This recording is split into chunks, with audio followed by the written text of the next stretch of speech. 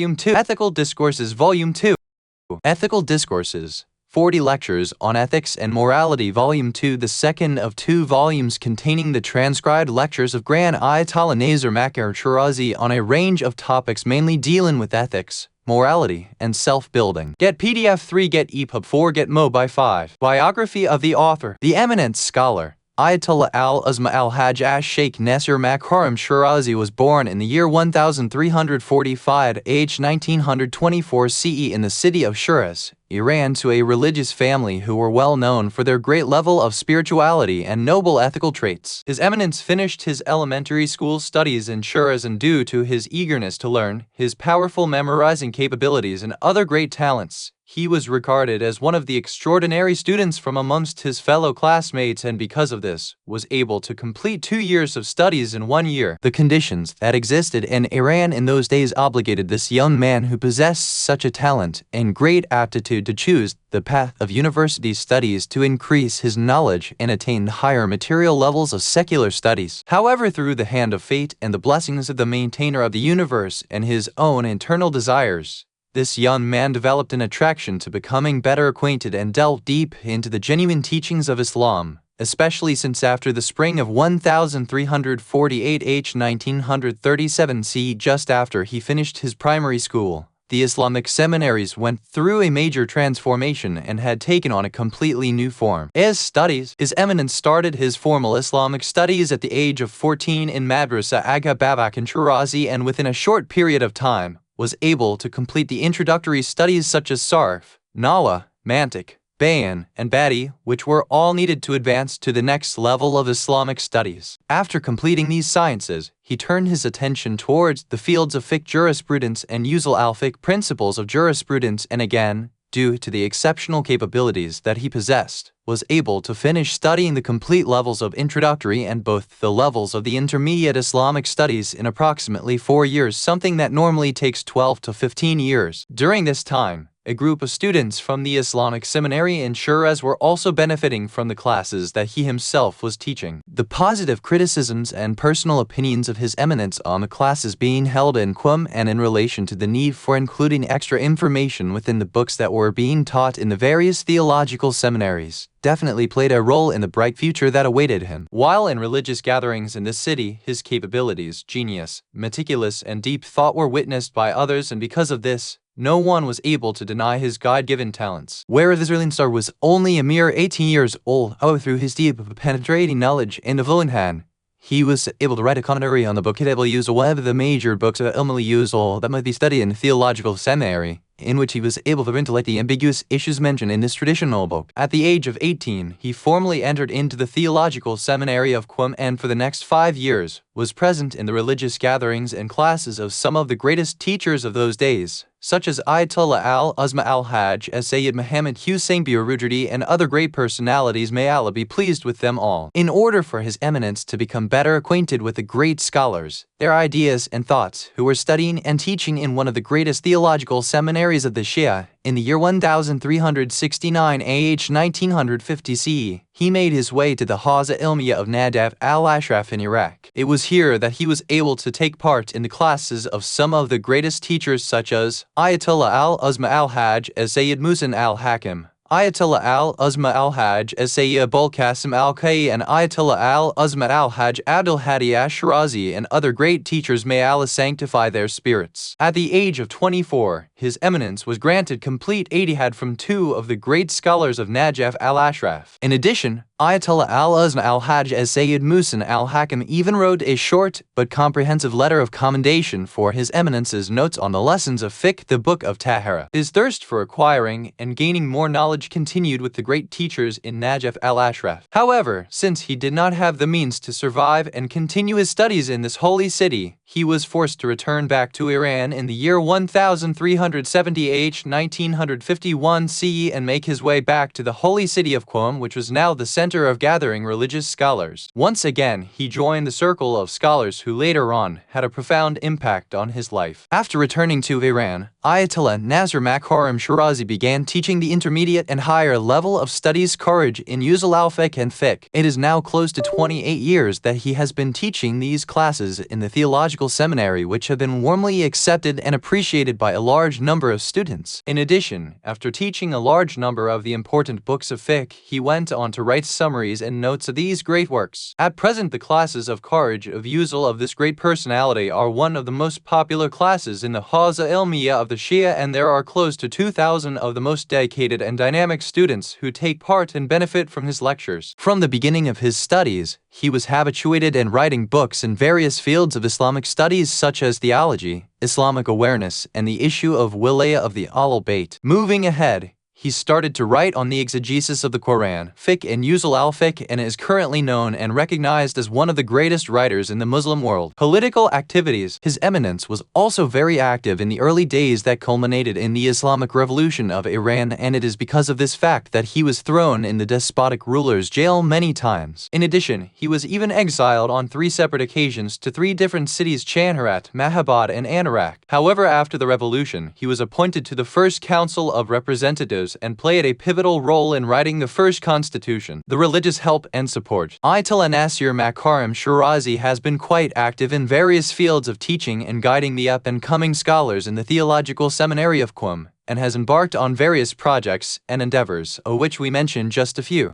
Religious Publications Center for the Shia. From some time back, His Eminence felt the need for the Hawza Ilmiya of Qom to have a general publication organization which would be able to defend the Shia from the works that were being published by those wishing to mislead the people, unfortunately, whose number is great. In addition, this is also something that the Muslims expected from such a great Islamic university such as the Hawza Ilmiya, and thus people from different strata of the communities, starting from the great Miraj Taqlid of the Hawza and others, also put forward this request that without doubt, a magazine should be published that would be able to answer the religious inquiries of the youth and give them the answers that they were looking for. In addition, such a publication would be able to fight against the books and magazines that were coming out aiming to mislead the people, due to the fact that at that time, there were some minds within the theological seminary that were not ready to accept such a publication. Thus, His Eminence sought out serious and original writing scholars to place the heavy responsibility on their shoulders of producing such a publication. In this regard, His Eminence, along with a group of other scholars and the assistance of the leaders of the Hawza Ilmiya of Qom and the financial support of well-wishers, launched the magazine Maktab-e-Islam. This magazine was definitely something which was unparalleled in the Shia world, and maybe from the point of view of its range of circulation amongst the various religious magazines being published at that time, was the #1 magazine across the entire Muslim world. This magazine brought a fresh new path of direction to the great students and thinkers of the Hawza. At present,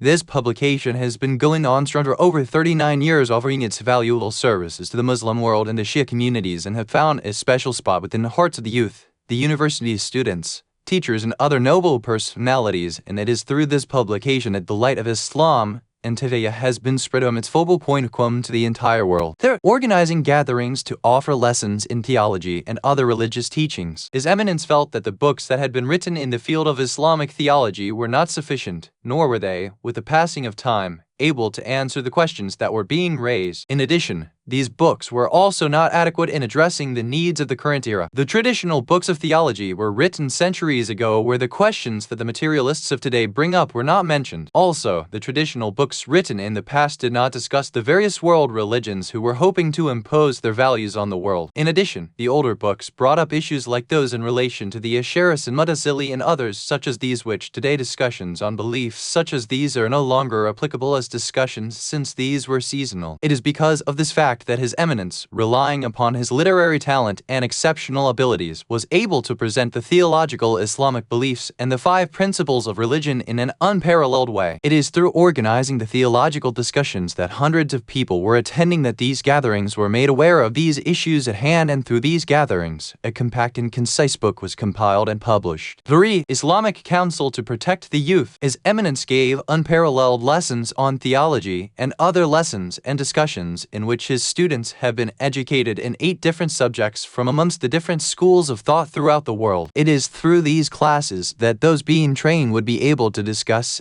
and have debates with others who are busy propagating other beliefs and schools of thought, and would also be able to write books concerning their beliefs. They would also be equipped to answer any questions or issues that they put forth within a short period of time. These religious gatherings were able to produce students, each one of which was firmly grounded and specialized in a particular field of study, and even today, a group of active youth who are well-known authors within the Haza Ilmiya are busy studying with. As well, in order to save our dear youth from the clutches of corruption, His Eminence formed an organization called the Educational Assembly for Protection of the Younger Generation. One of the outcomes of this assembly is the publication of material that would be attractive to the youth, and his office made them available to the youth very promptly. Thor struggles against deviant thoughts. On one of his trips to the city of Shiraz, His Eminence came face to face with one of the Sufi groups in this city. A group of people in Shiraz requested him to write a book that would outline the principles of these Sufis, one that would explain their beliefs in a polite and respectful manner. His Eminence, by making use of the resources available to him, sat down to write this book in the year 1953 CE, which outlined their beliefs and thoughts, and he named it The Manifestation of Truth. The method in which he wrote this book caught the attention of the late Ayatollah al-Uzma Birujadi, may Allah be pleased with him, and after requesting His Eminence to see him, he congratulated the author for his valuable efforts. In relation to this book, Ayatollah al-Uzma Birujadi, may Allah be pleased with him, wrote the following commendation: I have gone through this book in my spare time and did not find even the smallest of weak points in it. May Allah reward you for your troubles. 5. Establishing organizations and centers of learning. In these regards, His Eminence had made the intention of establishing such organizations in the same number of Massimin, peace be upon all of them, that we have 14, and with the praise of Allah up until now, he has been successful in establishing 4 such important schools within the Theological Seminary of Qom and 2 religious organizations for the welfare of the students who are living in the city of Mashhad. 6. Writings. The number of publications of His Eminence currently lies at approximately 130 volumes of books which have all been printed, some of which have been reprinted more than 30 times. Some of these have even been translated into more than 10 living languages of the world and have been published in various parts of the world. The commentary of the Quran authored by him, Tafsirin Amuna, the ideal commentary, has been translated into many languages, including Arabic, Al-Anthal-Fi Tafsir al-Quran, and can be found in many homes. In addition to this commentary, he has also authored a thematic commentary of the Quran entitled Payam-e-Quran, the Message of the Quran, which has opened up a new chapter in the field of exegesis of the Noble Quran. In addition, the books he has written on the theological beliefs have been a place where others can seek refuge from the assault of books written with false beliefs in them. Of the books of fiqh that he has written, we mention a few: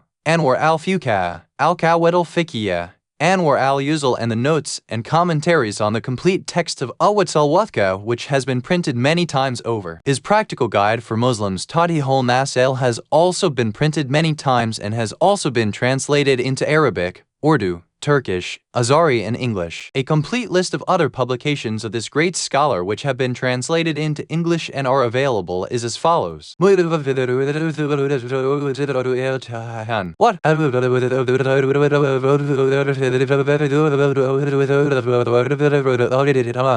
Comes The Islamic Tax, translated by Salim Binti, published by the Islamic Humanitarian Service, www.alaq.com. 12. 3. I don't know. 4.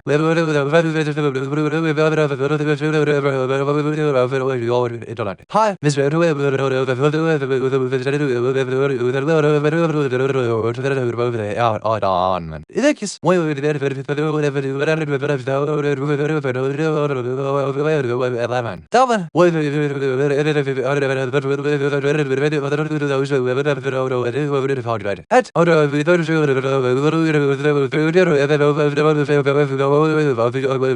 9.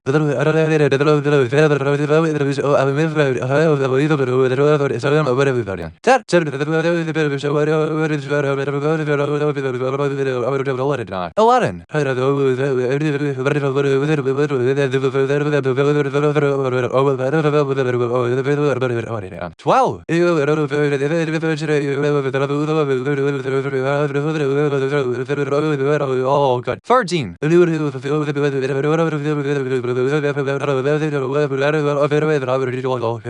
14.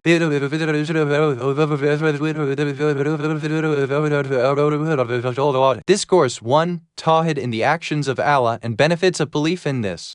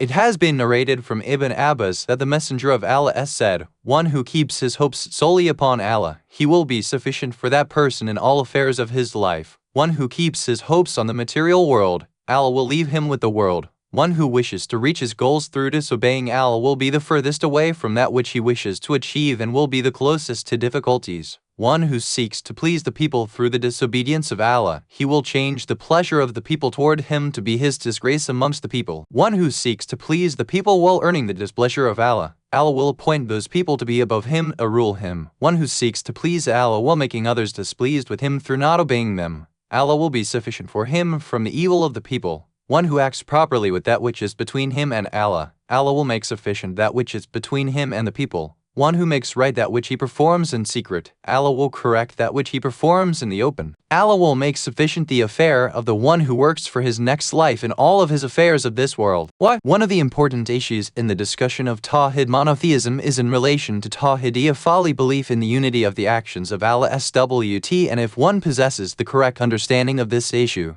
then it would have a profound impact on one's life. The belief in unity of the actions of Allah SWT informs us that everything and everyone which exists in the entire universe, even the leaves of a tree which move with the passing breeze, originate from Allah SWT. Nothing can take place without His command. The cutting which the sword performs, the burning which a fire produces, and all other actions stem from His order. To sum this belief up in one sentence, we refer to the tradition mentioned in Bahar al-Anwar that reads,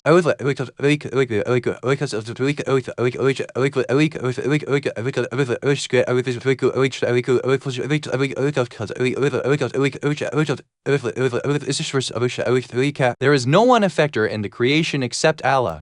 Even our own freedom and the choices we make in life all originate from Allah SWT, since if He had not given us the power of choice, then we would not be able to do a single thing. However, at the same time, we understand that He has given us freedom in our life and has not compelled us to perform acts. When one has the deep-rooted belief of unity of the actions of Allah SWT and understands that the only independent power of decision and will belongs to Allah SWT, and that the power of choice which Allah SWT have given us is merely a test for the life of this world, then one would definitely not submit himself to others merely to seek closeness to them. One would also realize that the true source of attaining goodness in the material world does not lie in the hands of the people. With this belief in mind, one would not seek to covet what others have. In addition, with such a belief, one would not obey and try to please others if this meant transgressing the laws of Allah SWT. Also, one would not appeal to others to help solve his problems, since that person knows that the true meaning of there is no effector in the creation except for Allah goes against all of these issues. If we were to have true faith in the verse of the Quran which states,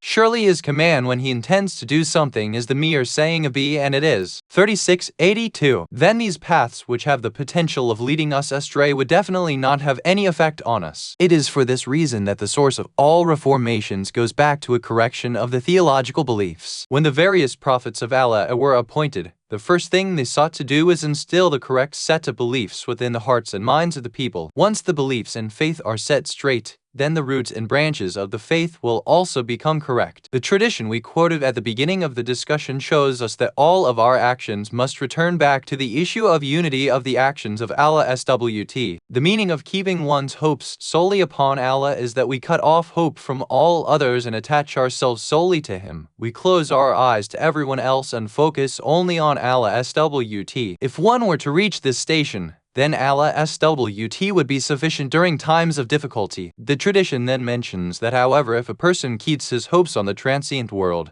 then Allah leaves him to the world. Therefore, if a person was to stop relying upon Allah SWT and put all of his trust in the material world and assumed that respect and disgrace come directly from the people, or assumed this his sustenance comes from the physical earth through his hard work alone, then Allah SWT would leave this individual to the whims of the material world. Of course, we are not opposed to the world of cause and effect. However, we must remember that behind the material world lies the hand of the one who induces things to happen, the actual cause. In order for humanity not to forget that there is a causer for everything, sometimes people create reasons and rationale for things which happen around them. For example, sometimes people say that all the doors of prosperity were closed to me, and then all of a sudden I found a way out. While sometimes the exact opposite of this is also said. 3. If one was to lose the causer for everything that happens and was to rely solely on the frail spider's web known as the material world, then Allah SWT would leave the person alone within this weak web, as it has been stated in the Quran.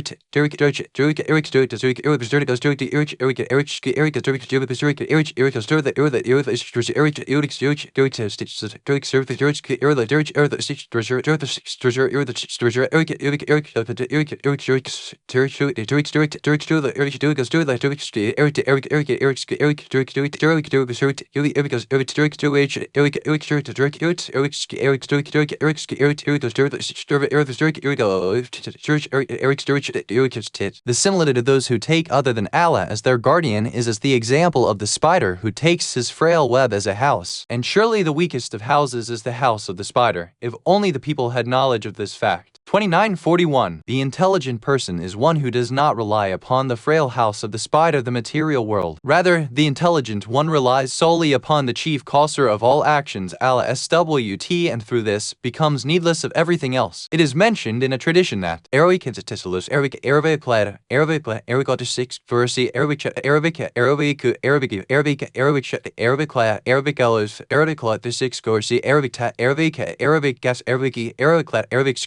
Quarter 6 Georgia Arabic Quarter 6 Georgia Arabic Quarter 6 Georgia Arabic Out hymns Arabic Quarter 6 Georgia Arabic Picture Arabic Fat Arabic Scoot Arabic Seed Arabic Fat Arabic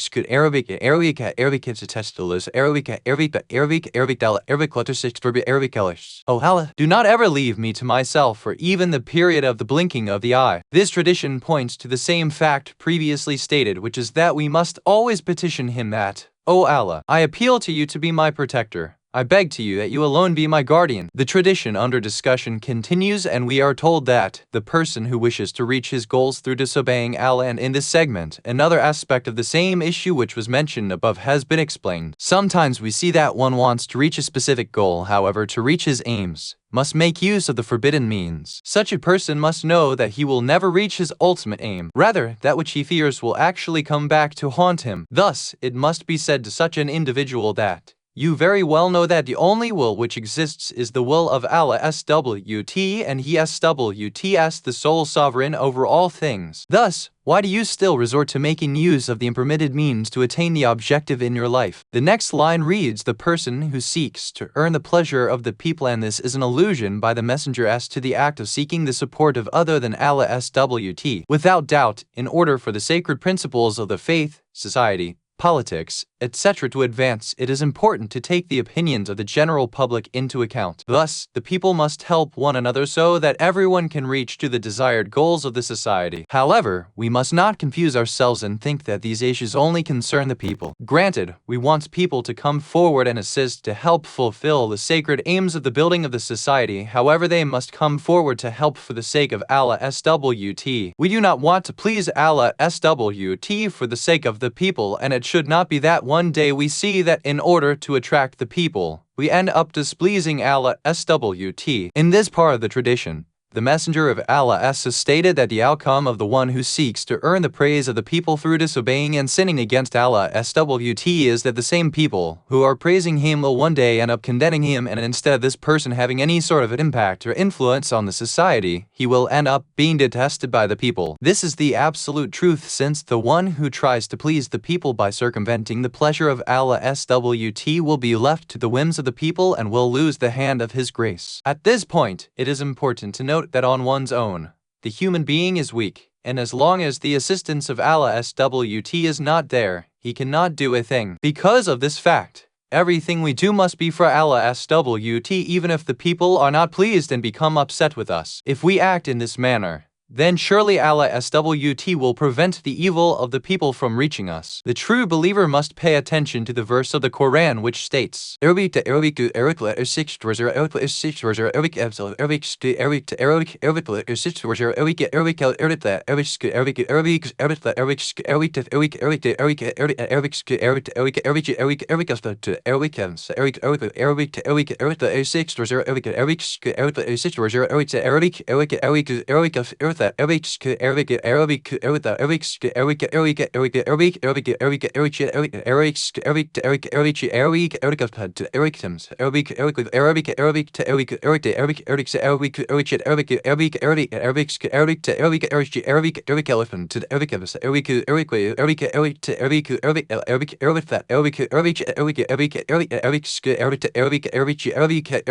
you bestow the kingdom to whom you desire, and you take away the kingdom from whom you desire. You grant honor and dignity to whom you desire, and you disgrace whom you desire. In your hands is all goodness, and surely you, Allah, have power over all things. 3:160. In addition, the true believer must state that, O Allah, everything lies in your hands. Even if we go toward the world of causes, we do so through your permission and with complete trust and reliance upon you. We must never be like those who say, in the name of Allah and in the name of the heroes of humanity, as this is a form of worship of two entities, and we are not people of this type, as we are believers who, although want the best for the creations, however we seek this solely from Allah SWT. In the Quran we read, if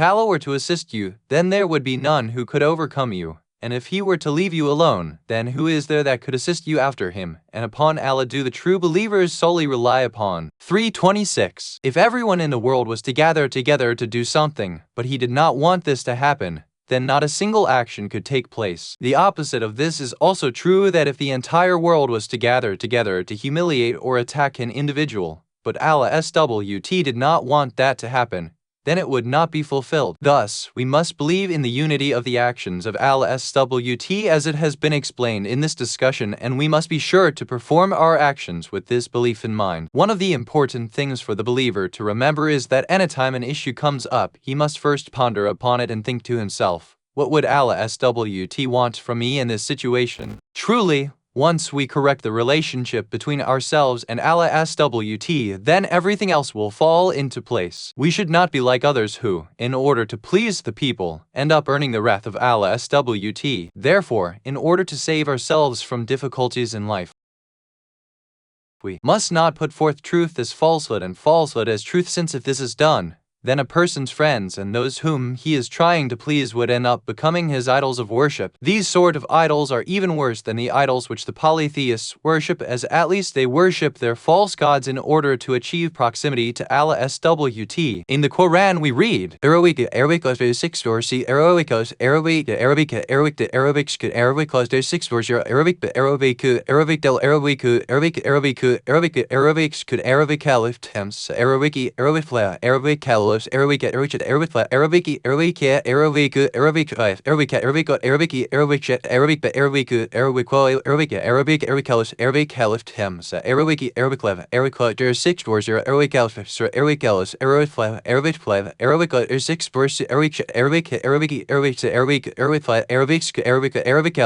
we do not serve them the idols except for the desire that they may make us nearer to Allah. 39:3. However, this is not present in relation to the worship of and following of our friends. The tradition under review continues, and we read, the person who does right with that which is between him and Allah, Allah will make sufficient that which is between him and the people. This means that the person who corrects the relationship between himself and Allah SWT will see that Allah SWT will correct his relationship with the people. The Prophet then tells us, the person who strives to perfect and purify his hidden thoughts and beliefs will see that Allah SWT will perfect his outer thoughts and beliefs. The person who seeks to work for his next life will see that Allah SWT will be sufficient for him for his worldly matters. As was previously mentioned, more than all other things, that which the prophets strived to instill in their followers was the correct set of theological beliefs. If these are not correct, then one cannot expect righteous actions to come forth from an individual. Truthfully, this is the exact situation we see in the world today. Many people today have no affinity to religion and issues of the faith. Mankind has made laws which state that people must not perform certain acts, nor are they allowed to question how to carry out a specific act if they wanted to perform it. However, in regards to the invitation of the prophets, we see the direct opposite, as they called humanity to both the inner and outer aspects of actions. There is a very remarkable expression that used to be quoted in regards to the usual principles and fewer branches of the faith. This expression tradition stated that complete faith of Islam could be compared to a tree made up of three parts: the roots, branches, and the fruits. The roots of the tree are the theological beliefs usual. The branches, furu, are the actions of the person, while the fruits of the tree are the complete and perfect human being. Some people think that actions and beliefs can be separated from one another. However, this is not the case. A person is not able to, from the point of view of his inner belief, remain healthy and safe, however have incorrectness in his actions. Nor can the opposite of this be true. It is not possible for a person to reach perfection in his level of humanity and ethical traits and attain to the highest pinnacles of greatness, however does not reach to such levels in his theological beliefs. Keeping this in mind, the meaning of the tradition under discussion is when a person's inner self is corrected. At this point in time, would Allah-SWT correct that person's outer being? Thus we see that Allah-SWT places a cause and effect between the outer and the inner being of a person. It is from this belief, and because we know that a relationship exists between the cause and effect, that Allah-SWT is placed in between and is attributed with the performance of certain tasks. For example, we state Arabic Hansatat Talif, Arabic Data, Arabic Lam, Arabic Ha, Arabic Caliph, Arabic Lam, Arabic Lam, Arabic Water 6 or C, Arabic Shat, Arabic Ha, where Allah deluded him.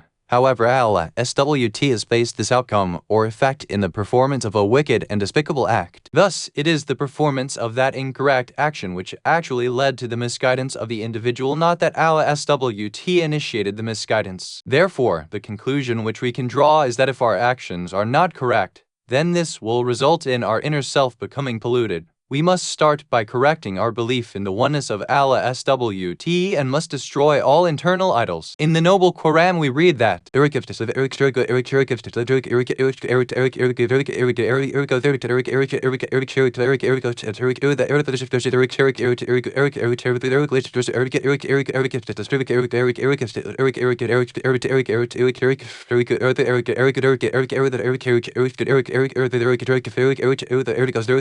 Have you seen the person who takes his lower desires to be his God? Do you have any authority to guide such a person? 2543. There are people who outwardly worship Allah-SWT, however in reality they are polytheists since their object of worship is not Allah-SWT, rather it is their own soul and inner desires, and from this we can understand that polytheism actually has many branches to it. In Bahar al-Anwar it has been mentioned that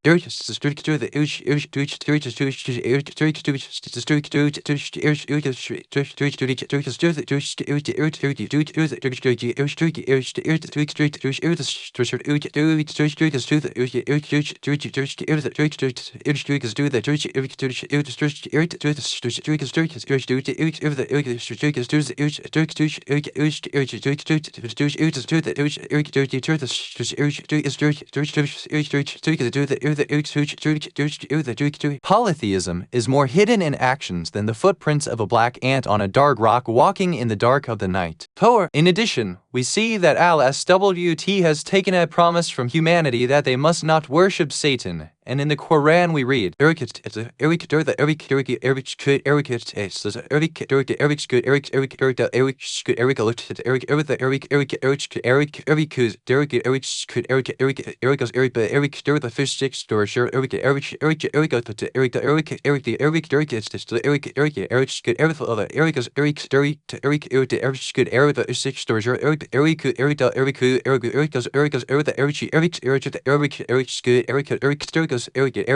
did I not take a pledge from you, O children of Adam, that you must not worship Satan? 36:60. However, it does not seem that those being spoken to in this verse are the official Satan worshippers, who are very small in number in the world. Rather, those addressed in this verse are humanity on a whole. From this, it becomes clear that the worship of Satan is a tribulation which a great number of people can fall into. Some people may read the last line of the tradition under discussion, which reads, "Whoever works for the next life, Allah will make the life of this world easy for him," and assume that if a person does not exert any efforts in the life of this world and rather focuses all of his attention on performing actions for the next life, that the life of this world will be put in order. However, this is definitely not the case. Rather, we must also put forth an effort for the life of this world. The summary of our discussion is this: if we wish to correct our actions and etiquette, we must start with reforming our theological beliefs. Thus, if everyone was to become a true believer in the oneness of Allah-SWT and become Muslims in the true sense of the word, then all types of atrocities and corruption would be removed from the earth. If we see that day by day, the world is becoming more and more corrupt, then it is due to a lack of belief in the true religion or little belief in the true faith. Therefore, in order for our actions to be correct, we must ensure that we have the correct theological beliefs, since every action, good or bad, is a mere reflection of our beliefs. What? Bihar al-Anwar, Vol. 74, pg. 178. The Bihar al-Anwar, Vol. 5, pg. 151. The read Thor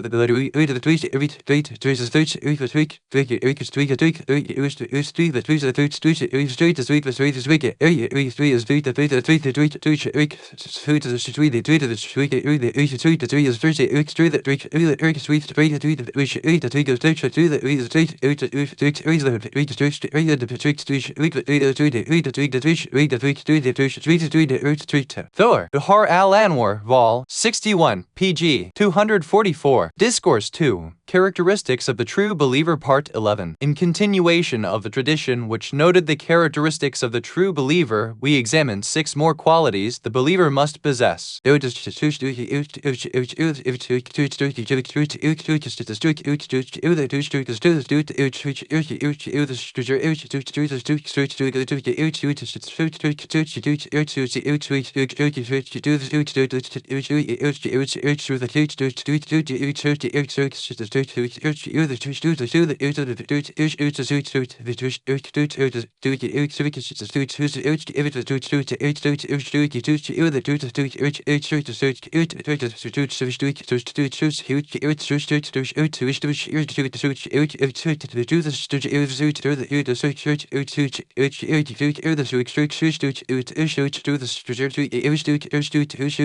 he, the true believer, is in the company of those attached to the material world, then he is the most alert and attentive to the next world. If he is in the company of those who love the next life, then he is the one who possesses the most consciousness of Allah. He does not entertain any form of doubt in relation to his earnings. They are all from the permitted, and he does not allow any leave or departure from his beliefs. If his brother in faith makes a mistake, he forgives it. However, he does not forget the good deeds which have been done in the past by his close friends. The majority, or close to all of the scholars from amongst the Shia and Allah's Sunnah, believe that the text of the Noble Quran has not been altered Tarif in any way. However, there are a minority of scholars of the Allah's Sunnah and even some Shia scholars who accept that there has been alteration of the Quran. The logical proofs, narrated proofs, and historical evidence pointing to the protection of the Quran have been explained in detail in our book, Anwar al-Uzul, while a summarized discussion of this has been presented in our work, Tafsirin Amuna. It must be noted that there are some amongst the Allah's Sunnah, particularly the head-strong Wahhabis, who are adamant that the Shia believe in the alteration of the Quran. However, we see that the Quran printed in Iran and those printed in their country are no different from one another. However, they still incessantly state that you Shia have a separate Quran. It is these sorts of people who wish to see the Shia taken out of the fold of Islam and thus are unyielding in their false claims. However, through using their own reference books, we have proven to them that it is actually they who have the belief in the alteration of the Quran. Alteration of the meaning of the verses is one of the branches of Tarif of the Quran, and this is something alluded to in the Quran itself. The alteration of the meaning of a sacred scripture is something that has always been present in the faiths of Judaism, Christianity, and even Islam, and the most basic form of alteration of the meaning of a scripture is to choose those verses and passages which suit a person and his ideology. Thus, in such a method of corruption of the text, only one portion of a verse that benefits a person is quoted, while the rest of the verses on that topic or section are ignored, whereas we know that the verses of the Quran explain and elucidate upon one another. One instance in which an alteration in the meaning of the Quran and the traditions has taken place is in relation to the topic of the material world. While discussing this topic, every group has tried to explain the transient world through their own biases and predispositions. One group of people who are materialistically deprived and do not have the energy to work have chosen a life of asceticism and abstinence from the material world. Another group of people live by the tradition which states the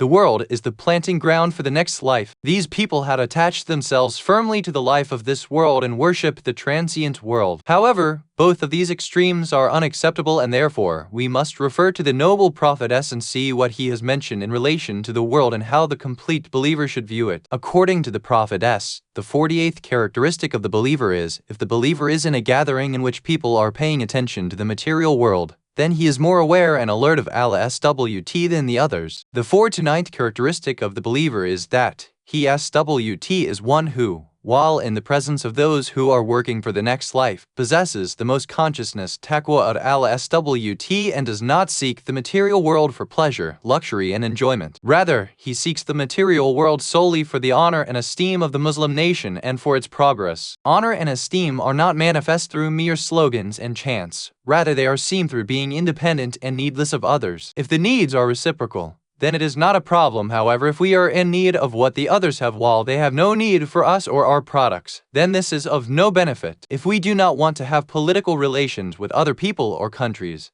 then we must also not have economic relations with them. And if we do not want economic relations with them, then we must not have intellectual relations with them. However, if we wish to have relations with others, then no matter what slogans in defense of freedom and independence we cry out, they will have no impact, since within the products which foreign countries produce and sell, we see that they have infused their culture and tradition into them. The 50th characteristic states, the believer is one who not only fulfills the obligatory acts which are upon him and refrains from the prohibited, rather, he also stays away from the doubtful issues in life. Thus, the true believer would not participate in vain and useless gatherings, which is one of the areas of doubt. In the Dua of Abu Hamza al-Thumali, which is recited in the month of Ramadan and has been taught to us by Imam Ali ibn Hussein al-Sajjada, we read that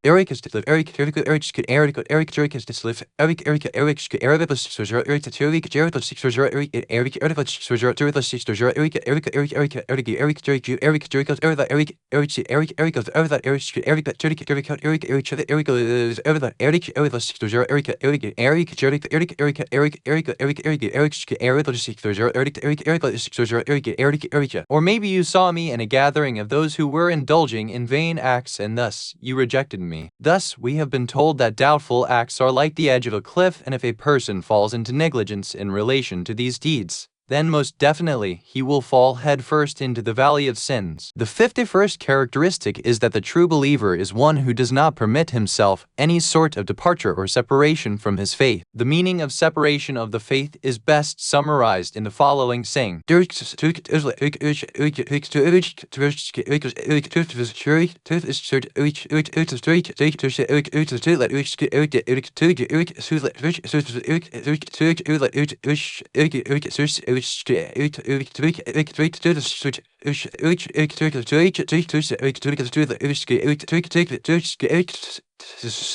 all reprehensible acts are permissible to perform, and all recommended acts are permissible to neglect. The true believer is one who stays away from doubtful things and anything which serves to separate him from his faith. The 52nd characteristic is that the true believer is one who forgives the slips and errors of his brother in faith. Other than the infallibles, who else is there in the world that does not have errors or faults on their record? If we were to remember all the mistakes and faults that others perform, then it would not be possible to live in this world any longer. The third characteristic tells us that the true believer is one who does not forget the good things which his friends have done for him in the past. We ask Allah SWT that He grant us the ability to enliven these characteristics within ourselves. 1. Duhar al-Anwar, Vol. 64, pg. 311. Discourse 3. Fulfilling the needs of your enemy.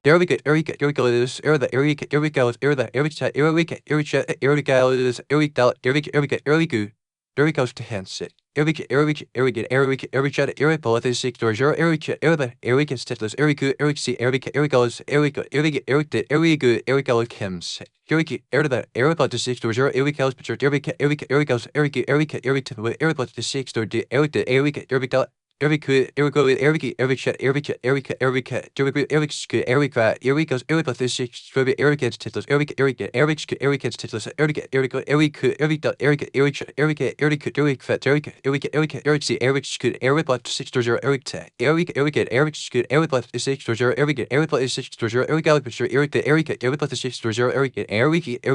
to six door Imam al-Sadiq Imam Jafar ibn Muhammad has said, I make haste in fulfilling the needs of my enemies, since I fear that if I were to delay this, he would become needless of me, and my enemy becoming needless of me such that I am not able to fulfill his needs is something which displeases me. What? Sociologists have a differing opinion on the following issue. While living within the society, is the human being geared towards societal life or an individual existence? In other words, are we individualistic or communal in spirit? That which is clear from the point of view of the natural world is that until various elements do not come into existence, one is not complete. Thus, as long as there are no individuals, there can be no society, just as if there are no drops of water, a river cannot exist. Therefore, we see that a community is made up of individuals, and in origin, we are individuals. However, this is not what the sociologists mean. Rather, their premise is one of the following. 1. The essential nature of society. When the community and the entire society benefit and prosper, this is where the true blessings lie, whereas the benefits and outcomes of the individual are insignificant. Therefore, when an individual who is independent from others prospers, it is not very important. Rather, any positive effects in the fields of knowledge, advancement of the sciences, and civilization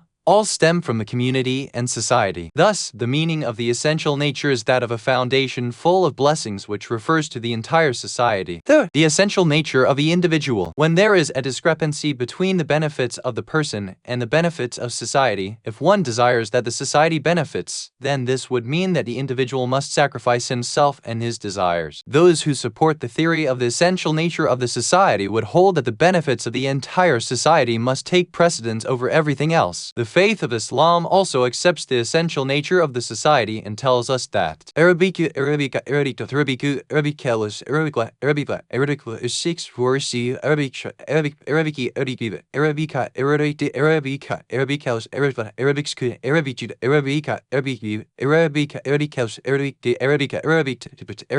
the hand of Allah is with the congregation. The religion of Islam also tells us that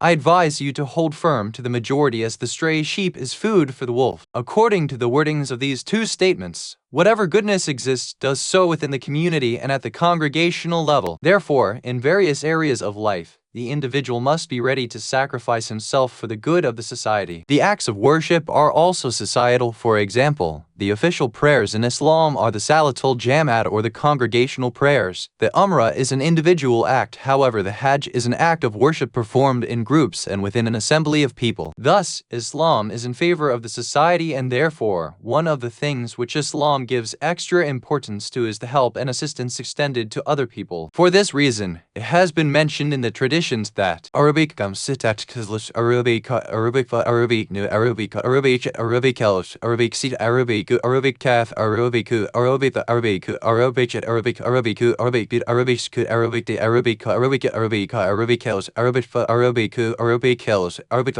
Arabic the 36 verse Arabic. All humans are the dependents of Allah. Spending in the way of Allah SWT is the same as spending on the servants of Allah SWT, and in this regards we are told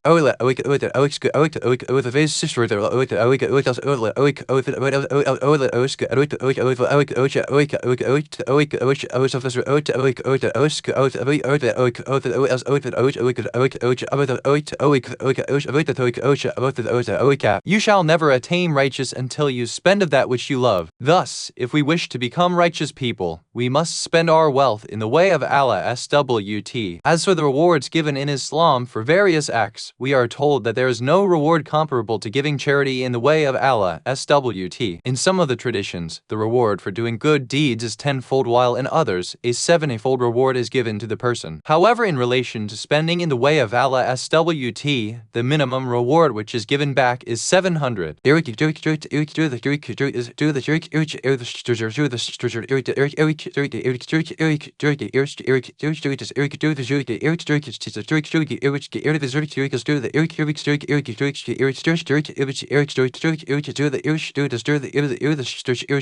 The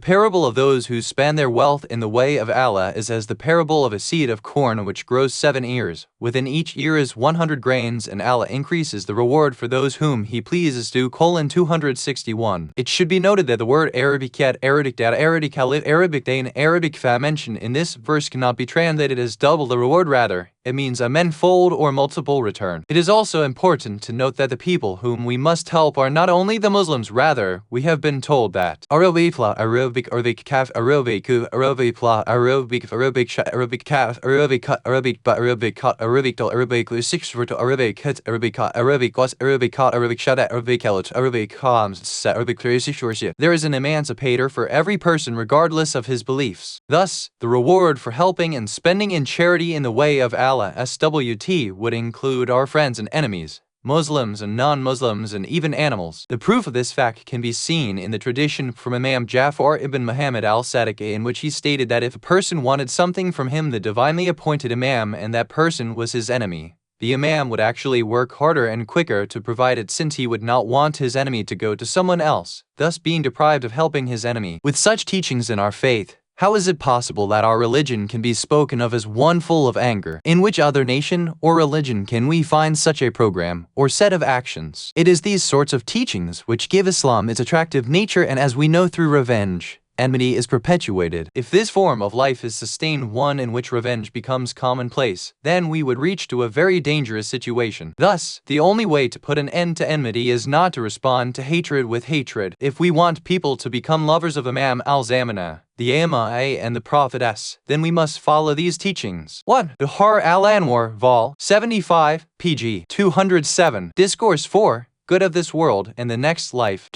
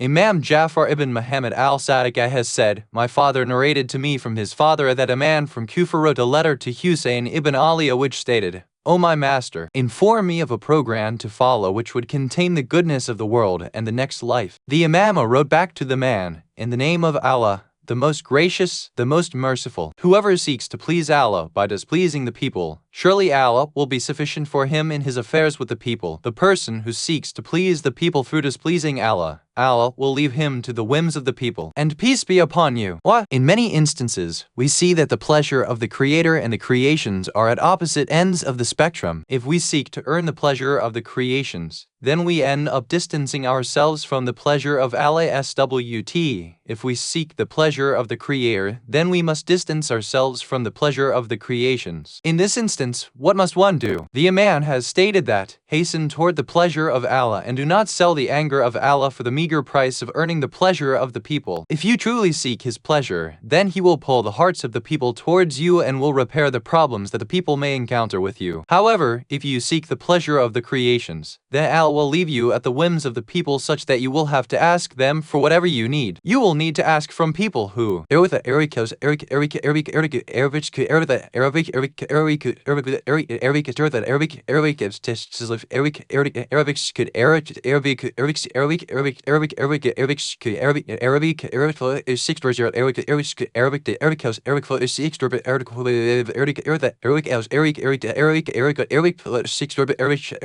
they neither possess the ability to bring any profit nor harm to themselves. 13:16. These are people who do not have the power to do anything in this world or the next. The issue mentioned can sometimes be seen within a person's life, and at other times within the countries of the world. For example, sometimes there are two friends and one of them requests the other to lie on his behalf, and in this instance, we see that a person is placed in the dilemma of either pleasing the Creator or pleasing the creation. In this instance, we are told that we must place the pleasure of the Creator above all else.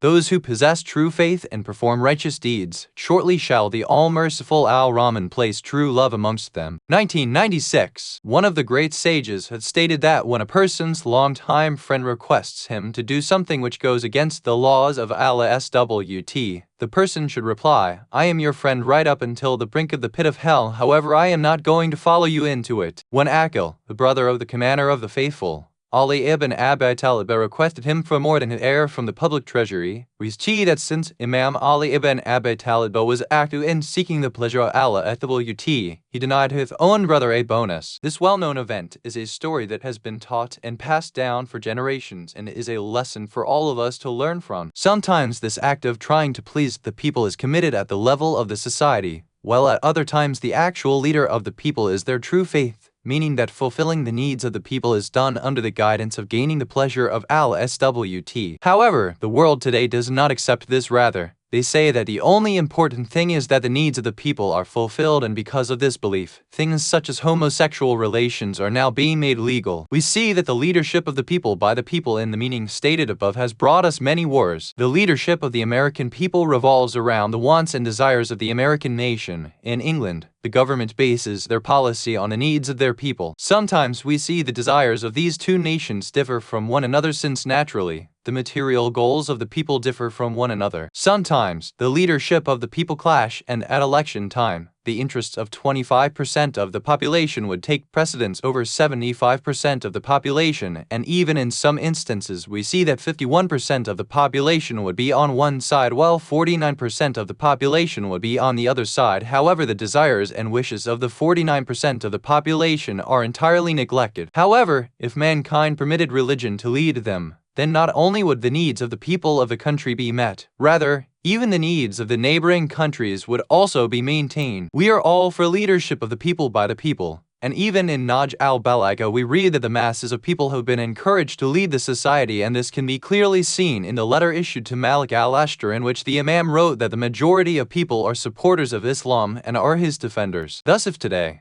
the people of the world do not wish to become engulfed in wars, then the leadership of the people by the people of true faith must take control, and the pleasure of Allah SWT alone must be kept in one's sight. In the tradition under review, the Imam noticed that the person asking the question was from Kufa. Without doubt, they were people who had placed the pleasure of the creations above the pleasure of the Creator. It is for this reason that the Imam said to him in a part of the tradition that, if you had not left the side of Aliyah and Imam al-Hasanah, then you would have achieved greatness in this world and the next. However, since you did not observe their right upon you, you are now trapped in the clutches of the Bani Umayyah. Therefore, anytime we are given advice, we must look it over, ponder over it, and then see what Allah SWT would want and expect from us. 1. Duhar al-Anwar, Vol. 75, pg. 126. Discourse 5. a noble end. At the end of the ziyarat of Sayyida Fatima Masuma bint Musa al-Khadim, we address Allah SWT and pray.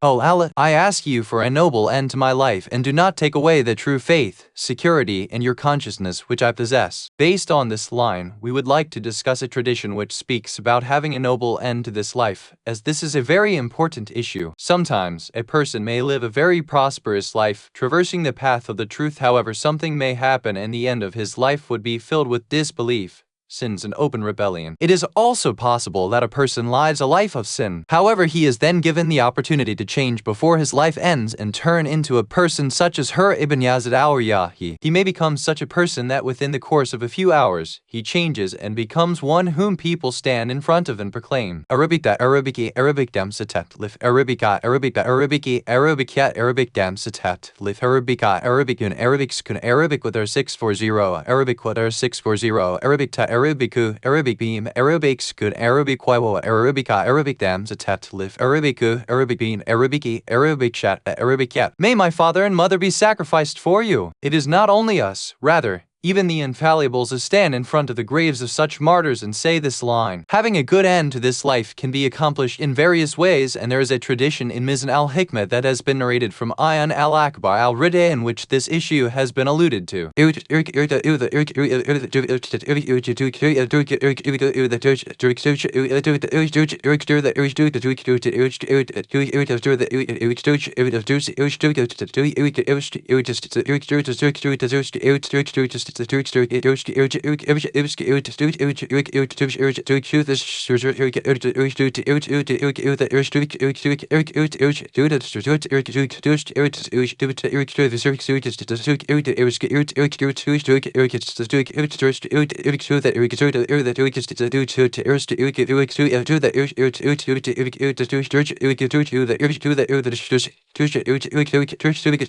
Imam Jafar ibn Muhammad al-Sadiq has said, if you wish to have a good ending from the life of this world and that your soul is taken from you while you are in the best of states, then do not use the blessings of Allah to commit transgressions. If you have performed a sin and Allah has not yet punished you for it, then do not be proud at His forbearance. Consider anyone who narrates the al-Bayt's words as being a noble person and one who accepts us and has intense love for us. But in this tradition, the Imam has stated, you should perform 3 tasks so that your end in this life will be a righteous one. First off, whatever blessings Allah has given to you must not be used to transgress His laws. In reality, this part of the tradition points to the issue. We are told that, O you who are incessantly transgressing, wake up. Why are you taking the blessings of Allah and using them in disobedience? Your life, wealth, all of the organs of your body, etc. are all blessings from Allah, and yet you use them to perform sins. Truly, this is something despicable. The second point mentioned is, when you commit a sin and Allah, through His patience and forbearance, gives you the opportunity to repent and turn back to Him, do not use that occasion to feel proud and arrogant and think to yourself that you have done something good. The third point mentioned is those who have a strong affection for the al-Bayt, are their Shia true followers and are continuously speaking about them, must be respected. Definitely, it is through observing these commandments that one will have a righteous end. A person does not know when he will leave this world,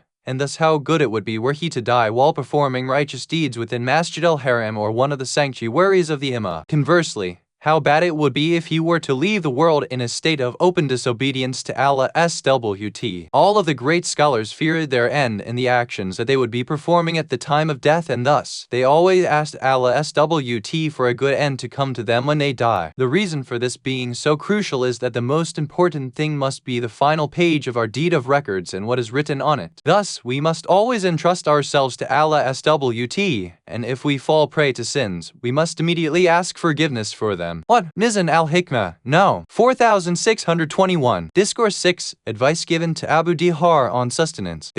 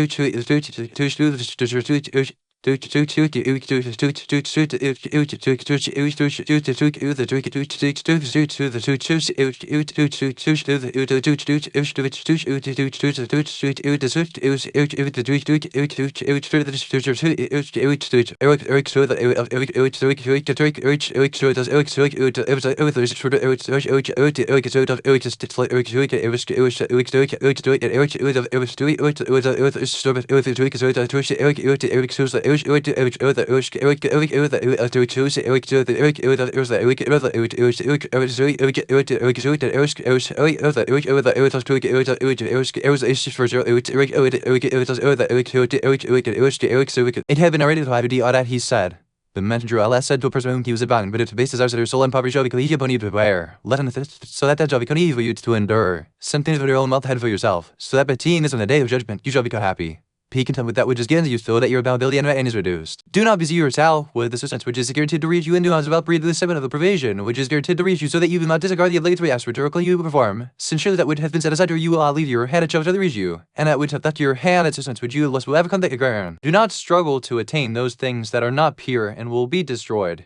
Do not put forth a struggle for those things that are temporal. Rather, struggle for those things which are perpetual and which will last forever in the next life. Why? In this tradition, the messenger of Allah has given us various pieces of advice, and at the end of his speech has spoken about sustenance. The Prophet has first stated that if we were able to reduce our lower desires, then poverty would become something easy to bear. All of the wealth which exists in the world can be spent in three areas. 1. The necessities of life. 2. Own personal welfare. And 3. Our lower desires or wants. The amount which is spent on the necessities of life is the smallest portion spent out of all three areas, whereas the amount spent on satisfying our lower desires and passions is where the vast amount of our wealth goes. Therefore, the noble Prophet has told us that if we reduce our base desires, then poverty will be easy upon us. Without doubt, a majority of the people who are poor are not deprived in relation to their primary needs and necessities of life. The state of poverty that people encounter is either in relation to their welfare need and well-being, or in areas of the base and lower desires greed. A person may, for example, think that his house is too small for him and searches for a bigger house. Thus, greed compels him to purchase a larger house. There are also other things which are unnecessary expenditures which are, many times, placed at the top of our list of priorities as necessities and essential requirements. However, in reality we see that this is not the case. There are many people who go through great pains in order to gain the material pleasures of life which they do not need. They have a house that is acceptable according to their status and requirements. Their loans are all paid up, however they stop and ponder for a while and think to themselves. One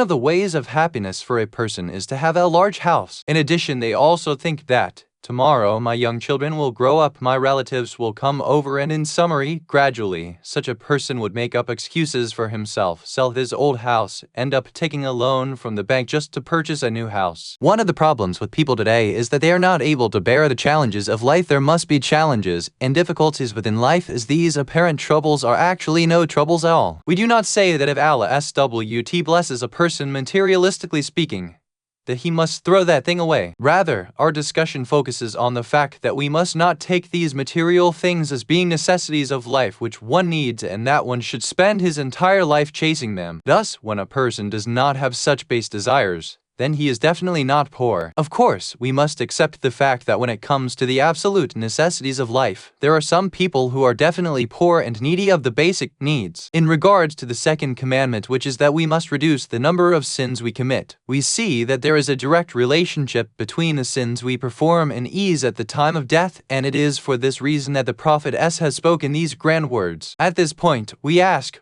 why do people fear death? Simply put, people fear death because they feel it is complete annihilation and non-existence, and because they think that death is an end to all things. Since they do not see death as a journey through a valley towards perpetual existence in a much more spacious world compared to this world, they have a hatred and fear of it. It is natural for a person to fear darkness and annihilate. However, if one was a true believer mu'min, then he would definitely not fear death. Truthfully, one of the greatest services which the Prophet assisted mankind with was taking away the fear of death from them. Of course, it is very well possible that a person is a true believer and has firm conviction in the next life. However, since his book of deeds is blackened over with sins, he would fear death. In such a case, there is no way out for this person except repentance from his sins. Death is like a coarse but colorful woolen garment for the believer which he takes off of his body, and from which he steps out of this cramped and darkened world into the presence of the close, intimate friends of Allah SWT.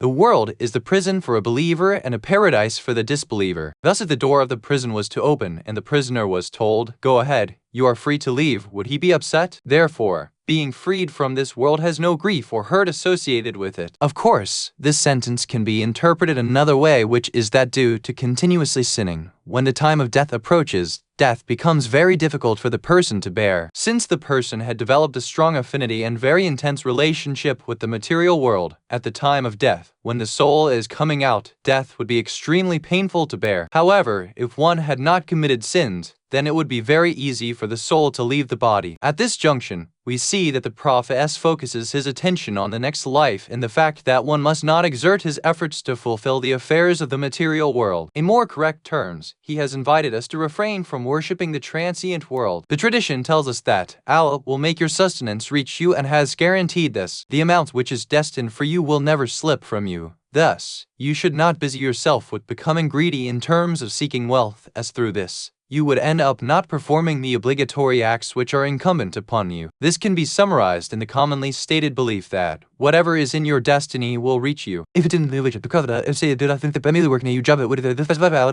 read you gaze with you, but that we should not reach you, but they get you. Therefore, we must not put forth intense struggles in regards to those things which are not permanent. Rather, in order to secure the next life, which is perpetual and everlasting, we must struggle hard. The following points must be noted. 1. There are some very complex expressions and interpretations given in the verses of the noble Quran and the traditions in relation to one's sustenance which at first glance may seem contradictory to one another. From one point of view, we see that the Quran and the traditions mention that the sustenance which shall reach us has already been apportioned by Allah SWT. For example, in one verse of the Quran we read that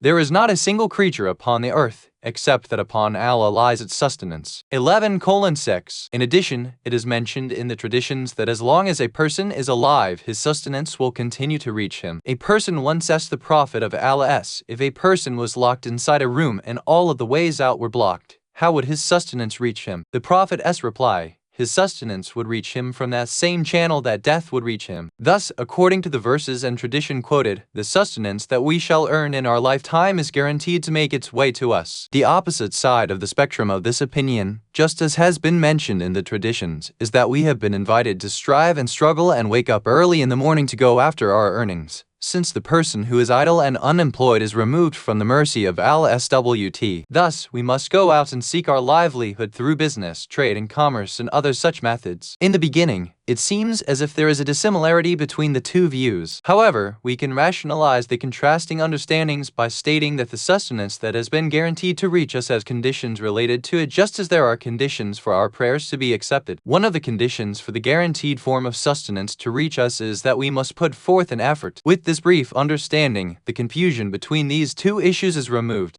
Throughout the world, millions of people died due to hunger, and if sustenance was truly divided by Allah SWT, then why are people dying? When we see people dying of hunger, we should realize that this is a sign of the oppression and tyranny of humanity. If a tyrant is throwing oppressed people into prison and not giving them food, thus causing them to die of hunger, we cannot assume that this is the fault of the creator of the universe. The African continent has the largest number of people in the entire world who are dying due to starvation. However, at the same time, they hold the large deposits of diamonds and other valuable minerals. We see that there are a group of oppressors who are stealing this wealth, while at the same time, we see that excess food is thrown away in the garbage, and because of this, the Africans are dying of hunger. In order for the price of wheat and other commodities to stay stable in the world markets, some countries actually dump truckloads of grain into the ocean, or they end up hoarding it, even if this means paying the price through the deaths of millions of people. Thus, if there were no oppressors on the earth, then such tribulations would definitely not occur. Allah SWT has given all of us intelligence so that we travel on the right path using our human nature fitra which we were created with. Through this power, we would strive and struggle and work for the needs of the material life and for even greater output and production. However, not all of this goes against the fact that there are groups of people who seek to control and limit this production. There is another division seen in the traditions in which sustenance has been divided into the following categories. 1. The sustenance that one desires. 2. The sustenance that desires you. The sustenance, too, is just like other issues which are related to kaza and qadar, decree and portion. The guaranteed and definite sustenance which will reach a person is that which, whether he likes it or not, comes to him, while the other one is that which we must go and seek. From this division of the sustenance which the commander of the faithful, Ali ibn Abi Talib, has mentioned in Naj al-Balagha,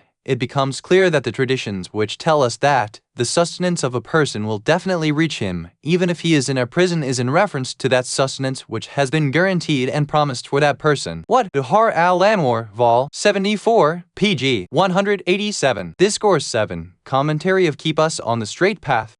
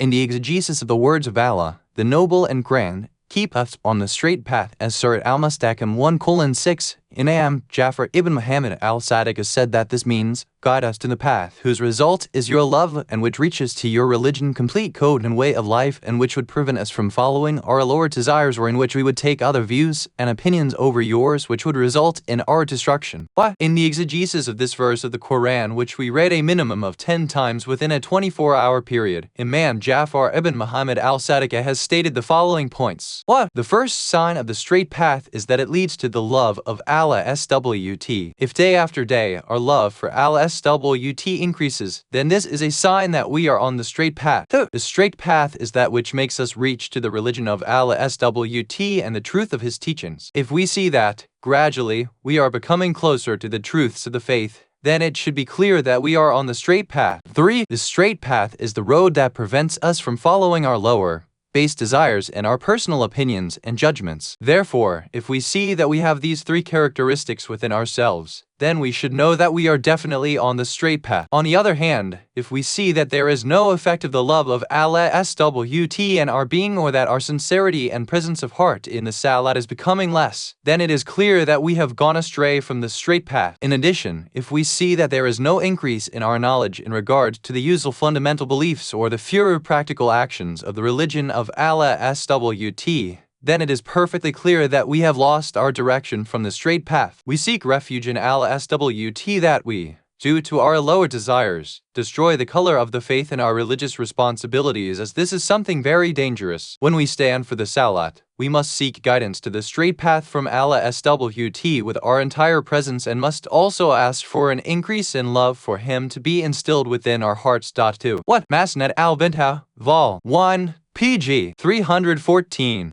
A question may come up that, what is the straight path Surat al-Mustaqim? And secondly, why is it that we are constantly seeking guidance to the straight path from Allah SWT? Are we currently misguided? Furthermore, supposing that these words of ours are true, then what about the Prophets and the Imams, who are examples of perfect human being? What does it mean in relation to them? First, the straight path is the path of purity and goodness, the path of justice and equality, and the path of true faith and righteous actions. Secondly, in response to the question raised, we must state that, while a person is traversing upon the path of guidance, there is a fear that at any moment he may slip off of the path and become misguided. It is because of this fact that we must resign ourselves to our Lord and ask him to keep us firm and steady on the straight path. In addition, traveling upon the path of guidance is the path towards perfection, upon which, stage by stage, a person passes through the stages of difficulties so that he can reach to a higher level. We also know this fact that the paths towards perfection are limitless and that they lead to the limitless entity. Therefore, there is no room for amazement that even the Prophet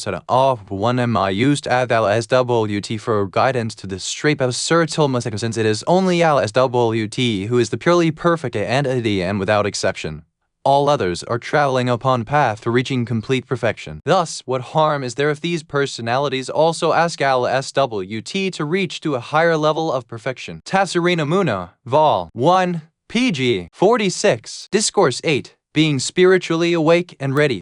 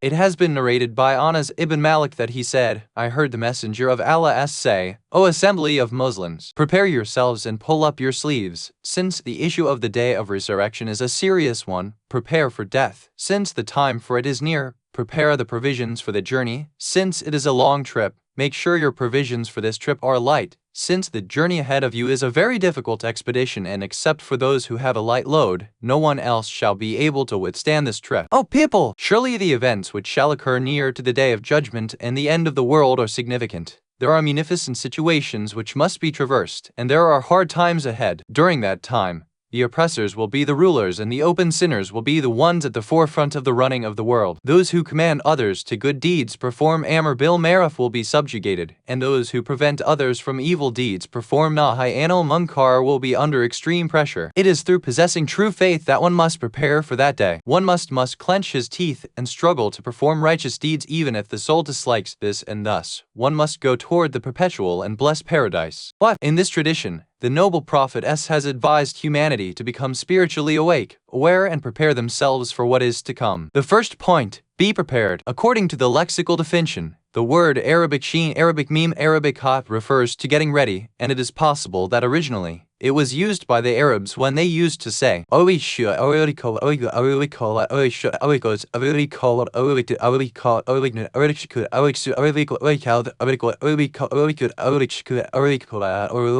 he rolled his garments up to his shin in preparation of some work. Traditionally, Arab men wear long, flowing robes. However, when working, this clothing would not be suitable. Thus, when they wished to do any form of physical labor, they would pull up their clothing and hold it up with their hands, or would pull the clothing up and tie a long piece of cloth around the waist as a belt. In this way, the long gown would reach halfway up their legs or up to the knees, and thus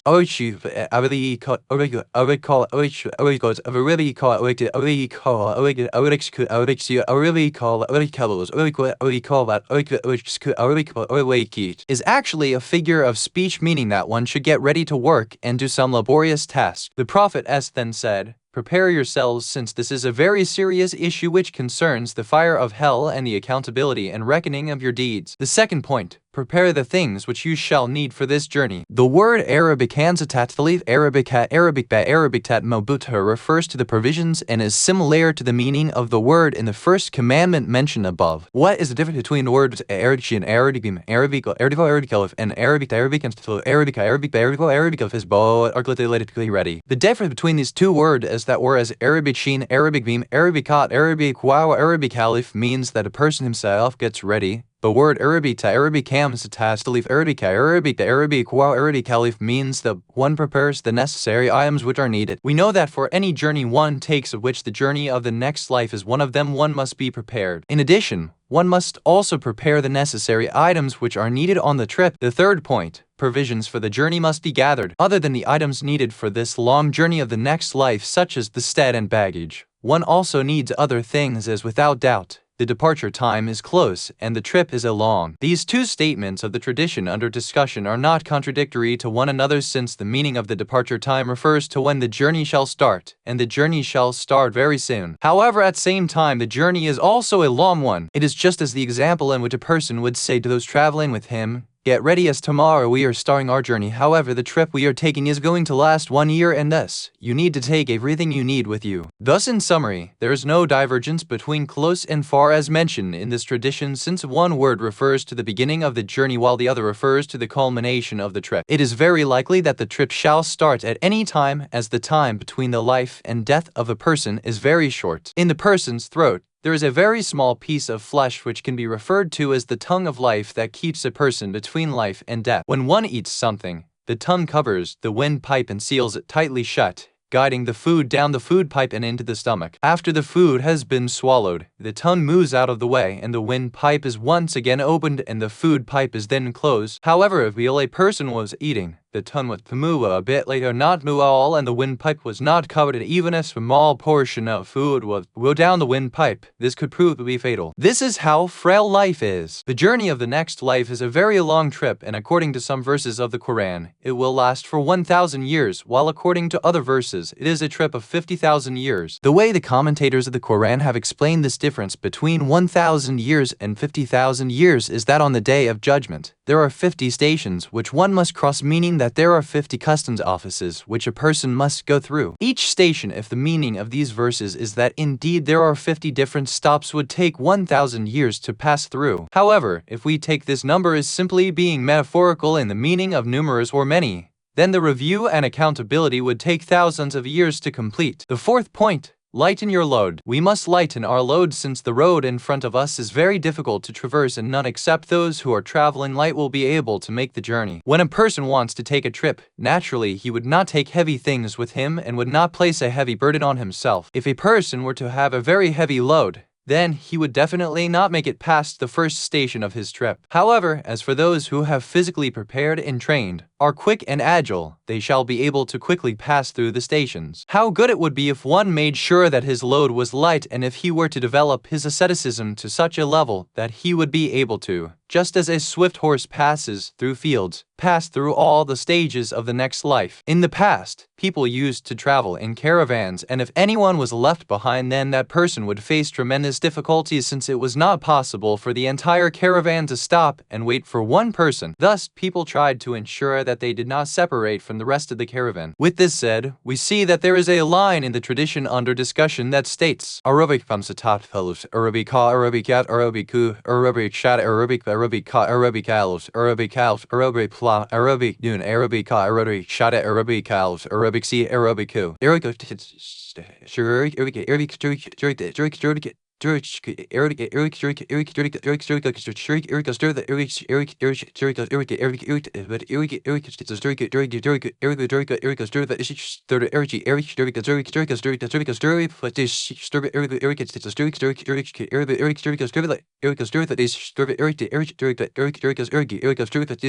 Oh people, surely the events which shall occur near to the time of the Day of Judgment and the end of the world are great. This part of the tradition calls for a lengthy and extensive discussion. However, in these condensed discourses, we shall present a very short review of this line. From the traditions, we can deduce that at the end of the world and just shortly before the advent of Wali al-Asr, may Allah hasten his return, there are some very difficult events which await the physical world and those in it. Since both of these states will take place at the threshold of the life of this world, we can link them together and, as seen here, connect them with one another. The Messenger of Allah has stated, at the end of the world, there will be difficult situations and frightful events which shall take place, which will turn the entire universe upside down. The mountains shall become as fine wool, the rivers shall come to a boil and the sun will be darkened. In summary, such a state will come about that humanity will forget everything. Not only this, but also the societal life of the people will also be filled with great, fearful events. At this point, we specifically refer to some of the issues of the end of the world. This will be a time when the oppressors and sinful people will rule over the entire world, while those who enjoin others to perform righteous deeds and prevent people from wicked deeds will be placed under extreme pressures. After this statement, the Prophet has given us certain commandments. However, it should be noted that it is not necessary that what is mentioned in this tradition should take over the entire world. Rather, it is possible these signs may only appear in a part of the world and that another part of the world may be governed by righteousness. However, without doubt, sooner or later, the entire world will come face to face with these issues, and we can see an example of this situation in the time that we are living today. When the Prophet elucidated upon the corruption which would engulf the world, he pointed to two specific issues. 1. The government, commanding others to perform righteous deeds and preventing others from enacting wicked deeds. The Prophet stated that the world would be destroyed since the government or leadership of the world would fall into the hands of oppressive and sinning people. The topic of government within the Islamic teachings is something very important, and we must strive to establish Islamic government, as if there was no oppressive or corrupt governments, then not a single place on the earth would have corruption in it. In summary, if the government becomes corrupt, then everything else will also become corrupt, and it is because of this fact that it is said,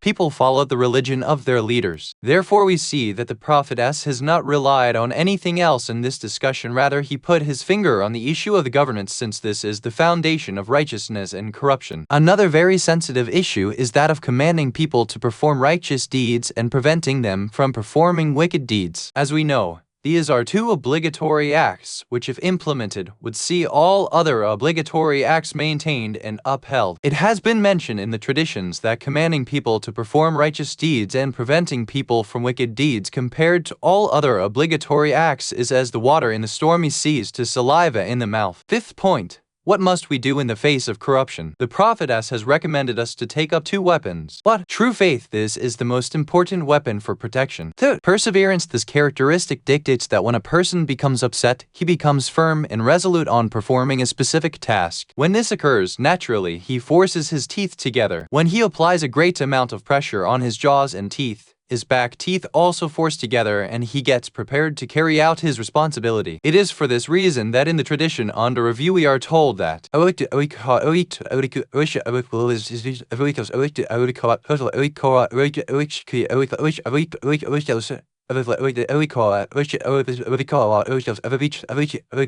clench his teeth and struggle to perform righteous deeds. This part of the tradition points to the firm decision a person takes, which ultimately leads to a gradual progress in what he wishes to perform. Thus, the meaning of the second weapon, perseverance, means that through being slack, lazy, and lethargic, a person will never reach to any rank or station in his life. If we look at the lives of the great people who lived in the past, we would see how much effort they put forth. It was in the heat of the summer in the city of Najaf, Iraq, which reaches to over 50 OC, that the late author of the book Jawahir al-Kalam, one of the main books in the science of jurisprudence, wrote his masterpiece while sitting at the head of the grave of his son. It is not only limited to this great scholar, rather the lives of many other people is the same. Duhar al-Anwar, Vol. 74, pg. 186. Discourse 9. The relationship between religion and the material world.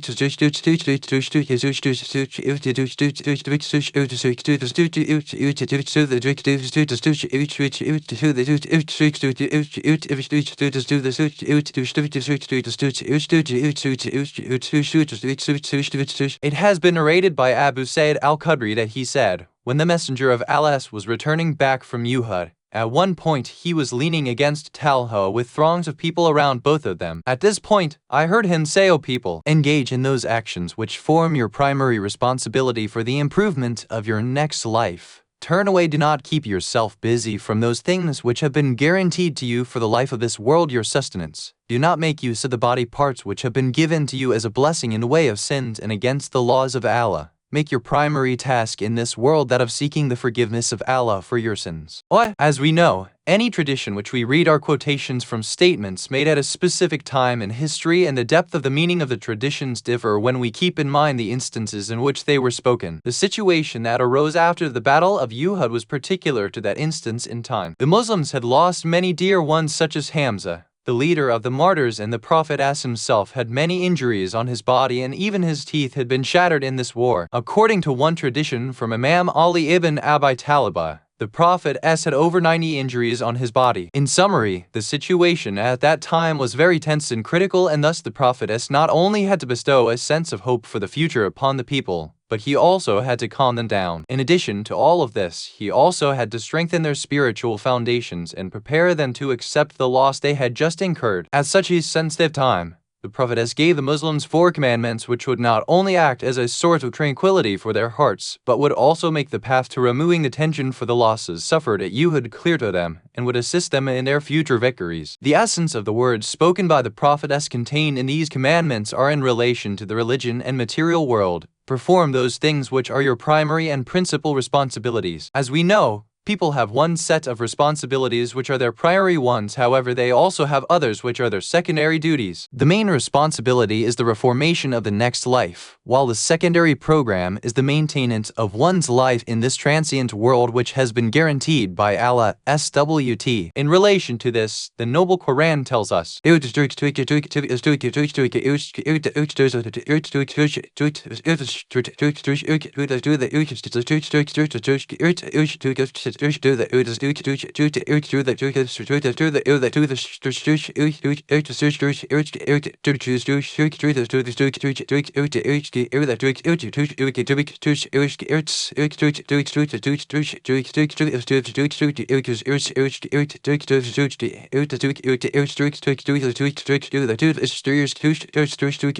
There is no moving creature on earth, but its sustenance depends on Allah, and He knows the time and place of its resting and its temporary repository of goods. All of this is in a manifest book. 11:6. On the other hand, we do not have a single verse in the Quran in relation to the next life which has given us a guarantee that everyone would be assured of entering into paradise. From one point of view, Islam tells us that we should not busy ourselves with the life of this world, and in reality, we have been commanded to spend most of our time in the remembrance of the next life. Naturally, within oneself, there is something which pulls him toward the material world, while the various spiritual dimensions seek to pull him toward the next life. However, these forces are very weak. Thus, in relation to the material world, people are like robots, chasing things of the temporal world, while in relation to the next life it is like the machine is moving rapidly around them which they cannot catch up with. Therefore, neglecting the transient world does not mean that Islam wants people to be lazy, poor and not prosper in the economic spheres of life. No, this is definitely not the case. The natural instinct of the human being is that he gravitates toward the material world, and thus we see that the greatest teacher of humanity, the noble prophet of Islam, has told us that there must be a balance in both arenas. After this commandment, the noble prophetess then makes a statement, seeking to appeal to our sentiments, and says, "Are you not ashamed that you are making use of the blessings of Allah SWT and are performing sins with the things which He has granted you?" In other words, as they say, you eat the salt, but you end up breaking the salt shaker. Would it not be considered rude if one went to a person's house, ate his food, and then began to insult the host? Without doubt, if a person was only to remember the following line at the time of moving close to sinning, he would definitely stop himself. All the power and energy lies solely with Allah SWT. In conclusion, the Prophet states that, seek forgiveness from Allah SWT and struggle to attain closeness to Him through obedience. Expend all of your ambitions in this regard so that you are able to become His servant. Buhar al-Anwar, Vol. 74, pg. 182. Discourse 10. Taqwa, consciousness of Allah.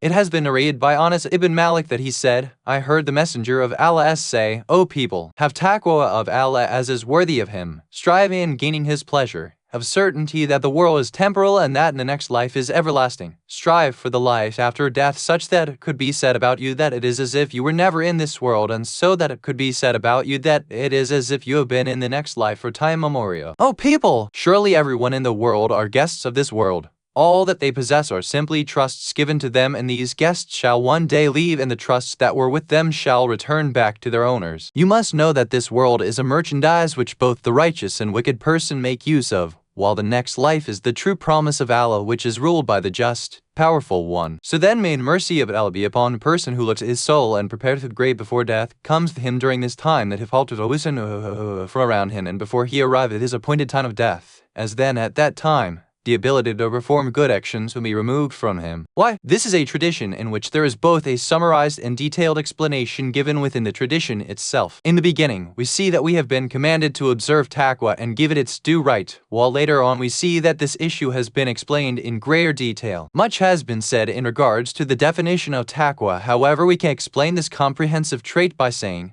taqwa is the inner protection and internal lock which prevents a person from committing sins. Of course, taqwa has various levels to it. Sometimes we see that it is at the level of adala or justice with others. Sometimes taqwa goes even higher than mere justice, such that we reach to the level of isma or infallibility, as isma is nothing more than the highest level of taqwa. Thus, the sense of responsibility to Allah SWT, which is inside the spirit of a person, and the state of wiqaya inner protection, is nothing other than taqwa. The right which is owed to taqwa is that it is nurtured to its highest level, and that one does not become satisfied with merely the lower forms. This is best understood by the following example: that when a flood is approaching, the person would rush to shut all the doors and windows of his house, whether they are small and weak or powerful and large. Therefore, the more powerful and larger the doors of taqwa become, the less damage will come about. The lower desires, passions, and following of the lower soul are just like a flood of water. Will taqwa is like the door or gate which acts as protection from the tumultuous waves, and if one is able to control the flood waters, then he would be able to convert the power and force of the water into electricity for positive usage. In continuation, the noble Prophet has stated that we must obey the following commandments. First and foremost, we must struggle to earn the pleasure of Allah SWT, and as we know, there are three forms of pleasure which are attainable in this world. 1. The pleasure of Allah SWT. 2. The pleasure of the people. 3. The pleasure of our own soul. The person who possesses taqwa would always place the pleasure of Allah SWT above the pleasure of others, and while acting in this way, the people around him must be pleased and content with what the person of taqwa decides. If others become pleased with that person, then what could be better? However, if they are not pleased, then at least that person knows that he has done the right thing and earned Allah's SWT pleasure. If we can reach to this station, then we would have reached to the highest level of taqwa, and when this occurs, anytime anything comes up in our life, we would first seek to gain the pleasure of Allah SWT, which would result in the creations of Allah SWT being pleased with us. This would culminate in our own personal pleasure, and this is the order we must follow in life. If we want to see how this plays out in the real world,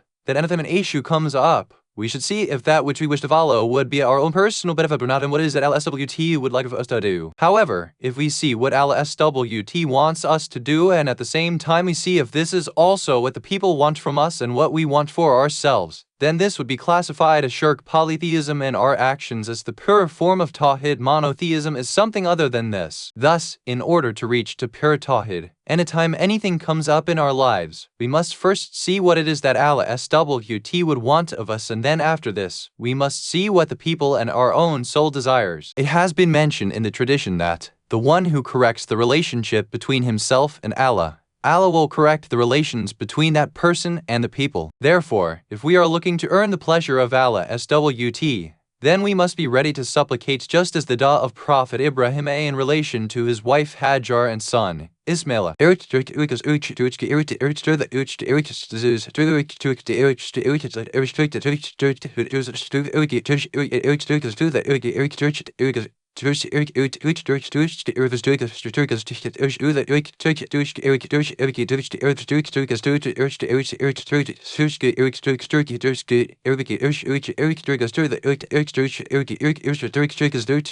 Therefore make the hearts of some people yearn towards them and provide them with blessings. 1437. Through this, Allah SWT would also make the hearts of the people gravitate towards us. With complete clarity, the noble Quran states,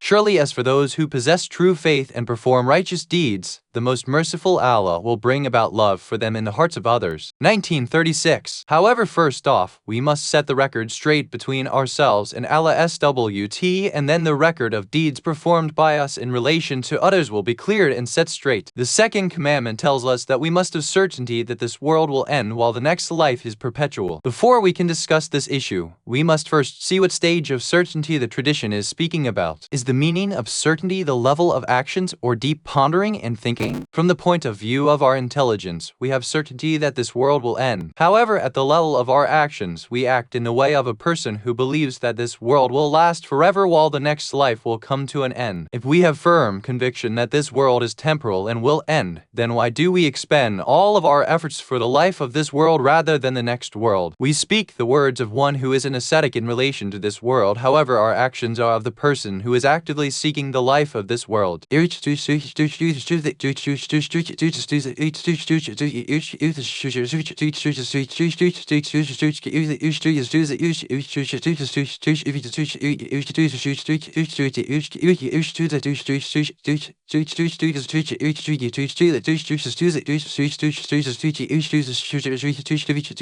He speaks about the life of this world as one who is an ascetic, however he acts in this world as if he is actively pursuing the material life. The third point mentioned in the tradition is actually a look at the state of the transient world. Various phrases are used in the Islamic narrations in relation to the state of the world. In this section of the tradition, we see that humanity is addressed and has been told that in regard to the material world, both the believers and unbelievers are the same and that there is no difference between them. We read, "O people, everyone in this world are merely guests, and whatever they possess are things borrowed from others. When they die, these things will return back to their rightful owners." Point of interest: this is a very expressive and eloquent analogy that has been used. If we imagine that we have been invited to a friend's house, and when we enter we see his house is full of beautiful, expensive silk carpets and a table full of various types of food served on dishes of jewels and other such things. However, we then realize that all of these things have been lent to the person by someone else to use and then give back. We would not have even the slightest attraction to them. Therefore, if we were to have the same feeling for the life of this world in all of its aspects, then without doubt, we would not have even the slightest attraction to the material world. Problem: there are some self-proclaimed intellectuals and those who are outright opposed to the faith of Islam who state these sorts of teachings are actually a type of drug which lead the people to becoming lazy. Through these sorts of teachings, the Muslim society has been left behind and is a totally backward nation. Others state that these sorts of traditions have been made up by the rich class of people who would like to see the common people break off all attraction to the material players so that they, the rich, would be able to hoard the luxuries for themselves. Answer: Islam has actually commanded all of us to struggle and has warned people about being lazy and reliant upon the society for financial assistance.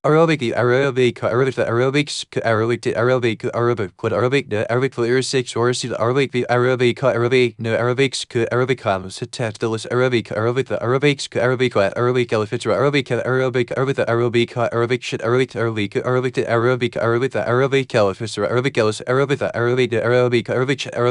Arabic sit Arabic. Allah's mercy is removed from the person who becomes a burden upon others. 3. Once a young man was with the noble Prophet S, and the messenger asked some other people, What does this young man do for a living? The people reply, he SWTS unemployed. To this, the Prophet S reply, Arabiksi, Arabicat, Arabicat, Arabicat, Arabitosa, Arabicat, Arabima, Arabamika, Arabicuna, Arabixcuna, Arabicbita, Arabicat, Arabicota, Arabixcuna, Arabicuna, Arabica, Arabicuat. He has fallen out of my sight, I have no regard for him. In addition, Islam has brought with it such a set of teachings that even the great prophet of Islam S.U.'s kissed the hand of people who would go out and work for a living. With this said, we see that the Prophet S and Imam spoke about the lowliness of the material world since they wanted to bring a balance in life.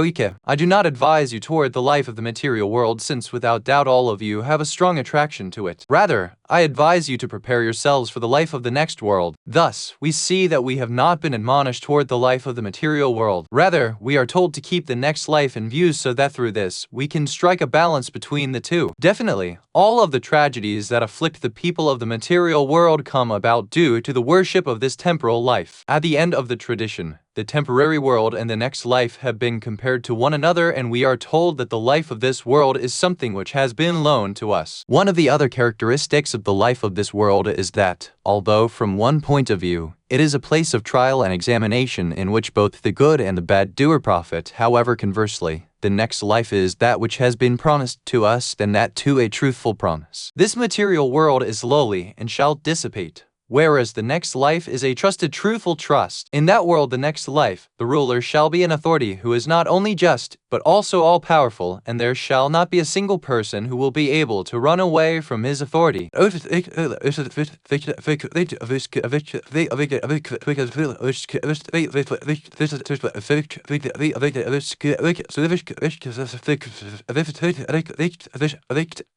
It is not possible to flee from your authority. Therefore, we see that we are placed in the presence of three things. What? The temporal environment, the life of this world. 2. A truthful promise, the life of the next world. 3. An authority to which there is no way to escape. This is an authority which the Quran describes as being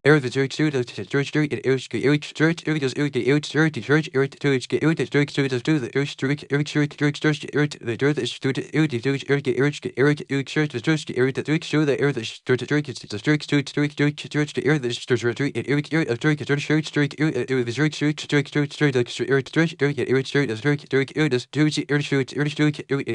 though there be the weight of a grain of mustard seed, any deed good or bad, yet we will bring it forth, and sufficient are we to take account. 21:47. In another verse of the Quran, we are told,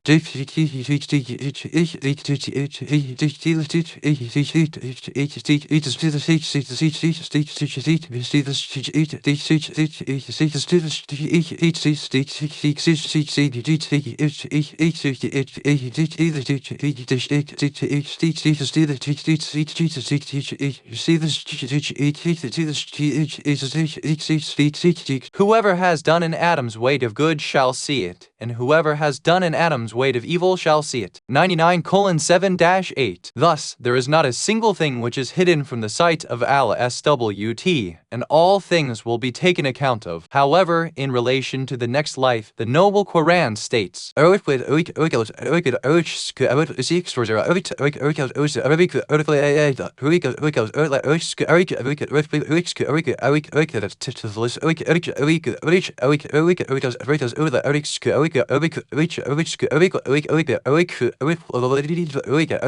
to the group of sinners, it shall be said, "Get aside today, O guilty ones." 36:59. At this time, the masses of people will be divided, and Allah SWT will shower His mercy upon those who had prepared themselves for the next life. In the tradition under discussion, the word Arabic mean Arabic scene has been used, which refers to the grave as when a person's grave was made smooth and flat. The Arabs would use this word. Thus, when a person has been given the time and his hands are free just as an animal whose ropes are taken off, permitting it to freely graze in the pasture, he must make use of the opportunity to perform righteous deeds before death comes to him. There is an important issue that must be mentioned in regards to this tradition, which is that this world, with all of its problems and difficulties, is actually a great thing, while the next life with all of the good things promised therein has one problem with it. The good thing about the life of this world is that while we are here, our deed of records is open and thus, a person is able to wipe out all of the bad deeds he performs. However, with the coming of death and the next life, the person's deed of records is sealed. In speech number 230 in Naj al-Balagha,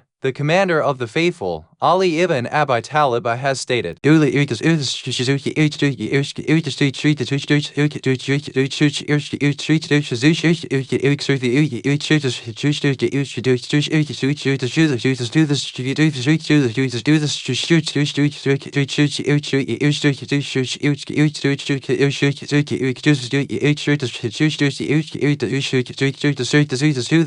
in the next life neither shall you be able to remove the bad deeds and sins, nor shall you have able to add to the good and righteous deeds on your record. Sometimes while in this world, a person would shed one tear or let out a single cry and repent from deep within his soul, and through this would extinguish an entire ocean of fire which he had ignited through his sins. The belief in the next life is an issue which the noble Quran has placed a great deal of emphasis on, and we see that there are actually two things which form the fundamentals of the training of a person. 1. Keeping our origin in perspective. 2. The accountability for our actions and the resurrection, our eventual outcome. If a person was to keep both of these two issues in mind, then without doubt, it would stay on the right course. However, the weaker our faith becomes in these two issues, the more we see our actions becoming corrupt and impure. Thus, we pray to Allah SWT that we are able to keep these two issues in our mind day and night. In addition, we see that in our daily salat, we repeat the following line a minimum of 10 times.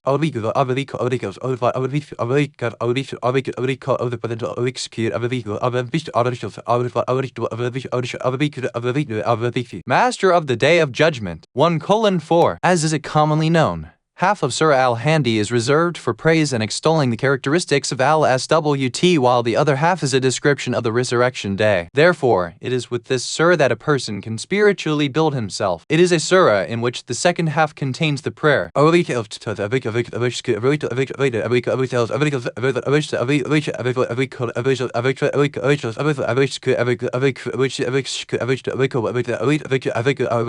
Keep us upon the straight path. 1:6. Thus, after attesting to true faith in our beginning creation and eventual end death, we request guidance onto the straight path. The more we pay attention to the contents of this surah, the better we understand why this surah has been chosen for the daily prayers and why it must be read in each of the daily prayers. In some traditions, we are told that one of the main reasons why it must be read in every prayer is due to the secrets related to the beginnings of humanity, our eventual end, and the nurturing of humanity. We must make sure that, especially while in the state of salat, we do not drift towards thinking about the material world as any form of worship in which there is no deep thought. In presence of heart is like the outer shell of a fruit with no fruit inside it. At this point, a question may arise that how we can develop presence of heart in our salat. The discussion on presence of heart in the salat is extensive. However, in brief we state, a person gives the most importance to that thing which occupies his thoughts the most. Therefore, if the material word is important to him, then during the salat, he will constantly be thinking about it. However, if the next life is what is most important to him, then even when he is not in a state of salat, he will be thinking about the next life, let alone while he is in prayer. In summary, we state that presence of heart follows and is under the direct influence of those things which we are attracted to. It is for this reason that we must seriously think about those things which we are attracted to and work such that our heart is always being pulled toward Allah SWT. 1. Buhar al-Anwar, Vol. 74,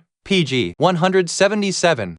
Imam Aliyah, Nigel Balagha, Hadith 150, on preaching, https://www.alislam.org Nigel Balagha part 2 letters and saying select 14:3 Buhar al-Anwar, Vol. 75, pg. 142. In order to achieve presence of the heart in the salat and in other acts of worship, the following points have been recommended to be followed. 1. We must acquire a deep insight into the faith of Islam, such that through this, one would be able to realize that the material world is something insignificant, while Allah SWT is something grand. Through this, the worshipper would be able to reach to a level that not a single act of this material world would be able to distract him while in a state of begging his needs from the one whom he worships. 2. By paying attention to the various scattered things which need to be done in our daily life and other such thoughts about various issues, a person is usually prevented from being able to focus his thoughts and senses. Thus, the more a person is able to reduce his uneasiness and scattered thoughts, the more this will help him in developing presence of heart. 3. A person must choose a special place to offer his salat and other acts of worship, as this has a great impact on the presence of heart. It is because of this fact that to perform our salat in front of certain things, and especially in front of those things which would distract a person, is discouraged makra. In addition, it has been discouraged to perform our salat in front of the door which is open, anywhere that people are passing by or where there is a lot of activity, in front of a mirror, in front of a picture, and other such places. Thus, the simpler the place of worship is for the Muslim and empty of luster,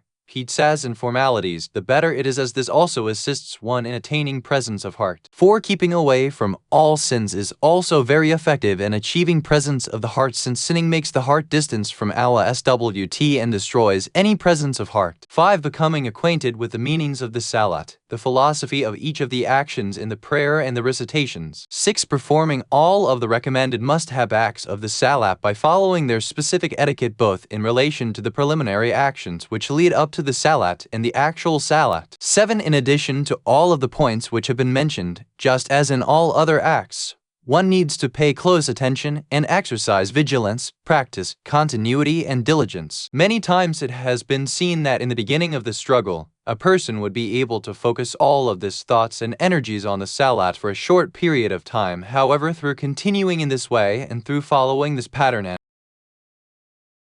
staying firm on it, this soul would be able to develop such a power that at the time of the salat, one's entire presence of thought would be shut off to everything other than the one whom he is worshipping. Pay attention to this point. Tafsiri Namuna, Vol. 14, pg. 204. Discourse 11. The description of the material world and our responsibility while living in it.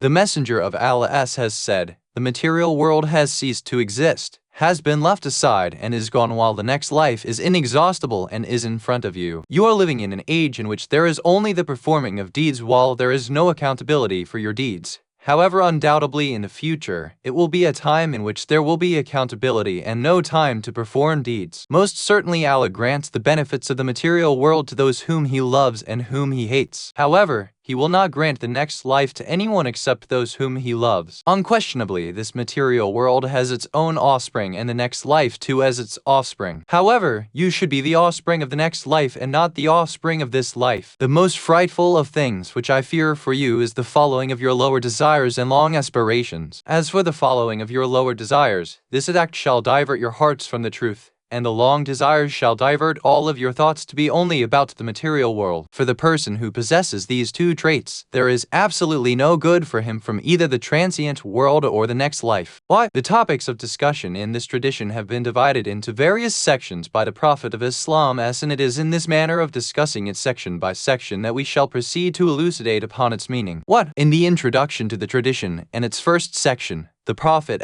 made two statements. The material world has ceased to exist, has been left aside, and is now gone, while the next life is inexhaustible and is in front of you. It is possible that the two statements used in this section of the tradition, Arabic alif, Arabic Arabic Arabic cat, Arabic alif, Arabic am, and Arabic alif, Arabic cat, Arabic Arabic meme, Arabic alif, Arabic that which mean, even though the life of this world has not yet passed us by, and the life of the next world has not yet come, or that is effectively, may be mentioned in this instance, and Arabic, anything that is imminent and is bound to occur is occasionally mentioned in past tense. This is exactly what is mentioned in this tradition, that this world is finished and the life of the next world already came. What is meant by such an expression is that the opportunity to perform good deeds in this world is very short, while the coming of the life of the next world is certain. The second part of the tradition states, we are living in an age which is solely for the performance of deeds, while there is no accountability at this juncture. This is a very important issue, as the nature of the transient world and the life of the next world are completely different from one another. In this world, we can only perform actions and plant the seeds of our reward, while it is in the next world that we shall see the fruits of our labor and reap our harvests. Sometimes a person sees the retribution of his deeds in this world, however this is something insignificant,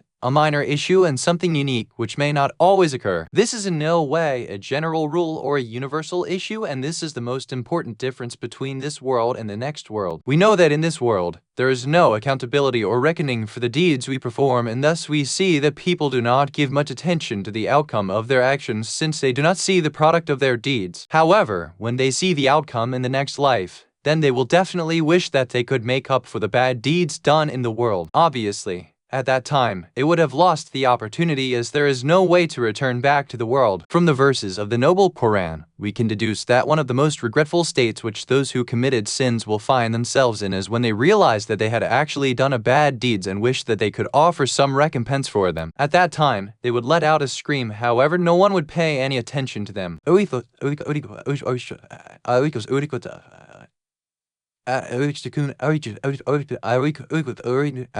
my Lord, return me back to the world. 2399. They will ask for the right to return back so that they can make amends for their deeds. However, the call will come that this is not possible. Once again, their cry shall be Arabic beam, Arabic letter 6 source, Arabic colors, Arabic fat, Arabic cut, Arabic cut, Arabic cut, Arabic shut, Arabic cut, Arabic skid, Arabic tot, Arabic Arabic Arabic Arabic what is 640, Arabic what is 640, Arabic cut, Arabic Arabic cut, Arabic net, Arabic skid, Arabic bat, Arabic Arabic colors, Arabic plat, Arabic lev, Arabic what is 640, Arabic shut, Arabic Arabic. Alas, my grief, since I was unmindful of Allah. 39 956. Sometimes a teacher may say to a student, while you are young and have the ability, free time, are not busy with a wife and children and the difficulties of life are not chasing you, focus on your studies. However, the student may not listen to the advice, and later on, when the student's life has passed him by, he would realize that he does not have the physical strength to study, nor is his soul in a state to take in the knowledge. At this point, he would realize that no matter what profession he wishes to go into, he must be educated. Since he has no education, he would be compelled to a life of either being worthless to society or performing menial labor jobs that are below his status. At that time, would he become regretful and wish to himself that if only when he was young he had listened to his elders. He would wish that he was young again such that he would, this time around, study properly. However, as we know, it is not possible for his youth to return to him. The relationship between this life and the next life is the same. It has been recorded in Naj al-Balagha that the commander of the faithful, Ali ibn Abi Talib, has stated, "The deceased that you are now carrying upon your shoulders to the graveyard and that you carry every day are the best preachers for you."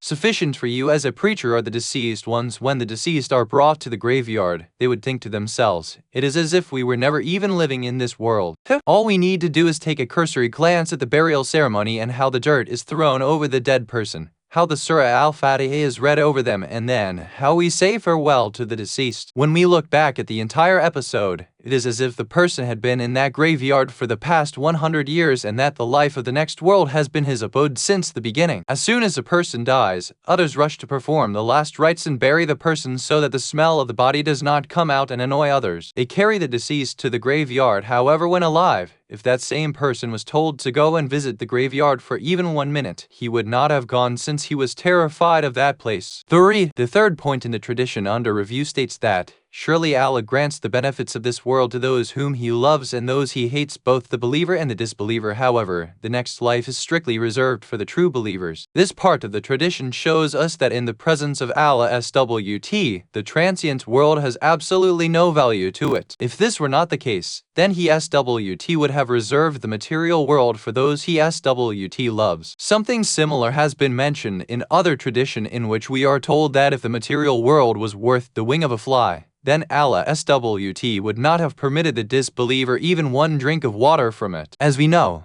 the transient world is the testing ground for the next life, and possessing material bounties from this world is definitely not a sign of a person possessing character, nor is giving it up a sign that a person has no character. However, since the next life is the one with value, it will only be given to his SWT friends. The same theme which is contained in the sentence of the tradition under review can more or less be seen in the verses of the Noble Quran. In such verses, we are given a general understanding that if we see a person well taken care from the material point of view, then we should realize that sometimes the authority which he yields in the transient world is actually a source of punishment from Allah SWT.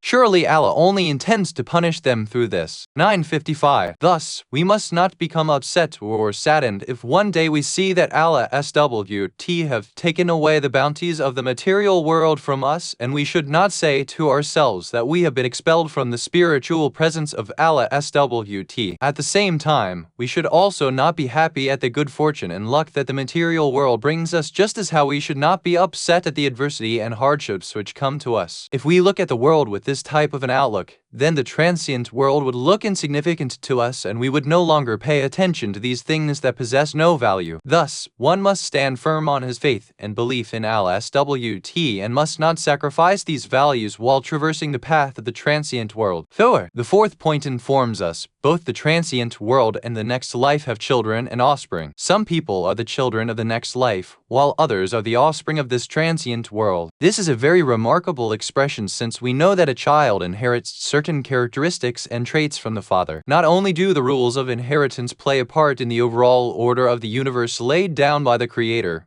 But even from the point of view of the natural world around us, they also have a role. The law of inheritance also plays a role in our children, as we know that a child definitely inherits the characteristics and traits of his parents. The transient world has an apparent aspect and a hidden or inner aspect, and the people of the world are the same. The world can, all of a sudden, either day or night overturn, and the people of the world are just the same. The inner aspect of the transient world is that it is empty, ruined, and continuously changing, and those who are the offspring of the world are the same. They are spiritually empty, corrupt, and destroyed. Today, they may be your friend, and tomorrow your enemy. One day, the person may help and assist you, and another day he will come and kick your gravestone. However, the children of the next life are much better than those of the transient world from all points of view. The children of the next life are those who are faithful, resolute, and are a pleasure to be with. Their outer characteristics and inner self are one. The tradition under discussion tells us that we must be children of the next life. Of course, this sentence may also point to other issues, such as that the relationship and love between a child and his father is one that is very strong, as the child is always under the guidance and protection of his or her father. Similarly, the children of these two, both the material world and the next life, possess a very close relationship and bond with their father, either the material world or the next life. 5. The fifth point is that surely the most frightful of things which I am afraid for you all is this phrase and way of speaking can also be seen in many other traditions from the noble prophet and the commander of the faithful,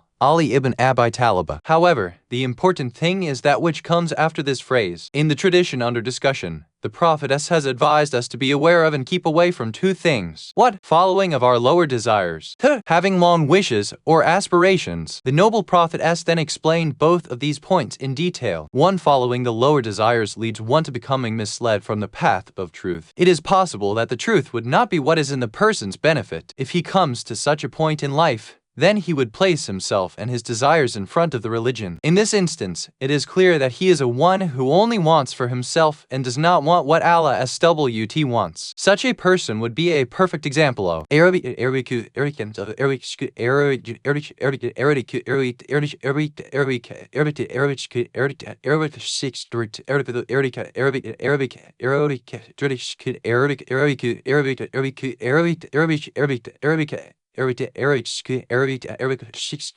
you believe in some of it while you disbelieve in some of it. 285. And this is the meaning of showing bias in relation to the religion. When a person only wants the fulfillment of his personal desires and worships the lower self, this results in veils being placed in front of his sight, and the person only desiring things for himself as opposed to that which Allah SWT wants for him. Thus, the worshipping of the lower self is actually a barrier to the truth. The worshipping of the lower soul not only results in not acting properly, rather, it prevents one from having a clear perception of things around him. Such a person can no longer comprehend good and bad. Worshipping of the lower soul also takes the intelligence away and prevents one from being able to perceive the realities around him. Through this, he is not able to come to a suitable outcome in his decision-making process. However, in this issue, we see that there is a difference between people who possess knowledge of the faith and people who do not have a deep knowledge of the religion. When it comes to issues which are in agreement with a person's soul and what he wants for himself but contradict what Allah SWT has ordered, the common people would say that it is true that Allah has said so and so, however, I am a sinner and thus I will do what I want. However, those who apparently possess knowledge of Islam but still commit sins would try to rationalize and explain the performance of the bad deed by saying that this issue is one of those related to the Hukum al-Thanawiyya 3, or that in this instance, one is compelled to do it out of necessity, thus, it is permissible. Such people may also state the Islamic proofs which show that this act is prohibited are weak. In addition, they may state there is absolutely no evidence to support this act as being forbidden. Thus, such a person would try to bring forth thousands of religious excuses so that he could be pardoned from the sin of that particular act. Therefore, in order to have a complete understanding of the laws of Allah SWT, we must first purify our soul. 2. The long desires keep a person preoccupied with the material world, and when this occurs, naturally, he would forget the next life. When a person possesses long, unattainable desires in relation to the material world, then he has no time for the next life. In summary, if a person possesses these two characteristics, then he would definitely not have any share of goodness of this world or the next life. He would tirelessly work day and night, however, would not see any rest or tranquility. 1. Bihar al-Anwar, Vol. 74,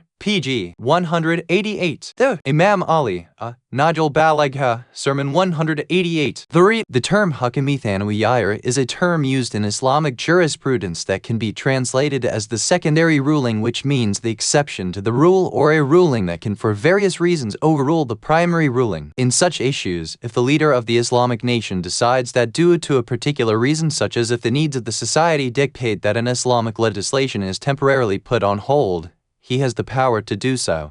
Discourse 12. A description of the material world and a comparison between its past and future. The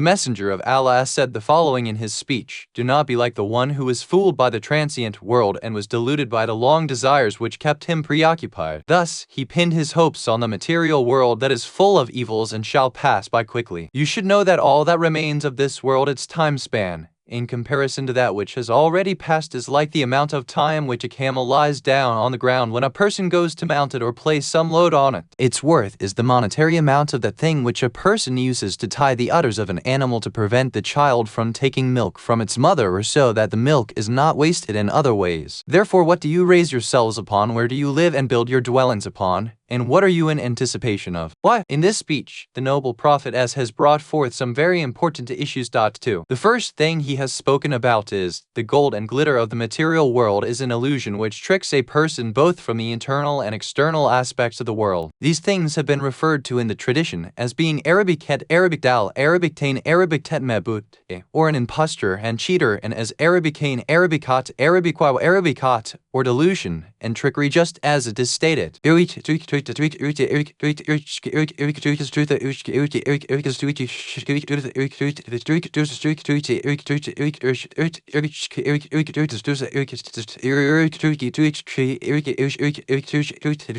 fast-ending material world has cheated the person, and the long desires which the material world contains have deluded him. In reality, the two characteristics of cheating, Arabicat, Arabic dal, Arabic tain, Arabic tet mabut, and delusion, Arabicun, Arabicat, Arabiquao, Arabicat, are one and the same and very close in meaning. However, in this tradition, the term impostor or cheater, Arabicat, Arabic dal, Arabic tain, Arabic tet mabut, is in relation to the internal illusions of the material world, while delusion or trickery, Arabicane, Arabicat, Arabiquao, Arabicat, is in relation to the outer illusions of the material world. A person sees the gold, glitter, status, and apparent lofty position of the material world and sees one who possesses these bounties and other good things, and it is these things which end up keeping him preoccupied and ultimately negligent of Allah SWT. Through this, he becomes completely unaware of Allah SWT, the next life, and the spiritual attractions of the faith. Thus, the noble prophet has stated that we must not be like the one who is sometimes cheated by the outer forces of the material world,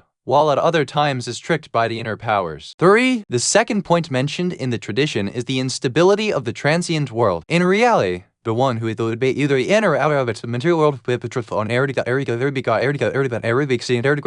the wicked abode, and that too. As we know, the person shall move from this abode to the next life, and at any time the bell shall toll, and it will be announced that you lazy people must now move on. And is a part of the tradition. We say that two words are used, namely Arabicalis, Arabiqua, Arabixa, Arabiqua, Arabicalif, Arabiqua, and Arabicalif, Arabicla, Arabicalif, Kanza, Arabic noon, Arabic tat, Arabiqua, Arabicalif, Arabiclam. These two words carry a very important point, since Arabicalif, Arabiclam, Arabiczan, Arabicqua, Arabicalif, Arabiclam means that a person will have to give up whatever he had then his possession. While Arabic Alif, Arabic Lam, Arabic Alif, Hamson, Arabic Noon, Arabic to Arabic App, Arabic Alif, Arabic Lam means that a person will be transferred to another area in the next life in which he must give full account for the actions performed in the world. Thus, the blessings of the material world are not only given to us very quickly, rather they are taken away from us just as fast. The Quran also emphasizes this issue, and in regards to the material world, its delusionary tactics have been referred to as the glitter and attraction. Sometimes the attraction is attributed to Allah himself, sometimes to the person, and in other times to Satan. However, from one point of view, all of these are correct. What? Attributing the glitter and attraction of the material world to Allah SWT is in reference to him being the musabab al-asbab, or the causer of all causes, as all things which occur in the universe are through his permission. 2. Attributing this act to Satan is due to the evil whisperings that he is known for, which affect a person both from his outside surroundings and from his inner self. 3. Attributing this act to the person is because of following the lower desires and negative inner characteristics. From the point of view of the common people who look at things at a very rudimentary level, the material world is one of gold and glitter. However, the person who has delved deep into the material world knows that there is no beauty to it. The luster of the material world is only there so that the person is able to see these things from far away and then judge the true worth of the world. However, when one gets close to it and falls into its trap, then his entire life is engulfed in flames, and such a person becomes confused to the realities. Since a majority of people rely on what they see and perceive with their other senses as their only form of knowledge and do not go deeper in issues which come up in their lives, they are caught up in chasing the foolish things of the material world. With this said, when we look deep into the private lives of those who have achieved status, wealth, position, hold a great rank in the material world, and whose entire presence is busy with these things, we see that their lives are not even worth porridge in the mouth. Thus, in summary, from afar, the material world is attractive and beautiful. However, when a person enters into it, he would then realize that there is nothing of worth present. There is a very beautiful phrase given by the commander of the faithful, Ali ibn Abi Talib, where he says,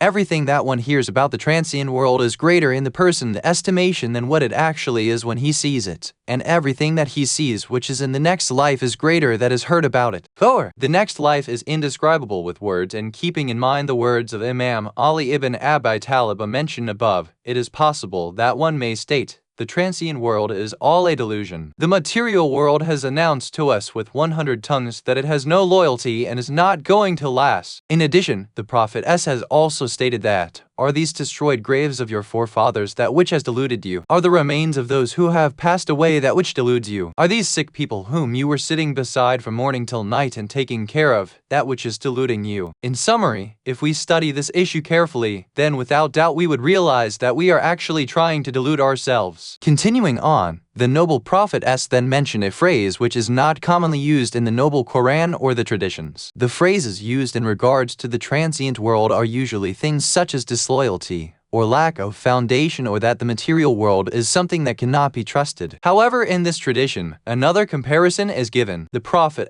tells us that in comparison to that which has already passed us by, whatever remains from the transient world is insignificant. To further elucidate on this, he has given us two parables. 1. The first is the phrase, Arabic Alif Tatansa, Arabic Noon, Arabic Alif, Arabic Hes, Arabic Tatmanabut, Arabic Hats, Arabic Alif, Arabic Kaf, Arabic Da, or the camel that is lying down on its stomach. In order for a person to sit on top of a camel, the camel must lie down since it is not possible to mount or dismount the camel while it is standing up due to its height. One of the amazing qualities of the camel is that while it is lying down, if a person was to put some heavy load on top of it or was to sit on it, the camel could still easily stand up. However, when we look at other animals, we see that this is not the case. It is due to this characteristic of the camel that has led some of the commentators of the Noble Quran to state that this may be the reason why Allah SWT referred to the camel with the following verse.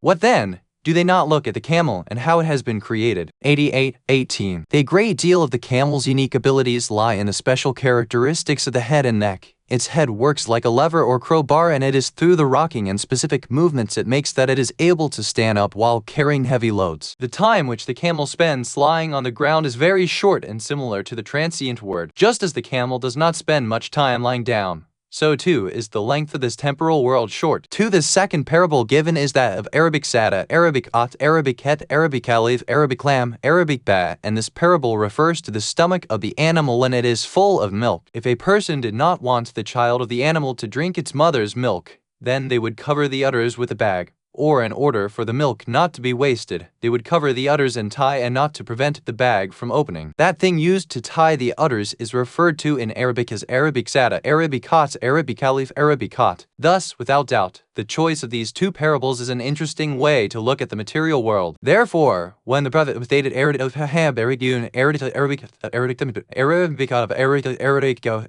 Ba, it means that since we are at the end of our journey, we must sit down. Comparing the act of the camel to us leaving the transient world is completely in order and can be best understood when one dismounts his ride when he reaches the end of the journey. The camel would be made to lie down and the person would then dismount. In addition, when it is stated Arabic Sada, Arabic Hat, Arabic Het, Arabic Alif, Arabic Lam, Arabic Da, this means that just as baby of an animal is given the opportunity to drink its mother's milk, however, after a period of time, the child is prevented from drinking more. In the same way, we see that every human being is given a specific length of time to live in this world, and at some point, death will come to cut these roots from this life. The Prophet then stated, "Your share of the transient world is nothing more than the amount of time which a camel lays down in order for a person to mount or dismount it, nor is it worth more than the amount of the string which is used to tie the udders of the animal so that its child cannot drink the milk." At this point, a question may come up. What is the meaning of the time remaining in the life of this world in relation to the time of the world that has already passed? Is something short? Is the life of the entire world like this, or is the life of the human being measured in this way? If the meaning of this statement is the life of the physical world and refers to the time remaining in the life of the earth in comparison to that which has already passed by as being something short, then this could refer to the fact that millions of years have already gone by in the life of this world. However, if this refers to the life of humanity, then it means that mankind has been living on this earth for countless number of years. However, it is unknown if this is relation to the children of Adam or others, since in this case, the life of humanity which has passed compared to that which is remaining is something very small. It is possible that the lifespan of Adam was not much. However, humanity is not limited to Prophet Adam alone, and we have proof that before Adam, there were other human beings on this earth and that this earth existed. It is also possible that the meaning of this phrase is the life of each one of us which has passed and that which remains of our lives, with the difference between these two being a very small amount of time. Therefore, a person should have any certainty in his life, as it is possible that there may be only 1 hour left in it. Thus, he should remove the thought from his head that he still has a long time to live. If the life of this world is like this, what can we place our trust and reliance upon? What can we use to advance and spiritually ascend in life? There may not be but a moment left in our lives, and thus, even this one moment which remains must be valued. If we wish to turn back to Allah SWT in repentance, then we must do so now and must not lose this valuable opportunity. Today we see that events are occurring in greater quantity and much faster than they used to in the past, and thus, we are being put face to face with many challenges. We have to deal with things that people of the past could never have even imagined in their dreams. Without doubt, The life of today, in relation to the life of the past, has become very untrustworthy. What? Buhar al-Anwar, Vol. 74, pg. 183. It is important to mention that between the speeches and the general traditions, there is a great difference of content, since normally, the speeches were given in a gathering setting. These were delivered in an open gathering or majlis, in the presence of a large number of people. In addition, the people who were listening to these talks were present as they wanted to hear the principal and foundational issues of the faith being discussed. 3. People are of various groups. There are some people who are so spiritually weak and feeble that merely seeing the gold and glitter of the material world is enough to delude and deceive them. However, there are others whose spiritual strength is much stronger, and thus, in addition to the gold and glitter of the material world, if they are to be deluded and tricked, they are also in need of the evil whispering of Satan. For such people, the internal and external Satan must both work hand in hand to try and deceive them. Without doubt, a majority of the apparent aspects of the material life are aimed at deceiving us and throwing us into a state of negligence. Sometimes it can be seen that such a person would even be busy with his family, and in this, he would become negligent of everything around him. It is because of this fact that in the Islamic narrations from the commander of the faithful, as we read that when the Imam was asked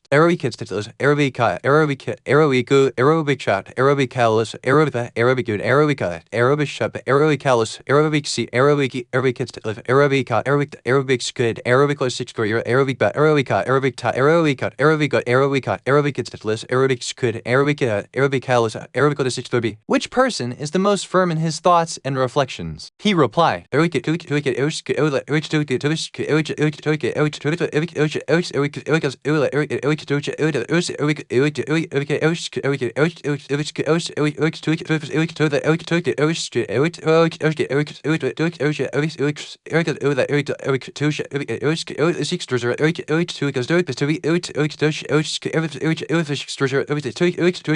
the person who is not deluded by those who seek to delude him, and the one who does not become deluded with the encouragement of the material world. However, even with this said, we see that some of the views of the deluding world speak volumes, and through these, we can clearly understand that the material world is spiritually hollow and is only an outward and apparent gold and glitter. This itself can spiritually wake up the intelligent person. Rather, even the unintelligent people can also be awaked to this aspect of the material world. Tafsirin Amuna, Vol. 18, pg. 95. Filler. Naj al-Balagha. Lecture 114. Discourse 13. How to gain the love of Allah and the people.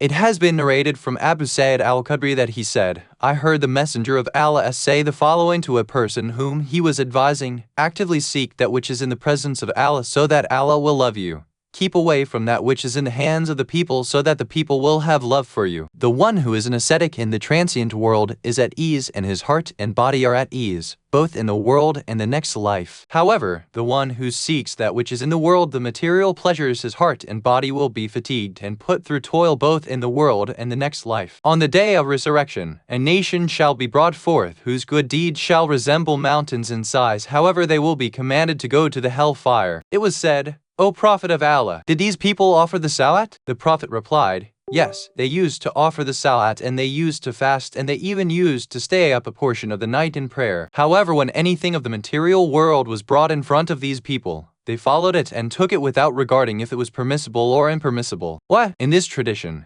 the noble Prophet gave admonition to a man and at the end of his warning, brought forth the issue of the material world and its dangers. What? If we want Allah to love us, then we must seek that which is with him. If we want the people to love us, then we must not look at what the people have. We must not look at the wealth of the people nor seek it. What does the phrase, that which is with Allah, refer to? The meaning of that which is with Allah is his divine reward, close proximity to him, and his blessings. Without doubt, if we request these from him, then Allah will definitely love us. However, we are told that when a person begins to show affection for another person due to the material pleasures which the person has and that this person wants, then he should not pay any attention to such a person. Without doubt, the stingy person lives his life by being miserly, and this negative trait would lead such a person to develop closeness to people who are not interested in the material world to take what they have. Without doubt, if a person wishes to protect his position, status, and worth, then he must disregard that which the people have in their possession. Throughout the course of history, amazing events have taken place in these regards. We read stories of rulers who killed those close to them and have even heard of people who have killed their own brothers just to protect their reign. For example, when Sultan Muhammad Fatih, one of the Uthmani Ottoman rulers, became the emperor, he ordered all his brothers to be killed since he feared that they would be a threat to his rule. After the reign of Sultan Muhammad Fatih, it became the norm amongst the Uthmani rulers to begin their reign by killing all of their brothers. In relation to one of the Parthian kings, it is mentioned that when he reached the kingship, he first killed his father and 30 of his brothers. He then married his mother and all. Though he spared the progeny that came forth from this union, he ended up killing his mother. This is the way the world is for those who worship it. The person who does not pay attention to the material world will experience peace and comfort for himself, his body and soul, and those around him. Having an intense attachment to the world will definitely lead to pain, suffering, and toils, and as such, a person would, for example, not be able to have a peaceful sleep. There are many people who, when they reach home in the evening from work, see all of the events which took place in the day and all of the transactions which they carried out marching in front of their very eyes. If they are able to sleep, they do not gain satisfaction from their sleep, and if they cannot sleep, then it is a night full of grief and sorrow. Such people must take sleeping pills just to rest. However, still, their soul is continuously tormented. However, one who does not give importance to the world is guaranteed to have a body and soul which are at rest and tranquil. These divine commandments are not simply points that have importance in the next life, rather, their rewards and punishments will be physically manifested while in this world as well. Even if, may Allah SWT protect us from such thoughts, there was no afterlife, then it still would have been necessary to think about the implementation of these commandments for the life of this world and for the ease and comfort of our body and soul. It is said that with the advancements in medicine, the number of physical sicknesses has been reduced. However, the number of spiritual and psychological ailments is increasing day by day. Perhaps we will reach a day when the world, in our words, will reach to the great big place of 30 Mary June both of the same one and I growth the entire earth. We may not be able to find one person that is free for than spiritual sicknesses. The mental and psychological illnesses are increasing day by day and are all related to external factors. A person who has a strong affinity to the material world will see his soul being continuously tortured. Therefore, we must keep the following verse of the Quran in mind in relation to the issues of this material world.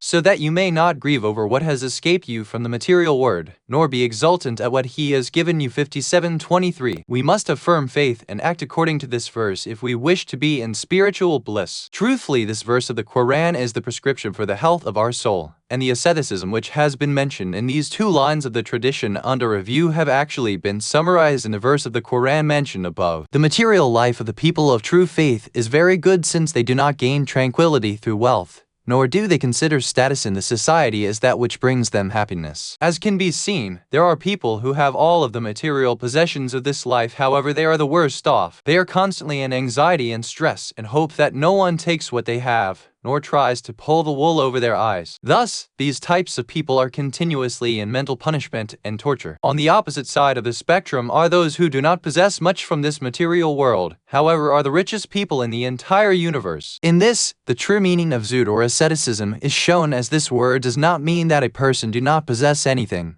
Rather, it means that they do not have an attachment to the material world. After stating all of this, Abu Sa'id al-Khudri then noted that the noble prophet said that on the day of judgment, a nation shall be brought forth and will be ordered to proceed to the hellfire, whereas they had good deeds on their record equivalent to the size of mountains. The narrator of the tradition asked the prophet did these people offer their salat? The prophet replied, yes, they offered their salat, fasted, and in addition, they performed the recommended acts. They even stayed up in the night and performed the night salat. Obviously, the companions were shocked as what could have led these people to the fire of hell. Their problem was, as the prophet put it, when any issues dealing with the transient world came up, they did not pay any attention to the halal and haram, permissible and forbidden, and took whatever came to them. The phrase used Arabica, Arabica, Arabictat, Arabictain, Arabicbet, Arabiquia, Arabicalif, Arabictain, Arabiclam, Arabicath, Arabica is a very meaningful expression. This phrase means that they were just like animals. When an animal sees food in front of it, it pounces on top of it, and these people were the same in relation to the affairs of this world. When a person reads and reflects upon the verses of the Quran and the traditions,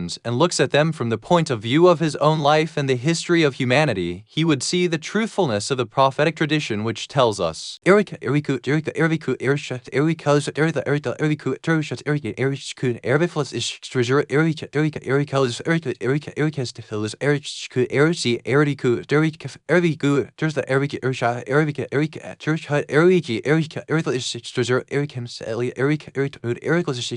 love of the material world is the precursor to all sins, and through this, he would definitely seek to become better acquainted with this issue. The phrase love of the material world has a very deep meaning, as the material world is not just limited to money and wealth. Sometimes for the love of status, love of a woman, and thousands of other loves, a person would submit himself to his lower desires. It is for this reason that the spring of all pillaging and plundering is the love of this material world. These days, this issue has become such that we see that people no longer try to hide their bad actions. actions. Rather, when they are asked, "Why are you committing all of these crimes?" the reply comes, "This is where our material benefit lies." Thus, in order for them to reach to their own personal benefit, they commit thousands of crimes. However, if we were to ask those who are committing these atrocious acts and are referred to as superficial holy people, spiritually rock-hard, devoid of taqwa individuals, why they are performing such deeds, they would justify it through religious reasonings. However, if they were to, just like the others, say that we too have some benefit in this issue, then they would be much more honorable, as in this instance. In addition to having love of the material world,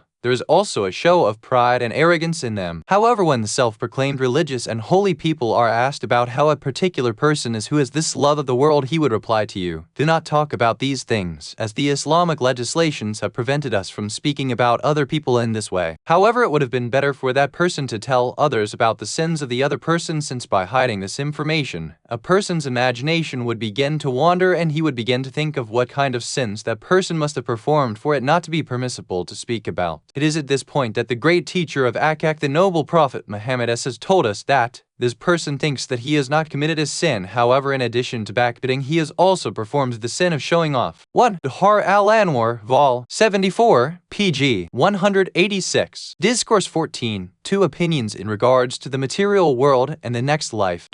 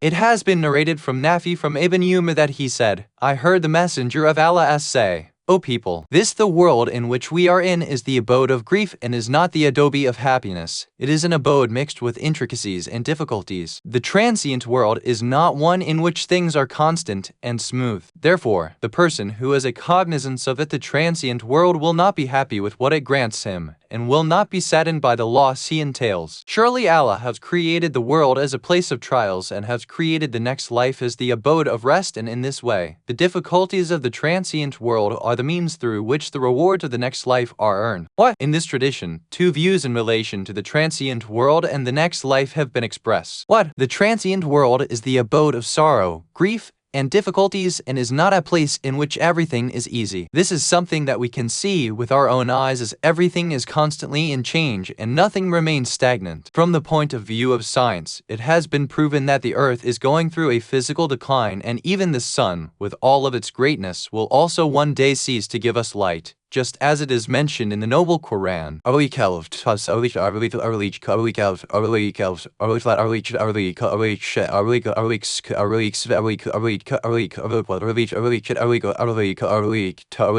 the sun is covered over and darkened. 81:1. Day by day, the entire universe is going towards decay and erosion, and this is something which the scholars refer to as entropy. Therefore, we must not think that the transient world is the abode of happiness and pleasure. If we were to truly understand the essence of the world just as has been explained, then we would never be happy with our meager victories, nor would we become grief-stricken with our sorrows. Indeed, this is the correct viewpoint and is the true Islamic world view of the transient world. This is also the essence of the verse of the noble Quran which states,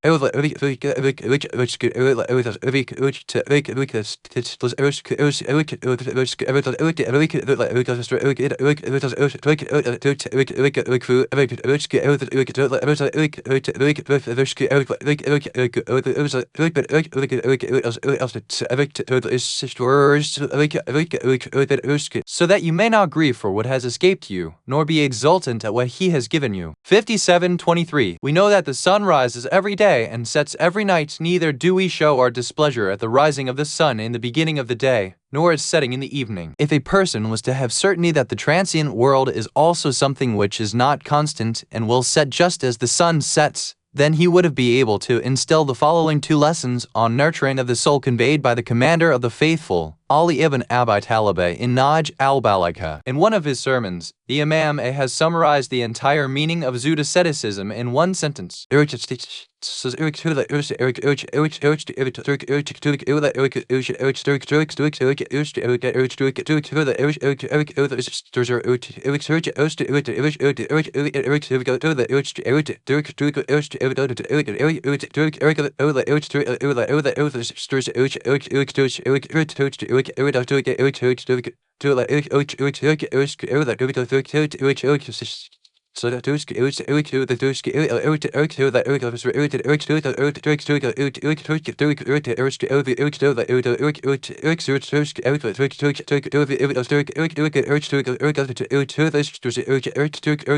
The entire essence of Zuhd asceticism is contained within two statements from the Quran where Allah SWT has said, so that you may not grieve for what has escaped you, nor be exultant at what he has given you. Thus, asceticism means deliverance and freedom from the binds and shackles of the material, transient world. The second point of view in relation to the transient world is contained in the words of the noble Prophet where he states, the material world is the place of trials and tribulations. Thus, the transient world is just like the mother's womb, which is the preparation ground for the fetus in which it readies itself to come into the life of its next world. Just as the fetus grows in its mother's womb, is fashioned and perfected and is finally ready to come into this world, so too our growth in this world is to prepare ourselves for the next life in the hereafter. In summary, the transient world is a school of learning and training for the next world. If the fetal and pre-delivery stages are correctly, then after birth in the next life, we will be able to make the best use of the blessings of that existence. However, if the fetus is brought into this or the next world with deformities,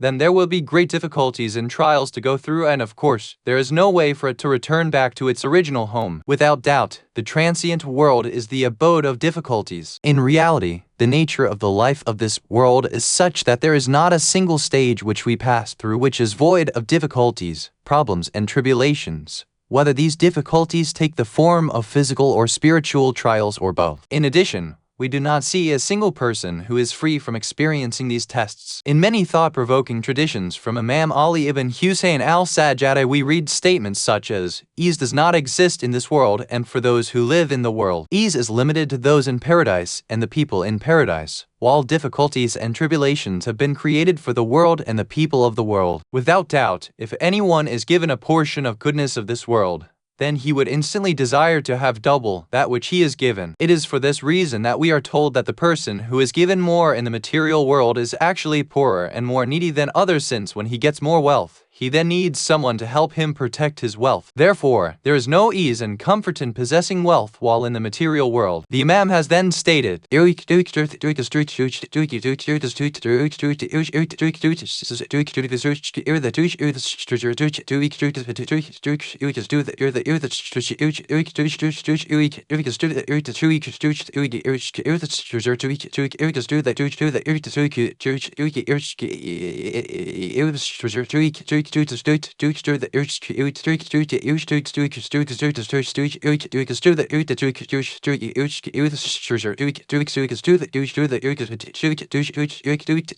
The intimate friends of Allah would never struggle in the transient for the transient world. Rather, they would strive in the transient world for the next life. Thuri, Bahar al-Anwar, Vol. 74, pg 187. Naj al-Balika, short saying 439. Three Tafsirina Muna, vol. 27, pg 203. Discourse 15. The psychological effects of loving the transient world.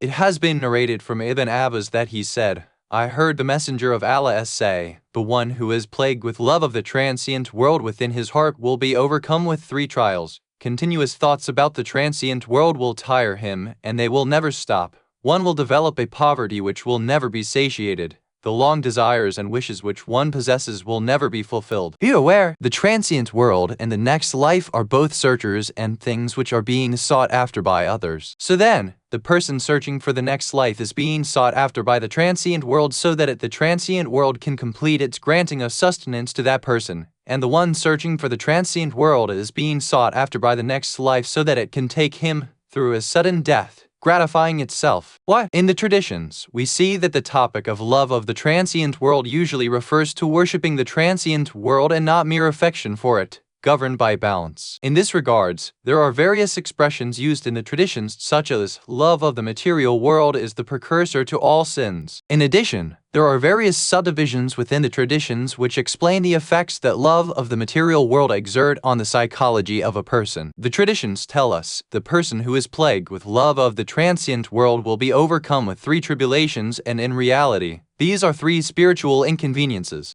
Almost the same phrase is mentioned in Naj al-Balagha where it is mentioned.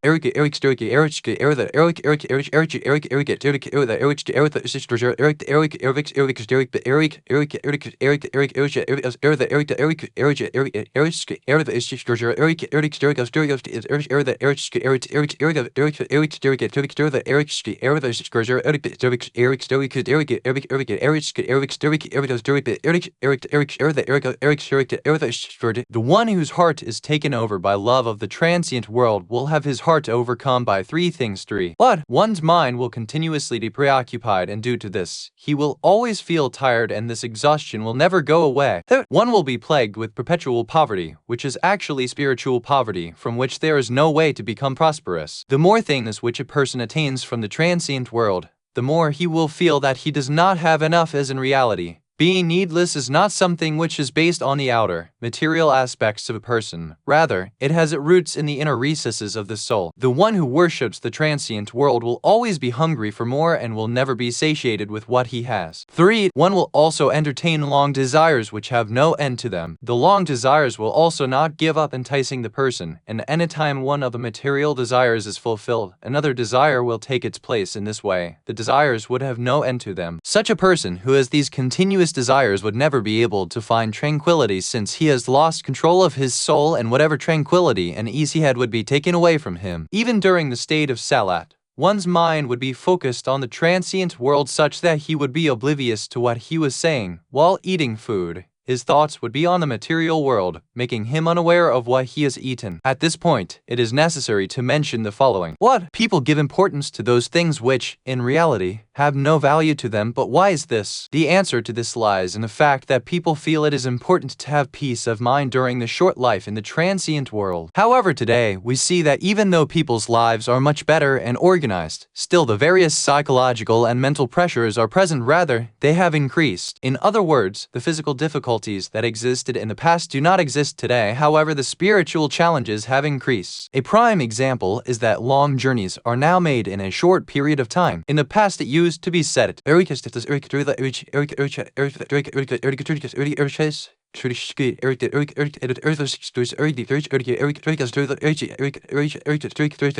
traveling is a fragment of the hell. However, with all of the ease in life today, we see spiritual problems on the increase, since the mental tranquility of the people has decreased. Therefore, we must ask ourselves why it is that the people's mental tranquility has decreased. According to the traditions, there are two reasons for this phenomenon. 1. People do not possess true faith. 2. People are busy worshipping the transient world. We see that worship of the transient world takes place in some of the best centers of worship, such as the Hajj, and this is merely one place where this issue grabs hold of a person. It is amazing to see what the servants of Allah SWT perform at the Hajj time. While in Mecca, the people are transported into another spiritual world. However, when worship of the transient world takes over a person, then even while in the city of Mecca, such a person would run after the temporal world. The person performing the Hajj would run from here to there trying to acquire the ethereal world, whereas perhaps these same people would not chase after these material things while in their home country. Various branches of worship of the transient world. The worship of the temporal world is not limited to the worship of money alone. Rather, it is possible that the desire to attain a specific status, position, or any sort of other worldly ranking may also make up worship of the temporal world. For example, when a person enters a gathering and is forced to sit at the back of the hall since there is no other room left, he may not be able to sleep that evening. He would be upset and question why he was insulted in such a way. Slowly, this issue would build up, and the negative thoughts he conjures in his head may perhaps be extended, and he may begin to level insults against Islam and even against things held sacred in Islam. It is for this reason that we are told in a tradition that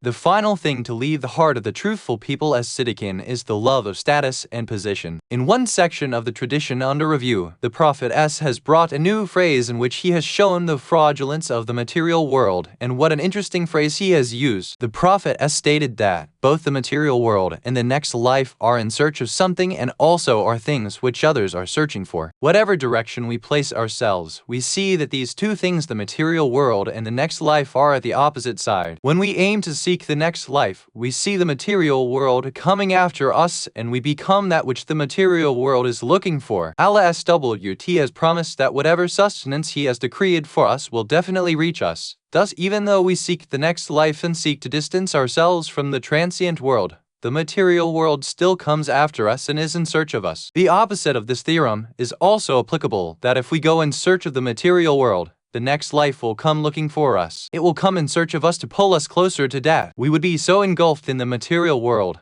that death would come upon us and we would not even realize it. We must not think that if one goes in search of the next world that he must deprive himself of the transient world. Not at all. If we struggle to achieve the next life, this does not mean we have deprived ourselves of the material world. I have thought about this issue numerous times and have come to the conclusion that if we desire the material world, then we must be people of the material world and people of the next life, since if we wish to live in this world, then we must faith in both of these realities. If we do not have reliance on both the material world and the next life, then it is not possible to live a societal life. If millions of bricks were placed in random order on top of one another, they would never make a building. However, if we were to follow a methodical manner, then we would be able to build a great structure. If we are people of the material world, then we must also be people of the next life and must have faith in the theological beliefs so that we would be able to, by putting them all together in an orderly manner, reach to tranquility and peace in the life of this world. If the entire society were to become true believers, then humanity would definitely be optimistic and act cheerful with one another. In addition, they would have full trust in one another, and through this, an atmosphere of sincerity, intimacy, and honesty would be brought about. In the traditions, we are told that the prophetess was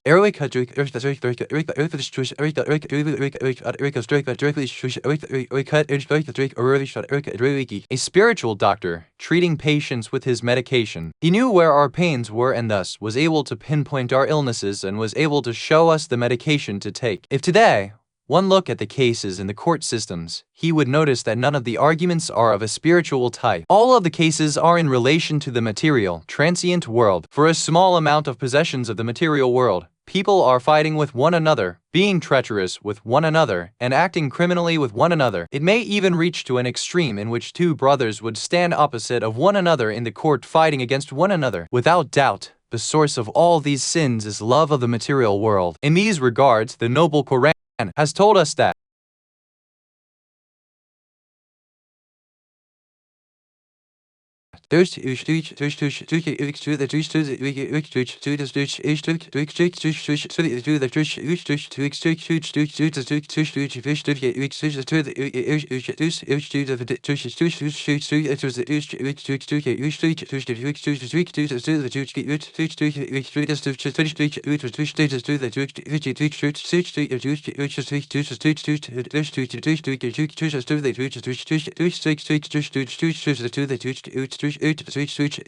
the love of desires women, sons, hoarded treasures of gold and silver, well-bred horses, cattle, and tilth is made to seem fair to people. 3:14. Women, children, money, gold, all of these things are simply a beauty for the life of this world. In this verse, the verb used, the Arabic zayn, Arabica, Arabic shada, Arabic nun, Arabica, is the passive tense, and the importance of employing this form of the verb is that a people should realize who it is that has made these things an attraction. Is it Satan who has made these things fair seeming? Is it one's friends? Is it one's own lower desires and passions? Or is it LSWT who has done this to test us? All of these forms of beauty and attraction prevent us from moving in any spiritual direction, and it is for this reason that Islam has repeatedly advised us to abandon these distractions so that we can build a wall of defense around us to protect us from our lower desires. Without doubt, the things in the material world which try to allure and distract us are many. Exclamation. What? Buhar al-Anwar, Vol. 74.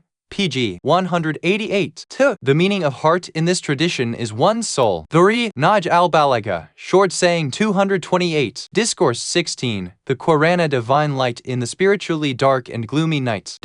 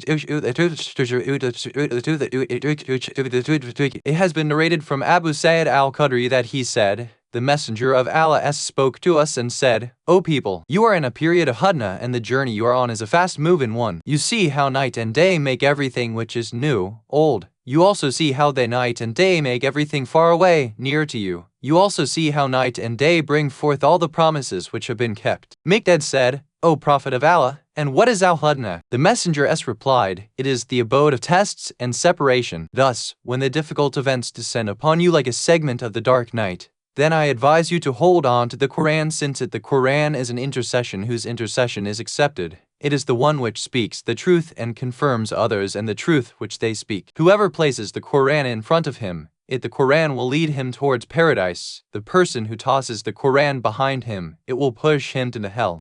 In this tradition, the noble Prophet has stated, "O people, you are in the period of hudna. The explanation of this will follow. You have been left free in the transient world and have been given free rein to do as you please. The transient world is quickly passing away. The night and day are making all new things old and long forgotten. It is also making all things which may be far away near to you, and is making every promise which was kept to be fulfilled. It is amazing to see that we are living in a time in which there is no peace or tranquility. Everything is being overturned and changed at a fast pace. In the words of the late Allama Iqbal, the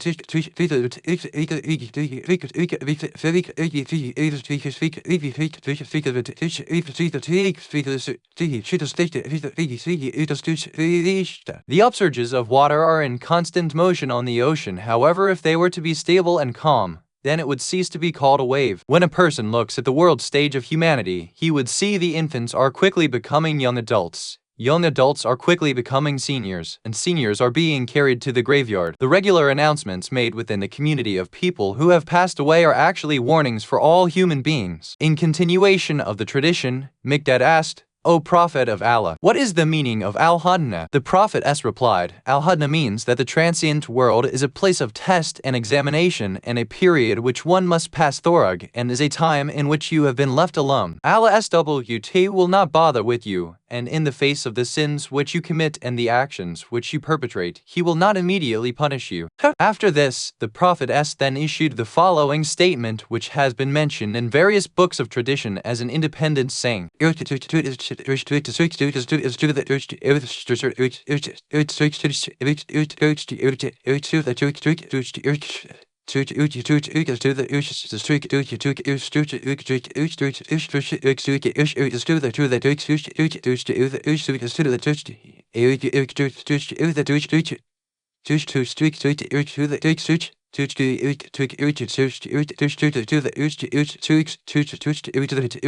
In this tradition, the Prophet advises us that if events come upon you which resemble the darkness of the night, events which are full of terror and fear, then hold on fast to the Quran. But why? The Prophet answered this question and said, "Because the Quran is an intercessor whose intercession is accepted. It is truthful, and it is also the one which has confirmed and acknowledged Allah SWT. The person who places the Quran in front of him keeps the Quran in mind before performing any act will be guided to paradise by the Quran, while the person who throws the Quran behind him and disregard this book will be led into the hellfire." Placing the Quran in front and leaving it behind us has two meanings. 1. Paying attention to the Quran and neglecting the Quran. 2. The Quran becomes the teacher of the person and not an instrument for his misuse. The person brings himself to the Quran and does not want the Quran to come to him. There are some people who, when they have made their final decision in regards to a particular act, then refer to the Quran and seek to find a verse which would conform to their ideologies. These sorts of people stick to the verses of the Quran which suit their purpose and leave aside all other verses of the Quran. Through this, they have actually become a living example of the verse that states, we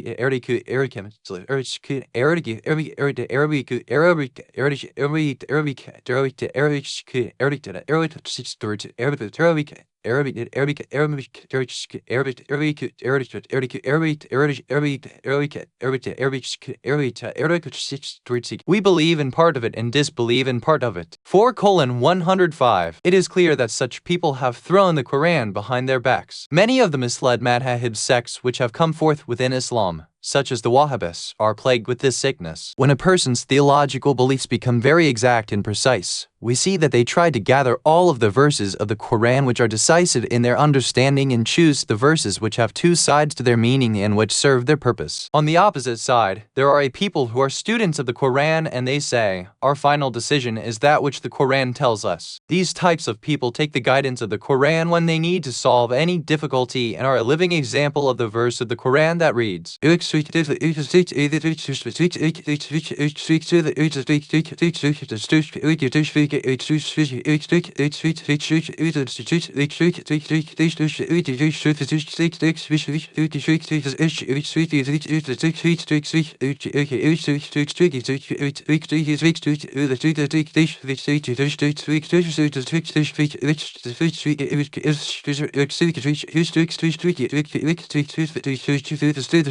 But no, by your Lord, in actuality, they do not believe until they make you a judge of that which has become a matter of disagreement among them, and then do not find any straightness in their hearts as to what you have decided and submit to you with entire submission. 4:65. We have all heard the saying record in Naj al-Balagha which states,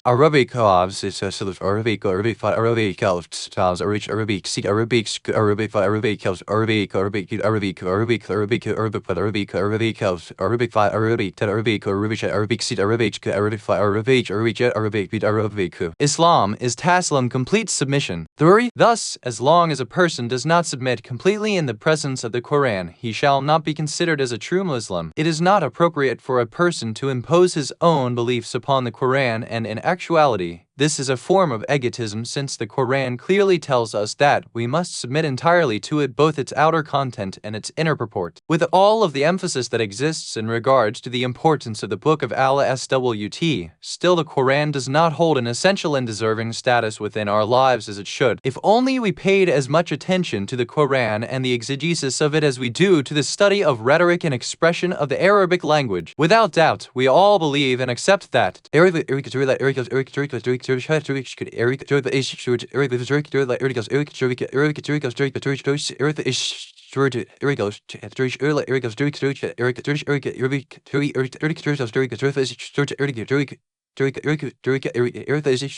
is nothing wet or dry except that it is recorded in the manifest book. 6:59. There are people, such as the Wahhabis, who only give importance to the letters of the Quran and exert much efforts to recite it properly, however they have nothing to do with its contents. When the reciter of the Quran recites many verses of the Quran in one breath, they would shout out, Allah, Allah, as a form of encouragement to the reciter. However, when the moving verses regarding the Day of Judgment are recited, since the reciter did not recite then in one breath, there is no encouragement. Truly, amongst us, the Quran is oppressed. The Quran must be our textbook, and we must have discussions on the exegesis of this book such that we sit and see what it is that the Quran has to say to us, not what we have to say about this book. The important point is that we must have firm belief that the more work that is done on the Quran and its understanding, the more we will be granted a divine light, purity, and a new understanding of this book, as the illumination of a person's mind comes about when he works with the Quran. There are three important responsibilities which must be fulfilled in regards to the Quran: recitation, understanding the contents, and more important than all, acting upon the contents. What? Bihar al-Anwar, Vol. 74, pg 177. There is a long discussion in relation to the tests of Allah SWT, however we shall allude to just some of its angles at this point. Why does Allah SWT need to test people? Isn't the process of examination enacted so that we can recognize and have a better knowledge of those people or things which are unknown and obscure to us, and so that we can judge the level of a person's lack of knowledge? If this is the case, then Allah SWT, whose knowledge encompasses all things and who knows all of the inner and outer secrets of everyone and everything in existence, is already aware and knows everything, so then why test us? Is there something that is hidden from him that he must test us to bring it forth? The answer to this important question must be sought out from the Islamic sources. When we refer to the books written on this topic, we see that the meaning of examination in relation to Allah SWT has a different meaning to the examination which we understand in this physical world. For us, the examination process is so that we develop a better understanding and so that we can remove any sorts of doubts and ignorance. However, in relation to the tests of Allah SWT, it is a form of nurturing. In reality, the test of Allah SWT is similar to the work which a horticulturalist, who has a great deal of experience, carries out, in which he would place the ready-to-grow seed into the ground which has been made ready for sowing. This seed, by making use of the natural gifts of water, light, etc., would start to grow and develop. During all of its stages of growth, it would fight against the challenges which it comes across and would battle with various things happening around it, such as the strong winds, the cold weather, and the burning heat of the sun. It would then stand strong until a beautiful flower blooms from its branch, or until a huge tree full of fruit is brought forth, so that it is now able to continue its life on its own and put up with all sorts of difficulties which it may come across. When soldiers want to look strong and powerful in terms of their military prowess, they go forth in military maneuvers and simulated wars and challenge themselves with thirst, hunger, heat, cold, difficult circumstances, and demanding impediments, so that they can be conditioned and tempered, and this is the meaning of the examinations of Allah SWT. The tests of Allah SWT are universal, seeing as how the order which is present in the life of the world of existence is one of a spiritual evolution to reach perfection and cultivation of the spirit, and all living creatures which exist are traversing this path, and even the trees bring forth their hidden potentiality when they bear fruit. We see that starting with the prophets and reaching to all other people. According to the general law of a spiritual evolution, all must face the divine tests and must make use of their talents and abilities in order to blossom and bloom and to reach to perfection. 3. The ways of testing. The verses of the Quran 1 and bring forth many examples of people who have been tested, and it clearly mentions their trials, which include fear, hunger, loss of their wealth, death of their children, and even death of the prophets. In addition, the commandments of Allah SWT, and generally speaking from the point of view of the Quran 1 and even some dreams, are all a part of the testing process of Allah SWT. In general, all of these things can either be good or bad, and all of them are classified as tests of Allah SWT.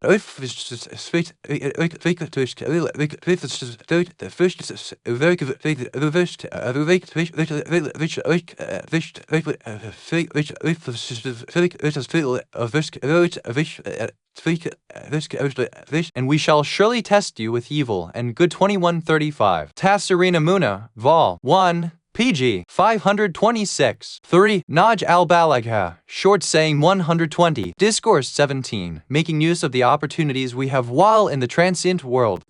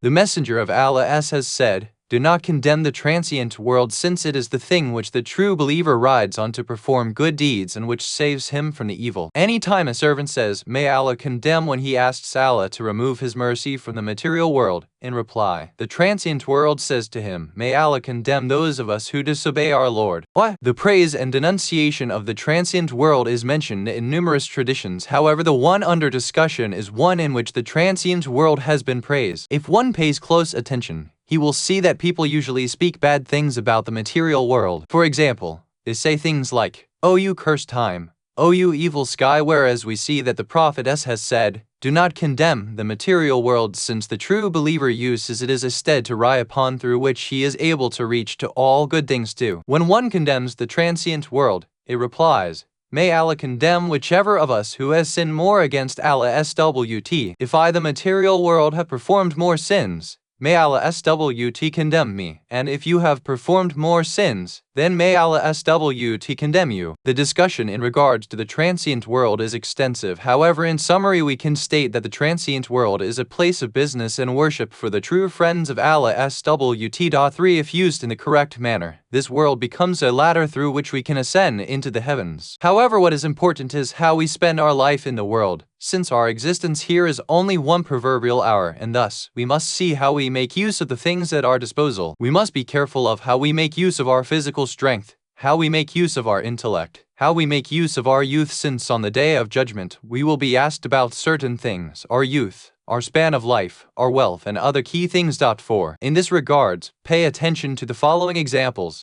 As it has been narrated, the blow which the commander of the faithful, Ali ibn Abi Talib, struck on Umar ibn Abjuad either on the day of the Battle of Khandak or the Battle of Azab, was greater than the worship of the jinn and mankind. In striking this blow, did Imam Ali make use of something which was not from this material world? At that specific instant in his life, he made use of his sword and the power of his arms, and Islam, which was up until that point in a state of lamentation, was saved. At that decisive moment of history, his blow was the secret behind the continuation of Islam. Thus, the transient world in which a person can perform a deed which would be better than the worship of all the jinn and mankind is not something bad. 2. Abdul Rahman ibn Muljamuradi and Shimr ibn Dihil Joshan also made use of the same transient world, their swords and the physical power which they possessed. One of them did his deed in the Masjid of Kufa and killed the commander of the faithful, Ali ibn Abi Talib, while the other carried out his act in Karbala, killing Imam Hussein ibn Aliyah. Thus, because of their deeds, they became the worst and most unfortunate of people in all of history. What is the difference between these two examples? The difference lies in the way that these people used the same tool at their disposal, the transient world. In the short span of a few hours, the martyrs of Karbala reached to the highest station of nobility possible both in the transient world and the next life. In addition, we see what divine blessings were conferred upon them, as their actions on that day serve as the foundation for all Islamic movements and revolutions. Therefore, the transient world is an asset whose worth we must recognize, and it would truly be a shame if we did not make use of this great worth and blessing. If during our youth we knew and understood the abilities and intelligence which Allah SWT had given us, then we would have reached to great heights, since the transient world is a collection of various amenities which we can make use of for this world and the next. In regards to the tradition under discussion,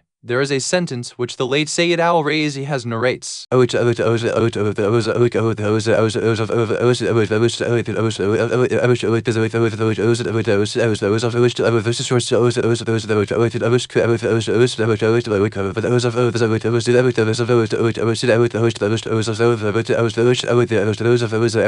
people say that the time period which they are living in has become corrupt. Rather, it is they themselves who have become corrupt, as the time has not become corrupt. In other words, people are saying that the transient world has become very bad, whereas it is not the world itself that has become bad. Rather, it is us who have not made good use of it. The sun shines, the moon reflects the sun's light, The rain falls, the earth continues to produce its bounties, the person's heart continues to work, etc. These are all not bad things. Rather, it is humanity who misuses these things. Therefore, the reason why the transient world is denounced by people is because they have used in an incorrect manner. The sword is something bad if it is placed in the hands of Ibn Muljam. However, it is good if it is in the hands of Imam Aliyah. In summary, it is the assets, goals, and outcomes of the material world which are the most important things to keep in mind. 5. 1. Bahar al-Amwar Vol. 74, pg. 187.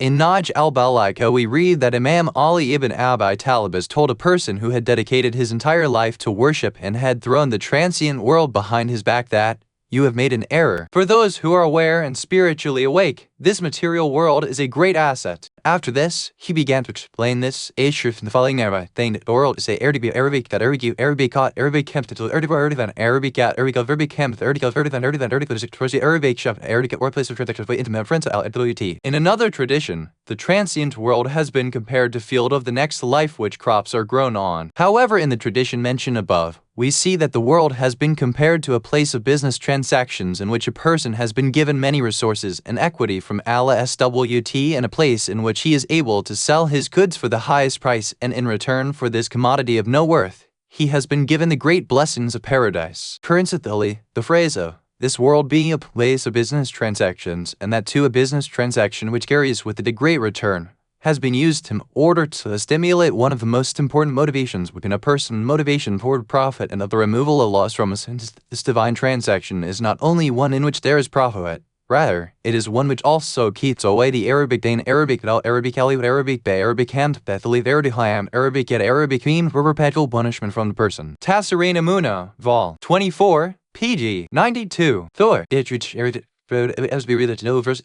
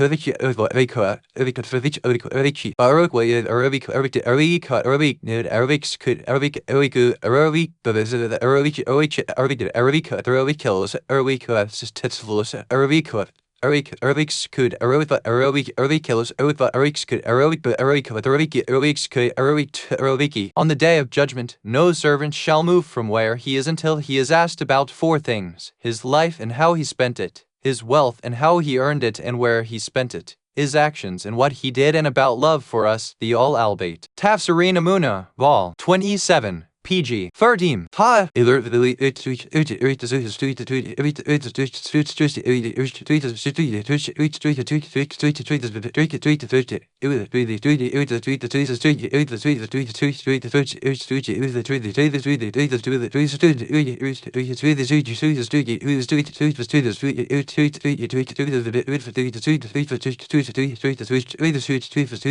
Discourse 18.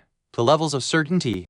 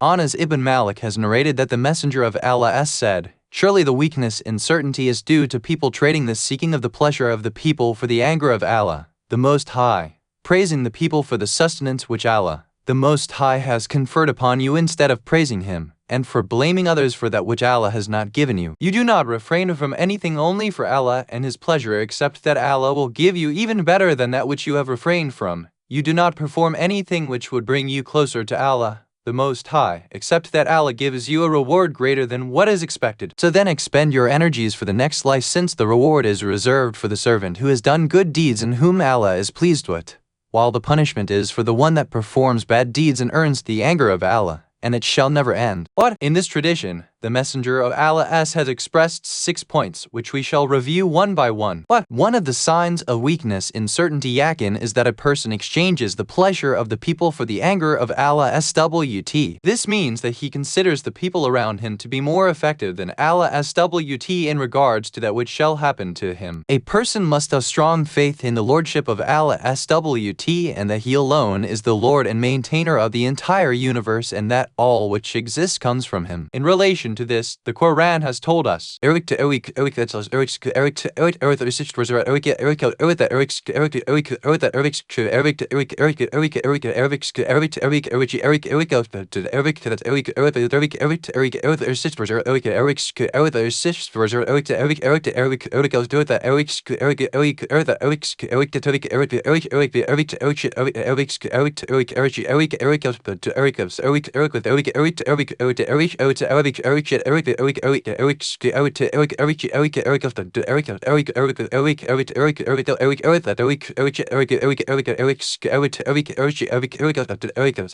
He gives of his kingdom to whom he pleases, and he prevents his kingdom to reach whom he pleases, and he grants honor and respect to whomever he pleases, and he abases whomever he pleases. 326. It is for this reason that we must always have the following thought in mind. Since I know that the one who provides me with sustenance is Allah SWT alone, thus, I do not fear anyone other than him, and I will not humiliate myself in front of anyone if he helps me, and even if the entire universe was to be against me, still they could not do a thing to harm me. Therefore, when we see people humiliating themselves in front of others, we should know that this stems from a weak sense of certainty which has taken over them. Certainty has various degrees and levels to it, and these various levels have an effect on the way a person acts in his life, as actions are a reflection of our inner belief. Therefore, the stronger a person's inner beliefs are, the purer his actions will be. Most of the time, the spiritual contamination in our actions is due to a contamination of our theological beliefs. It has been said that all things, even the ethical teachings and the branches of the religion Furu ad-Din, must be put in order through our principal beliefs Usul ad-Din, and this is because of the reason mentioned above. Certainty has 3 levels to it. 1. Ilmul yakin, the knowledge of certainty. 2. Ainul yakin, the eye of certainty. 3. Hakul yakin, the truth of certainty. In order to better understand these 3 levels, think about the following example. Sometimes a person sees smoke bellowing him somewhere, and through this, conclude that there must be a fire. This is referred to as ilmul yakin, the knowledge of certainty. It is possible that he may even see the fire itself, and this is referred to as ainul yakin, the eye of certainty. And sometimes the person would experience the fire with all of his senses, and this is referred to as hakul yakin, the truth of certainty. In other words, sometimes the proofs are logical, other times, the proofs are that which a person sees with his own eyes through employing his senses, and sometimes the proofs are through trial and experiment. 2. In relation to the wealth of the orphan and misappropriation of it, we see that there are such levels of certainty, and thus the Quran states,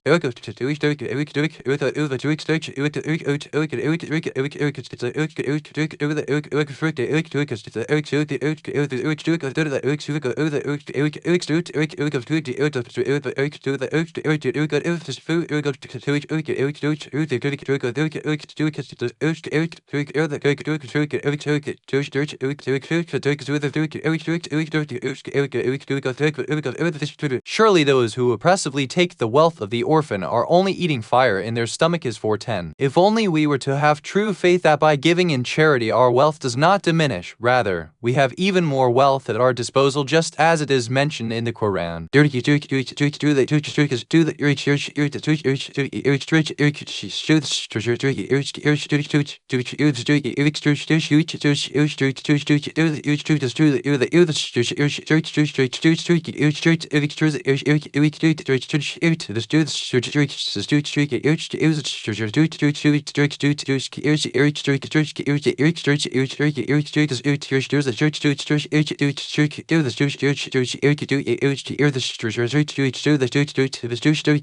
The example of the person who spends his wealth in the way of Allah is similar to the seed which grows 7 ears, and in every ear there are 100 seeds, and Allah adds the blessings to whomever He pleases. 2:261. If our level of certainty was at this level for all things in our life, then we would never come close to sinning. The higher level of certainty can be described as such, keeping in mind the verse dealing with orphans that was quoted above, that even if the best fruits which were the property of the orphan were to be placed beside a person, while fire was to be placed on the other side, in a person's estimation, both would be equal to one another. Thus, just as he would keep himself away from the fire which is comparable to the wealth of the orphan, so too he would keep away from the good fruits which are not his property. Thus, we must seek to strengthen the foundations of certainty, and some portion of this strengthening must be sought from Allah SWT through prayer and supplication. In addition, we must request the supreme level of certainty through showing humility in the middle of the night in the prayer and say,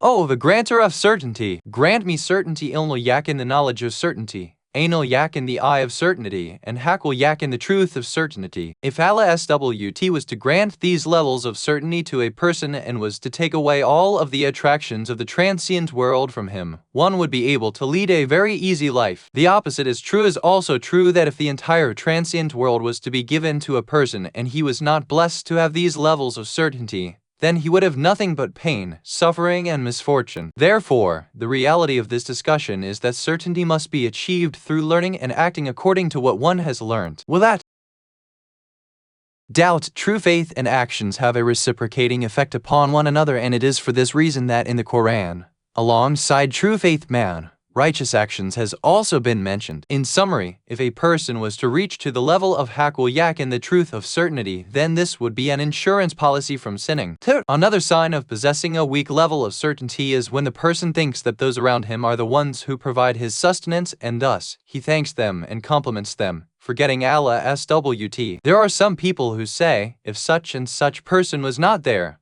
I would have been unable to do anything, or if such and such person was not there, I would have died of hunger. Sometimes the words of such people take on the contamination of polytheism when people say things like, first Allah, then you, where they put another person alongside Allah SWT. However, the truth is that no comparison can be drawn. Where is the servant and where is the master?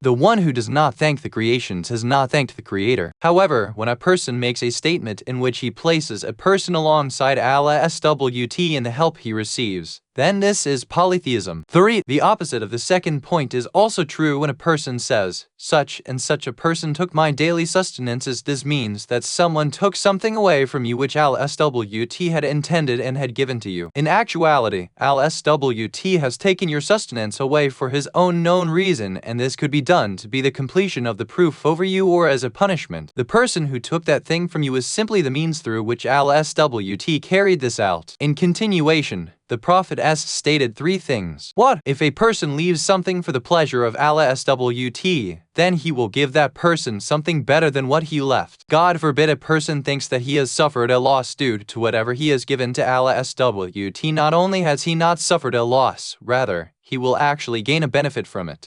If a person performs all of his actions for Allah SWT, then he will grant that individual an even greater reward. 3. A person's struggles should be for the next life, since the divine rewards and punishments are everlasting. The Quran tells us,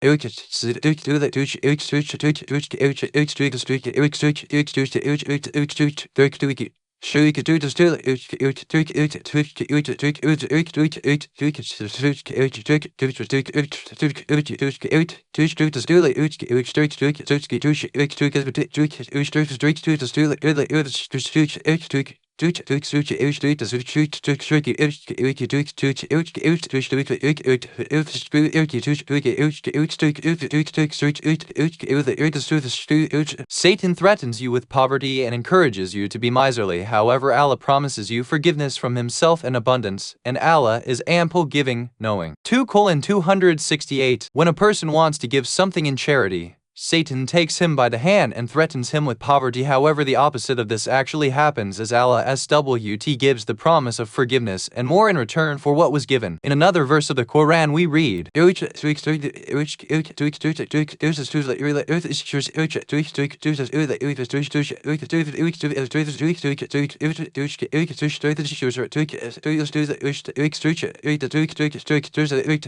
Allah does not bless usury, however he causes charitable deeds succeeds to prosper 2:276. In addition, in yet another place in the Quran we read,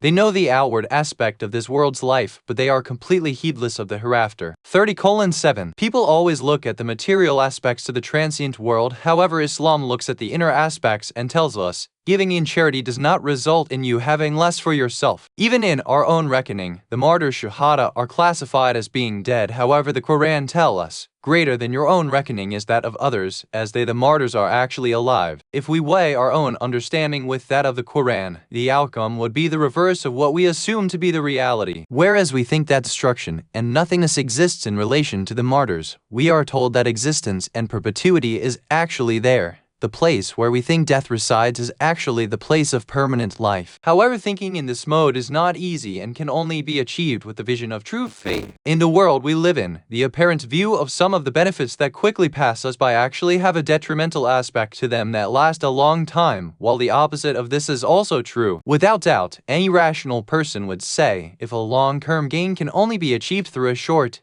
yet difficult action, then that action which is accompanied by difficulty must be performed. If one was to be completely cured of his sickness, albeit in the future, by going through an operation right now, he would definitely welcome that operation. Sometimes in the face of a tasty but fat-filled food, a person would say, I have a cold right now and thus, I will pass up this good-tasting food, whose taste shall only last briefly for the betterment of my own health, which shall remain for a long time. Thus, why do we not act in such a logical manner in relation to the next life? Is it that, may Allah SWT forbid, we do not have the same level of certainty in regards to the next life as we do for the life of this world? Do we accept what has been mentioned in Discourses in regards to the punishment of the next life? On the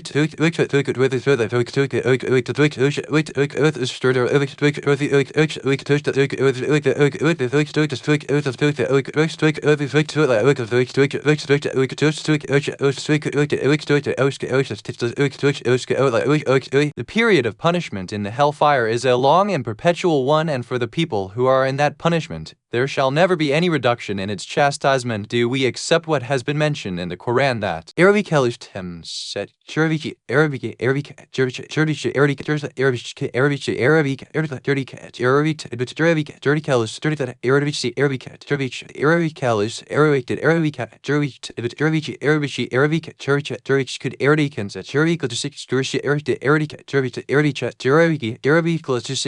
surely the earthquake of the hour is a grievous thing. 22:1.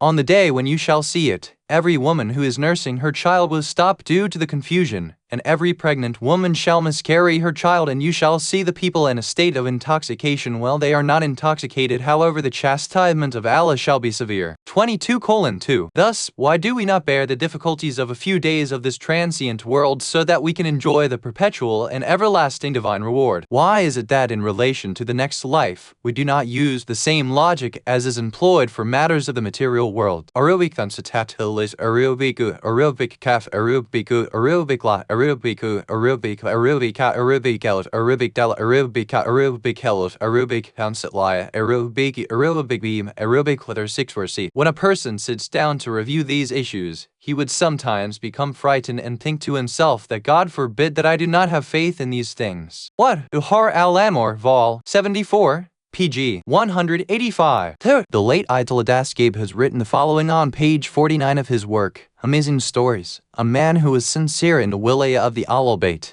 Aka Mirza Abul Qasim Tartirani, has narrated from the great scholar, the late Hajj Sheikh Abdul Nuri, who was one of the students of the great divine thinkers, the late Hajj Mullah Hadi Sabzwari, that in the last years of the life of the late Hajj Mullah Hadi Sabzwari, a person once came into one of his classes and informed him that a person who was alive was found in the graveyard with half of his body in the grave while the other half of his body was outside of the grave. This man was continuously staring toward the sky, and however much the children who were playing around tried to pester him, he would not pay any attention to them. Hajj Mullah Hadi Sabzwari said, "I myself must go and see what is happening." When Hajj Sabzwari went to the graveyard and saw the man, he was amazed. He went closer to the person and saw that the man was not even paying attention to him. Hajj Mullah Hadi Sabzwari says, "Who are you and what are you doing? I don't think you are crazy, however the way you are acting is not the way of an intelligent person." In reply, the man said to him, "I do not have knowledge of Islam and the world and am a uniformed person, however I have firm belief on two things. The first is that I know that there is a grand creator who has created me and the entire world of existence, and I must not be negligent in recognizing him and worshipping him. The second thing is that I know that I will not remain in the transient world forever and that I must go to the other world, however I do not know what my state shall be in that world. Oh Hajj Mullah, I am in a state of total desolation and confusion such that the people think I have gone insane. Since the people consider you as a scholar for the entire Muslim community and you possess much knowledge, please tell me, why do these people not even have an atom's weight of grief in relation to the next life and are negligent of this?" This admonition felt as an arrow piercing the heart of Hajj Mullah Hadi Sabzwari, and it has been narrated that Hajj Mullah returned back in a completely changed state, and whatever amount of his life which remained was spent in the pondering of the travel of the next life and how to acquire the goods needed for that journey, which is full of dangers, and he continued in this way until he left this mortal world. Therefore, whatever rank a person is at, he is still in need of hearing counsel and advice. If we know what we are hearing,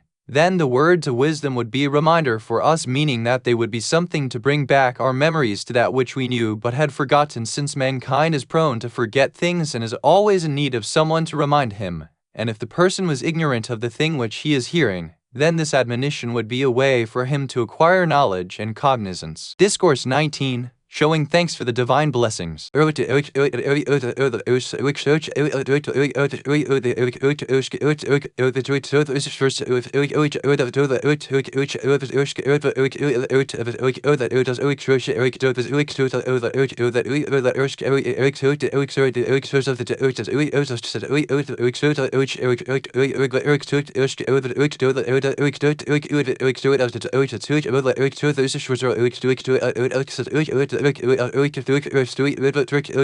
It has been narrated from Imam Jafar ibn Muhammad al-Sadiq that it has been written in the Torah thus. In reality, this is what is known as a hadith Qudsi, that there is no end to the divine blessings if thanks are given for that blessing, and there is no longevity for that blessing if ingratitude is shown to it. But many of the divine bounties that a person has at his disposal actually go from hand to hand through a complex series of intermediaries and agents until it reaches the person. Therefore, in reality, we only see the outcome of all of these agents and what part of the divine plan they are responsible for. For example, the shirt which a person wears is a blessing from the many combined blessings of Allah SWT. Many people and various items have been put together so that this blessing would reach the person. There is a person who plows the land and grows the cotton, another harvests the cotton. A factory processes the cotton and makes thread and yarn from it. Yet another factory takes the thread and makes the cloth. Others extract iron from the ground and make the machinery needed to make the shirts, and thus there are thousands and thousands of people who were responsible for making one shirt. In addition to this, there is also the knowledge and experience which has gone into making all of these factories, which have come about through thousands of years of human trial and experiment. The theological seminaries Hazatul Elmiya, which the Muslims have access to, is also the result of the struggles of countless people. Many people became martyrs shahid so that this blessing would reach us. If we were to sit and calculate the time it took those who laid the foundation stones for the Haza and the great scholars who went through great difficulties to expand and develop the Haza to where it is today, we would see that it is the outcome of more than 1,000 years of hard work. If we think upon this issue mentioned,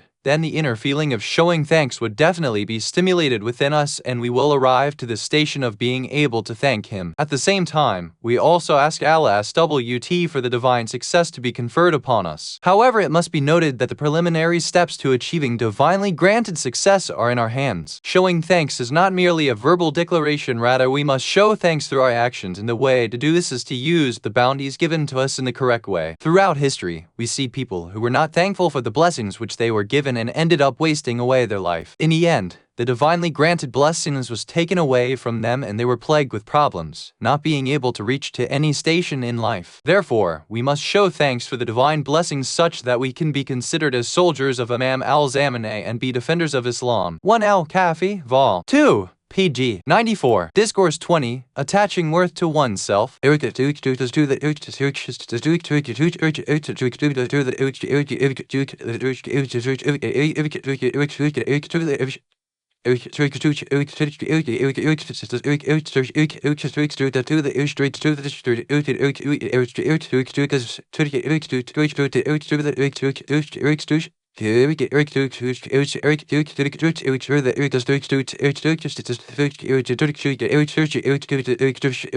It has been narrated from the commander of the faithful, Ali ibn Abi Talib, that, do not consider yourself safe from the evil of one who does not consider himself as having any worth.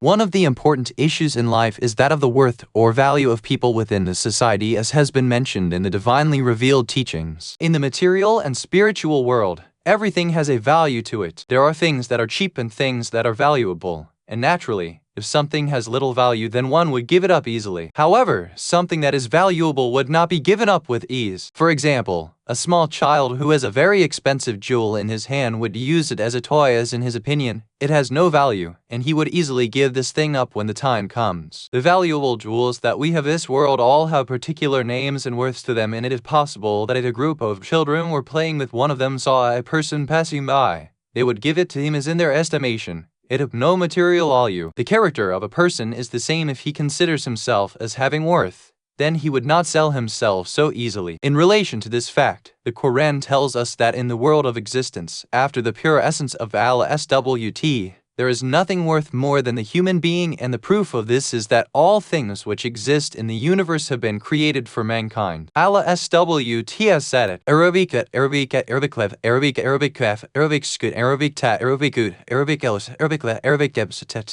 Arabic Arabic sheet Arabic skut Arabic law the situation Arabic at Arabic at Arabic kalfman to Arabic gems Arabic Arabic ple Arabic Arabic devs tet the list Arabic at Arabic if Arabic at Arabic led Arabic Arabic kaf Arabic at Arabic way Arabic Arabic at Arabic at Arabic la Arabic at Arabic af Arabic skut Arabic love there 6 verse Arabic ta Arabic Arabic kaf Arabic at Arabic lev Arabic Arabic f tet the list Arabic at Arabic Arabic at Arabic lev Arabic Arabic law there 6 verse Arabic law there 6 verse Arabic law there 6 verse Arabic. Yeah, I created all the things in the universe for you, and I created you for me. In addition, we see that the highest creations of Allah SWT, the angels, were ordered to prostrate towards Adam.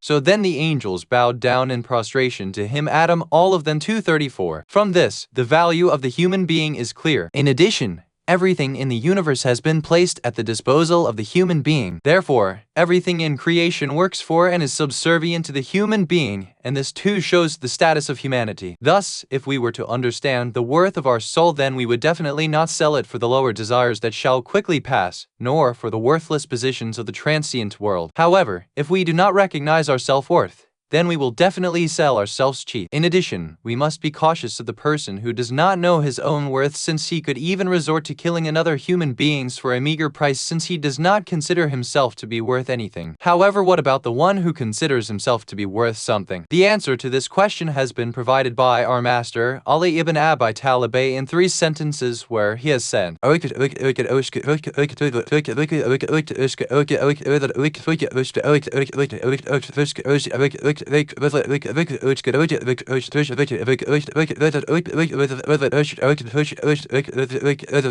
The one who considers himself to be worth something will not weaken himself through his lower desires. The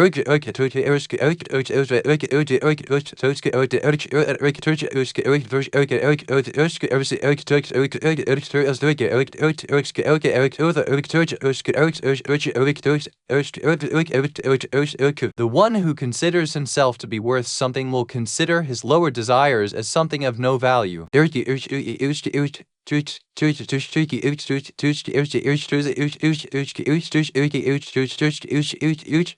It is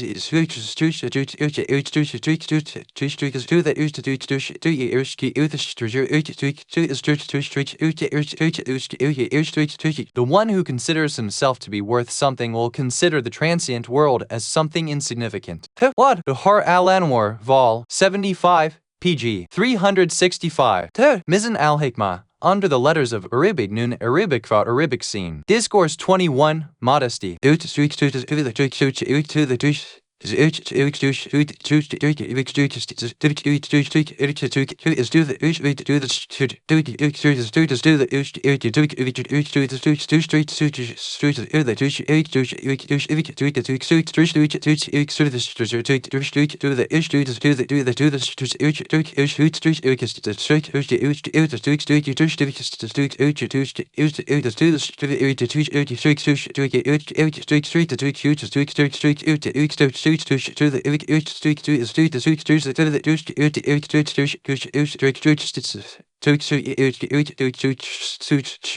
has been narrated that the commander of the faithful, Ali ibn Abi Talib, said, "The reward given to the mujahid soldier who dies in the way of Allah is no less than the one who has the ability to perform a sin, however does not perform it. It is close to being that the person who has modesty is actually an angel from amongst the angels." Why? In Islam, the status of the martyr shuhada is something very high, and there is no status greater than this. In addition, the verses of the Quran present a visage of the martyrs which has not been presented for any other person. Do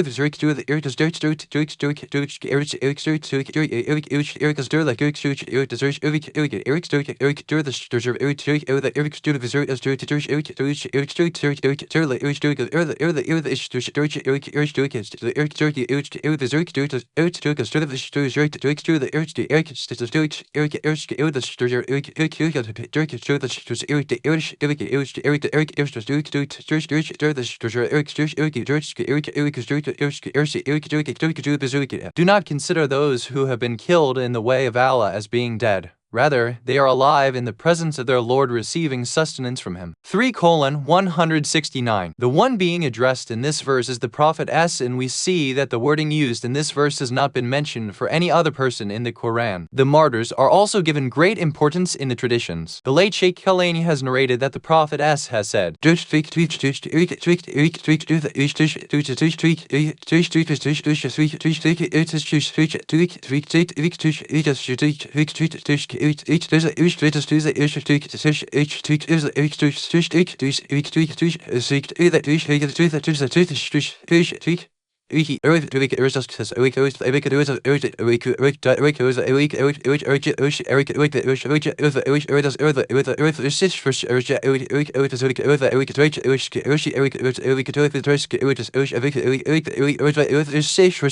above every goodness is another goodness, until that time that a person is killed in the way of Allah. So then when he is killed in the way of Allah, then there is no other goodness greater than this. There is also a statement given by our Master Ali ibn Abi Talib in the letter he wrote to Malik al-Ashtar, in which he stated,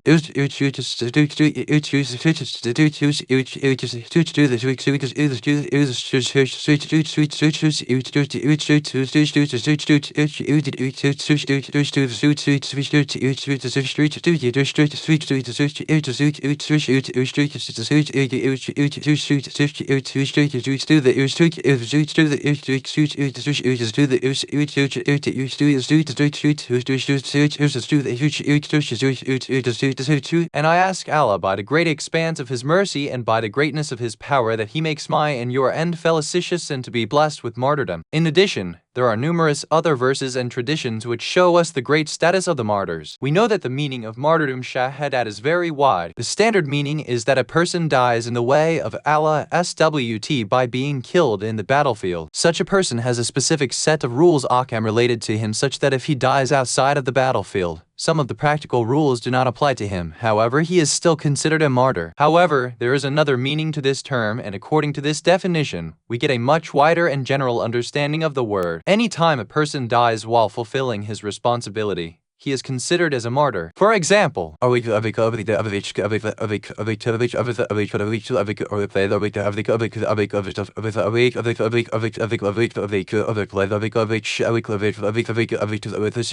person who dies without his wealth is a martyr.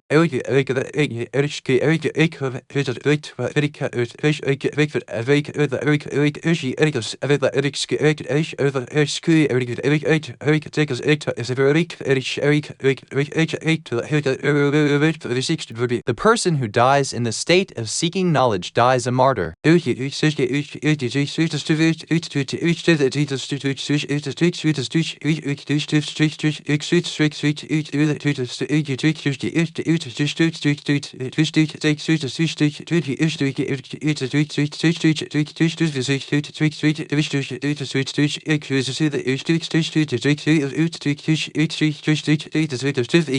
person who dies on his bed while having cognizance of the truth which has come from his Lord and the truth of his messenger dies a martyr. In addition, women who die while pregnant are classified as Arubikbim, Arubika, Arubikeluf, Arubikta, Arubika, Arubikta, Arubikskun, Arubichi, Arubika, Arubik, Arubiki, Arubikat, Arubikdal, Arubikat, Arubitet, man, but the Arabic, there's 6 forbid. She has died as a martyr. The traditions also tell us that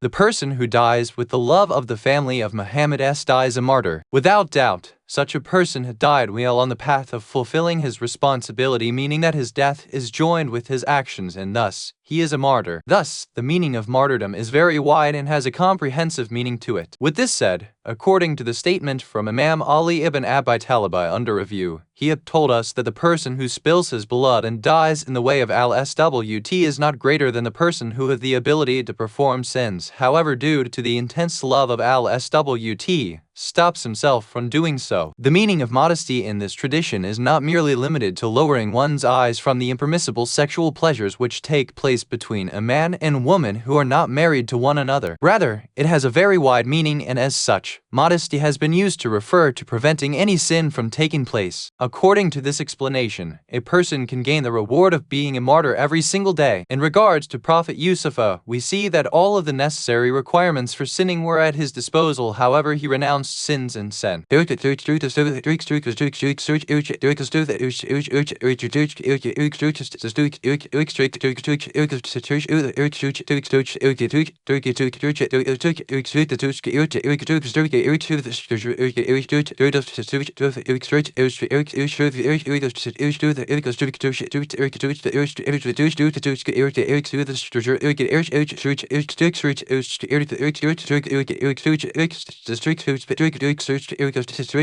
He said, "My Lord, the prison is dearer to me than that which they the women invite me toward, and if you do not turn their wicked plots away from me, I will yearn toward them and become one of the ignorant sinners." 1233. From this, we learn that Prophet Yusuf believed that, "What? I know that if I renounce sinning, I will be thrown into prison. However, the prison is much better for me than that which these women are calling me to do. O Allah, I resign myself completely to your will."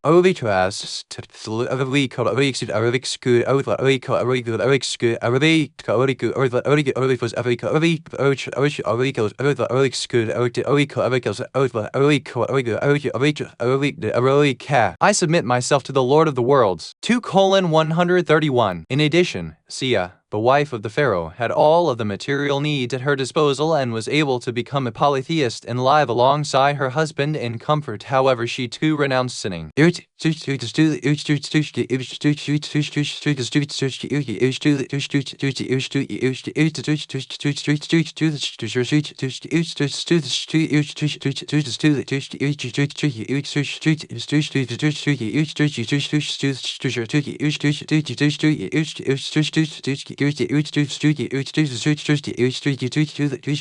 My lord, build for me a house with you in the garden and deliver me from Pharaoh and his doings. 66:11. People such as these are granted the status of a martyr. The proof of the statement is that since the greatest jihad, the jihad with the soul, and a person who is in battlefield of the major jihad is just like the person who is in battlefield of the minor jihad, rather, he is greater than them, that he too must be a martyr just as the one who takes part in a minor jihad. The path of Allah SWT, reaching to closeness to Allah SWT, attaining a rank of the righteous people and the status of witnessing shuhad is a clear path. However, it is very difficult to traverse. We must resign ourselves entirely to Allah SWT, especially while living in this day and age in which the ways to sin are many and close within reach. We must strive to ensure that ourselves, our families, and our society are all protected from this evil. 1. Naj al-Balagha, short saying 474. 2 al-Kafi, vol. 2. PG 348. Discourse 22. Misguidedness.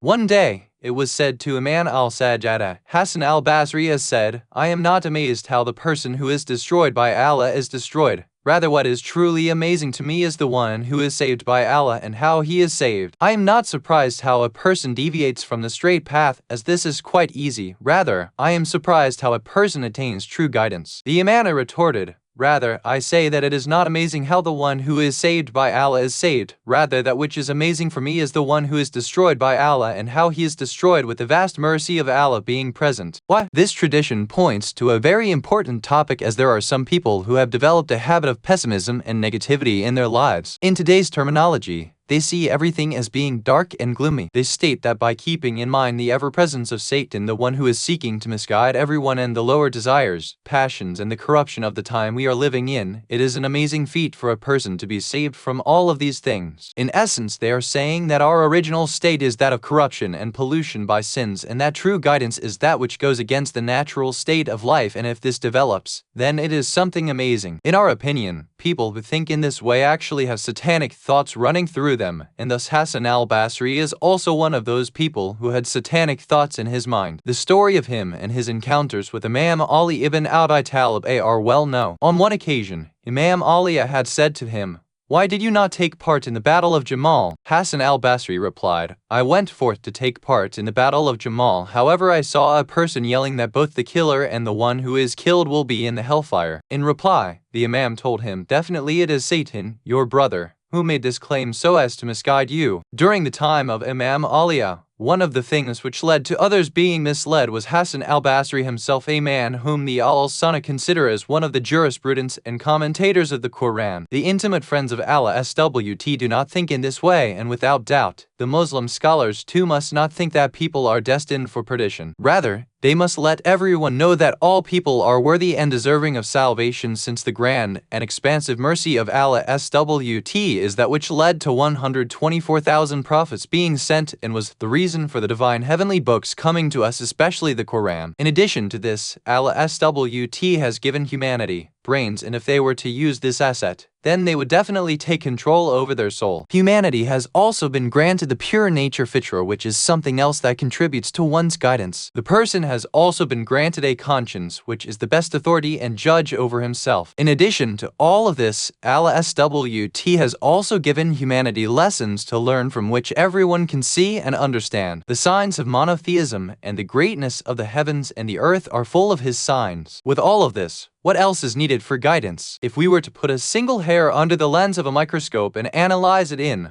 we would see that one strand of hair is enough to recognize Allah SWT. Thus, what can we say about the eye, heart, and brain and the great way in which they have been designed? In addition, what about the plants and the over 15,000 different types of animals which live in the oceans, rivers, and seas? All of these things point to Allah SWT and are a way for us to gain guidance. Imam Musa ibn Ja'far al-Qadima once told Harun al-Rashid,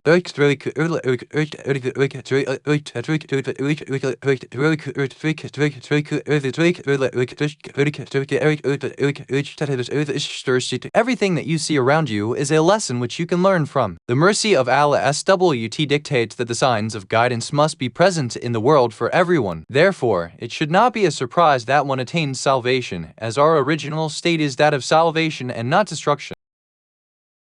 One of the forms of the evil whispering of Satan that affects young and old and even affects some of the religious scholars is when one says that this present time has become corrupt. Such people give up all hope and feel that they have no responsibility left, as they cannot do anything to change the time they are in. In reality, thinking in this way is merely the act of passing the buck, removing the responsibility from one's own shoulders and placing it on someone else's, and looking at the world in the eyes of Hassan al-Basri by stating that it is not possible for mankind to attain salvation, which is incorrect. The true believer must be just like Imam Ali ibn al-Hussein al-Saddati and must say that it should cause no surprise that people are saved from destruction. Rather, the true surprise is when a person becomes misled. Therefore, we must always be looking forward to salvation and work hard for this. We should think about the period of the Bani Umayyah, since their era was actually better than the period in which we are living today. It was a period full of spiritual darkness, however, at the same time, it is still said that it would not be a difficult time. We pray that we are able to understand this lesson from Imam Ali ibn al-Hussein al-Sajjadi, and that we do not seek to remove ourselves from the responsibility which Allah SWT has placed over us. 1. Bihar al-Anwar, Vol. 75, pg. 153. Discourse 23. Jihad against the soul. Imam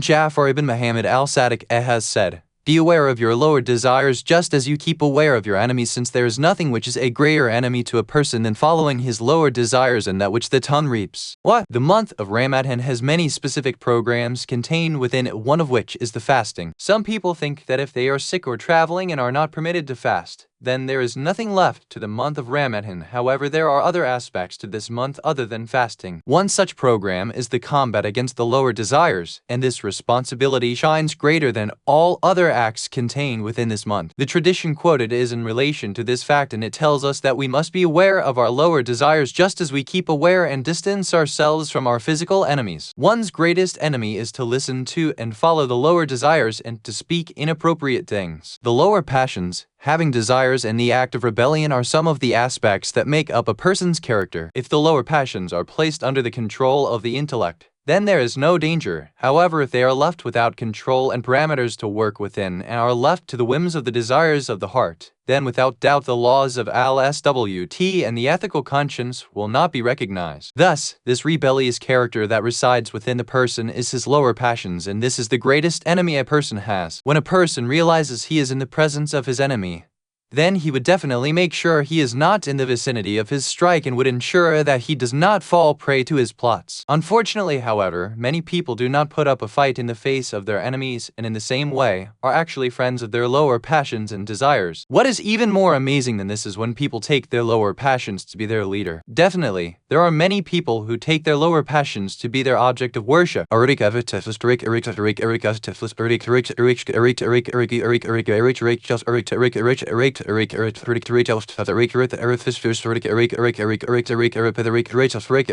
Have you seen the person who takes his lower desires as his lord? 2543. Therefore, sometimes it is possible that a person would humble himself in front of his own lower desires. One of the branches of monotheism, Tawhid, is Tawhid in obedience to Allah, SWT. The person who is a Muwahhid believer in monotheism is the one who obeys none other than Allah, SWT. The obedience to the Prophet S, the Imam, one's father and mother and marja taqlid are all done through the command of Allah, SWT. Thus, if we obey others alongside Allah, SWT, then we have transformed our actions into polytheism, shirk in worship. Sometimes, the lower desires actually transform our heart into the house of idol worship. The heart in which only Allah, SWT, must be present is sometimes contaminated with various idols such as the love of wealth, status, our children, and other things.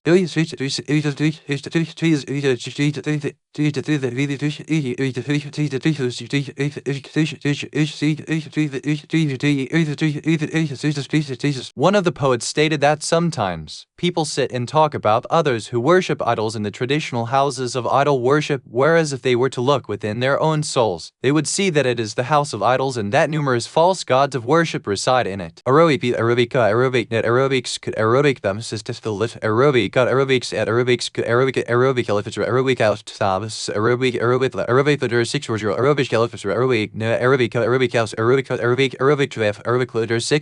Aerobic cut aerobic draft aerobic cut aerobic del aerobics good aerobic aerobic aerobic aerobic cut aerobic del aerobic cut aerobic aerobic. A tradition tells us that the person who listens to one who tells him something has actually worshipped the person. If the person speaking is extolling the words of Allah, SWT, then in essence he has ended up worshipping Allah, SWT. However, if the person speaking extols the words of Satan, then he has ended up worshipping Satan. Thus, if we listen to what our lower desire tells us to do, then in reality, we have worshipped it. The actions during the month of Ramadan are in place for this reason, so that we are able to recognize our enemies and remove them and to purify the society. The number of sins we commit should come down significantly during the month of Ramadan, even if we cannot fast, since fasting is only one way to fight against the lower passions and desires. At this point, there are some issues mentioned in the tradition which must be noted. 1. The tradition uses the phrase Arabic alif tat hamza, Arabic hat, Arabic bel, Arabic hat, Arabic wow, Arabic alif, or to be aware, and does not say, do not obey the lower desires. When one is aware of something, it means that he is always alert and conscious of what he is doing such that he does not fall prey to the lower desires, and this is a much higher level than just saying not to follow something. 2. The tradition also uses the phrase Arabic hamza tastalif, Arabic dana, Arabic dal, Arabic alif, Arabic hamza, Arabic lam, Arabic kat, Arabic gene, Arabic alif, Arabic lam, or an even greater enemy to a person, and in our opinion this person refers to the one who possesses character and true faith. Thus, this part of the tradition means that the greatest enemy for the true believer is his lower desires and passions, and he must fear this enemy more than all others. There is a well-known tradition which may also relate to this tradition under discussion, which states one of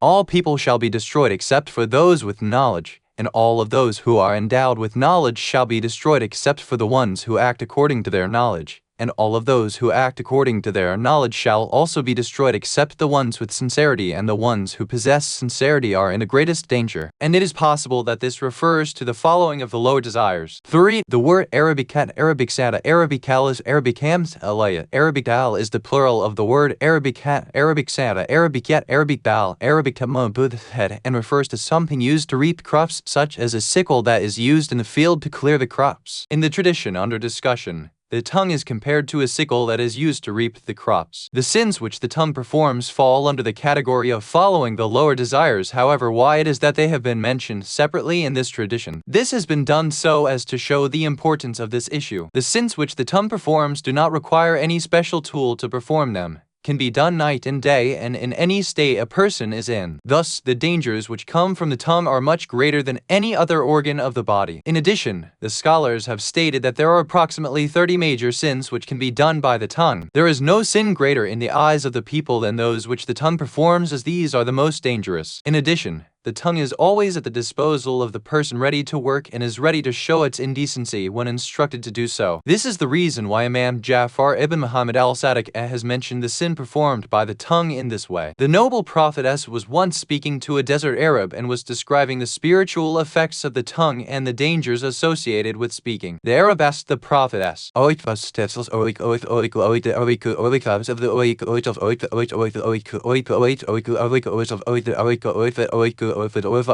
shall we be taken to account for what we say? The noble prophetess replied,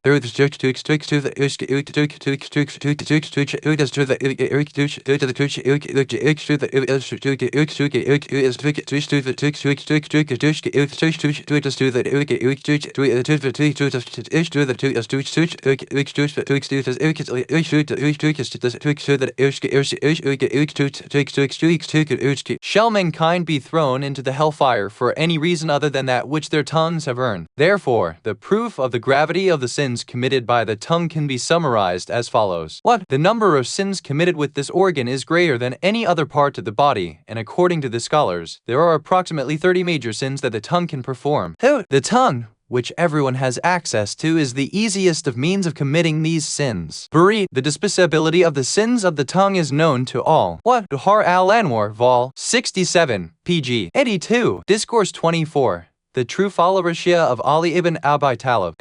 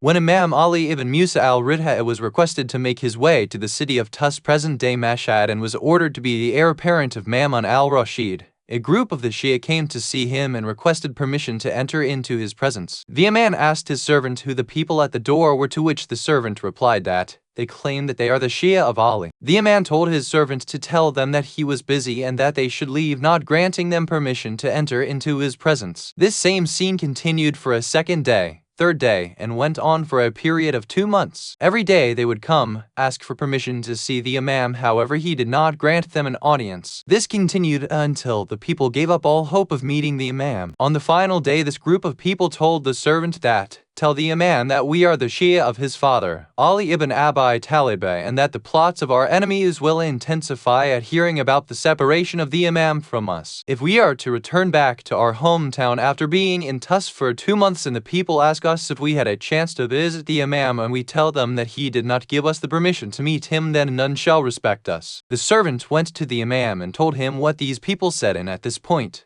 the Imam permitted them to meet him. After they entered into the presence of the Imam and greeted him, however, he did not reply their greeting. They desired to sit down, however, the Imam did not give them the permission to do so. The people began to cry, and while standing said, "O son of the Messenger of Allah, what have we done to you that you are acting in this way towards us?" The Imam replied, "You claim that you are the Shia of Ali, whereas the true Shia of Ali are people like Hassan, Hussein, Abu Dihar, Salman, Miqdad, and Muhammad ibn Abu Bakr." These people replied, "We ask forgiveness. What else can we say?" The Imam replied to them, "Say that you are the lovers of Ali." When the people said this, then the Imam ordered his servant to show these people kindness. What? Truly, this tradition is one which should spiritually move us. We normally state that we Iran are the country of the true followers Shia of Ali ibn Abi Talib, whereas those who met and had close contact with the Imam are much better than we are. Thus, it is clear that the claim of being a Shia is something very high. In relation to the characteristics of the Shia, Imam Jafar ibn Muhammad al-Sadiq has stated that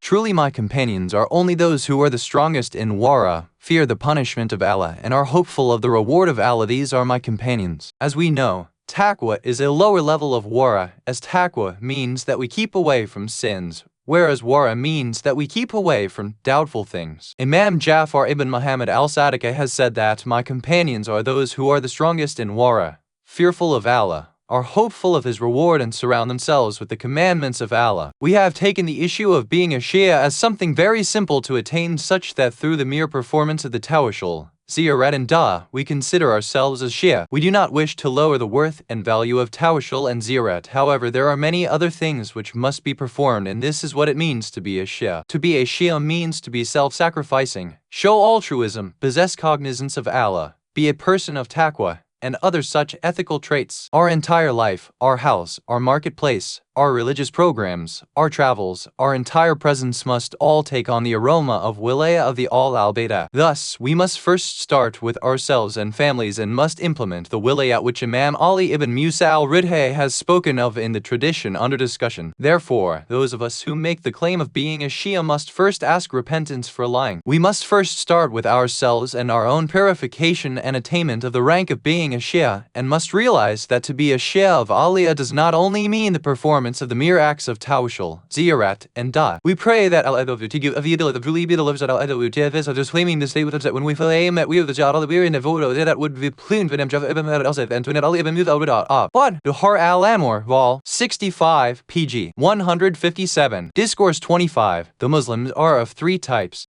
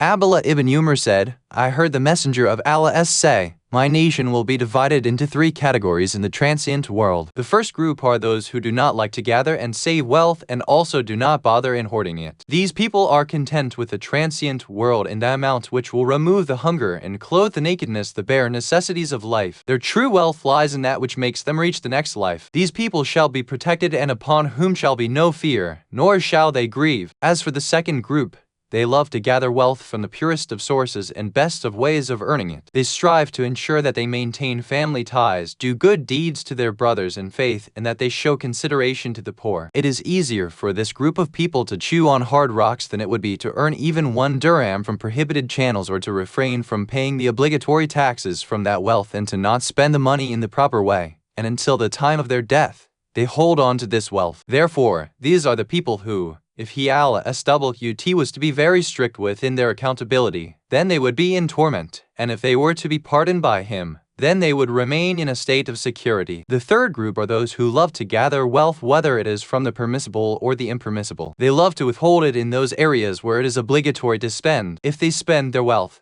they do so through being extravagant and wasteful, and if they withhold their wealth, then they do so through miserliness and hoarding of their wealth. Surely it is these whose hearts have been taken over by the transient world until the time when they enter into the hellfire due to their sins. What? In this tradition, the noble prophet has stated that his nation would be divided into 3 groups in the transient world. What? There is one group who have no love for wealth and do not permit themselves to hoard it. They are content with that amount of wealth which alleviates their hunger and covers their body, while their wants, anything above and beyond this, are reserved for the next life. Thus, they come into the world with a light load and leave the world with a light load. These people have no grief or fear of the past or the future. The second group are those who love to collect wealth, however do so from the permissible means. They use the wealth which they earn to strengthen the family bonds and in assisting their brothers in faith. They are vigilant when it comes to the poor and deal with them in the proper manner. It would be easier for this group of people to sink their teeth into a hard rock than to earn 1 dirham of wealth in a prohibited way. They pay all of their religious dues while the remainder of the wealth is kept with them. If Allah SWT was to be strict with them in the accountability of their wealth,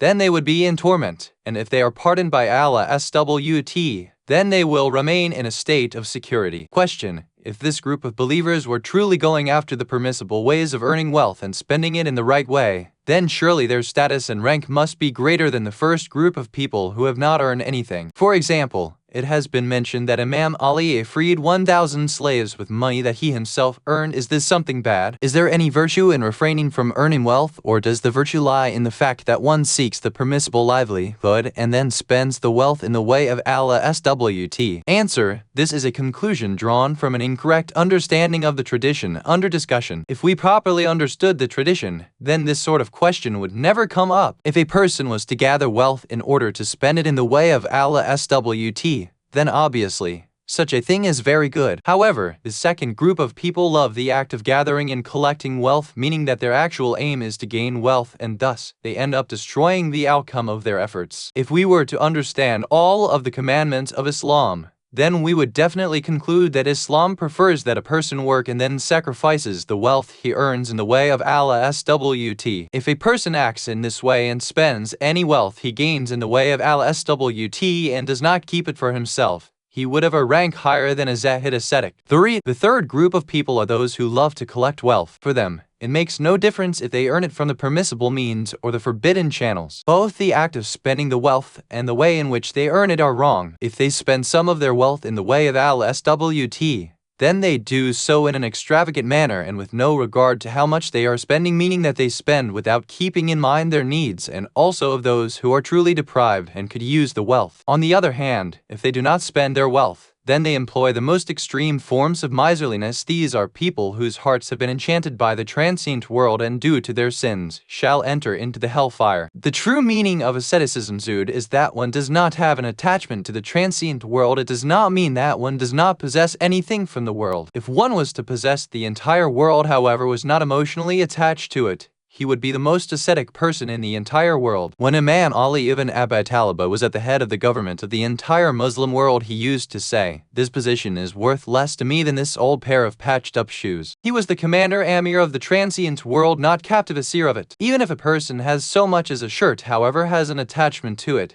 then that person is considered as one who is inclined to this world. 1. Bahar al-Anwar, Vol. 74, pg 184. There are various opinions which have been offered in regards to the two extremes of extravagance and miserliness with respect to wealth. There are some people who give such importance to this issue that they feel that wealth is the key to solving all of the troubles. It is amazing to see people who believe that they must gather wealth. For them, it is impossible to sit still and in the pursuit of wealth. They do not believe in following any conditions or rules. The permissible and impermissible are equal. Contrary to such people are others who do not pay even the least importance to money. They seek poverty and believe that there is esteem and honor in poverty. These people even believe that wealth is an obstruction to attaining taqwa, consciousness of Allah SWT and closeness to Him. However, in the face of these two beliefs, there is a belief which resides in between extravagance, ifrat, and miserliness, tafrit, which is promulgated by a group of people who make use of the noble Qur'an paragraph 1 and the Islamic traditions. They deduce that wealth is good to have, however, with the following conditions. What? It should be used as the means and not the goal. Wealth should not make a person an asir or a captive. Rather, it should make a person an amir or leader. 3. In addition, it must be gained through the permitted means and must also be spent in the pleasure of Allah SWT. When one has love and an attachment to such wealth, not only is this not considered as having love of the transient world, rather, this is actually proof for one having love and attraction to the next life. Tasirina Muna, Vol. 27. PG 219. Discourse 26. The angel of death visits every house 5 times a day.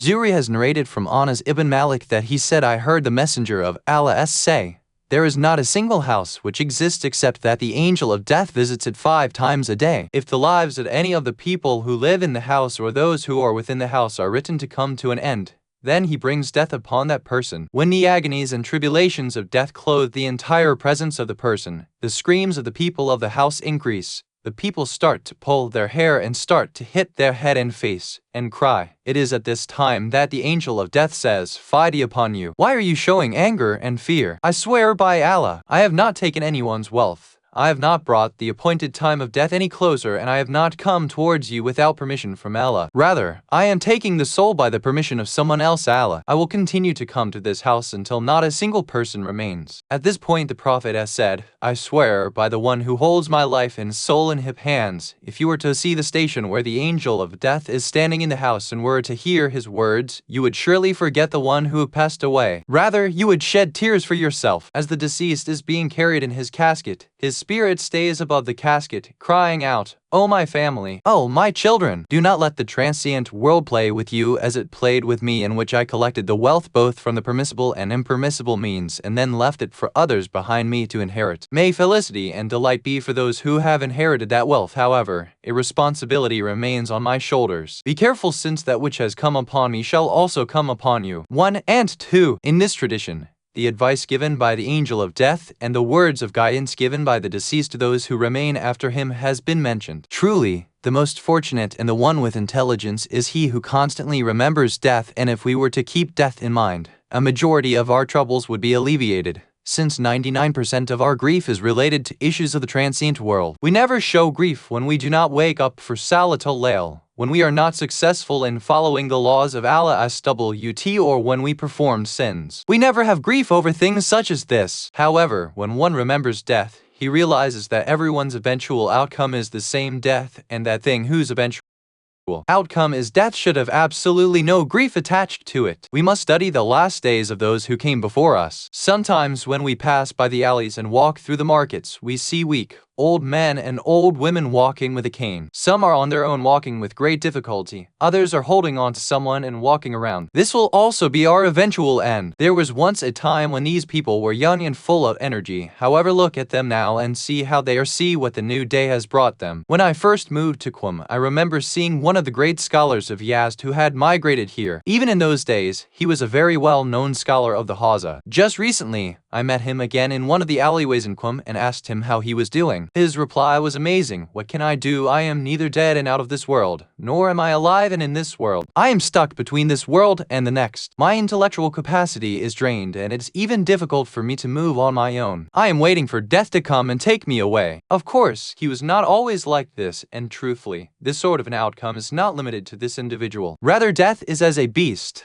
lying in wait at the door of every house. There are some people who die in their old age. Others leave this world in their youth. However, it is through remembering death that a person can become spiritually trained. If there was no death, then it would be very difficult to live. Thus, death is actually one of the grand divine blessings from Allah SWT. In these few days that we live in the transient world, we see what kinds of tumult and clamor people raise. Imagine if a person was to live for eternity. What state this world would be in. Bihar al-Anwar, Vol. 74, pg. 188. It has been related that during the time of the children of Israel Bani Israf 1L, one of the prophets passed by a graveyard. His companion said to him, "O Prophet of Allah, we want SWT to raise one of these dead people back to life so that we can ask him about how his life was taken and also to inform us of the questions asked by the two angels Nakir and Munkar." The Prophet of Allah rose his hands up in supplication, and after his prayer, his entire body turned black as if he had been burnt. A person came out of the grave and in a clear and eloquent voice said, "O people of this transient world, I died 90 years ago and still the bitterness of the experience of death has not left me. Therefore you who are still alive, do not fall into a state of negligence and keep aware of the permissible and the impermissible. Know the truth and the falsehood, since at this point when you are dead, having grief over these things will be of no benefit to you. Work day and night for your next life and prepare your supplies for the next life, since no one will come after you to give these things to you. You should know that all of you shall taste the drink of death." The Prophet of Allah said to this man, "O dead man, how were your actions while in this world?" The man replied, "O Messenger of Allah, I was a person of the transient world. I worshipped this world, had love for the world, and was voraciously busy in amassing wealth, although I also heard that in the next life that there will be such and such punishments. Satan, the accursed, took me away from the right path and made the material world beautiful in my eyes. Whatever I managed to collect,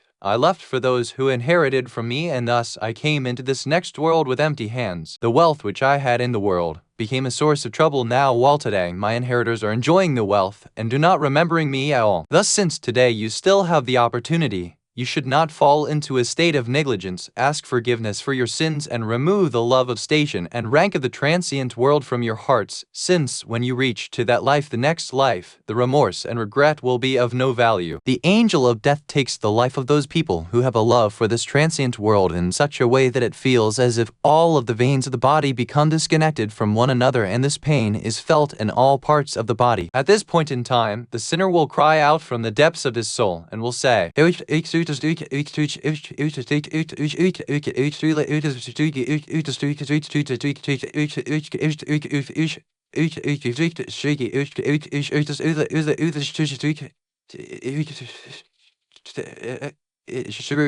woe to me, for what I fell short of my duty to Allah." 3956. Kiliyati Jami al-Tamthil, pg. 222. Discourse 27. Warnings and preparedness.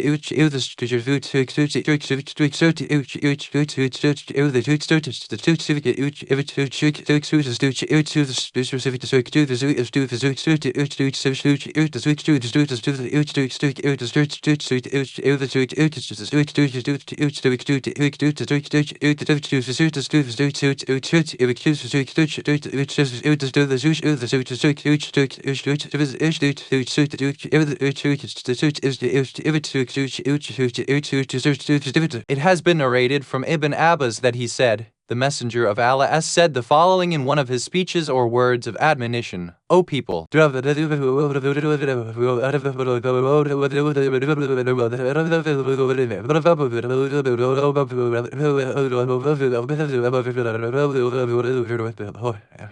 in this tradition, the noble Prophet of Islam has told the people to be careful that the transient world does not keep them preoccupied and negligent of the next life. This is a warning from the greatest leader of humanity, the Prophet Muhammad ibn Abdullah, who understood the transient world and its true nature. It is mentioned in Surah Al-Hadid 57 that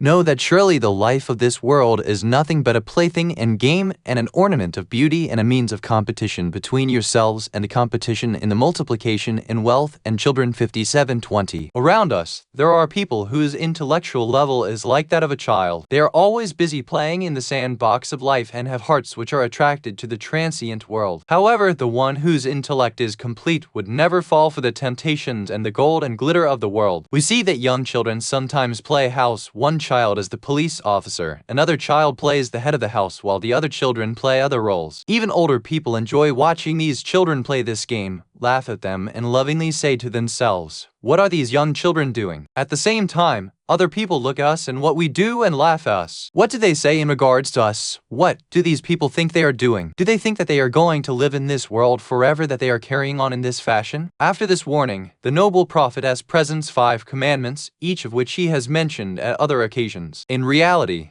each of these sayings forms an independent plan of action for our life. What? The first part of the tradition tells us, do not prefer your lower desires over the obedience to your Lord. The vigilant and spiritually awake person is one who places the obedience of Allah SWT over the obedience of the passions of his soul. When such a person is at the crossroads of life, it is made clear who is the Muslim and who is not, just as it has been mentioned in verse 20 of Surah Al-Nisa, in which we read,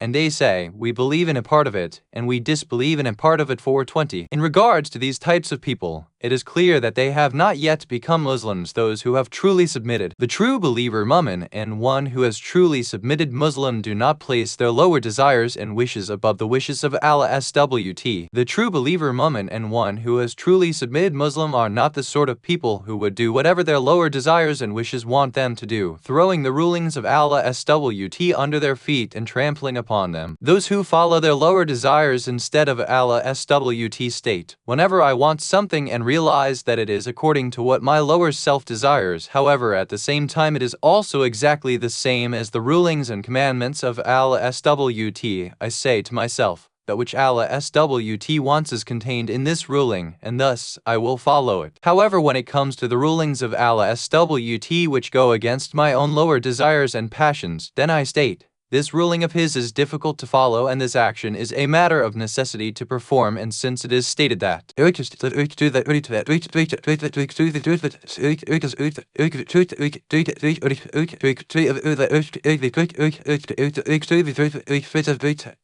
thus it is not a problem if I perform this act.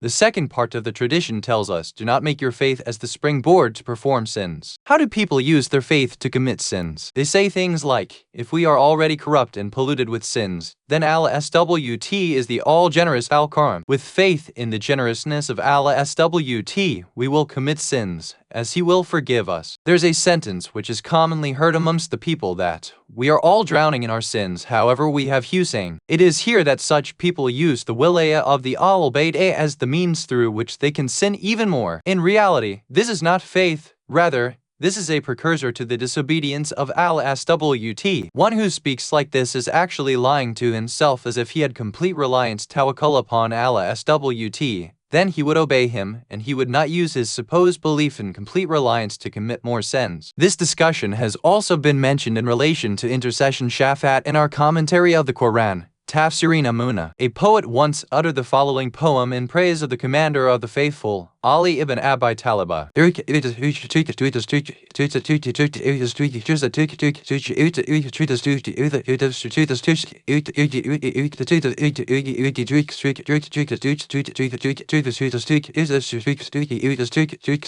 O Hajj, gatekeeper of paradise, if the negotiation on the plane of resurrection in regards to one's sins and good deeds is done with Ali, then I am guaranteed that I can do whatever I want to do, even sin. That night in his sleep, he saw the commander of the faithful, Ali ibn Abi Talib, who said to him, "You have composed a very bad poem and must change it." The man said, "What should I change it to?" The Imam replied to him, "Say the following. O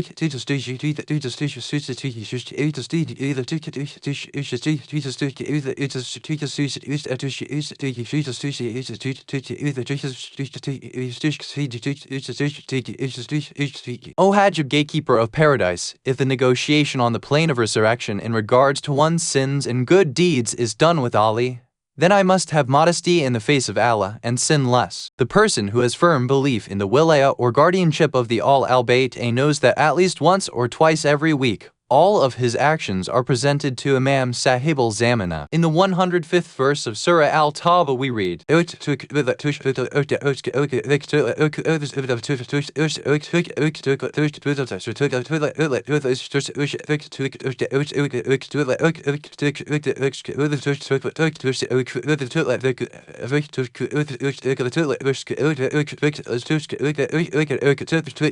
and say, "Work. Allah will surely see your actions, and so will his messenger and the true believers." 9:105. Since al-SWT, the Prophetess and the Imam see our actions, we should have some humility in their presence, especially the Imam of our time, and not perform any sins. If the record of our actions was to be given to the Imam of our time, would he see anything other than sins in it? Sins such as lying, false accusations, backbiting, cursing, using foul language, and many other actions. If we are true believers, then we must not do anything that would hurt our Imam, nor anything which would earn the condemnation of the Imam of our time. In addition to our own personal issues, there are also many societal issues which we are plagued with and which lead to the discomfort and torture of Imam al-Hajjah. 3. The third point mentioned is that we must take account of own souls before our actions are taken to account by someone else. How spiritually awake a person truly is who takes account of his actions before someone else does this for him. If we truly believe in the day of resurrection and the accountability for all of our deeds, then why do we not sit and account for our actions? If on the day of judgment we were told by Judge Rizal, we're instructed, each one of you put over in judge your voice, and if you any mouth said in judgment over you, this is your beat of but this everything that you have owed in the world, and now it is up to you, but judge you yourselves that you should be out of the people very the hellfire. What reads, hi. Did we actually perform pure and sincere actions in the world? Really? What positive actions have we done that Allah SWT would find us worthy of paradise? Thor. The fourth point mentioned in this tradition is that we must prepare ourselves for the next life before we end up punishing ourselves. Before one prepares his own punishment in the hell and is plagued with having to put up with that, one must prepare the tools necessary for prosperity and happiness through obedience and worship of Allah SWT and by purchasing the happiness of both worlds. 5. The fifth point mentioned in this tradition is that we must prepare ourselves for the journey before we are forced to make the trip. For this final trip, one must prepare the goods needed before he is forcefully taken, as the transient world is like a temporary stop upon which the traveler dismounts and gathers some provisions for the long journey ahead. At this temporary stop, if one becomes busy with playing games and all of a sudden the call is made that the next part of the journey is underway and that one must get out and continue on with the rest of the trip, however the person has not prepared anything for the rest of the journey, then it shall be his own loss. What? Buhar al-Anwar, Vol. 74, pg. 181. Discourse 28. The true share.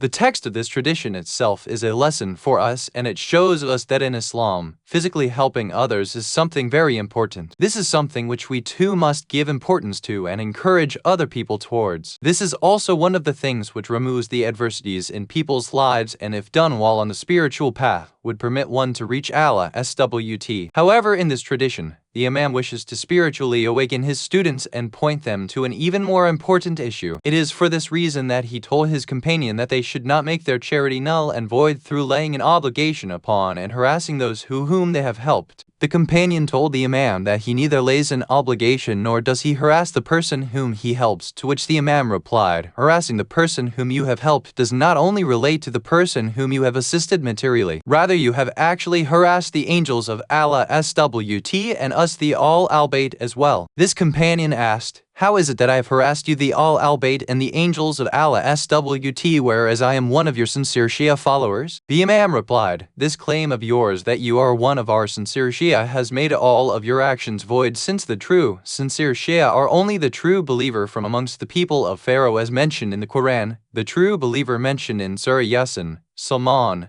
Abu Dihar, Miqdad and Amr. The true believer from amongst the people of Pharaoh had true faith in Musa, however was forced to hide it, and this is one of the proofs for the permissibility of taqiyya. In this verse of the Quran, the man spoke to the oppressors and said to them, "Why are you dealing with Musa in such a harsh manner? Maybe he is speaking the truth. If he is lying, then his lies are on his own record of deeds, and if he is speaking the truth, then why do you need to deal with him such? According to the principle of deflecting danger from yourselves, deal with him in the way of probability that he may be truthful in his words. Since these people of Furan did not pay any attention to these words from this man, he said, surely I entrust all of our affairs to Allah. At this point, these oppressors drew up plans to kill this believer. However, Allah SWT protected him, so then Allah protected him from their evil plots. At this point, the Imam said, this is our Shia true follower who is alone and isolated amongst the enemies, however stood firm as a mountain. The other true believer was the one mentioned in Surah Yasin, and came a man to them from the furthest part of the city, running to them. The history of revelation of this verse is in relation to two individuals form amongst the messengers of Allah SWT, whose names were Shimon and Yuhna, who lived in the city of Antakya, the country previously known as Shanat, which is present-day Turkey, and who began their propagation work there. The surah continues on and says, when we sent to them two messengers, and these messengers were ordered to guide the people toward Allah SWT and to command them to refrain from idol worship. However, they were not triumphant in this endeavor of theirs, since the people did not listen to them. The verse continues and says, so then we strengthened them with the third messenger. 36:14. Even with this third person sent, they still were not able to dissuade their people from the worship of the idols. At this point, we read that, and came a man to them from the furthest part of the city, running to them. 36:20. Thus, it was at this point that Allah SWT sent Habib Najjar. However, he was stoned to death and became a martyr in the way of Allah SWT. In continuation of the tradition, the Imam said, do you compare yourself to people like this? Obviously, the goal of the Imam in saying this was to train the person, and it is for this reason that when this companion heard these words, he said, I ask forgiveness for the claims I have made, and then said to the Imam, please tell me, now what should I do? The Imam replied to him, say, I am from amongst your friends and lovers, and of those who has hatred for your enemies. And the Imam then said, now, your reward for your previous acts has returned back to you, and you have been compensated. It should be noted that amongst the traditions, it is something very rare to see a tradition in which one's divinely granted rewards are given back after they have been considered null and void. This tradition shows us that to claim to be a follower Shia is an easy thing, and to truly be a Shia is something very difficult. We pray that we are able to spiritually build ourselves, and that we are also able to guide others to this path. 1. What? Bahar al-Anwar, Vol. 65, pg. 159. Discourse 29. The sincere Shia.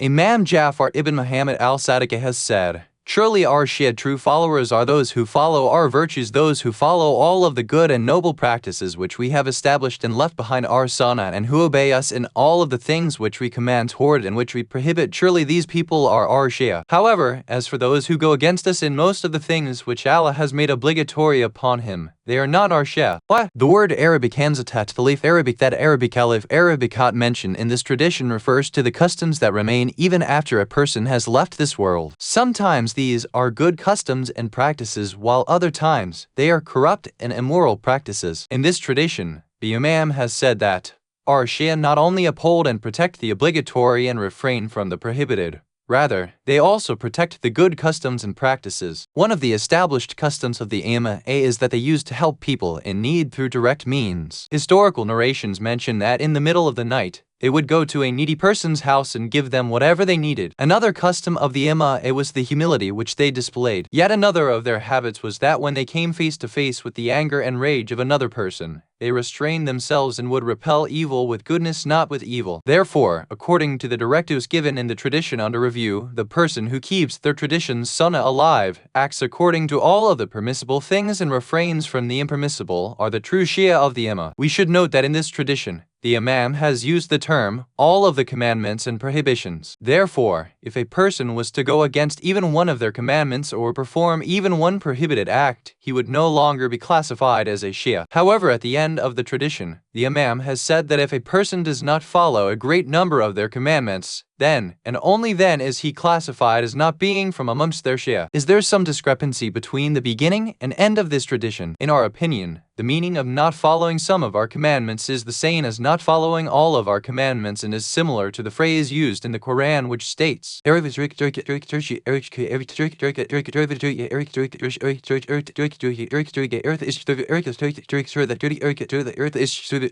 then they sell at the communications of Allah for a miserable and low price.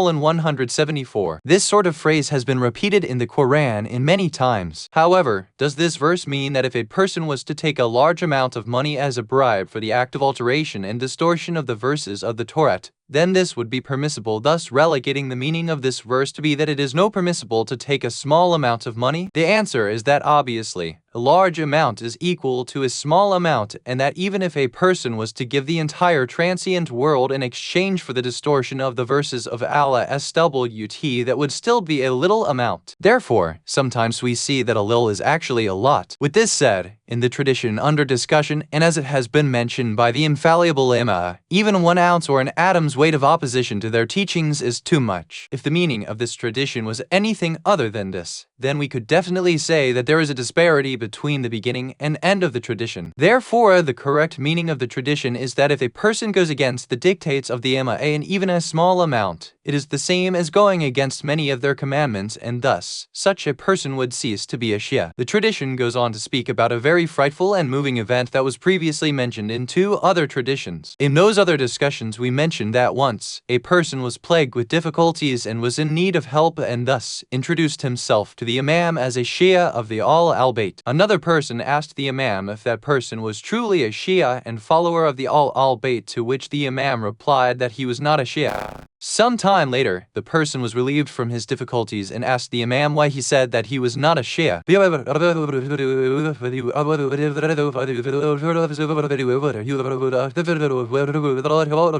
Therefore, you must say that you are a lover of the Al-Bayt. However, we should not become discouraged from these sorts of traditions. Rather, they should instill a feeling of hope within us, and we should realize that being a Shia is something extremely difficult. It is easy to love someone, however it is difficult to be a follower Shia of that person. We are merely at the beginning of the journey of becoming true Shia, and therefore, we must seek assistance to complete this journey so that we can truly become and be counted as the Shia. The tradition under review also shows us that if the claim of being a follower Shia is made, however there are no characteristics of being a Shia present within the person, then not only is this a false and void claim, rather, it also has retributions associated with it, as we mentioned in our previous 2 discussions. We pray that through the divine blessings of the Himma, we are able to stay on the path of being the true Shia. What? Uhar al-Anwar, Vol. 65, pg. 162. Discourse 30. The signs of a person with character.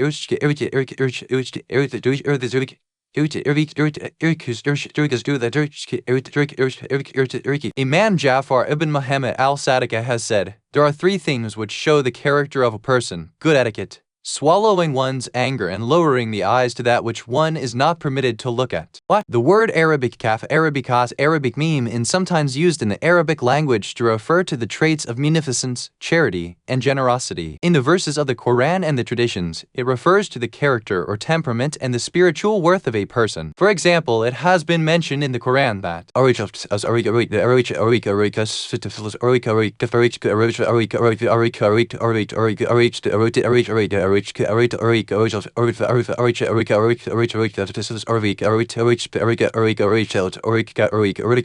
surely the one with the most character, worth, noblest of traits, and ethical values amongst you in the sight of Allah is the one who is the most Allah-conscious, one with taqwa. 49:13. According to the tradition we started our discussion with, the person with character is the one who possesses the following three traits. 1. A good demeanor, having pleasant encounters with others, enjoyable to be around, and observing the proper etiquette are all things that come under the heading of a good demeanor.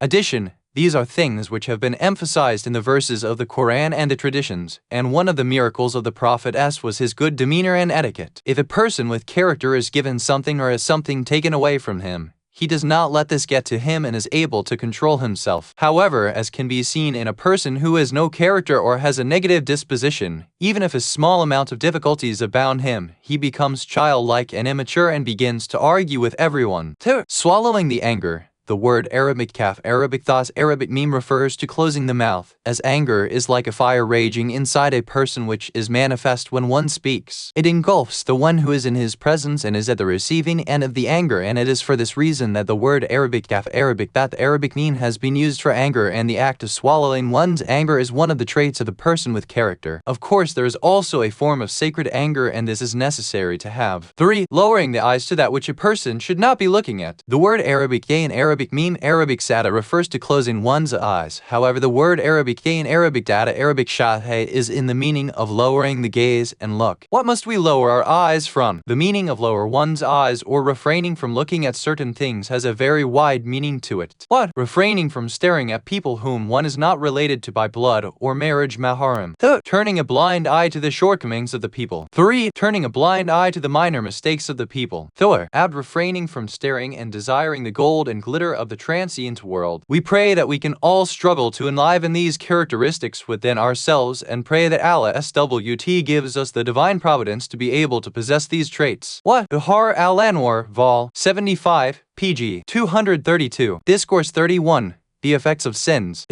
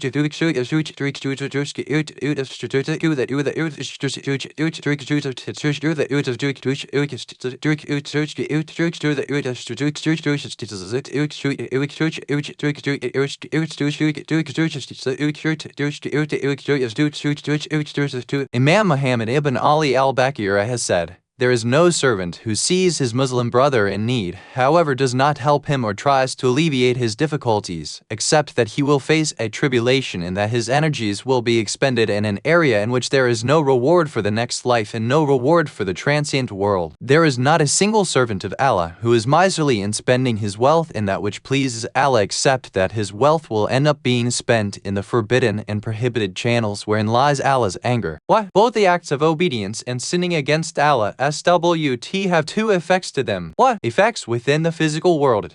Effects within the spiritual world. Taking interest from the banks or other institutions has a spiritual effect, which is the punishment on the day of resurrection and the squeezing in the grave, As for the effects in the physical world, the person who takes interest will be accursed and hated by others. The effects within the physical world are broken up into two categories. Some of them have a logical reasoning which we can understand with logical proofs. For example, we read in the Quran that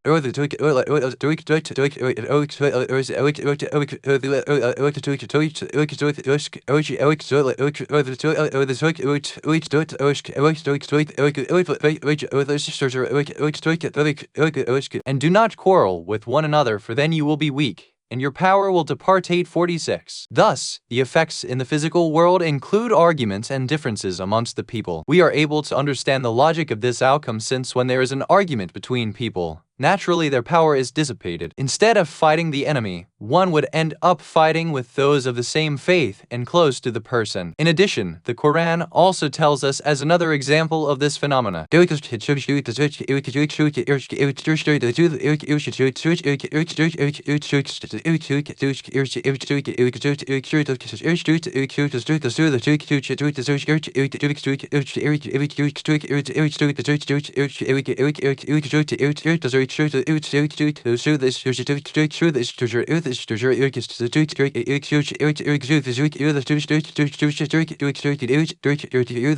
Repel evil with what is best. If you do so, behold, between you and the person for which there is enmity will be as though he were a sympathetic friend. 4134. Therefore, we must respond in a nice way to one who says something bad, as this goodness would lead to the stubborn enemy having a change of heart and inclining such that he would become a close, loving friend. The Imamate and the noble prophets were the embodiment of this verse, and it is through their love that they were able to humble the enemies. 2. Another effect in the physical world is a relationship which, although may not be exactly clear to us and which we cannot understand, nonetheless does exist. For example, it is mentioned in the traditions that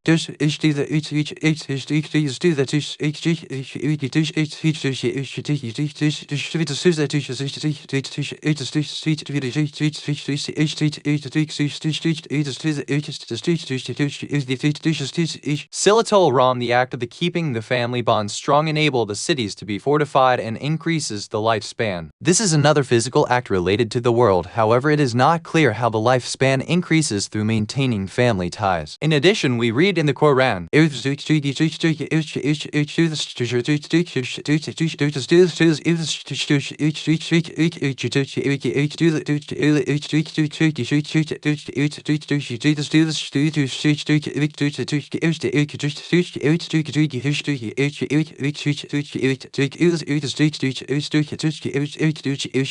and whoever is careful of his duty to Allah, He will make for him a means out of his difficulties and will grant him sustenance from where he imagines not that it would come. 65:2-3. What is the relationship between taqwa of Allah SWT and sustenance coming from places where one cannot even imagine? Truly, this is something we cannot understand. It is important to keep in mind that all types of worship and acts of transgression carry these forms of effects with them. It is possible that after committing a sin, a person would repent and Allah SWT would accept his forgiveness. However, the effect of that sin remains with the person in the physical world. Thus, the repentance for a sin merely takes away the effect of the act in the spiritual realm. However, its spiritual effects remain for a time period. This is similar to poison, which enters into a person's body and is not immediately taken out of the body, forcing a person to ingest an antibody so that the effects of the poison do not stay with the person. In the tradition quoted, we see that it refers to two effects of one's actions in the physical realm. If the society were to pay attention to these effects, then they would definitely correct themselves much quicker than the current pace of reformation. We pray that Allah SWT grants all of us the opportunity to be able to pay close attention to the various educational programs and injunctions that Islam has blessed us with. To Hafadal equal under the short sayings of the fifth Imam, and also Bahar al-Anwar. Vol. 75, pg. 173. Discourse 32, Swallowing the Anger.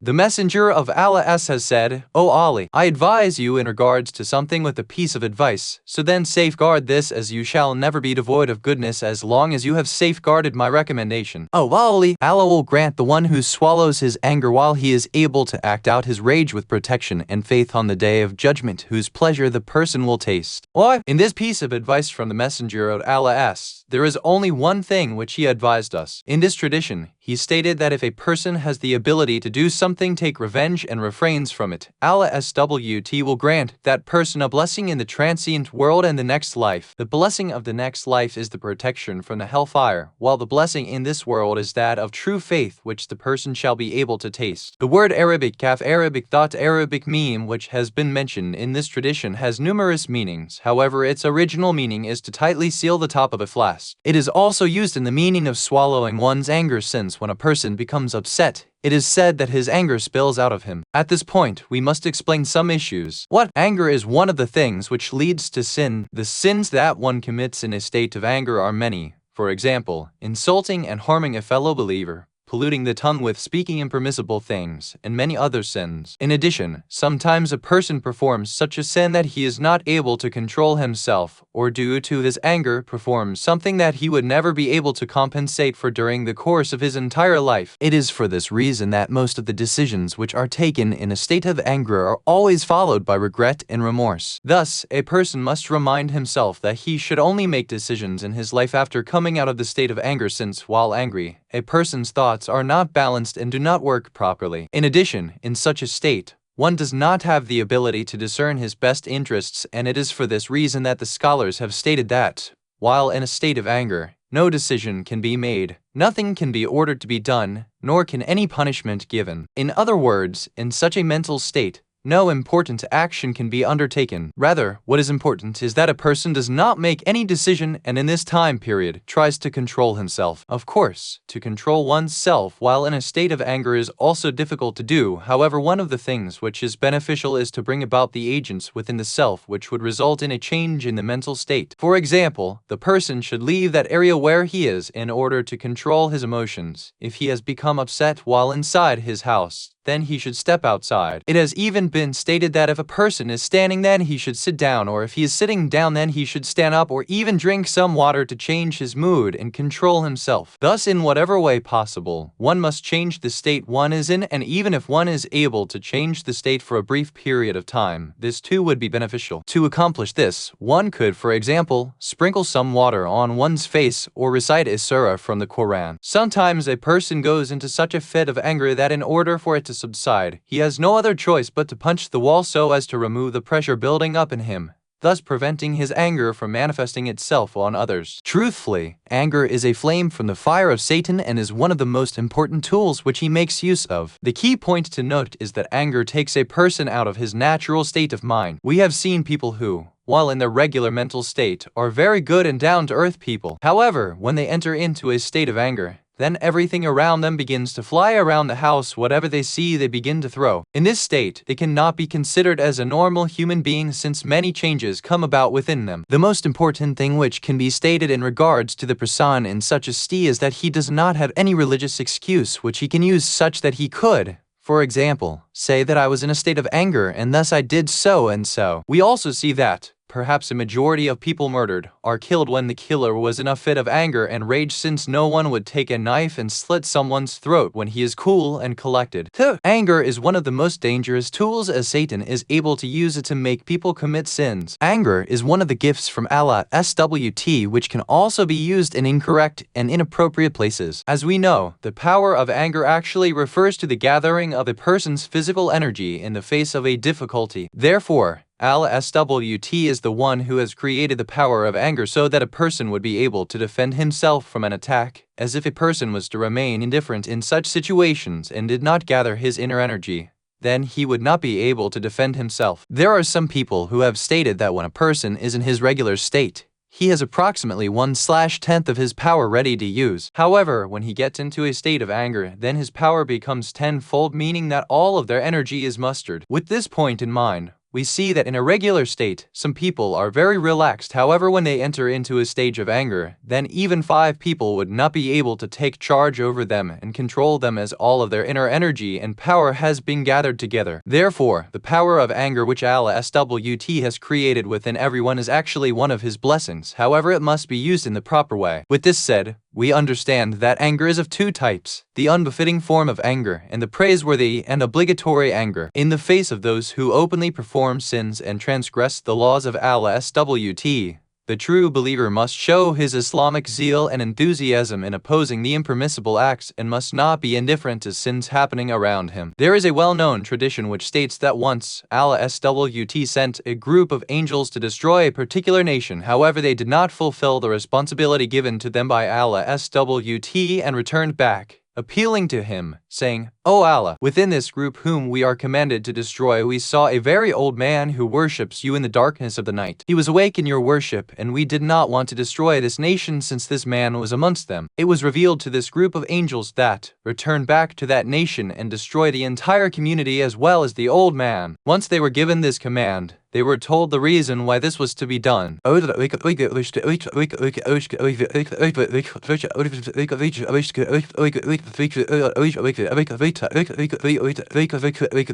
same old man you see awake in the dark hours of the night in worship is the same person whose face never turned red in anger at seeing the sins being committed around him. Therefore, when a person must command others to righteous deeds and forbid them from the evil, Amr bil Ma'ruf and Nahy anil Munkar, become angry at sins being committed, leaving that area where sins are being performed, and in summary, fulfilling his responsibility in these regards, he must do this. Again, it is this form of anger which is praiseworthy and is actually obligatory. From the point of view of the faith of Islam, the person who is indifferent to sins and sinning has absolutely no value. Of course, it goes without saying that anger which is not warranted is something which is not liked by Allah SWT. 3. The reward for those who swallow their anger. The first reward granted to those who swallow their anger is that they shall have protection on the day of resurrection. If Allah SWT was to grant a person protection on the day of resurrection, which is also the day known as the day of grief, the day of everything in the open, the day of trepidation, the day of the great fear, and the day of the distress, then is there any greater blessing or gift? In the same way, if a person was to possess the entire transient world, however did not possess tranquility and peace in his heart,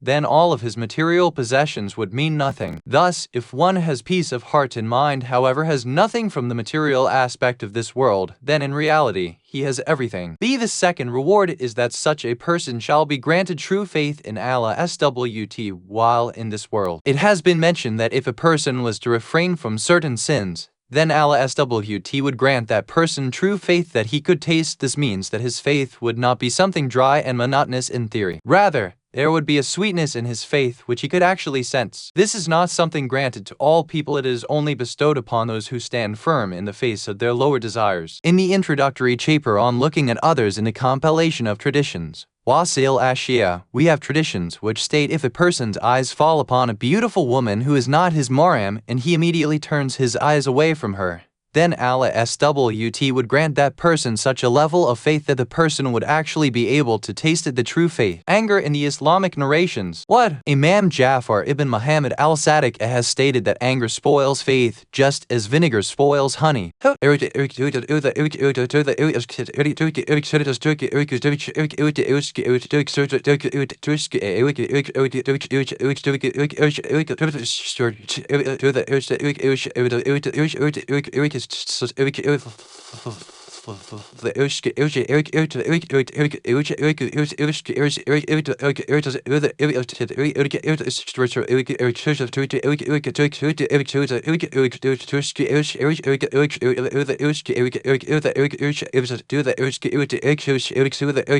Imam Ali ibn Abi Talib has said, I advise you in regards to anger, since the beginning stage of it is insanity while the final stage of it is remorse.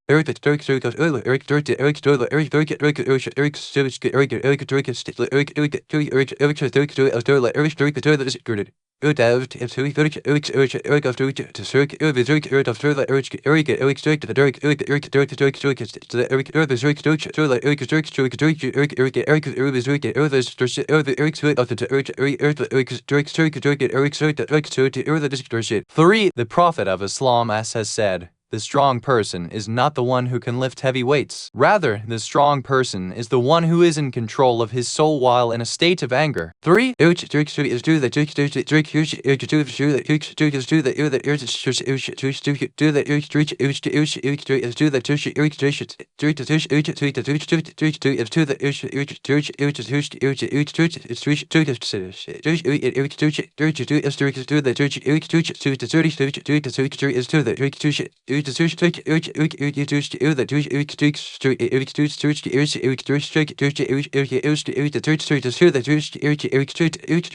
Four. Imam Ali ibn Abi Talib has said, anger is a fire which is burning away. The one who is able to swallow it is the one who has extinguished it, while the person who permits his anger to be free is the first person who shall be burnt by it. 4.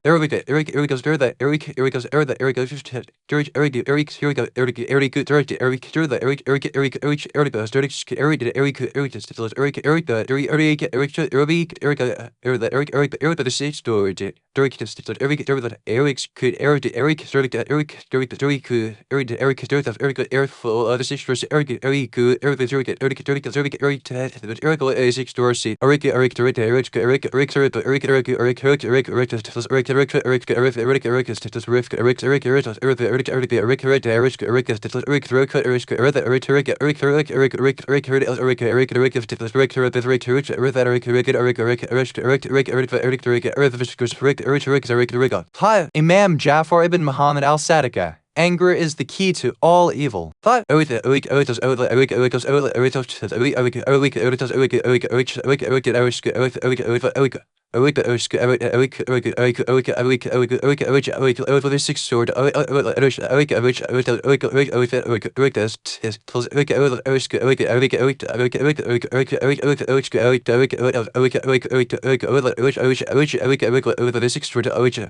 Imam Ali ibn Abi Talib has said, a strong feeling of anger changes the way a person speaks, destroys the pillars of logic, and makes a person's comprehension scattered and disturbed.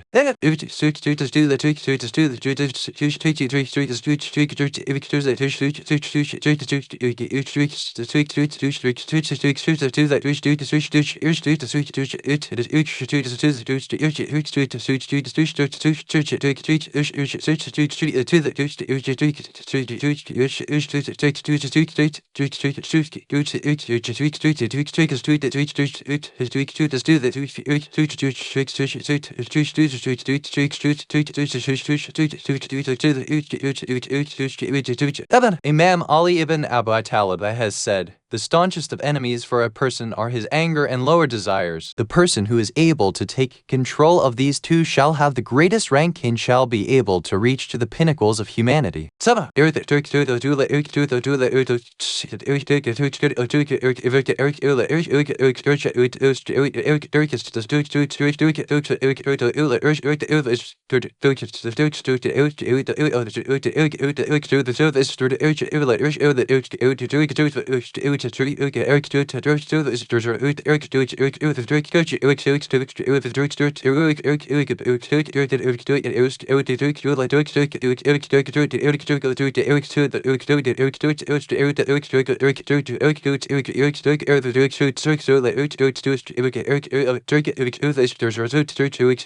The Prophet of Allah has said, anytime you get angry, keep quiet.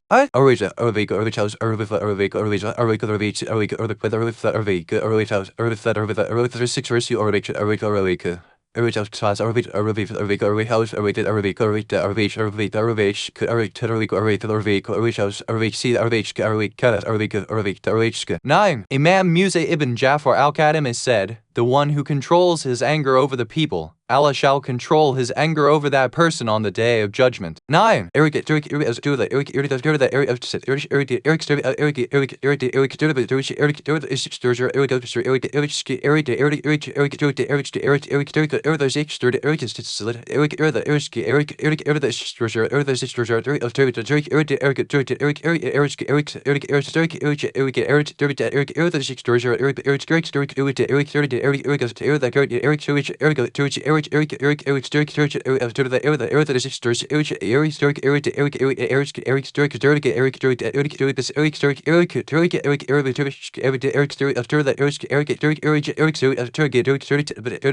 The noble prophet S has said, anytime one of you gets angry, he should wash his face with cold water, since surely anger is from the hellfire.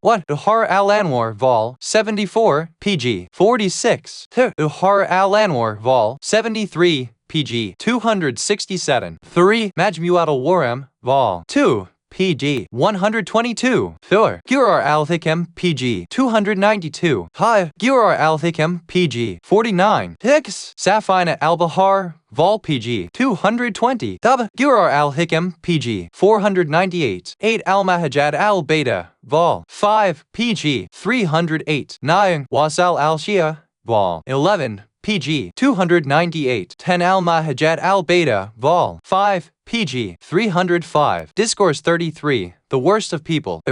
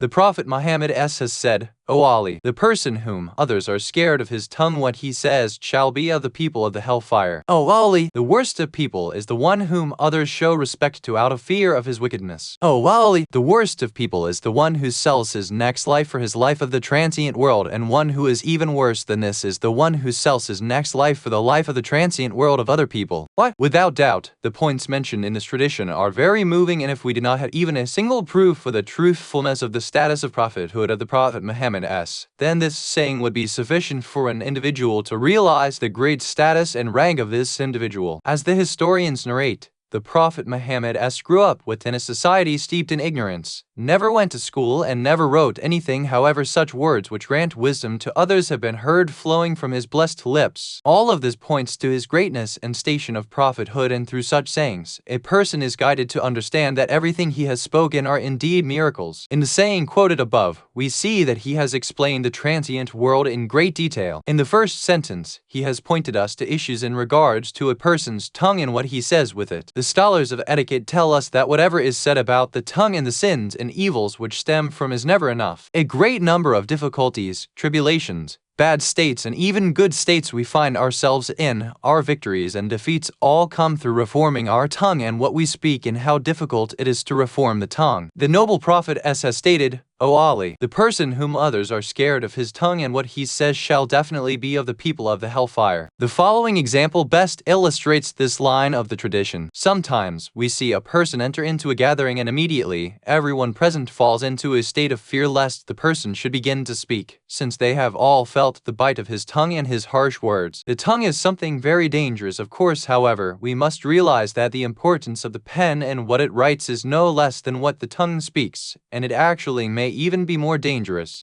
In the second sentence, the Prophet stated, O Ali, the worst of people is the one whom people show respect to out of fear of his evilness. As we know, people generally show respect to people for two reasons. One, the individual's moral character and worthy traits, and since they benefit from being in the company of such people. Two, they want to repel the dangers and threats which these people can cause. Truthfully, others are scared that if they do not show respect to a particular person, then that person shall do something bad to them. There is a story which has been related about a person who had stated, I will give the wealth in the public treasury to two groups of people. One group are those who follow and respect me only because they benefit materialistically from me, while the other group are those who respect me since they want to repel the evil which I can cause them. Question: why is such a person as mentioned in the tradition the worst person? Answer: his sins are actually much greater in number compared to others, since he is harming others by compelling them to act contrary to their own desires by forcing them to show respect. If such a person was to gain wealth from his actions, then without doubt, this wealth would be forbidden and he would not be permitted to use of it. If such a person was to give an amount of money from the public treasury to a person so that he would not embarrass him in public out of fear, then that money would be similar to eating the flesh of the swine. In the third sentence in the tradition,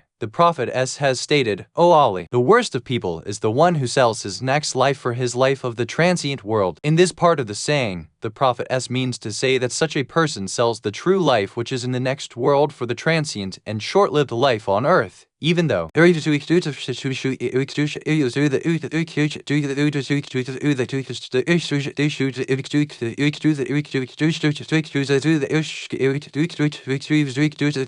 and the life of the next world that is the true life 2964. In reality, the transient world which we are in is a form of slow death, and how bad it is that one would trade the everlasting life of the next world for the temporary, fleeting, base pleasures of the life of this transient world, which is, as mentioned, a life of slow death. A person who does this is one who, from the point of view of his intellect, is a bad person, since he himself is thinking bad thoughts of the life of this world. From the point of view of his actions, he is also a bad person, since he does bad deeds for the life of this world. In addition, from the point of view of his ambitions and aspirations, he is also bad, since he has degraded his ambitions and goals. Even worse than the one mentioned is the person who sells the life of the next world for the life of the transient world. However, for other people, these sorts of people are not few in number, and are people who say, I am ready to sell my life of this world and the next world and everything which I possess both materialistically and spiritually in order to ensure that another person is comfortable in this life. Truly, this is the pinnacle of stupidity and is the greatest loss for a person. Sometimes a person will fall into the trap mentioned in this tradition and will open his eyes and see that he is now the physical manifestation of the first part of this tradition, that he has sold the life of the next life for the pleasures of this world. Slowly, he would realize that he has also become a manifestation of the second part of the tradition, that he has also sold the life of the next world for others around him and for them to be comfortable in this world. Do not think that a person is forewarned of this, or that some signs are given to a person to make him aware of this. No, this is not the case. All of a sudden he would notice what has occurred, and at that time he would realize that he is drowning and his hands and feet are tied and that he has no way to get out. The dangers of the tongue in the Islamic narrations. But the noble Prophet of Islam has said,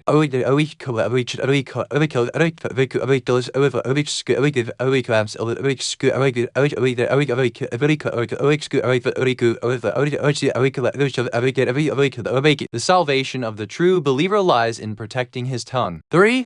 Imam Jafar ibn Muhammad al-Sadiq has said, Luqman said to his son,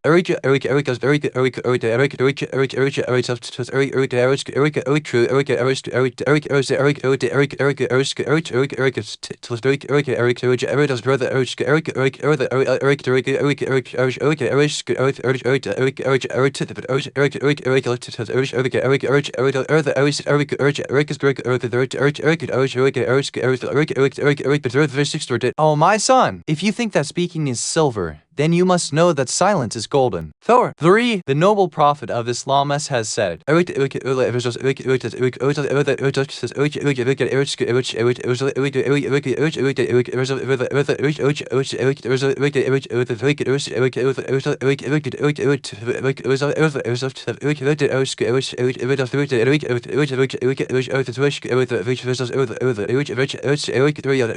the tribulation of a person lies in his tongue, and the protection of a person is in safeguarding his tongue. 4. The final prophet of Allah said to Ibn Mas'ud,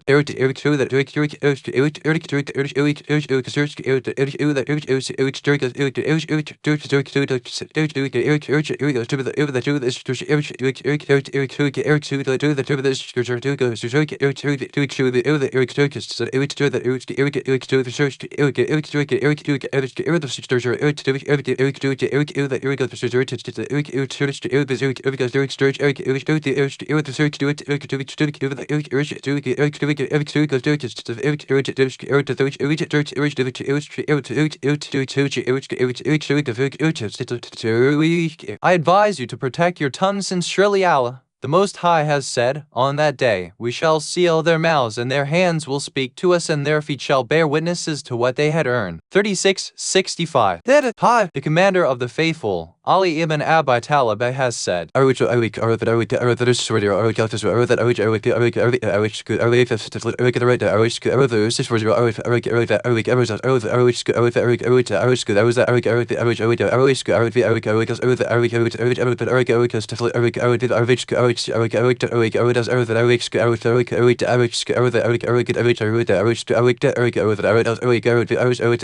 glad tidings to that person who gives out goodness from his excess wealth and prevents himself from speaking excess words. It has been narrated from Imam Jafar ibn Muhammad al-Sadiq from his forefathers that the Messenger of Allah said,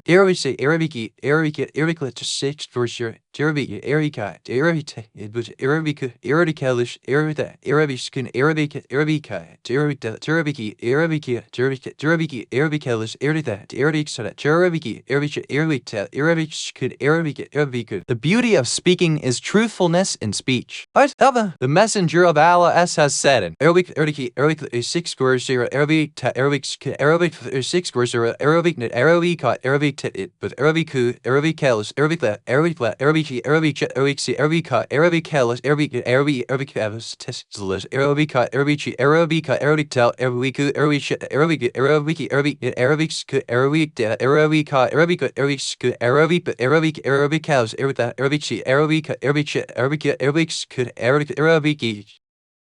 tribulation of the tongue, what is spoken, is greater than the striking of the sword. It has been narrated from Abdullah ibn Sanan from Imam Jafar ibn Muhammad al-Sadiq that the Messenger of Allah said,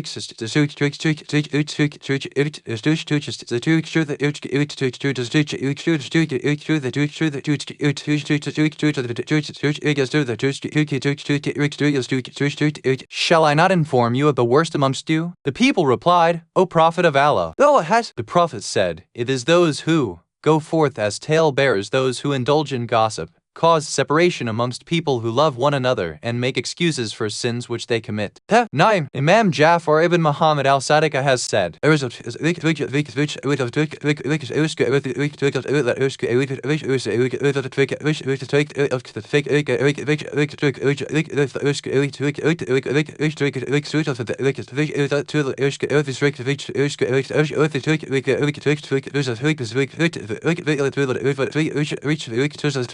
I advise you to stay away from joking with others since this act removes a person's worth and honor. 11.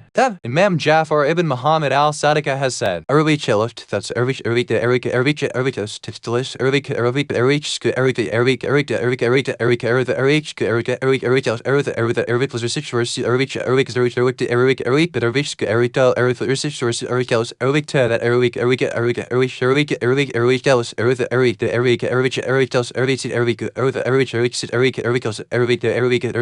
surely the worst of creations of Allah is the servant whom other people are afraid of his tongue what he says. 12. Buhar al-Amor, Vol. 74, pg. 46. A short discussion about the pen and its importance, the role of the pen in the life of human beings, the movement of the pen on paper records the outcomes of humanity. The victories and defeats of the society of humanity is contained and preserved in the tips of the pens. The pen is the protector and safeguarder of the sciences and knowledge. It is the assistant to the thoughts of the scholars and researchers. It is the link of the thoughts of the scholars and the bridge for humanity which links the past to the present. Even the heavens and the earth are linked through the divine tablet and the pen. The pen is the instrument which unites people who have been separated by time and space, and just as it is said that all of the great scholars and thinkers of the world of humanity throughout the entire course of history and in all areas around the world are gathered in one large library, their thoughts and beliefs which have been preserved on paper and then published in books which are then gathered and collected in libraries. The pen is the confidant of a person.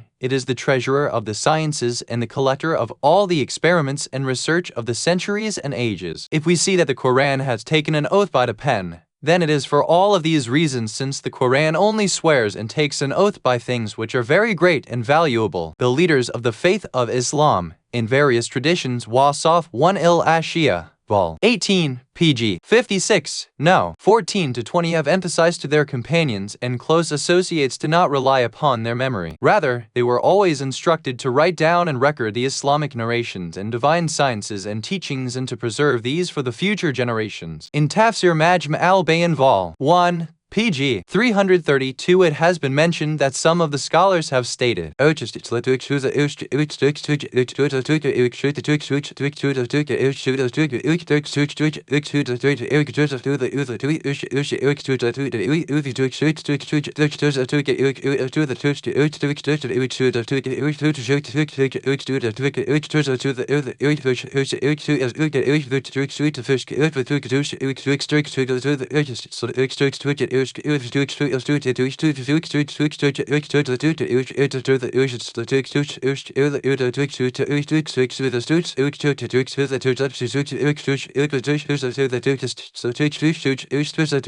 communication is of two types, communication with the tongue and communication with the pen. The communication carried out with the tongue becomes old with the passing of time and are eventually removed from memory. However, the communication carried out with the pen, that which is written and recorded, remains for eternity. Tafsir Namuna summarize, Vol. 24, pg. 373-376. 3. Wasal Ashia, Vol. 8, pg. 533. 4. Buhar al-Anwar, Vol. 71, pg. 297. Ha. Buhar al-Anwar, Vol. 71, pg. 286. Hicks. Buhar al-Anwar, Vol. 77, pg. 109. 7. Buhar al-Anwar, Vol. 71, pg. 238. At. Buhar al-Anwar, Vol. 71, pg. 17. 9. Buhar al-Anwar, Vol. 71, pg. 286. 10. Al-Kafi, Vol. 2, pg. 369. 11. Al-Kafi, Vol. 2, pg. 665. 12. Al-Kafi, Vol. 2, pg. 323. Discourse 34. An unpleasant demeanor.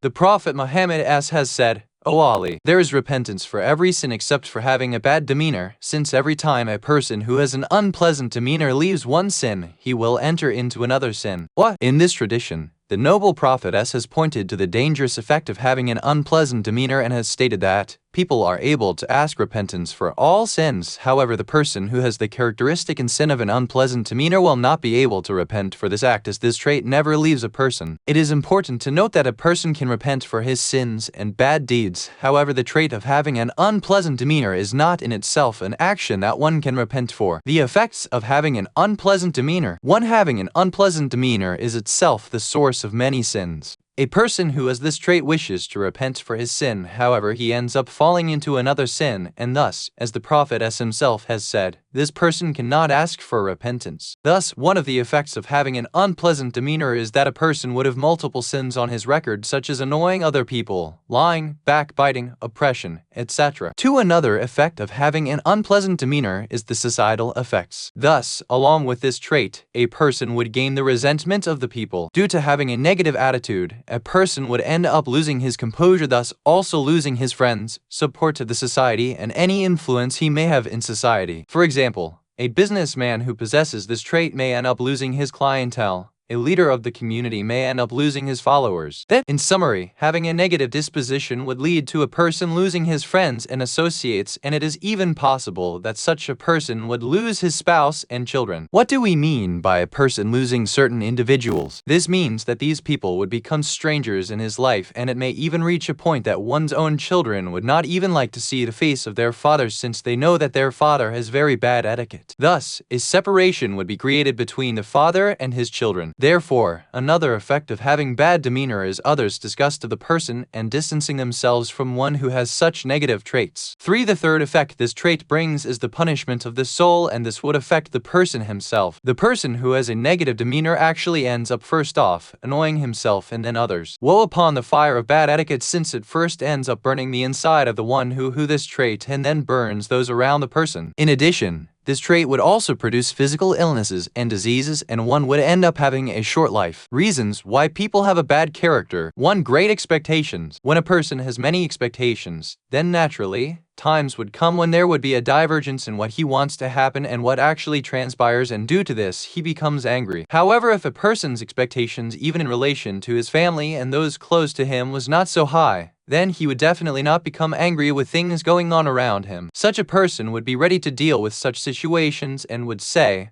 I did not expect that to happen, or anything can happen. Thus, if one was to develop such a spirit within himself, then he would not become confused in the face of difficulties. 2. Pride and conceit. Those who have pride would naturally like to position themselves above others, and due to their innate disposition, other people do not get along with such individuals who have pride and conceit and try not to pay attention to them. Thus, when those who have pride and conceit see that what they want is not carried out, they become upset and display their bad character. 3. Inability to forgive. There are some people who only forgive some things done to them, and thus, they become aggravated very easily. However, we must ensure that we are able to forgive and forget everything that has occurred, since if one was to forget things which have happened to him, then he would develop a positive demeanor. The opposite of this statement is also true, as if one did not practice the tradition of forgive and forget and was to always recall what happened to him in the past, then he would definitely get upset and in the end would develop the trait of having a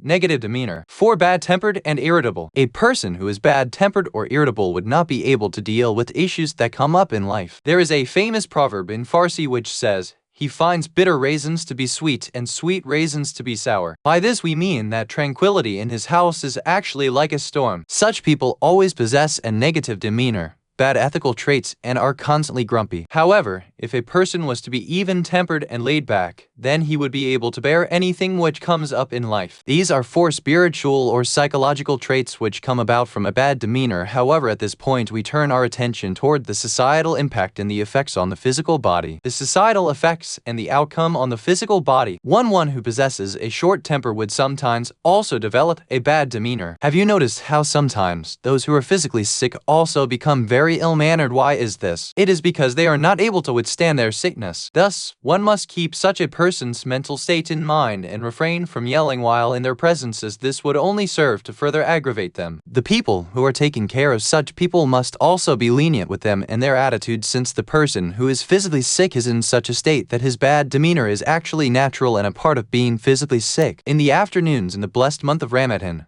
some people become extremely upset and display very bad etiquette and manners. Due to the effects of the hunger and thirst, their blood has become thick and is not able to reach to their brain. Their nerves become tired and their brain cells are not fed, and thus, naturally, they become angry and are not able to control themselves. Thus, in these sorts of situations, it is better for a person who is fasting to be in a place in which theists who are in a state of anger are less, as a person is able to prevent himself from going to such places where people who are full of rage and anger are not, and to also limit his interaction with such people at that time of day. Thus, he would seek to ensure that he is not in a place where the presence of people who possess a crooked demeanor would be manifest. 2. Sometimes if a person is refused something or treated in a bad way in one place, this may lead him to have a negative demeanor in another place. For example, if a person had some troubles in the shopping center, when he steps into his house, he may begin to mentally torture his wife and children and may even physically beat them. Therefore, having a negative demeanor is something very bad, especially for those who are working around other people. Thus, in order to be able to have a greater impact on the hearts of the people, we must not be the manifestation of the verse which reads, Had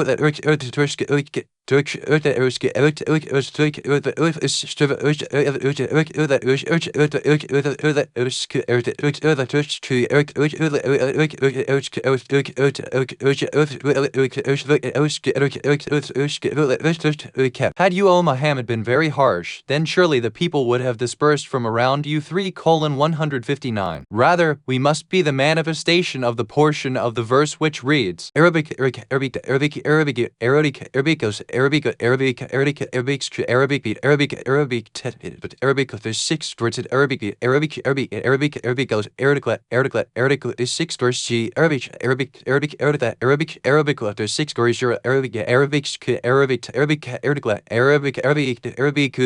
Arabic.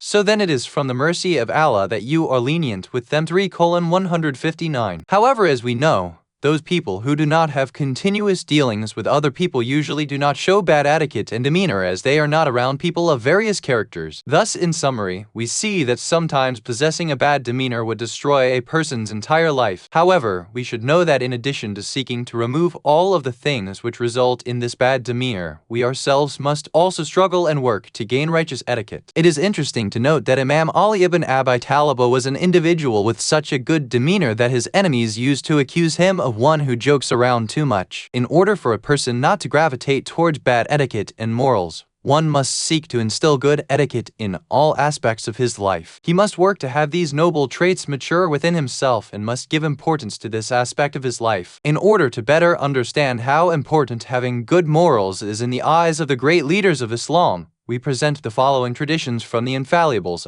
A summary of the exemplary morals of the Prophet S. Even though the Prophet's victory was through the assistance of Allah SWT, however, from the apparent aspect, it took shape due to various circumstances. One such reason, which is perhaps the most important, is the attractive ethical traits he possessed. The lofty humanistic traits and noble ethics were imbibed in him, such that even the staunchest of enemies was influenced by him and was forced to submit to him, while his friends were intensely attracted to him. Truthfully, if we refer to the Prophet's etiquette and morals as one of his miracles, we would definitely not have overstated the fact. An example of this ethical miracle can be seen in the victory of Makkah, when the bloodthirsty and revenge-seeking polytheists who were constantly working crimes and transgressions against the Muslims, and who for many years were working against the faith of Islam and the Prophet were put face to face with the Muslims. We see that the noble Prophet, going against what all of his friends and enemies thought he would do, ordered the Muslims to forgive all of the polytheists of Mecca and all of their crimes were forgotten. Through this act of his, the following verse of the Quran became manifest. And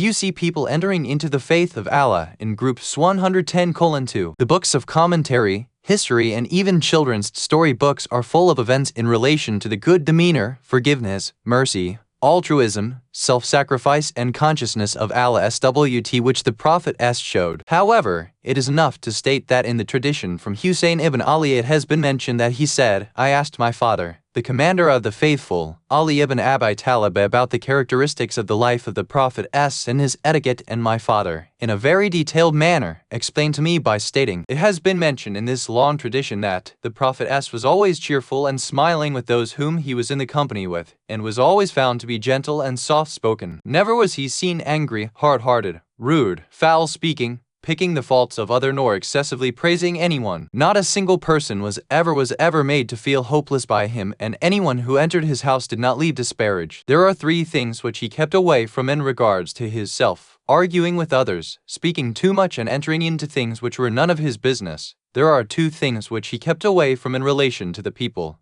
He never ridiculed or rebuked anyone, and he never went forth to find the hidden mistakes and errors of the people. It is only in relation to that area in which the divine reward of Allah SWT was possible did he speak. When he used to speak, his words had such an impact on the hearts of the people that everyone present would remain quiet and would not move an inch. It is only when he stopped speaking and was silent did they begin to speak. However, it was also seen that while in his presence, those around him did not indulge in arguments or wrangling. Anytime a stranger or unaware person began to speak with anger and asked him for something, he would bear that person's attitude with patience and would tell his companions, anytime you see a person who has some need, ensure that you fulfill it. He never cut anyone's speech short and rather waited for the person to finish what he wanted to say. Yes, if these noble ethical traits in the divinely granted persona of the Prophet was not there, then the backwards, ignorant Arab nation and the angry, hardline Arabs would not have entered into the faith of Islam and would have been the manifestation of the verse which reads,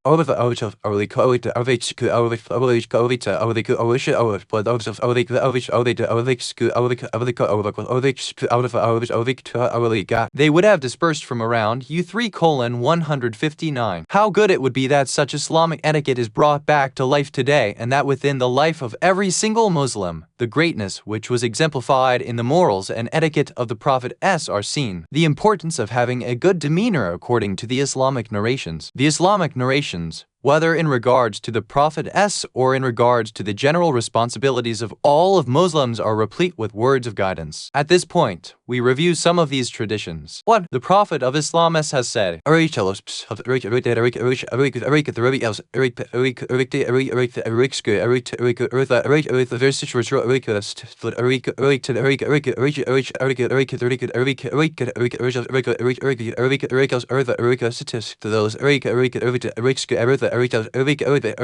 was raised up as a prophet to perfect the ethical traits. Thus, one of the main goals behind the appointment of the Prophet was to perfect the noble ethical traits. In another tradition from the Prophet it is mentioned that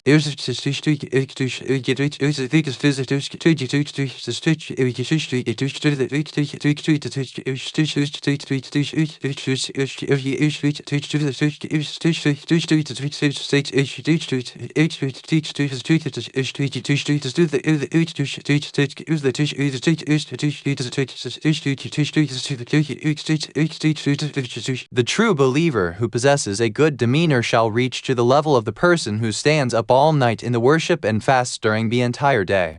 3. In another tradition from the Prophet of Islam he said,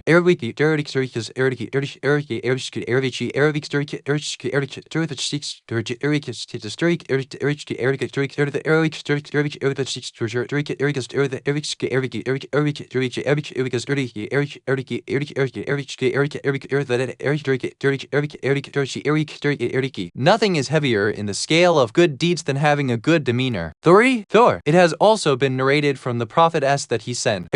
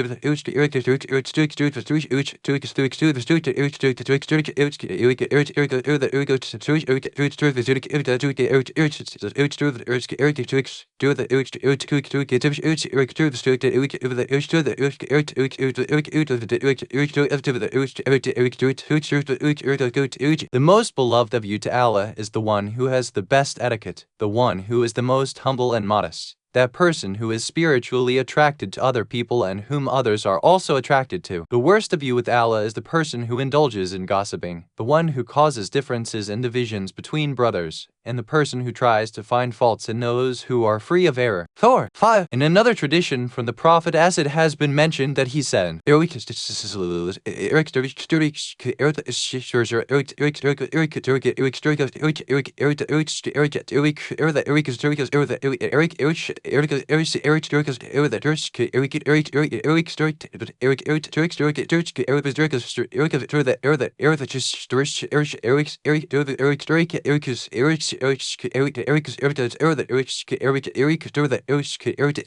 the greatest of things which will permit a person to enter into paradise will be his consciousness of Allah Taqwa and his good demeanor. 5.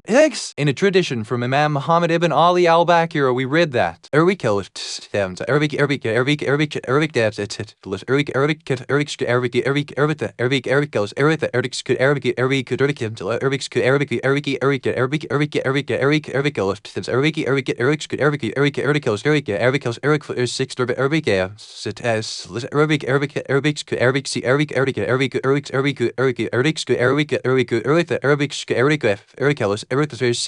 surely the most perfect of believers in true faith is the one whose demeanor and etiquette is the best. In a tradition from Imam Ali ibn Musa al-Ridai we read that the Prophet S said,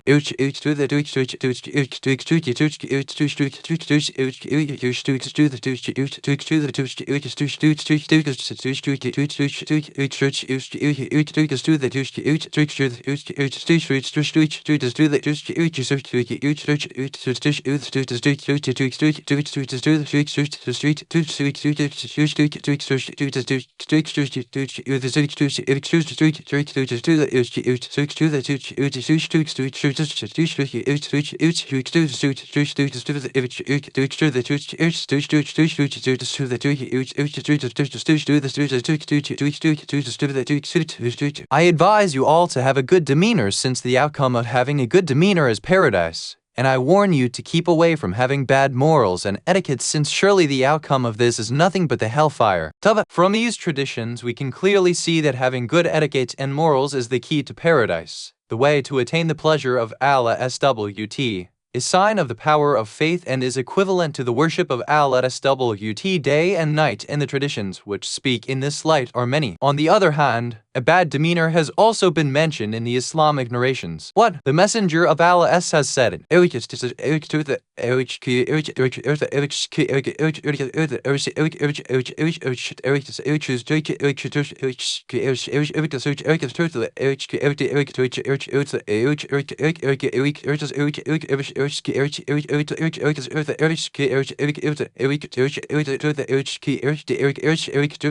A bad demeanor spoils good deeds just as vinegar spoils honey. The messenger of Allah has also said,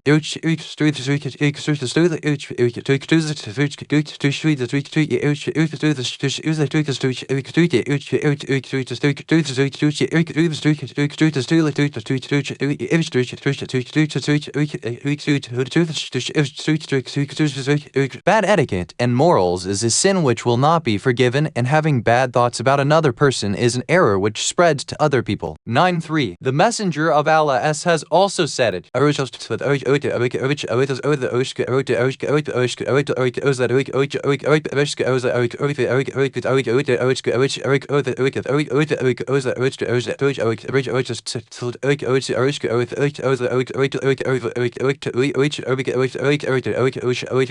Surely the servant of Allah, due to his bad etiquette and demeanor, will reach to the lowest levels of hell. Then, the commander of the faithful, Ali ibn Abi Talib, has said,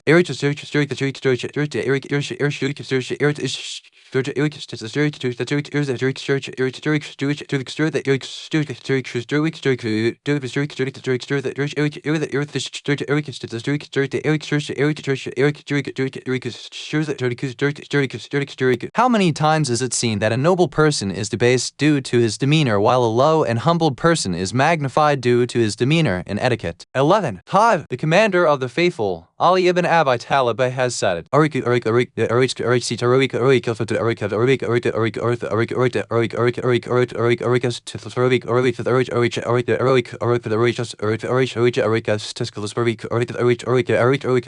one whose etiquette is bad should have the Adhan proclaimed in his ear. 12. 1. Bihar al-Anwar, Vol. 74, pg. 46. Bihar al-Anwar, Vol. 71, pg. 373. Bihar al-Anwar, Vol. 71, pg. 382. 4 al-Kafi, Vol. 8, pg. 68. Bihar al-Anwar, Vol. 70, pg. 288. Bihar al-Anwar, Vol. 71, pg. 382. Bihar al-Anwar, Vol. 10, pg. 369. Bihar al-Anwar, Vol. 73, pg. 297. 9 al-Mahajat al-Beta, Vol. 5, pg. 93. 10 al-Mahajat al-Beta, Vol. 5, pg. 93. 11. Bihar al-Anwar, Vol. 71, pg. 396. 12. Bihar al-Anwar, Vol. 62, pg. 277. Discourse 35. Apologizing to others and accepting an apology.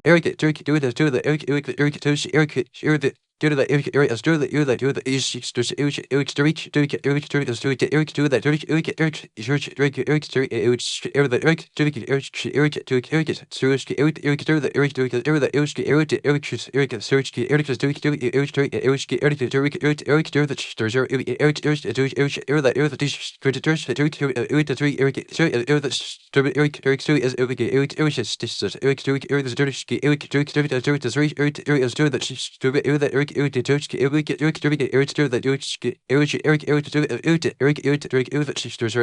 Prophet Muhammad has said, O Ali, my intercession shall not reach the person who does not accept the apology from another person, whether the apology is truthful or untruthful. Asking forgiveness and also accepting the apology of a person who has come to you are both ethical and Islamic values. There are many people who perform wrong actions, however, in their eyes, it is shameful to ask for forgiveness, and they actually consider this as being a defect in their character. However, at the same time, they will be the first one to order others for the same thing, and this is a major flaw in a person's character. If a person was to do something inappropriate, what is wrong in him that, just as he feels grief inside him and also asks forgiveness and turns back to Allah SWT, that he also seek pardon from the creations of Allah SWT as well. If people truly had a spiritually expansive heart and possessed bravery and valor to ask for forgiveness when they err, without doubt, many problems would be solved at the first stage without having to take issues further. Sometimes discussions, debates, and arguments which serve no purpose come up in regards to some trivial issue, and thus, the smallest issue becomes a major event. For example, something may happen on the road while driving, and all of a sudden, the driver of one car may either intentionally or out of his own negligence swerve on the road. However, he would signal to the other driver, apologizing to him,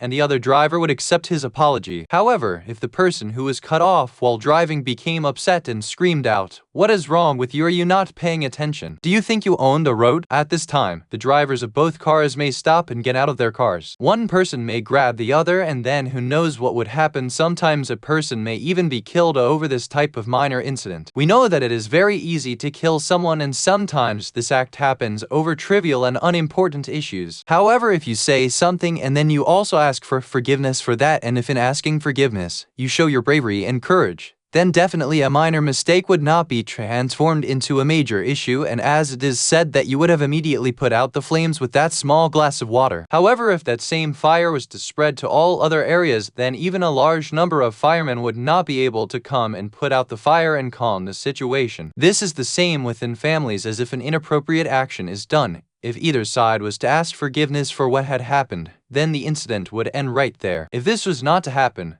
then the smallest things would turn into a major issue which may end up destroying the family. Does the person who is not ready to ask forgiveness think himself to be infallible? Without doubt, everyone with the exception of those who have been kept free from sins, the prophets and the all albeit make mistakes. Therefore, if a person commits an error, then his asking pardon and forgiveness for his acts is actually proof of his greatness and excellence. Asking for pardon is a sign of the spiritual expanse of one's heart. Do those who have little patience, a spiritual constriction in their hearts, and do not possess the trait of a spiritually expansive heart assume that by asking pardon and seeking forgiveness that they are lowering their status? Obviously, they are negligent of the fact that asking pardon actually proves the greatness in their character and personality and grants them a high nature. My belief is that if we are truly impartial and equitable in regard to an issue, even in trivial things, and if in the face of the other person, no matter who he is, either a common person who does not know the teachings of the faith or one with knowledge, if we were to ask forgiveness when we make a mistake, then this would be the key to a healthy life. Therefore,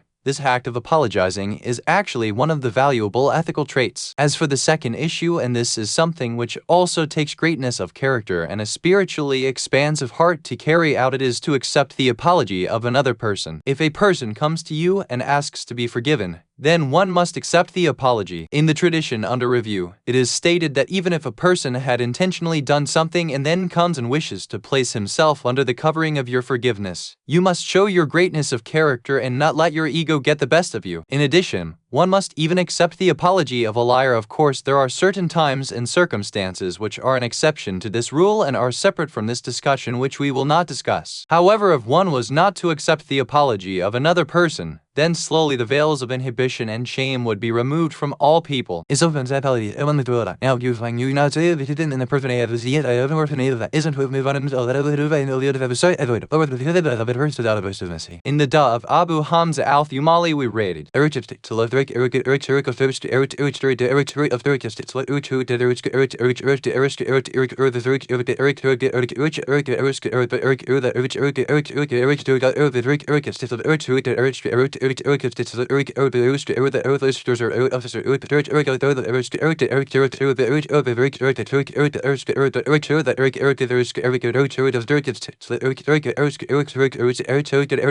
You have ordered us to forgive the person who oppresses us. However, you are much more worthy to forgive us who have been oppressive to our own selves. In reality, the meaning of this line of the Da is that whereas we are not ready and prepared to forgive others for the sins and misdeeds which they have done to us, however, we expect Allah SWT to forgive the great number of our sins. Therefore, in order for us to earn the pardon of Allah SWT, we must be ready to forgive at least one sin from another person and accept their apology. In addition, in the Da of the month of Rajab we say, You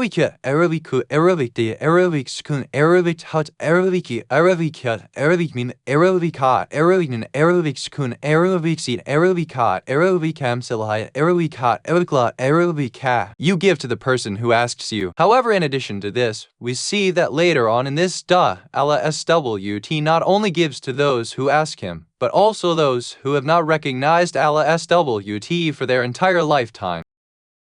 These people are still covered and included in the mercy of Allah SWT. See the rest of the Da of the month of Rajab. It is Allah's mercy that is such an all-encompassing mercy that it does not deprive a single person, not even the one who do not ask him for a single thing he even gives to them. The word used in the end of the tradition under review is Arabic mean, Arabic noon, Arabic ta, Arabic sada, Arabic lam, which means a person who wishes to exonerate or absolve himself of something which he has done, meaning that he wishes to apologize for his actions. In relation to this, the Prophet has said, "The person who does not accept the apology of the individual who has come to him asking forgiveness, whether the apology is truthful or untruthful, shall never have the benefit of my intercession, since my intercession is specifically reserved for those who make mistakes and errors. You who will not accept the apology of another person, see how you have acted with this person who has made a mistake and hath then come to you with the hopes that you shall forgive him of his error, whereas you too would like to be forgiven for your mistakes and errors. Is it not a fact that the rewards of Allah SWT are commensurate to the actions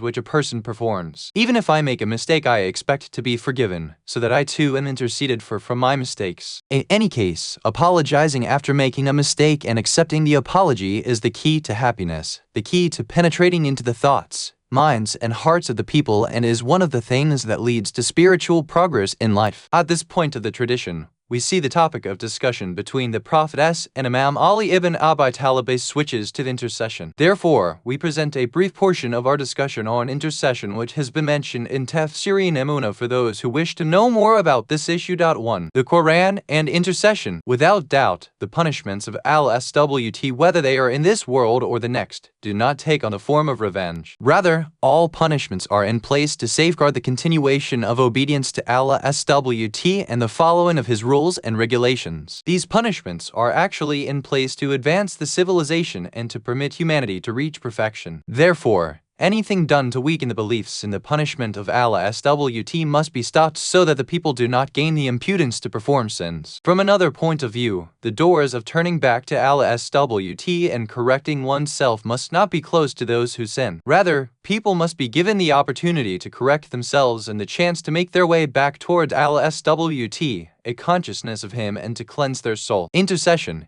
in its correct understanding, is the act of protecting the balance between the act of unintentionally sinning and not losing hope in the forgiveness of Allah-SWT. It is the means through which the sinners and those who have polluted their souls can return back to Allah-SWT. However, in its incorrect understanding and interpretation, it actually leads to an encouragement and the overconfidence in a person to commit more sins. The person who has not correctly understood the various dimensions of intercession and its true meaning may become completely opposed to it and may actually go forth to explain it as a form of patronage as is carried out by the kings and oppressive rulers. Sometimes, just like the Wahhabis believe, people may take the following verse which reads,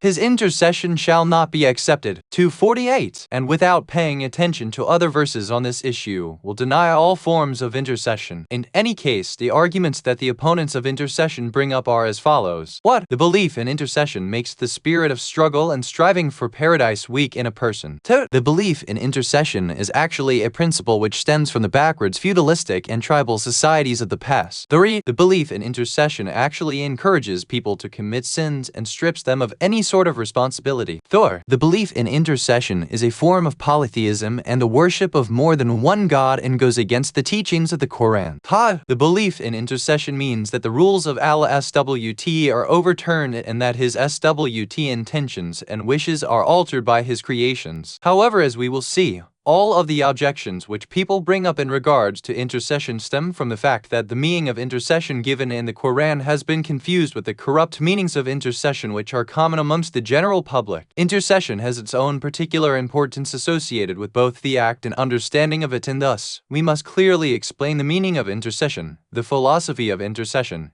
as mentioned in the Quran and the traditions and other areas, so that through this discussion, all of the ambiguities are removed from the minds of the people. 2. The true meaning of intercession. The word intercession, Arabic alif, Arabic lam, Arabic sheen, Arabic tha, Arabic alif, Arabic deen, Arabic tatma budha, comes from the root Arabic sheen, Arabic tha, Arabic deen, which means to pair and merge one thing with something like it. The opposite of this word is Arabic waw, Arabic ta, Arabic has, which means solitary and single. Thus, the word intercession means one thing that is greater or more powerful accompanying something which is weaker weaker or lower in status. This word has two meanings associated with it amongst the common people and the religious legislations in the meaning of intercession. Definition of intercession in the general usage of the word. In the general use of the word, it means that a person makes use of his own position, character, and influence in interceding for another person. In our daily life, this definition of the word can be best seen when a powerful or strong person intervenes to stop the torture of people who are not as powerful as him. Sometimes a person in a high position may make use of his influence or the fear which he may be able to instill in other people to influence them. Sometimes this intervention takes on the form of raising empathetic issues and by influencing the other side through compassionate and sympathetic grounds,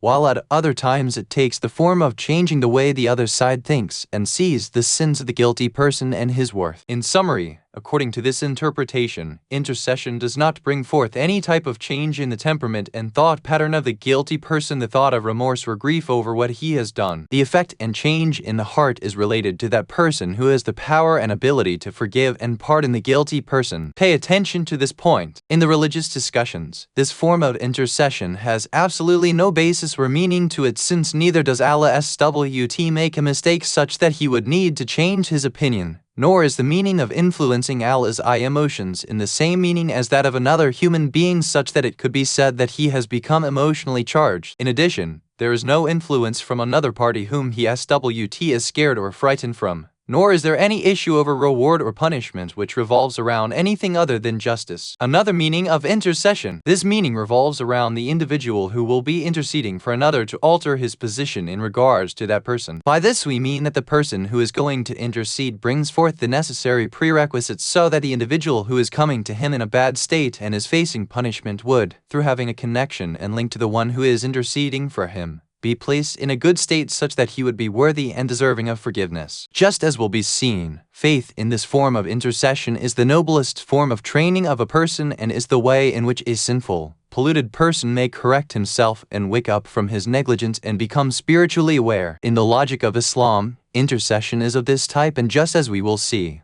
all of the complaints, attacks, and accusations that are brought forth are in relation to the first form of intercession and not the second definition, as it is completely in line with the logical and intellectual understanding of this philosophy. Intercession in the physical world. That which we mention in regards to intercession and the correct and logical interpretation of it can be seen in many instances in the physical world around us. In addition to being present in the world of legislation, we see that forces that are more powerful within the world assist the weaker forces and help to guide them to the goals which they have been created for. The sun shines, the rain falls down, and the seeds planted deep within the ground are assisted so that they may be able to make use of their own internal energies. Through this help, they may be able to show the first growth of life. The covering around the seed tears apart and the seed makes its way out from the darkness of the dirt, progressing toward the heavens from where it acquired its power and energy. The credentials needed for intercession. At this point, we introduce the main credentials needed for one to intercede. In the Noble Quran, the issue of intercession in the way which we have described in this section in its correct and true understanding and definition has been mentioned approximately 30 times. Of course, it can be seen that other discussions and allusions to this topic have been given in the Quran without the use of the word intercession. These verses are divided into the following categories. The first group,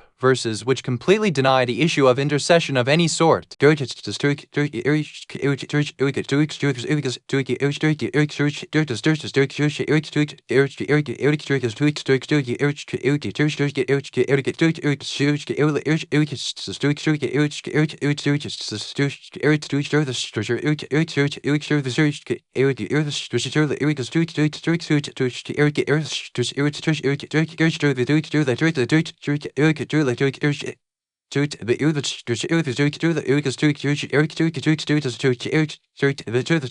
Spend out of what we have given you before the day comes in which there is no bargaining, friendship, nor intercession. 2:253.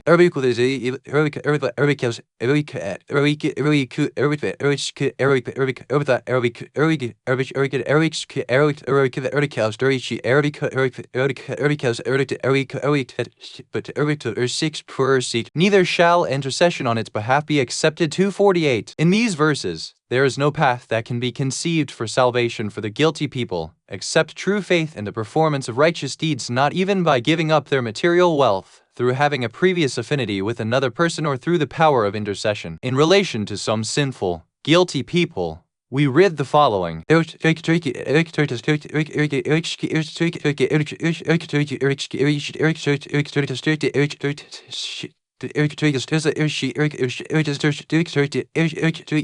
So the intercession of intercessors shall not avail them. 74:48. The second group, these are verses in which intercession is limited to only al-SWT.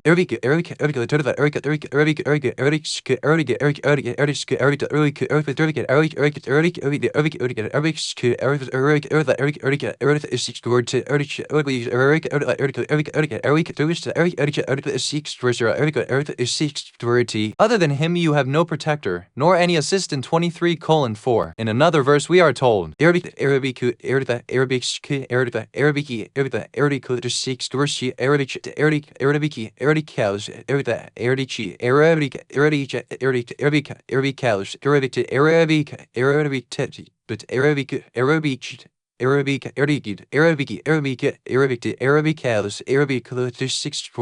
Say with Allah alone is the intercession. 39:44. The third group, these are verses which mention that intercession is only possible by the permission of Allah SWT.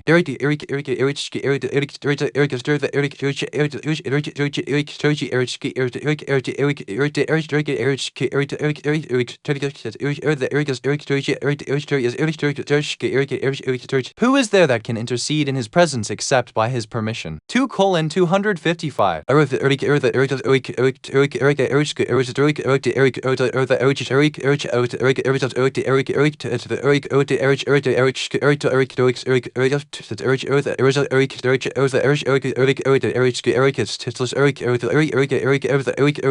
And intercession will not avail aught with him save of him whom he permits. 34:23. The fourth group, these verses that list the conditions necessary for the person who is going to intercede. Sometimes these conditions are mentioned as being the tacit approval and pleasure of Allah SWT.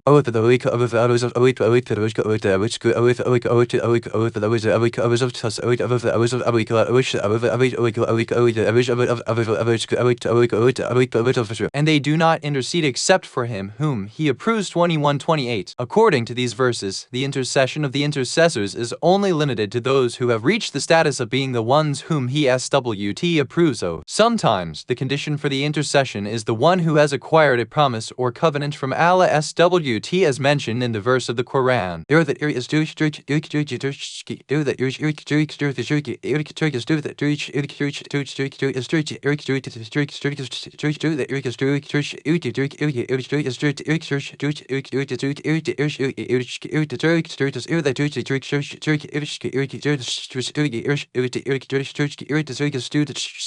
They shall not control intercession, save he who has made a covenant with the beneficent Allah. 1987. Sometimes the authority to intercede for a person who is a sinner is taken away, such as in the instance in which the impermissibility of intercession of those who are oppressors.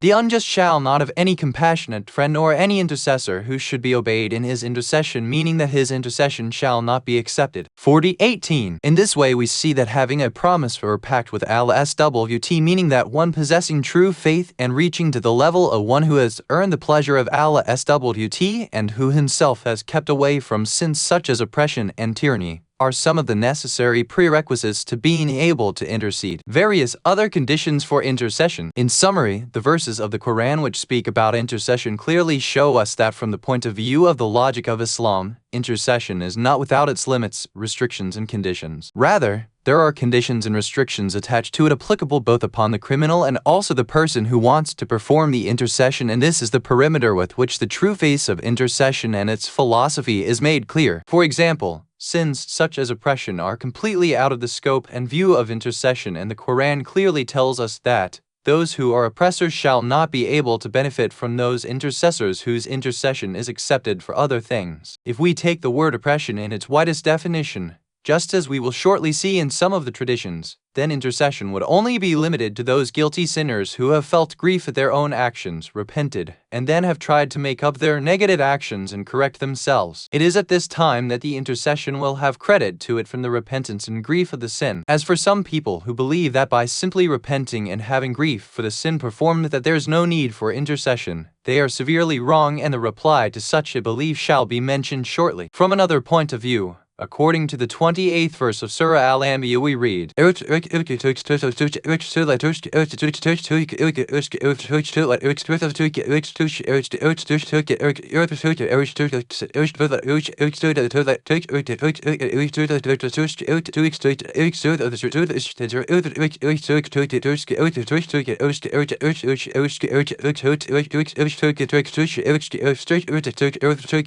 the only people who shall be forgiven through the act of intercession is the one who has reached to the level of one who has gained the pleasure of his Lord. 21:28. And according to verse 87 from Surah Maryam, is a person who has a pledge or contract with Allah SWT will be the one who can intercede. 3. Thus, these two issues, just as has been understood from the lexical meaning of the word and also from the meaning given to us in the traditions which explain these verses of the Quran, show us that true faith in Allah SWT, the accountability and the scale of deeds, the rewards and punishments, the confession of good deeds and bad deeds, the goodness of good deeds and the badness of bad deeds, and the bearing witness to all of the issues of the faith which have been sent down by Allah SWT, a type of faith which is first infused in the mind and thoughts of the person and are then manifest in the life of the individual and are a sign, reverberation and expression of such faith, are characteristics which are not present in the oppressive tyrants, those who are oppressive to themselves and others who do not officially recognize any of these sacred principles. Thus, these sorts of individuals are removed from the scope of intercession and by reviewing their own life and activities, continue on their own path. In regards to the forgiveness of sins in the shade of intercession, the Quran mentions,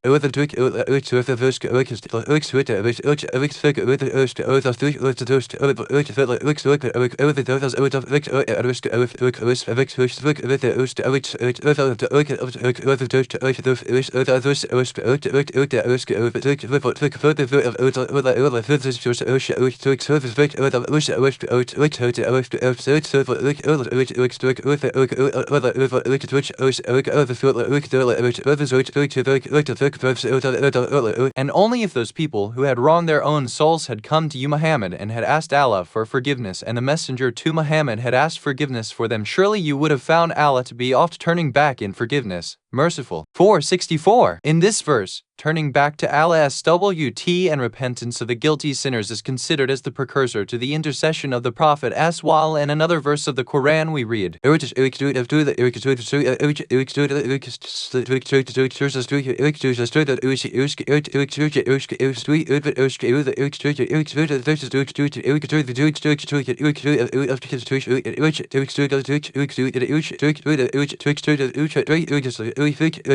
they said, O our Father, ask forgiveness of our faults for us. Surely we were sinners. 1297.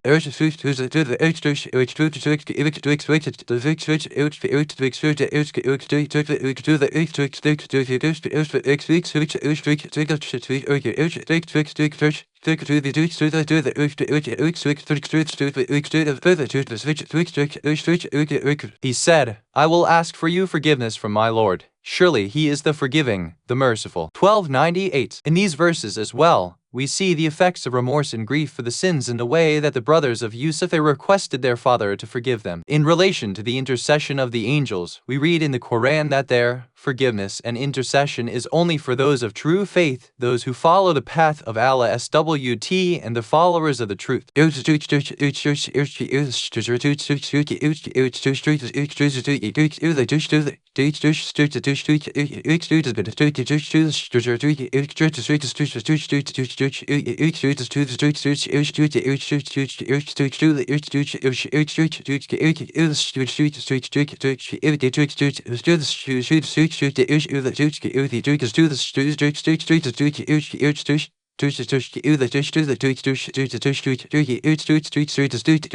Those who bear the power and those around him celebrate the praise of their Lord and believe in him and ask protection for those who believe. Our Lord, you embrace all things in mercy and knowledge. Therefore grant protection to those who turn to you and follow your way, and save them from the punishment of the hell. 40:7. At this point, the following question comes up. With the existence of turning back to Allah SWT and repentance and the following the path of Allah SWT and traversing the path of the truth, what need is there for intercession? The answer to this question will be given in the discussion of the reality of intercession. In regards to those who will be performing the intercession, the Quran has also mentioned that the person must be a witness to the truth.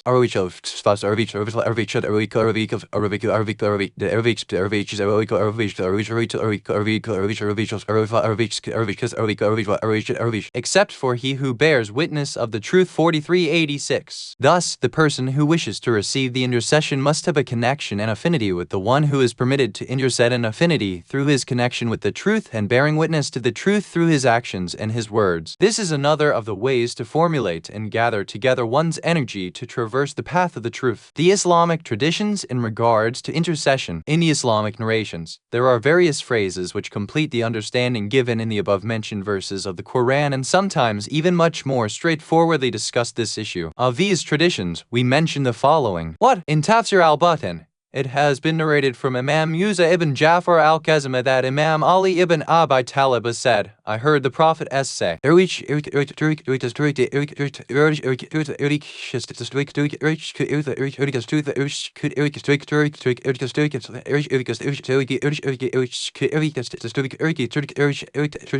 my intercession for the people from my nation who perform the major sins for. The narrator of the tradition, Ibn Abi Umair, says, I asked Imam al-Kazima how it is possible that the people who perform the major sins will gain intercession, whereas Allah SWT is stated. And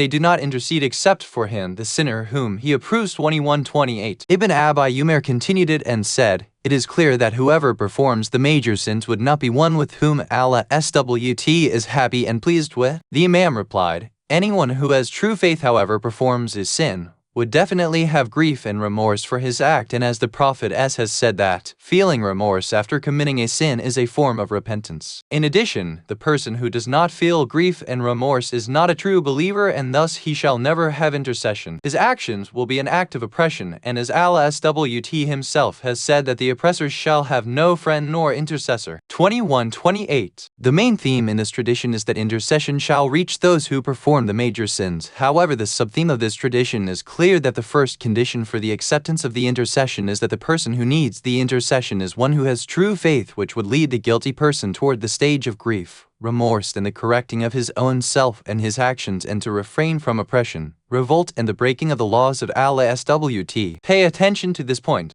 In the book Al-Kafi, it has been narrated that Imam Ja'far ibn Muhammad al-Sadiq wrote a letter to his companions in regards to gathering of their wealth and stated,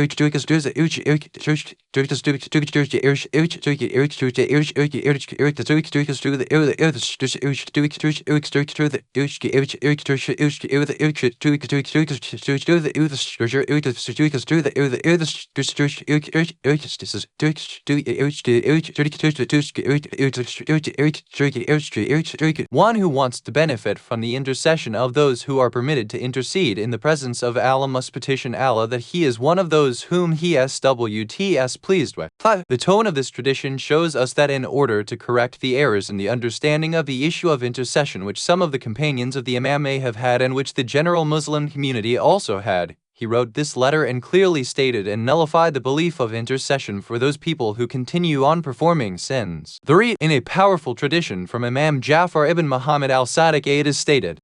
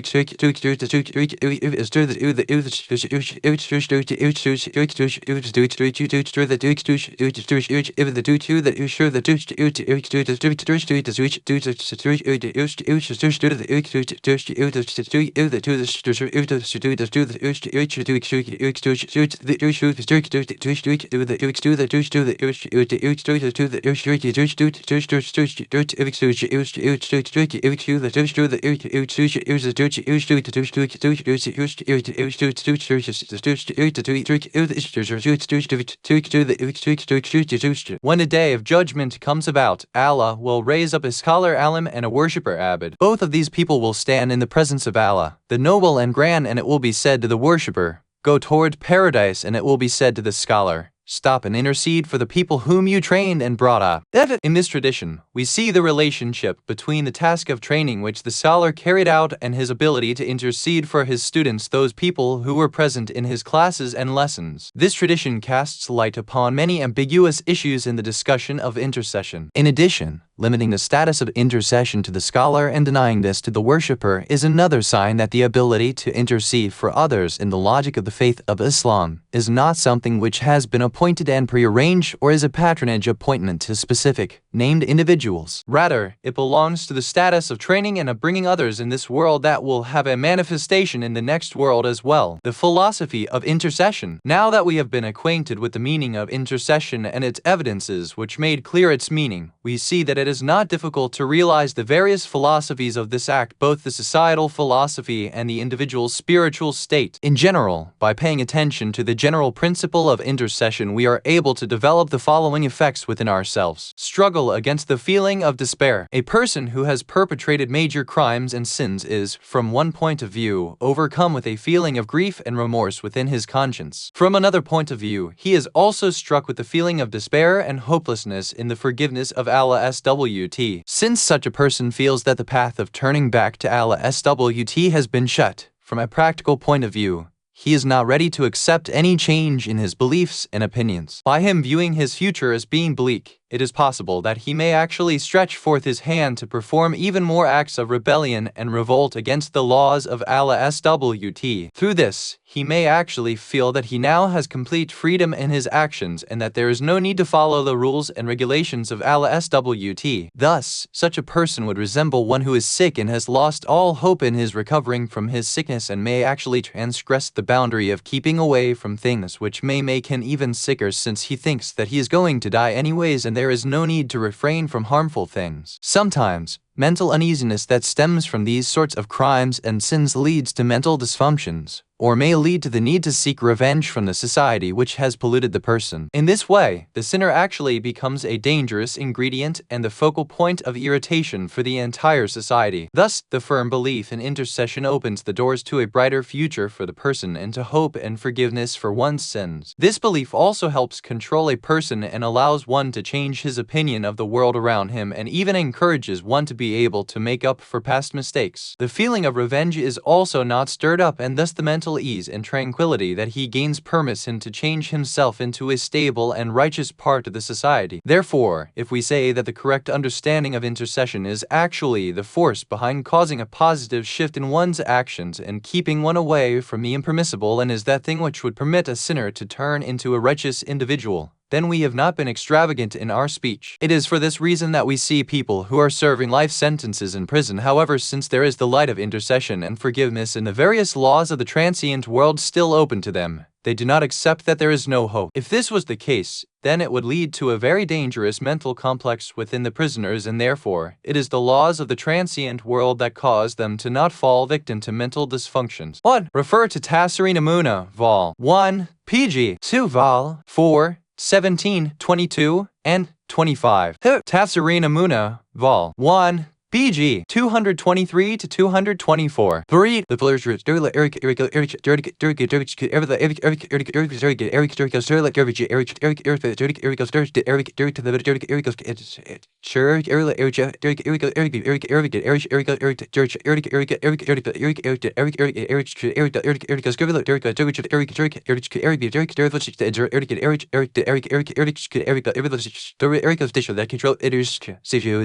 with the benefits 1987. Thor, Bihar al-Anwar, Vol. 8, pg 30. Ha, Bihar al-Anwar, Vol. 8, pg 53. 6. Bihar al-Anwar, Vol. 2, pg 16. Discourse 36. The Spiritual Life and Death of the Heart.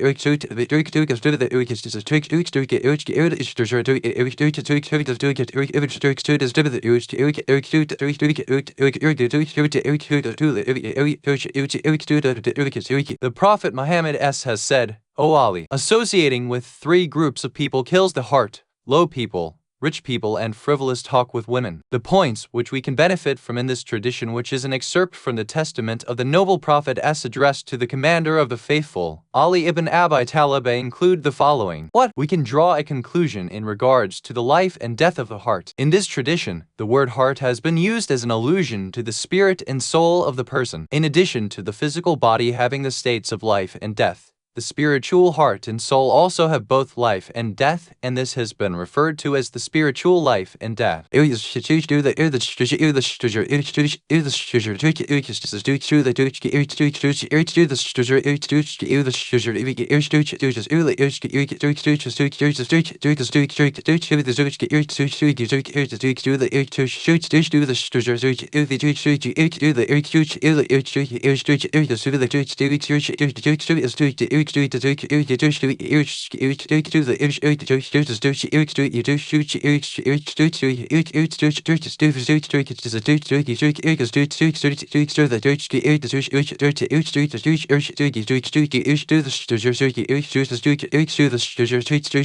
O Allah, surely my many errors have covered over my true essence, and my spiritual distance from you has clothed me in the separation from you, and my major crimes and sins have killed my heart. 1. This supplication clearly proves the point mentioned in the tradition that the heart too possesses the states of life and death, and in principle, this whispered prayer of those who turn to Allah in repentance is proof of the reasons of the death and life of the heart. In this prayer, the Imam is in essence saying, O Allah, enliven my heart through turning back to you in repentance. Thus, this means that it is through turning back in repentance to Allah SWT that give us life, while sinning against Allah SWT is what causes our true death. There are some people who have thousands of things happen to them in their life that should act as lessons for them. In addition, there are others who hear thousands of verses of the Quran and tradition which contain points of admonition. However, these things do not have even the slightest effect on them, and they do not waver in the least since their hearts have died. As we know, there are two ways that we normally judge life. One is through the feelings and emotions, and the other is the physical movement. Therefore, if a creature has no feelings or emotions, or is an entity which is not moving, it is likely that that creature is dead. This can be seen in the Quran, in which in its detailed discussions on the spiritual life and death that it, for example, speaks about some dead people as actually being at the level of those who are alive when it states, O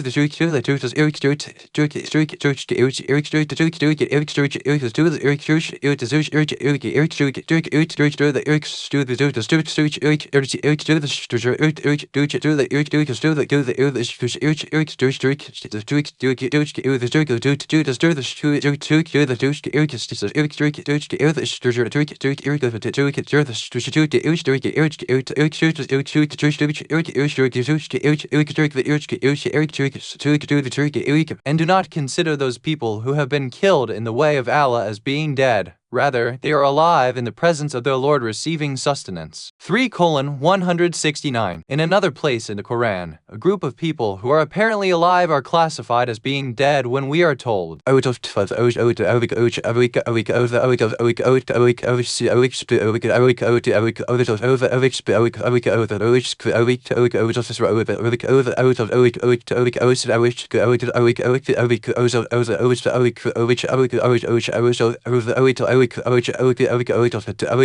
and surely you cannot make the dead hear and you cannot make the deaf hear your call. 2780. In another place in the Quran we are told,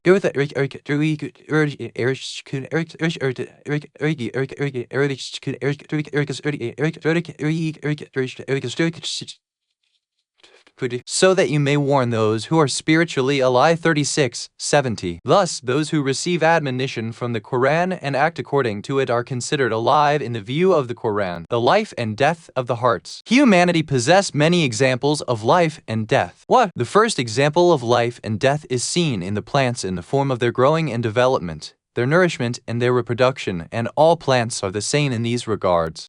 Another form of life and death is seen in the animal world. This too is a clear example of the feelings, emotions, movement, and action of a life form, and in these regards, all animals are the same. 3. However, the third form of life and death, which is limited to humanity and is what separates them from plants and animals, is the life which can be divided into physical and spiritual life. This is what which has been mentioned in the Islamic traditions and is referred to as the spiritually alive heart, in which the meaning of heart in this definition is the soul, intellect, and emotional capacity of the person. In the words of the commander of the faithful, Ali ibn Abi Talib, in his speeches and short sayings narrated in Naj al-Balagha, we see a great emphasis placed on this issue. In speech 110, he says the following in regards to the Quran.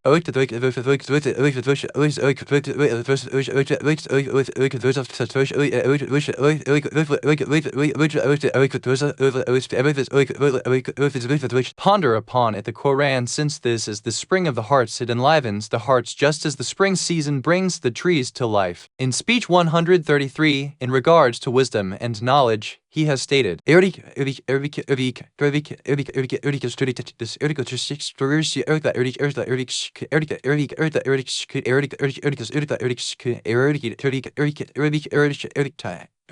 wisdom and knowledge are life for the dead heart. At other times, he places the sickness of the heart at the same level as the sickness of the body. For example, in short saying 388, he has stated, the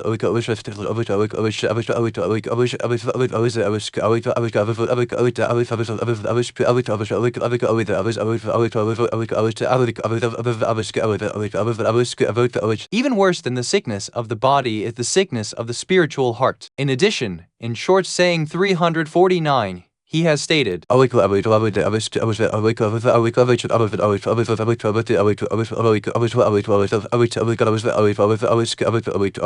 one whose level of precaution wara a level higher than that of taqwa is low, his heart is dead. There are many more such phrases used by the Imam in this regards. From another point of view, the noble Quran believes in a particular form of seeing, hearing, understanding, and comprehending other than the apparent understanding of these powers, just as it is said in regards to the open disbelievers. Arabic beam, Arabico letter 6 score, see Arabic kaf, Arabic kun, Arabic beam, Arabico letter 6 score, see Arabic beam, Arabic kun, Arabico letter 6 score, Arabic Arabico 6 score, see Arabic beam, Arabic kun, Arabic la, Arabic alus, Arabic day, Arabic kun, Arabic la, Arabic way of Arabic and Arabica. Deaf, dumb, and blind, they do not understand anything. 2:171. In another place in the Quran, the hypocrites are referred to as having a sick heart, and since they do not want to change, SWT adds to their sickness.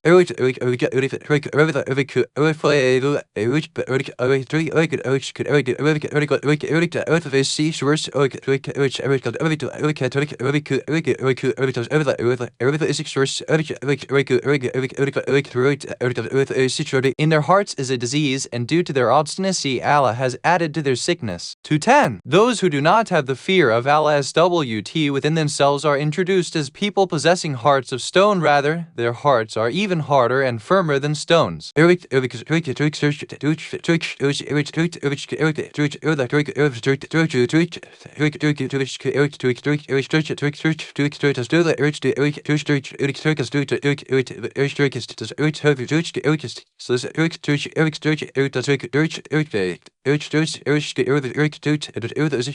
Then your hearts harden after that, so that they were like rocks, rather worse in hardness. 274. In relation to a group of disbelievers, there is a phrase that is used in the Quran in which they have been referred to as being impure.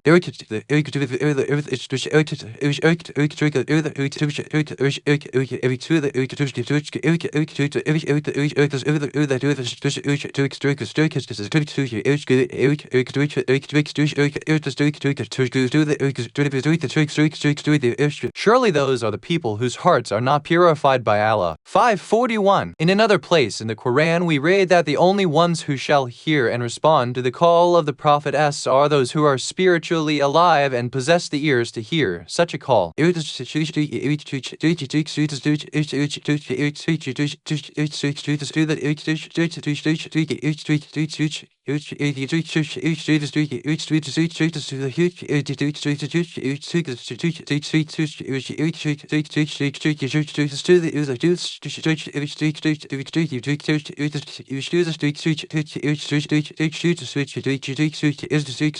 The only people who shall accept and answer your call are the people who spiritually hear you, and as for the spiritually dead, Allah will raise them, then to Him they shall be returned. 637. From these different phrases, and indeed many other similar phrases in the Quran, we can clearly see the angle which the Quran takes on life and death, and that it is the humanistic and logical angle of the discussion, since all of the worth of a person is contained and based on this aspect of his life, his spiritual traits and worth, and not his physical existence. The factors that determine a spiritual death and life are very many. However, undoubtedly things such as hypocrisy, pride, prejudice and nationalism, ignorance, and the performance of the major sins are things which kill the heart. Thus, going back to the tradition we started out with, the noble Prophet has stated, sitting and associating with three groups of people kill the heart. Sitting with people who themselves are polluted with sins kills the heart, and by a person interacting with such people, he will spiritually descend to such a level that he himself shall become an instrument through which others will be able to learn a lesson from and how not to act. The word used in this tradition for people who themselves are polluted with sins is Arabic nun, Arabic thal, Arabic lam, which means a low or despicable individual from the point of view of his morals and etiquette, faith, thoughts, etc. There are many ways in which a person can acquire status and character, of which there are four principal ways. 1. The training and upbringing from the mother and father. 2. The society and his interactions with the people, and which is common within the society and environment. 3. His teachers at school. 4. His friends and acquaintances, and this is, perhaps, the most influential of all ways which affect a person's status and character. Thus, if one's friends are corrupt, then the one who associates with them will also become corrupt. However, if they had upright morals, then the person who is around them will be the same. Within a person, there is a psychological trait of involuntary following in which anything a person sees others do, he would also automatically perform. For example, if a person was to yawn, then almost instantly, others who are in the same vicinity would also inadvertently begin to yawn. Many of the actions which people perform are the same, and one of these is the effects of the surroundings which a person is in and the effects of the morals and etiquette which friends have upon one another. It has been stated that if you see a person who has an ego, however, is reserved, and if due to his being reserved you are not able to determine his morals and character in your first and second encounter with him, then you must look towards his friends and those who associate with him to gauge his character.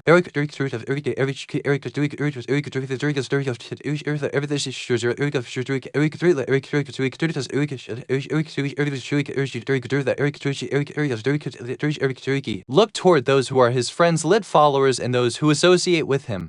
If you see that a group of spiritually low people are always gathered around him, Then do not be tricked and fooled by seeing his heavily used and worn-out prayer mat, since a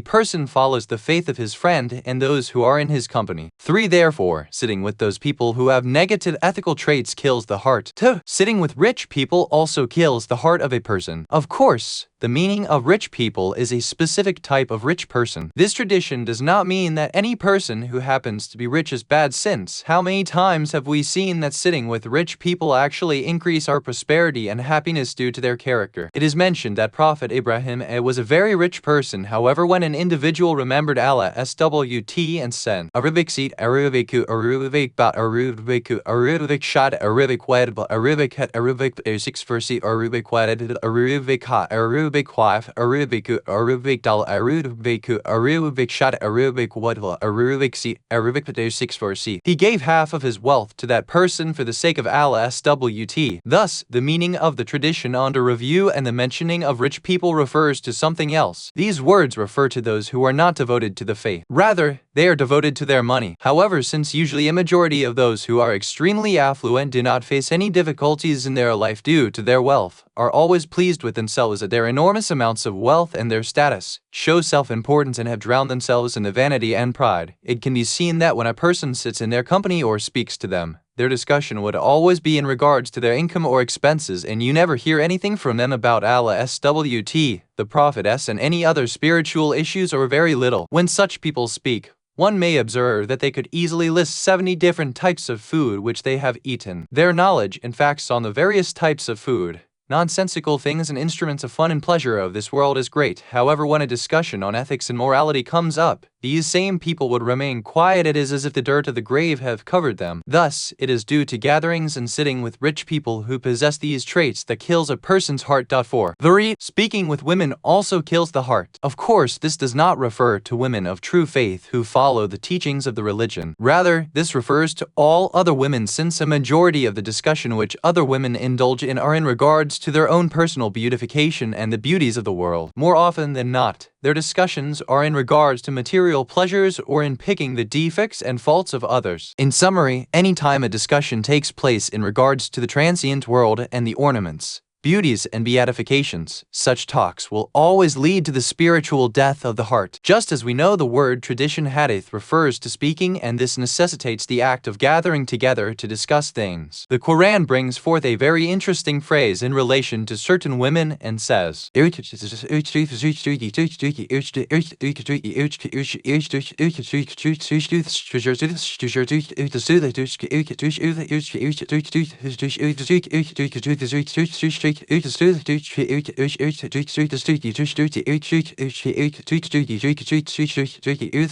is the one who has been brought up among trinkets of beautification and is inconspicuous in contests should be associated with Allah. 43:18. This is the case since these sorts of women are brought up with an attachment to the adornments of the world. The fabric of their thinking is the fabric of beautification, and that is all. An important point which must be mentioned is that the things which lead to the life and death of the heart are numerous, and thus a person must be careful that he does not relegate his soul and essence to just anyone. Without doubt, a person acquires a good part of his thoughts and ethical traits from his friends. From the logic of Islam, this form of influence one's friends is at such a level that in the traditions which have come to us from the Prophet Sulaiman, he has stated, is the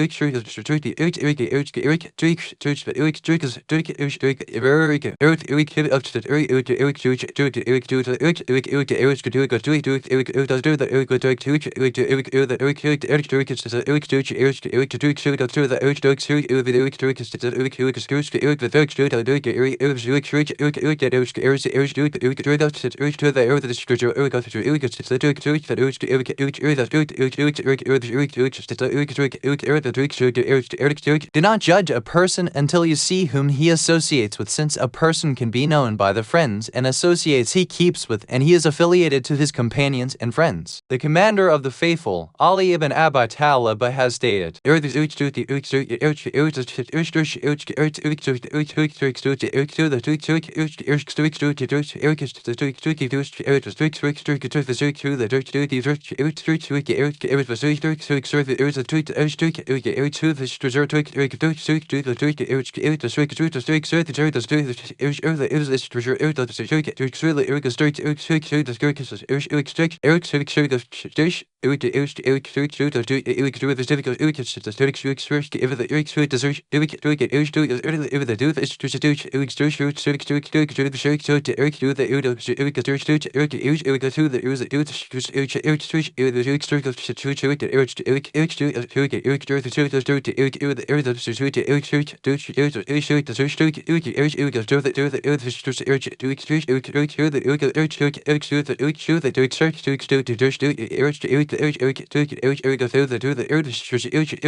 anytime the state of a person is not known to you and you do not know his faith, look towards his friends. If they are people of the faith of Allah, then he too shall be on the faith of Allah. And if they are on other than the faith of Allah, then he too shall not be on the faith of Allah. Without a doubt, the role that a friend plays in the felicity and adversity of a person is more important than any other thing. Such a friend will drag a person to the ultimate level of spiritual destruction and annihilation. However, it is also possible that he may pull him toward the loftiest levels of greatness and spiritual worth. What?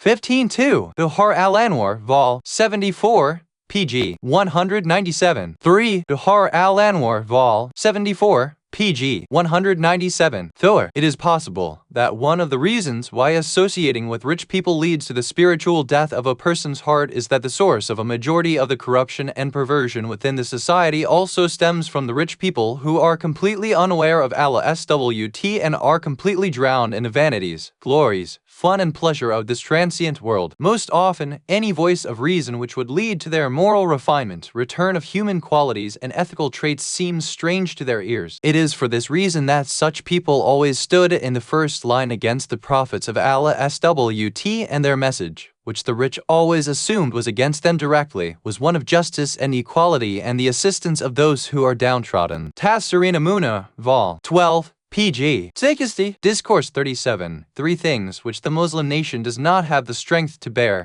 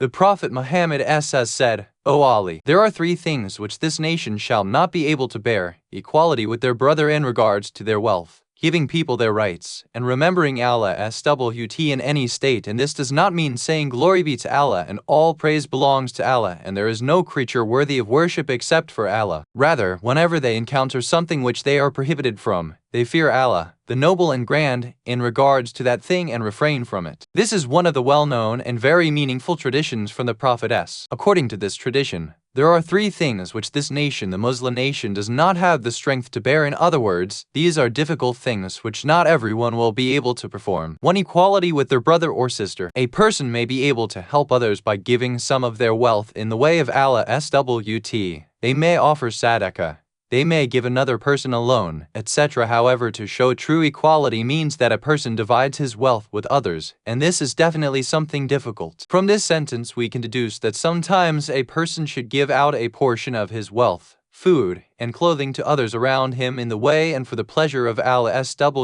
One must not be conceited and think that by giving to others, he has done something very great and important. Rather, even after giving, we must still consider ourselves as being culpable, since the station of equality and fairness with our brother is a much higher station, and even higher than self-sacrifice thar, which we have yet to reach to. If we have not reached to the level of equality with our brother/sister, then at least this theory should have some impact on us, and whatever we are currently offering and help to others should continue. However, still after this, we should feel some sense of culpability. In addition, we must not expect anything in return, since this form of help is the smallest action we can do for another Muslim. The self-sacrifice for a guest. The following tradition has been narrated in Majma al-Bayan 1 that a person came to the Prophet and said to him, "I am hungry." The Prophet asked a companion to go to his house and bring the man some food. However, upon checking, those in the house of the Prophet informed the person that there was no food in the Prophet's house. The Prophet asked, "Which of you will keep this man as a guest in his house and thus feed him?" A man from amongst the Ansar, those who had welcomed the Prophet and the companions into Medina, stood up and said that he would take care of the man. Thus, the hungry man made his way to the companion's house. Upon arriving home,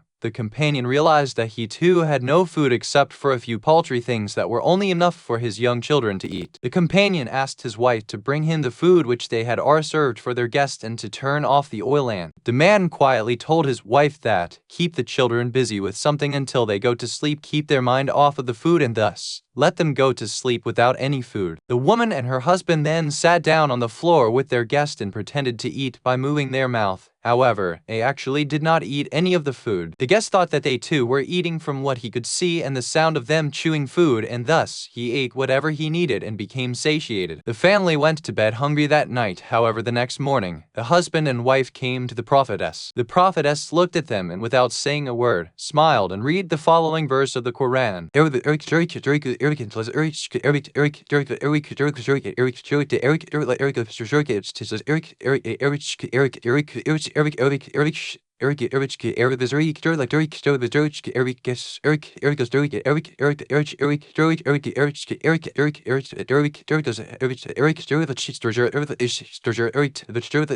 And they, the Ansar, prefer them the Muhajirun over themselves, even if they are in a state of abject poverty. 5980.2 Division of one's wealth in the Islamic narrations. What? It has been narrated from Abu Dihar that he has said, "I heard the Prophet say,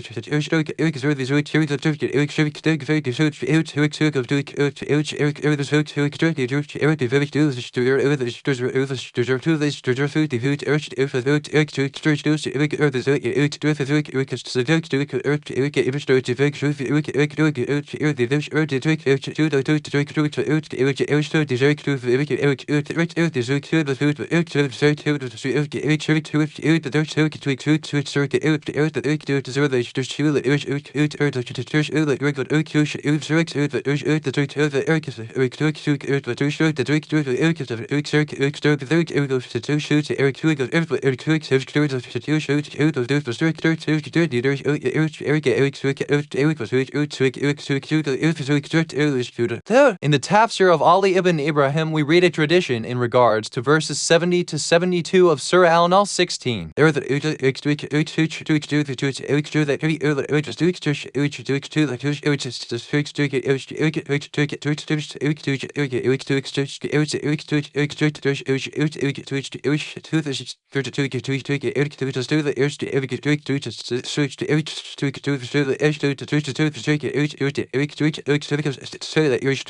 It is not permissible for a person to prefer some food for himself and eat that and not to feed the same thing to his family. 3. Giving people their rights. In our previous discussions, we had mentioned the fact that the Islamic society is one in which rights are given to others, however, they are not taken from others. By this we mean that if a person owes another person money, then the one who has taken the loan should go in search of the person whom he owes the money to pay him back. Anytime he finds the person whom he owes something to, he should fulfill his obligation to that person and thank Allah SWT that he has freed him from being under the obligation of another human being through paying back the debt. He hath cleared up his responsibility. 3. The dhikr of Allah SWT in all states. Of the things which all people are responsible for enacting, however not all are able to, is to remember Allah SWT in all states. The remembering of Allah SWT should only be done for one reason, which is to remember Allah SWT, and this act should have no other incentives associated with it. The word dhikr has 3 meanings to it: verbal, spiritual, and the applied or practical dhikr. The verbal dhikr is something easy. The dhikr in the heart, which makes up the spiritual dhikr, is somewhat more difficult, while the dhikr which is manifest in one's actions is the most difficult of all. The dhikr in one's actions means that in a person's actions in his life, he recognizes that Allah SWT is present, and watching his actions truly show that he realizes that Allah SWT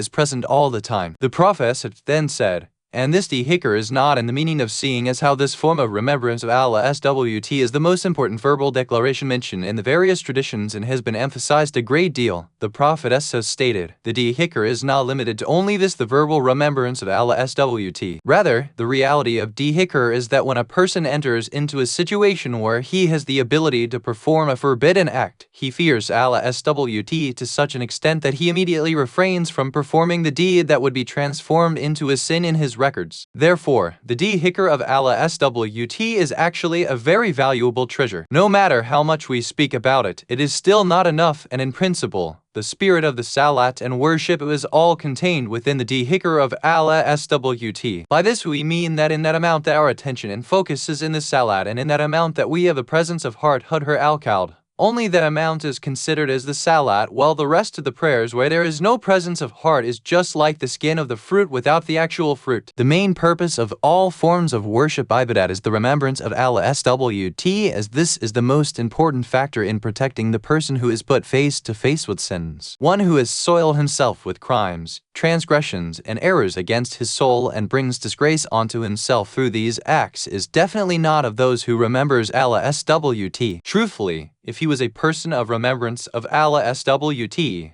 then at the time of coming face to face with a sin, he would fall into the remembrance of Allah SWT. Through this remembrance, he would not become such a person of disgrace, and he would not fall into such misfortunes, and these states of dishonor would have been a lesson for him. Therefore, if we wish to protect ourselves in the face of committing sins, then we must constantly be in a state of dhikr of Allah SWT. We must be one who has developed the habit of ensuring that we do not forget Allah SWT. When one enters into a gathering, he must be sure to remember Allah SWT, and this dhikr of Allah SWT would actually be the source of tranquility and serenity of the person in this world, as now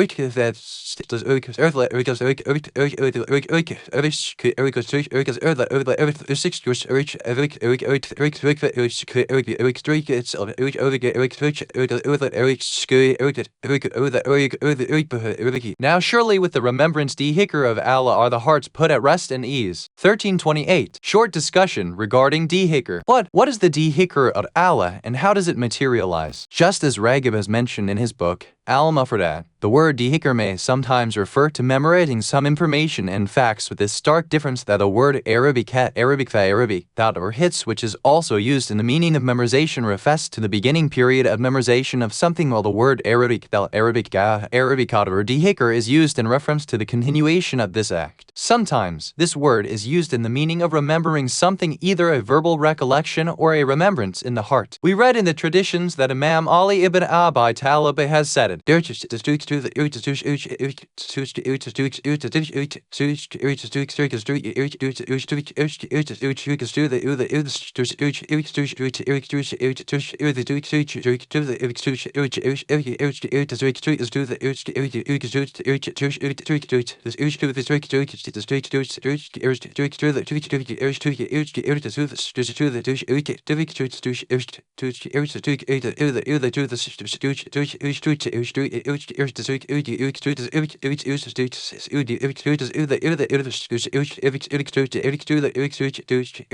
dhikr is of two types: the remembrance of Allah, the noble and grand, at the time of tribulations, and even greater than this is the remembrance of Allah SWT in regard to that thing which Allah has made prohibited for you. So then this form of dhikr acts as a barrier between the person and that forbidden act. Though it is because of this reason that in some of the traditions the remembrance of Allah SWT is referred to as the shield and means of protection from sins. In a tradition from Imam Jafar ibn Muhammad al-Sadiq, we read that one day the Prophet turned towards his companions and said, Arabic out, Arabiki, Arabic tat, Arabicot, Arabic shat, Arabicot, Arabicot, Arabicul, Arabicu, Arabic the Arabic Alif, Arabic G, Arabiki, Arabic Thonsil, Arabic Skud, Arabic Noon, Arabic Arabic Alif.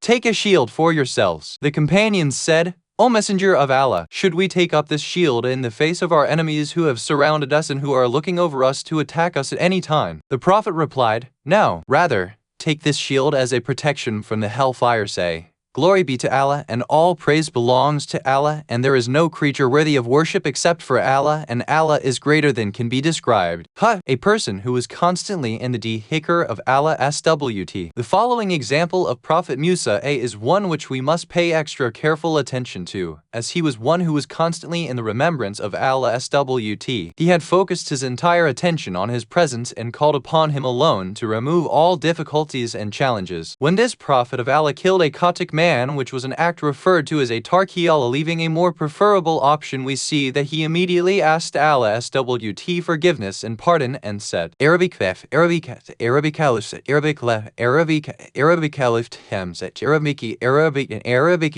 Arabic, Arabic, Arabic, Arabic, Arabic, Led, Arabic, Meme, Arabic, Skid, Arabic Ta, Arabic, Arabic, and Arabic, Arabic Fat, Arabic, Skid, Arabic, C, Arabic, Arabic, Arabic Fat, Arabic, Arabic Alif, Arabic, Arabic, Skid, Arabic Fat, Arabic, Arabic, Arabic, Skid, Arabic, Arabic, Arabic, Quad 6 for sure, Arabic, Quad 6 for sure, Arabic, Quad 6 for sure, Arabic, Quad 6 for sure, Arabic, Quad 6 for sure, Arabic. He Musa said, Surely I have wronged myself, so forgive me. 28:16. In addition, when he was leaving Egypt, he stated,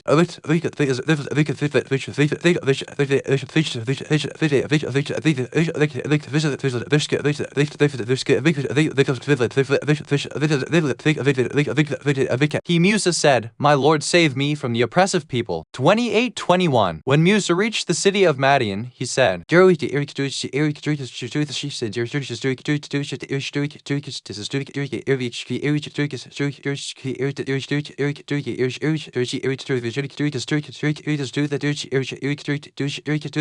Maybe my Lord will guide me in the right path. 28:22. When the sheep of Prophet Shaiba were fed, became satiated, and made their way toward the shade, Musa he stated,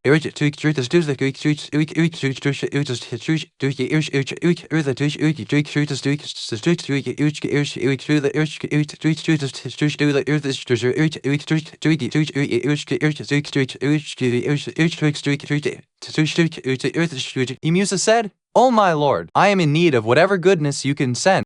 28:24.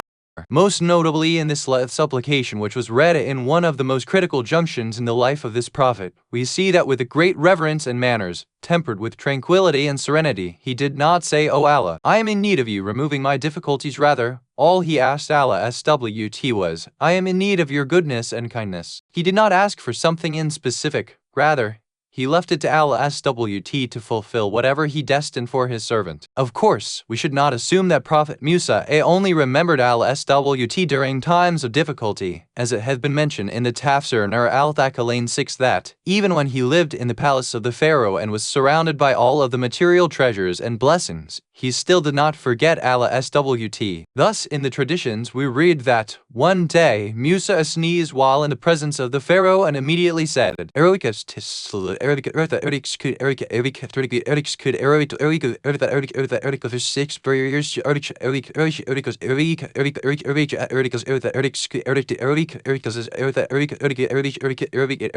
all praise belongs to Allah, the Lord of the universe. When the Pharaoh heard these words, he became extremely upset and slapped Musa. Musa grabbed the Pharaoh by his hair and pulled it, at which time the Pharaoh became even more upset and decided to kill him. However, the wife of Pharaoh convinced Pharaoh that Musa was only a young child and did not know what he was doing, and thus she was able to save him from death. 7. Remembering Allah SWT in all states. Whenever the name of Allah SWT is taken, an entire universe of greatness, power, knowledge, and wisdom becomes manifest in the heart of the human being, since he SWT is the holder of all of the most beautiful names, the highest characteristics, the possessor of all of perfections, and is free from any sort of defect or imperfection. The constant focus and attention on such a reality of Allah SWT, who possesses such characteristics and traits, guides the soul of a person towards goodness and purity and helps him keep away from all despicable acts. In other words, his characteristics seek to become manifest within the life of the person. Focusing one's attention on such a worthy creator brings a sense of awareness of constantly being within his presence. With this feeling, the distance between a person and the sins and spiritual pollution is made great. Remembering him SWT is a remembrance of vigilance. Remembering him SWT is the remembrance of accountability and reward/retribution. Remembering him SWT is to remember his courts of justice, paradise and hellfire, and such a remembrance is what gives purity to the life and graces the soul with the celestial illumination of Allah SWT and existence. It is due to this fact that within the Islamic traditions it has mentioned that everything has a limit to it except the remembrance of Allah SWT, as there is no limit to it. According to the tradition mentioned in Usul al-Kafi, Imam Jafar ibn Muhammad al-Sadiq has said,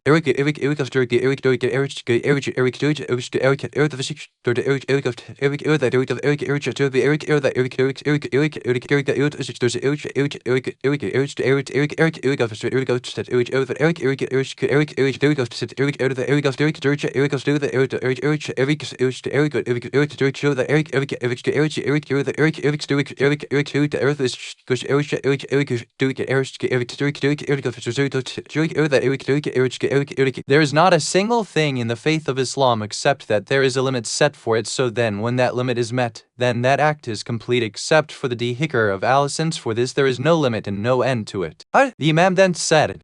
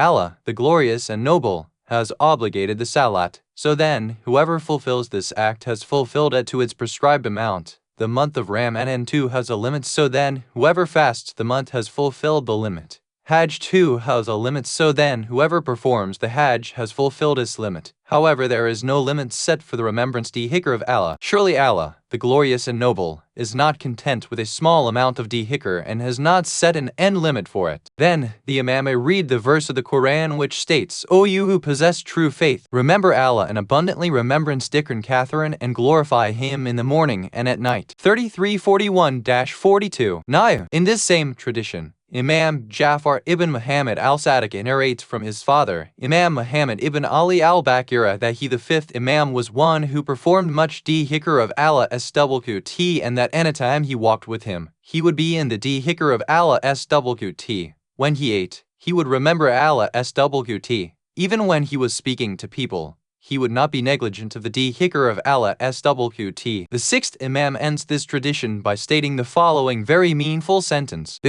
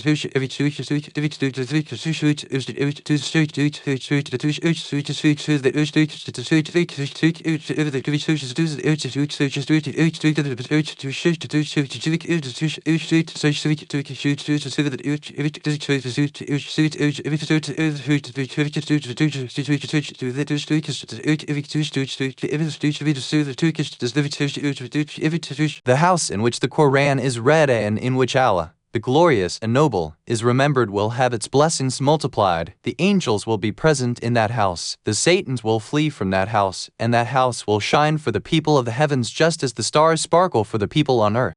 This issue is of such importance that in the tradition, the remembrance of Allah SWT has been equated with the collection of all goodness of this life and the next life, just as the Prophet of Allah has stated.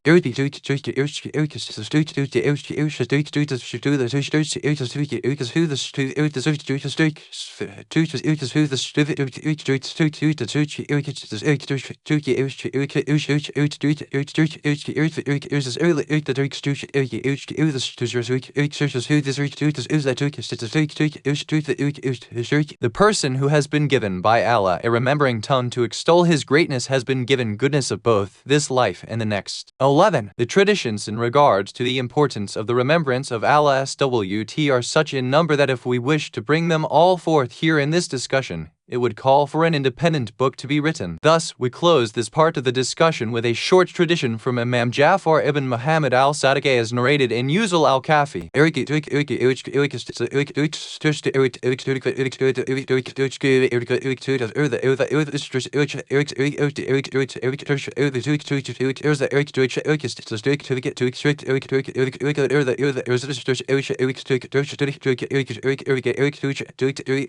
The person who remembers Allah, the glorious and noble much, Allah will cover him with the grace of His shadow in His paradise. 12. It goes without saying that all of the blessings and goodness which are accompanied by the remembrance of Allah SWT are not related to the mere verbal attestation and remembrance of Allah SWT and the empty movements of the tongue with no thought, pondering upon what is being said and action to what is being said. Rather, the purpose of this remembrance should be to stir the springs of thought and contemplation, that same thought which would become manifest within the actions of the person. This has clearly been mentioned in the meaningful tradition on this topic. 13. The stages to traverse in the dhikr of Allah SWT. In regards to the stages which one must traverse in the dhikr of Allah SWT, one of the commentators of the Quran 14 has stated, 1. The first stage is the dhikr of His name, just as has been mentioned in the Quran in the verse of Surah Al-Muzammil.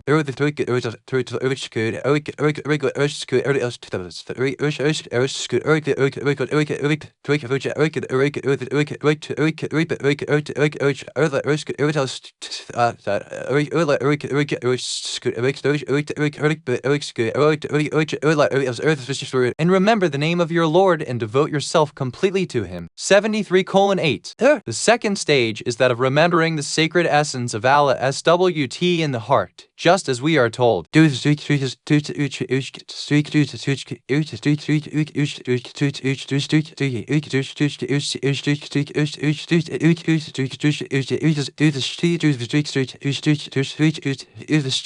remember your Lord within yourself humbly and fearing. 7:205. 3. The third stage, which is the ultimate level, is one in which a person ascends higher than just performing the dhikr of Allah SWT and remembering the status of lordship which he possesses. Rather, the person arrives at the state of the dhikr of all of the characteristics of beauty and munificence of Allah SWT, which are all present in his essence, just as we are told.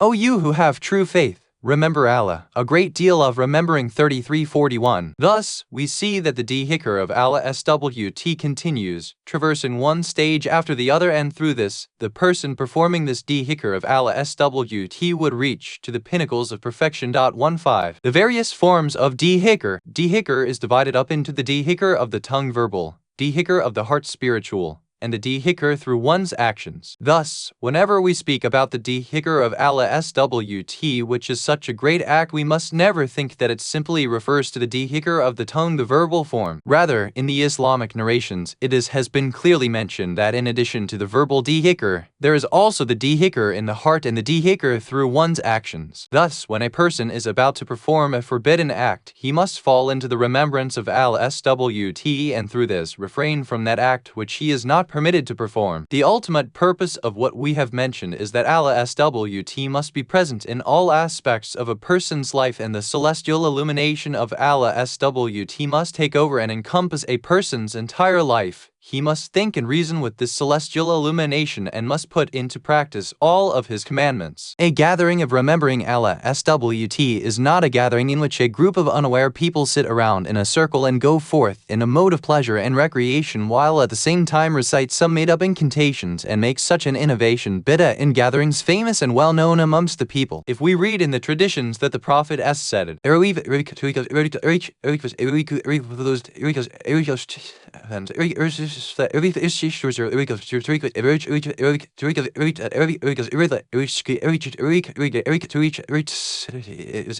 make your way towards the gardens of paradise. When he was asked, and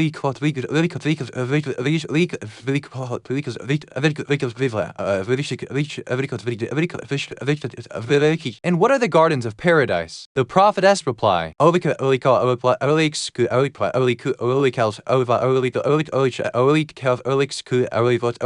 gatherings of the remembrance of Allah. 16 is meaning of gatherings of remembrance of Allah SWT lit. A gathering where people sit in a circle to remember Allah SWT are those in which the teachings of Islam are kept alive and ones in which the instructive discussions and lessons of training of the person are mentioned and talked about in such a gathering.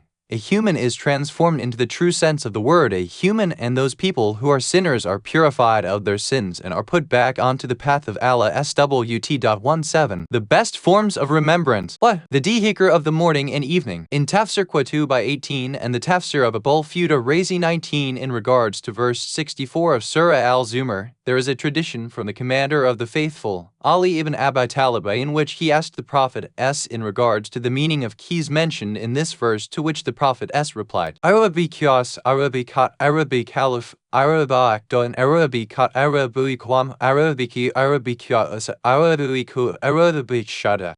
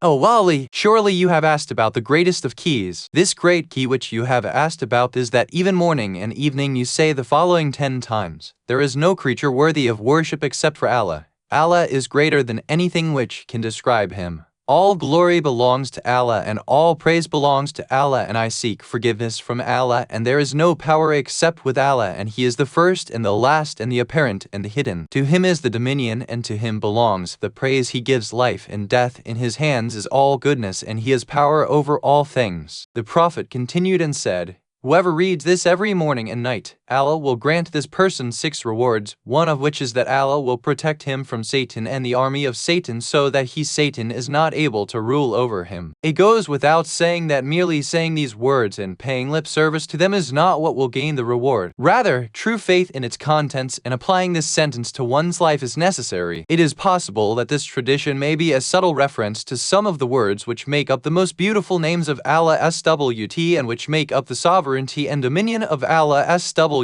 above the entire world of creation. Pay attention to this point 20. The dihikr of Allah Yafata. The dihikr of in some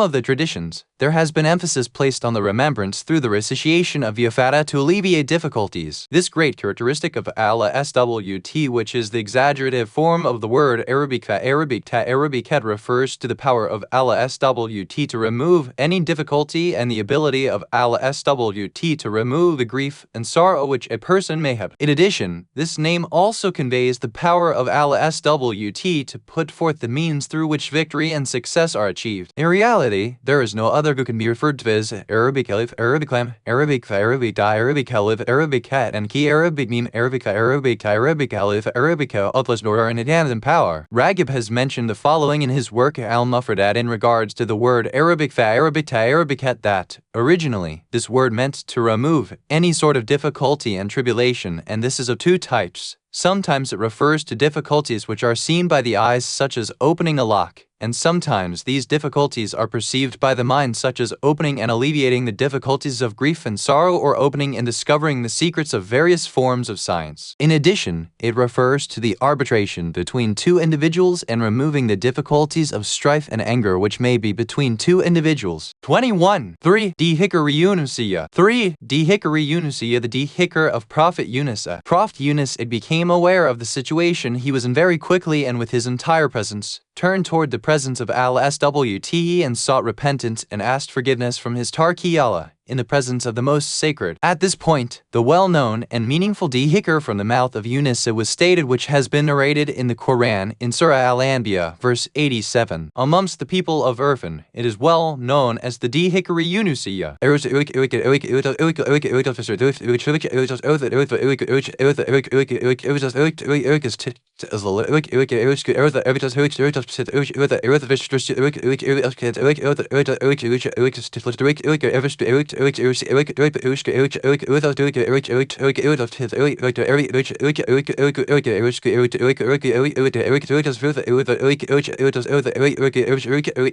So then he cried out in the darkness that there is no creature worthy of worship except for you. Glory be to you. Surely I was of the oppressors and unjust to my own self. 2187. This sincere confession, tempered with his glorification, along with grief and remorse, was accepted, and just as we read in verse 88 of Surah Al-Anbiya that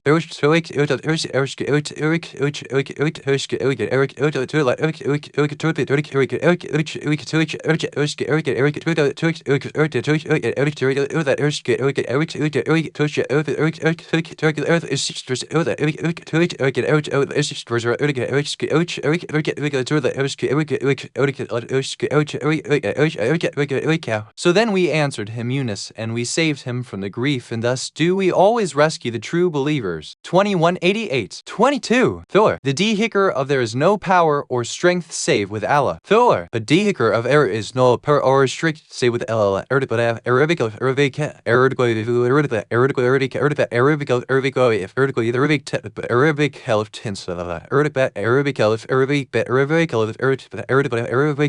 the Tafsir, Majm al-Bayan 23, it has been mentioned that the son, one of the companions of the Prophet Auf ibn Malik, was captured by the enemies of Islam. The companion went to see the Prophet and informed him of what had happened, and also of his abject state of poverty and destitution. The Prophet exhibit or tekwa catch the other DB page erzat bediv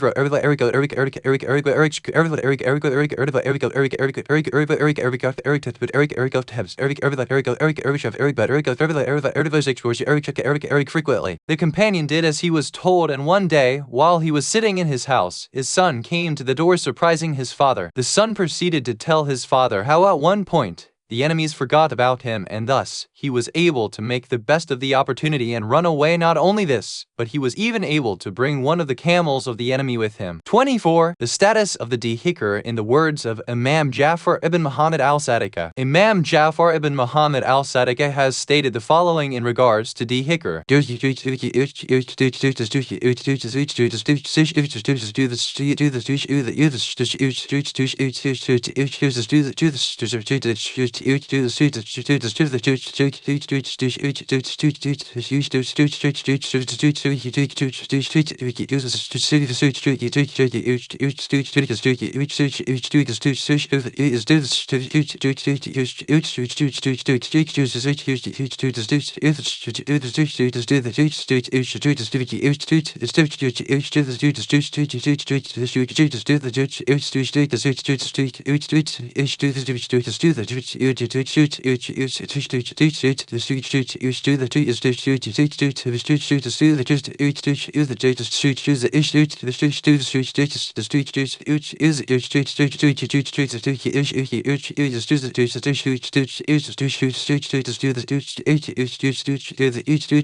The person who remembers Allah, the Most High in the true sense of the word, is truly his obedient servant, and the one who is negligent of him is a sinner. Obedience to Allah is a sign of guidance, and disobedience to Allah is a sign of misguidance, and the source of these two states is the remembrance and negligence of Allah.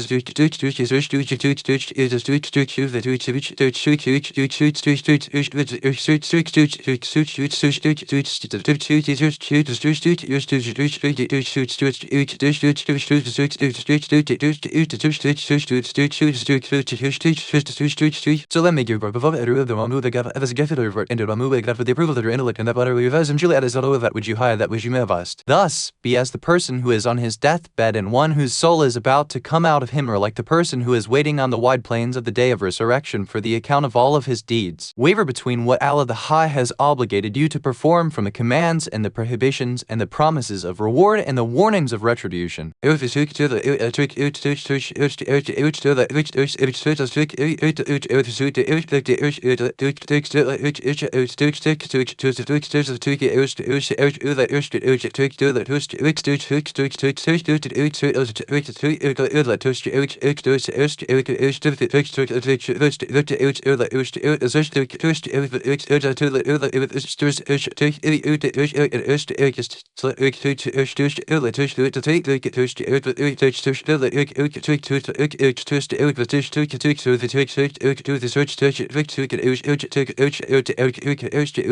And do not busy yourselves with things out of and what he have ordered you to perform and wash your heart with the spiritual water of breath and make it remembrance of Allah just like his remembrance of you will he have no need for you.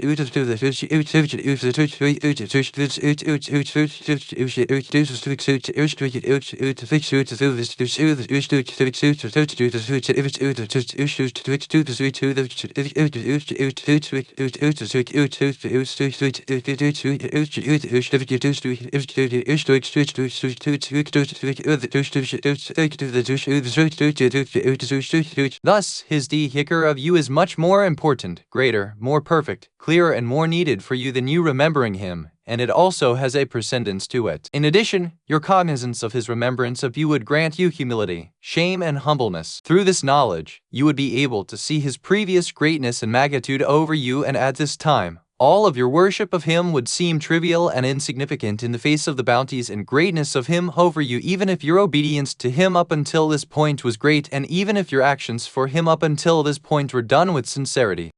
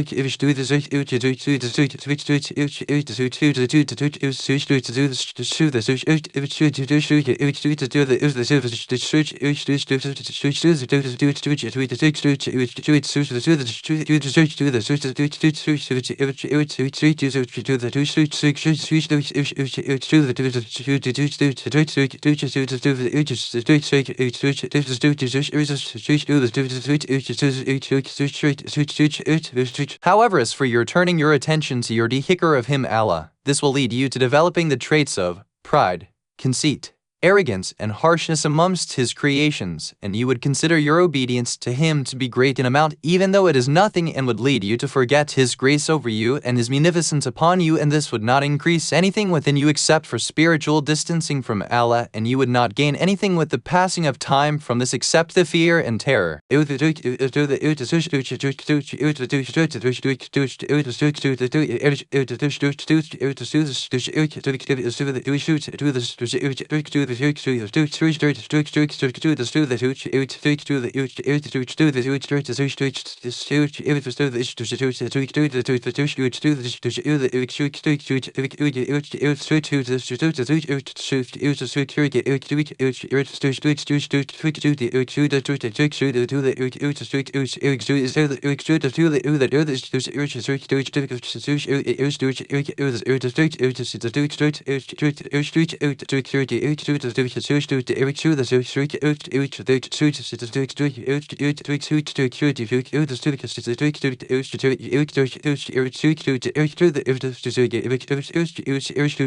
The dehicker is of two types: the sincere dehicker of Allah the Most High, which takes place through the approval of the heart, and the dehicker which flows from you, which negates all other forms of remembrance of other than Him. Just as the noble messenger has said that, I am not able to speak your praise in the way which you deserve. Rather, you are praised just as you yourself have praised yourself.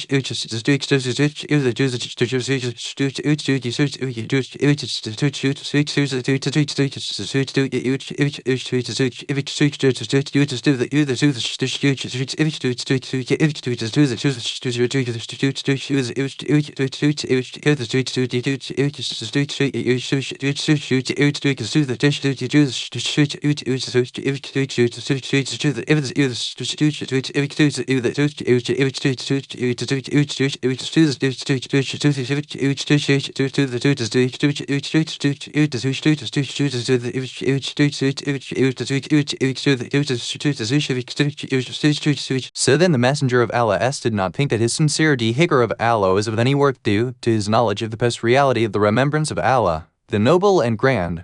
For him the Prophet which took form before his the Prophet's remembrance of him Allah WT. Therefore, in those areas where the Messenger of Allah has negated his own dehicker of Allah and confirms the dehicker which has been carried out by Allah, he is referring to supremacy of the dehicker. Thus, whosoever then desires to remember Allah, the Most High, should truly know that surely He is the All-Knowing, and that Allah remembers the servants through the divinely granted success of them remembering Him, and had it not been for this, the servant would never have been able to remember Him. 25. Explanation. The person who has been in the state of remembrance of Allah SWT and who, in his day-to-day affairs, does not forget Allah SWT, will gradually become firm and unwavering on the path of true guidance, obedience, and servitude of Allah SWT, and will keep away from going against the laws of Allah SWT. The minimum level which this remembrance will take form is that the person's tongue will move and recite the name of Allah SWT. At the second stage of the dehicker of Allah SWT, the person would protect his tongue and without the permission of his heart, intellect, and faith, would not speak anything.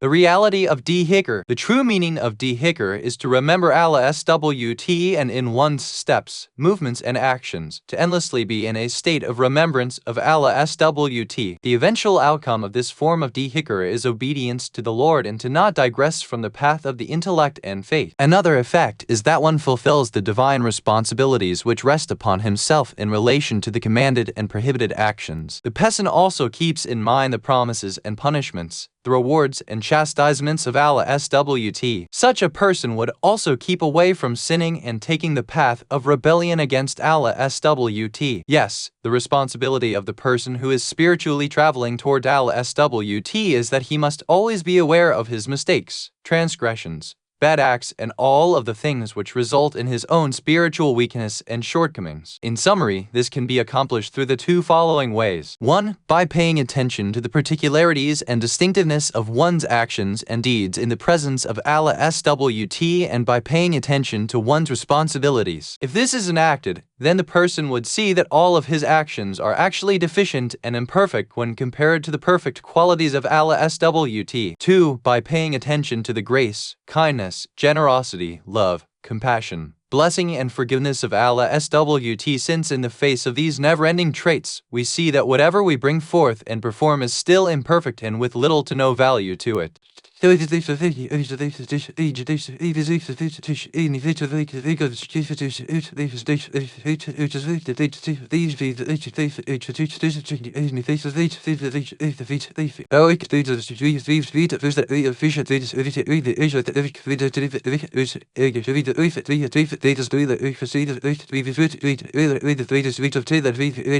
Yes, it is through a person being mindful of these two ways that his humility, love, modesty, servitude, cognizance, shame, and humbleness would all increase. The meaning of Allah, the Most High speaking the praise, refers to His divine lordship over the universe, and thus the dhikr, whether it be the divine lordship over the universe, a verbal declaration and verbal praise, and other than this, fall into this same category, His divine lordship over the universe. Thus, praise which Allah SWT makes refers to the creation, maintenance, organization, regulation, mercy, and all of His other actions, each of which is a perfect denotation of His great status and of which the verbal praise of His servants can never reach to. Thus, in this sentence, the noble Prophet has even negated his own dhikr of Allah SWT. Arabic lam, Arabic alis, Arabic hamza tatlif, Arabic het, Arabic sada, Arabic letter 640, Arabic letter 640, Arabic alif maksura, Arabic det, Arabic nun, Arabic alif, Arabic hamza, which is a pure and sincere remembrance. He only believes in the worth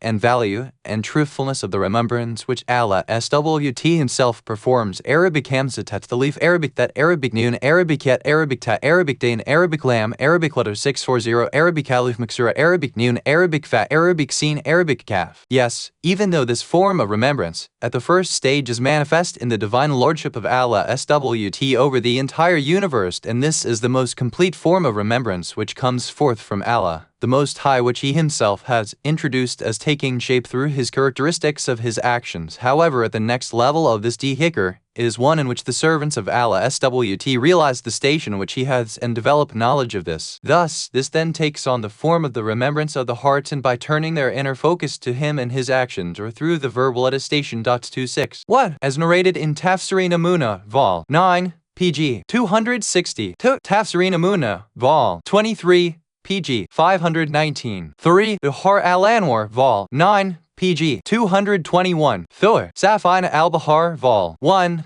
pg. 484. 5. Tafsirin Amuna Summarized, Vol. 1, pg. 216-217. Hicks. Tafsir Nur al-Thaqalain, Vol. 4, pg. 117. Tafsirin Amuna, Vol. 16, pg. 61-62. Et Yuzul al-Kafi, Vol. 2, Book of Supplication, section on the dhikr of Allah. 9. Yuzul al-Kafi, Vol. 2, Book of Supplication, section on the Dhikr of Allah. 10. Usul al-Kafi, Vol. 2, Book of Supplication, section on the Dhikr of Allah. 11. Bihar al-Anwar, Vol. 82. pg 145. 12. Usul al-Kafi, Vol. 66, pg 324. 13. Tafsirin Amuna, Vol. 18, pg 355 to 358. 14. Fakhruddin al-Razi, Vol. 3, pg 177. 15. Tafsirin Amuna, Vol. 25, pg 177 to 188. 16. Safina al-Bahar, Vol. 1,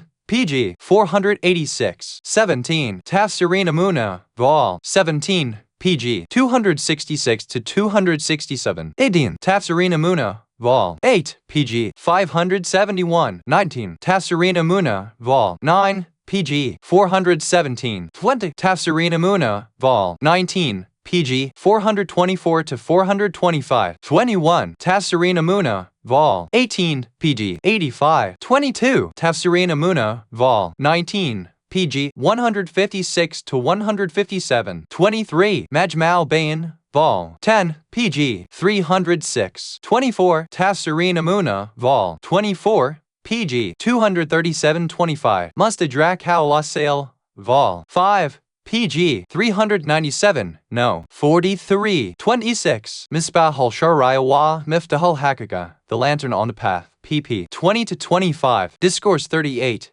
The best of people. The Prophet Muhammad said, O Ali, if a person meets Allah with 3 traits, he will be considered as being from the greatest of people. The person who comes to Allah with that which he has made obligatory upon him will be of the most worshipping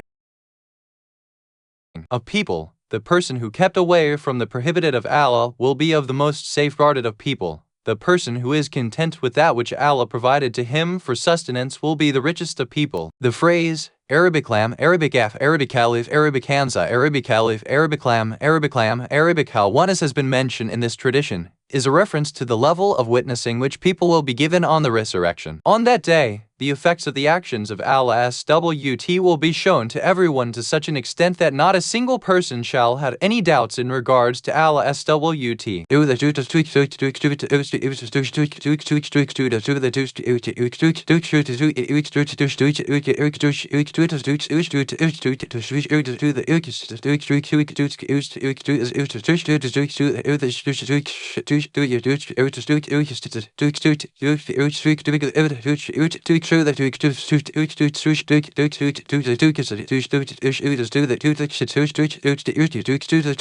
The physical eyes do not see Allah, rather the heart sees Him through the true faith which it possesses.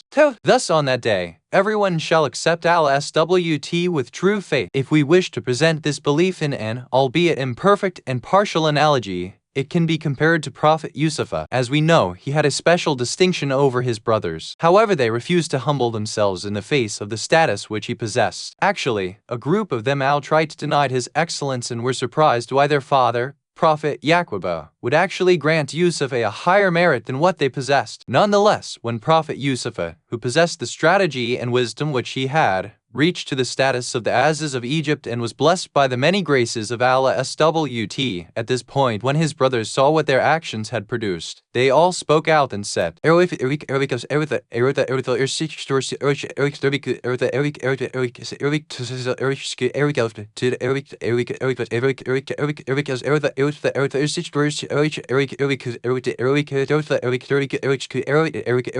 I swear by Allah, Allah has made him superior over all of us. This shall also be the exact state of the disbelievers both in the life of this world and the next life as well. While in the transient world, they had veils over their sight which blocked their vision and thus did not submit to the truth. However, in the next life, the affair shall be clear and easy to see that just as the brothers of Yusuf were forced to concede, the disbelievers too shall have to concede to the reality of Allah SWT. In summary, on the day of resurrection, Allah SWT will be made everywhere and thus, one of the reasons being a day of resurrection referred to as the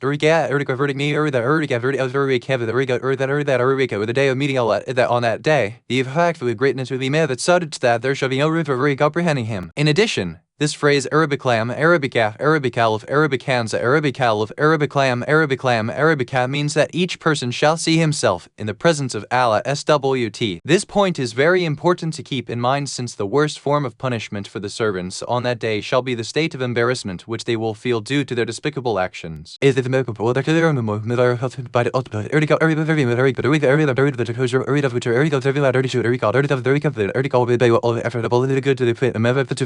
The Prophet has thus told us that, on that day, if a person was to be one who does not possesses three characteristics, then he has truly given up a great capital. What? The first part of the tradition reads, the person who comes to Allah with that which Allah had made obligatory upon him will be of the most worshipping of people. It is amazing to see people run after the recommended actions mustahabat, however they leave aside the obligatory actions wajibat, and such people are numerous in number. For example, they will stay up until the middle of the night beating their chests and mourning azadari, or will spend the night in recommended worship and studying. However, when the time for Salatul Fajr comes, they are fast asleep and thus end up missing their salat. It is important to mention that we must know that not a single person, whether in the life of this world or the next life, shall ever be successful, except if he wakes up in the morning for his salat. Everyone whom I have seen who has been a victorious in life has been so due to his waking in the morning for the prayers. The narrators of the traditions have given us numerous accounts from the infallible Imam in regard to the greatness of the morning time and have referred to that time as Arabic Seen, Arabic Khalid, Arabic Dane, Arabic Tatmabuh, Arabic Ain, Arabic Fat, Arabic Lam, Arabic Tatmabuh, or the time of negligence for those who do not wake at that time and engage in worship. Thus, it is highly meritorious that at that time of the day, the servant of Allah SWT makes the choice leave his slumber and get up and protect himself from sleeping, which would only lead to remorse and grief. Congratulations to that lucky person who bring the time when others are deep in evidence, is awake and observant and comes while that sleep which is punished, so that he shall be considered as one of those who is, if the Quran puts it, Arabic can't flip Arabic or Arabic skin Arabic them Arabic letter 6 or see Arabic can't delay Arabic Arabic Arabic Arabic Arabic Arabic Arabic everything Arabic skin Arabic beam Arabic Arabic skin Arabic Arabic who are Fullenton is one of those fortunate people. How beautifully the poet has stated it when he said,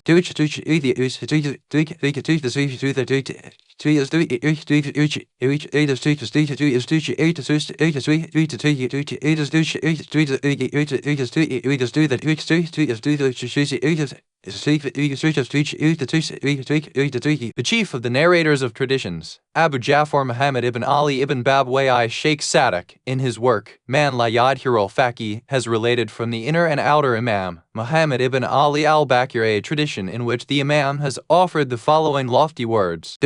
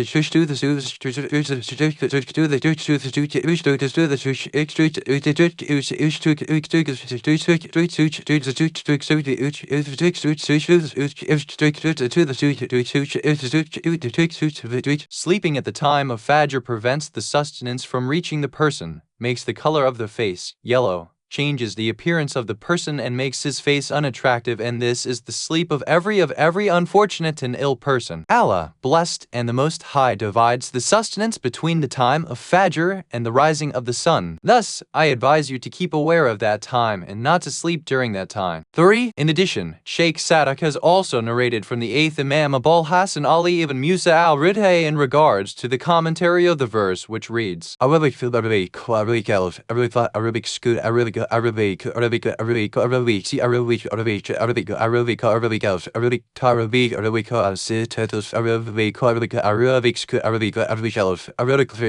I swear by those angels who distribute blessings by our command 51:4 that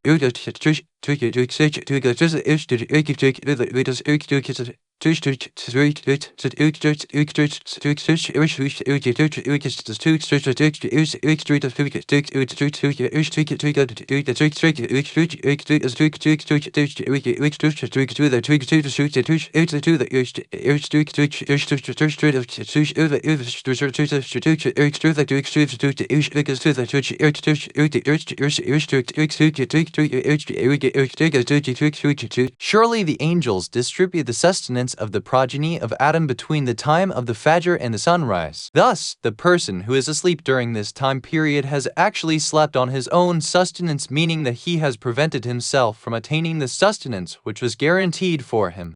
Therefore, the successful person is the one who wakes up at Fajr time, as the sleep at Fajr time is one of the greatest disasters for a person and leads to him being left behind in life. Just imagine if the person was to go to sleep 1 hour earlier, and instead of wasting those worthless hours of the night light in which one's mind does not work, and in which that 1 hour of work at night in which he might not even benefit 10 minutes is transformed into 1 hour of benefit and profit through sleeping early. Through this, rather than waking up 1 hour later from his sleep and missing his prayers or praying them late, the believer would be able to wake up on time for his salat. Thus, with this said, we see that one must not perform the recommended actions if this would cause any danger to the obligatory deeds. Even the act of performing the Hajj to the house of Allah SWT with all the greatness that it had should not lead a person to neglect an obligatory act which would be much more important than the performance of a recommended Hajj. Any Hajj performed after the person has performed his first and obligatory pilgrimage to the house of Allah SWT. There are people who work hard to perform all the recommended actions, however become lazy when it comes to the obligatory deeds. Such people are those whom we can refer to as ostensibly holy people and nothing more. The second point mentioned in the tradition is that the person who keeps away from the prohibited of Allah will be of the most spiritually safeguarded of people. The level of wara is even higher than taqwa, as the first spiritual level which a person can reach to is that of taqwa. Once that level has been perfected, the next is that of wara. In summary, the reality of wara is that a person reaches to such a station that he refrains from all sorts of sins. There are some people who are very punctual when it comes to refraining from the discouraged acts makruhat of Islam and make sure that they perform the recommended mustahabat. However, they do not pay any attention when it comes to refraining from the prohibited muharramats such as backbiting,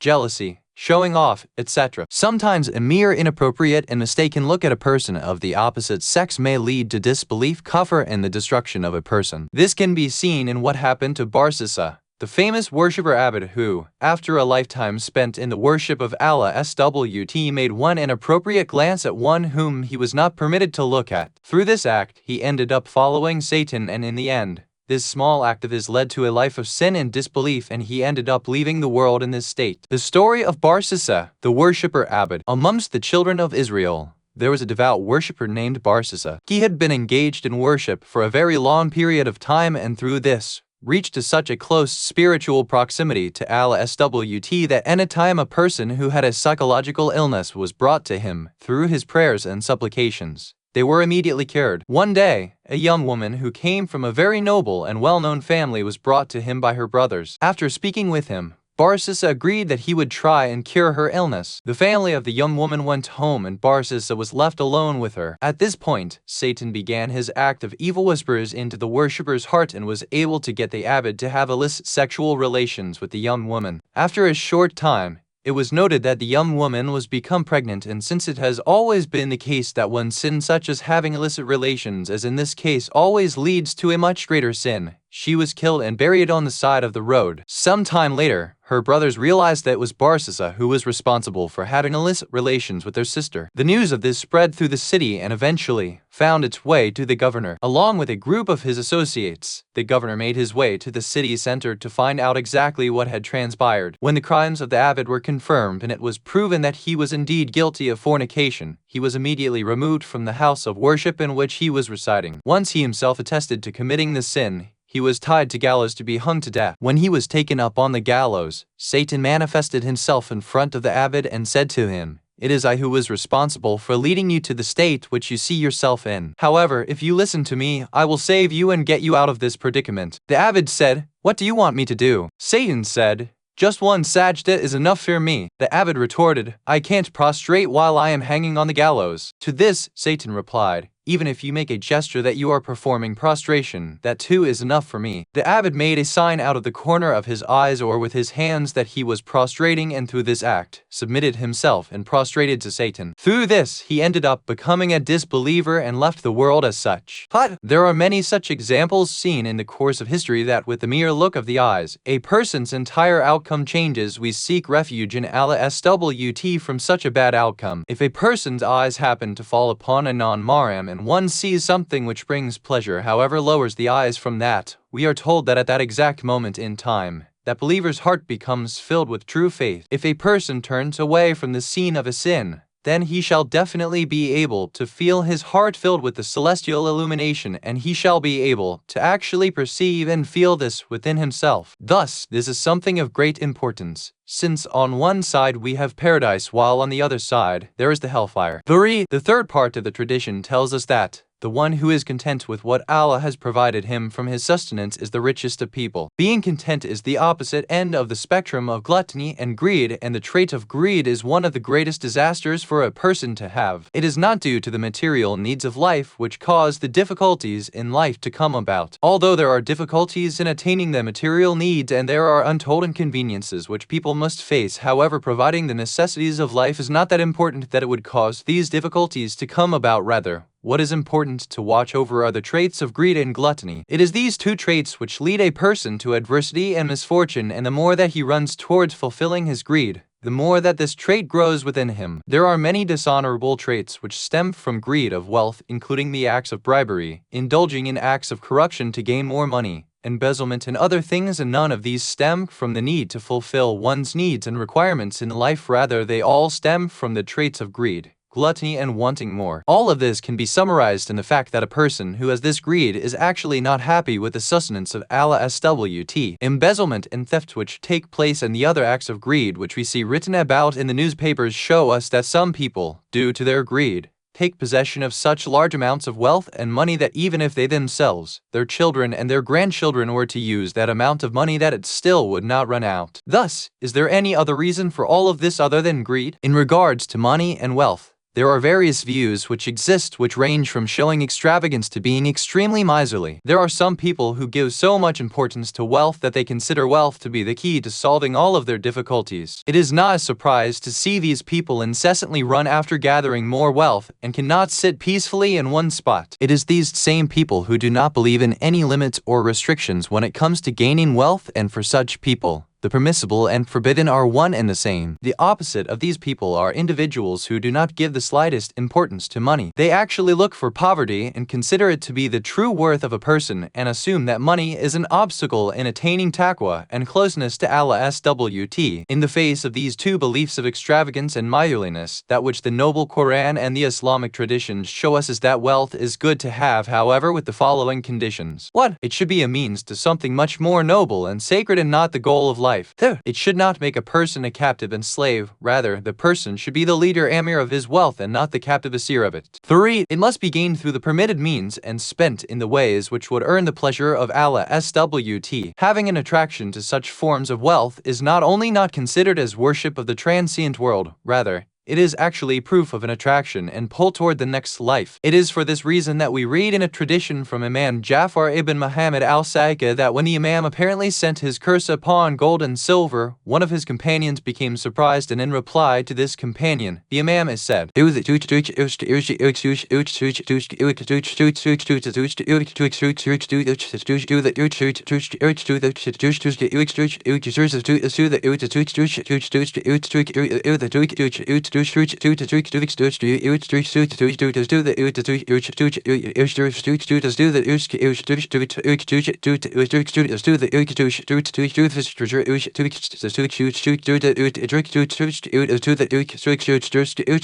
meaning of gold is that thing which removes the religion which a person has, while the meaning of silver is that thing which is source of disbelief and lack of faith.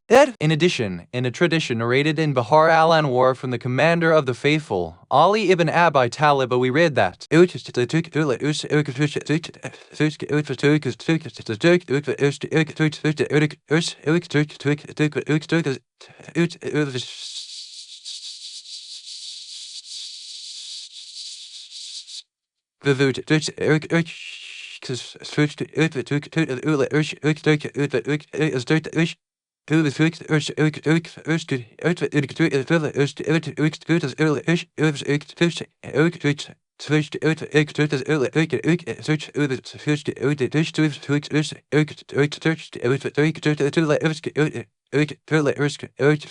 intoxication is of 4 types: intoxication of alcohol, intoxication of wealth, intoxication of sleep, and intoxication of power. There are many people who, up until the end of their life, are busy gathering wealth and end up leaving it for other people through the rules of inheritance. However, the deceased must give account and be answerable to Allah SWT for the wealth which they had, while those who inherit it are the ones who will make use of it. It is for this reason that we read in the traditions that the commander of the faithful, Ali ibn Abi Talib, was once asked,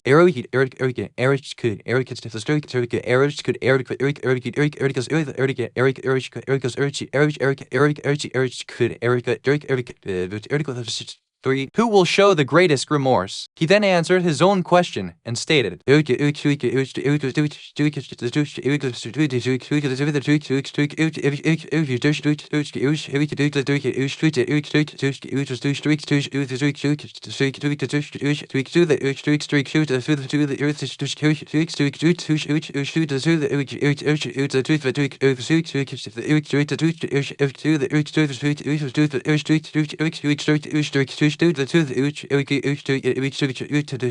person who shall show the greatest remorse is the one who will see his wealth and the good which it brought in the scales of someone other than himself, while Allah will make him enter into the hellfire and will cause his inheritors to enter into paradise. In a tradition from Imam Jafar ibn Muhammad al-Sadiq in regards to the commentary of the verse which reads,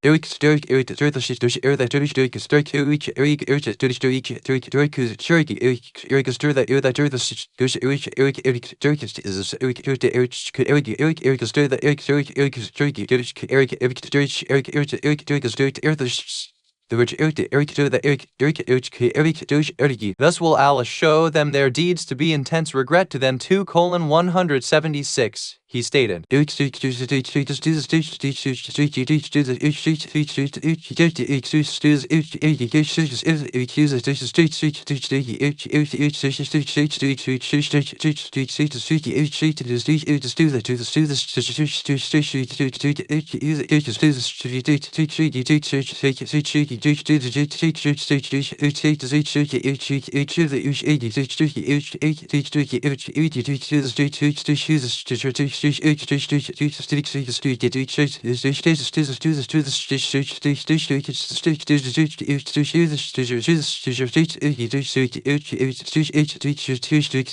is in regards to the person who saved his wealth and due to his stinginess did not spend it in the obedience of Allah and then dies and leaves that wealth behind for his heirs who may spend it either in the obedience of Allah or in his disobedience and transgression. 9. The Imam continued and said,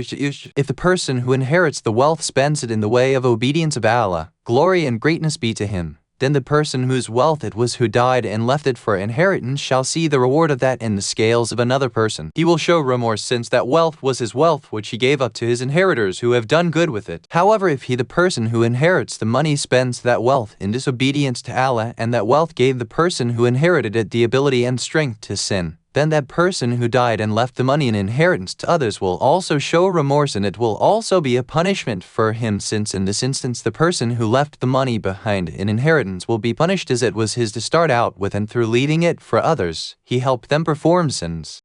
Contentment in the Islamic narrations. 1. It has been narrated that Imam Ali ibn Abi Talib has said, Arabic 5,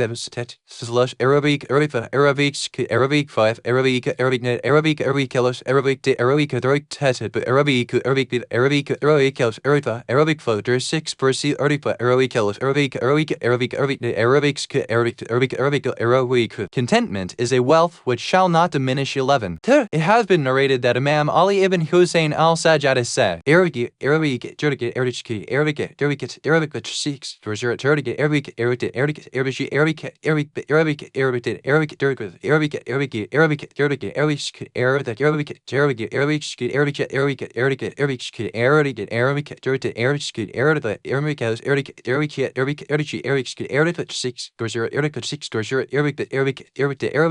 Whoever shows contentment will be satiated, and whoever does not show contentment with what he is will never become satiated no matter how much he gets. 12. 3. Imam Ja'far ibn Muhammad al-Sadiq has stated, the Messenger of Allah said,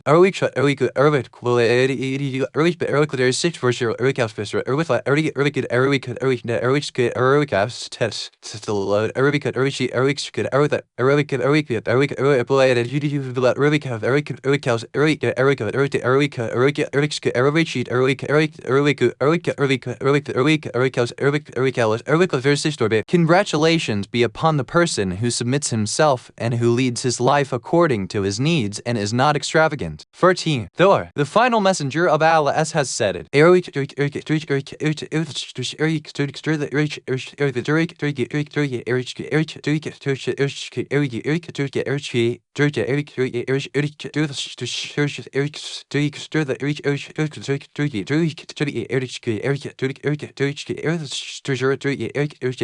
The person who always desires more is truly the neediest of people, while the person who is content with what he has is truly the richest of people. 14. What? Summary in regard to meeting with Allah. Arabic lam, Arabic af, Arabic alif, Arabic hanza, Arabic alif, Arabic lam, Arabic ha. This phrase, which has been mentioned in the Noble Quran, is usually in regard to the resurrection. However, since there is no meaning associated with witnessing Allah SWT with the five senses due to the fact that He is no body or physical presence, thus what does this mean? Some of the commentators of the Quran have been forced to state that this phrase actually has something appended to it, however it is taken as being understood and not expressly mentioned. Thus, they claim that this phrase actually means Arabic lam, Arabic letter 640, Arabic kaf, Arabic alif, Arabic Hamza, Arabic that, Arabic Wow, Arabic Alif, Arabic that, Arabic Alif, Arabic Lam, Arabic letters 6 4C, Arabic Shat, Arabic Ha, or meeting or attaining the reward of Allah, or meeting the angels of Allah. However, we can take the word Arabic Lam, Arabic Af, Arabic Alif, Arabic Hamza in this tradition to refer to the true meaning of meeting, however with the eyes of the heart, since on the resurrection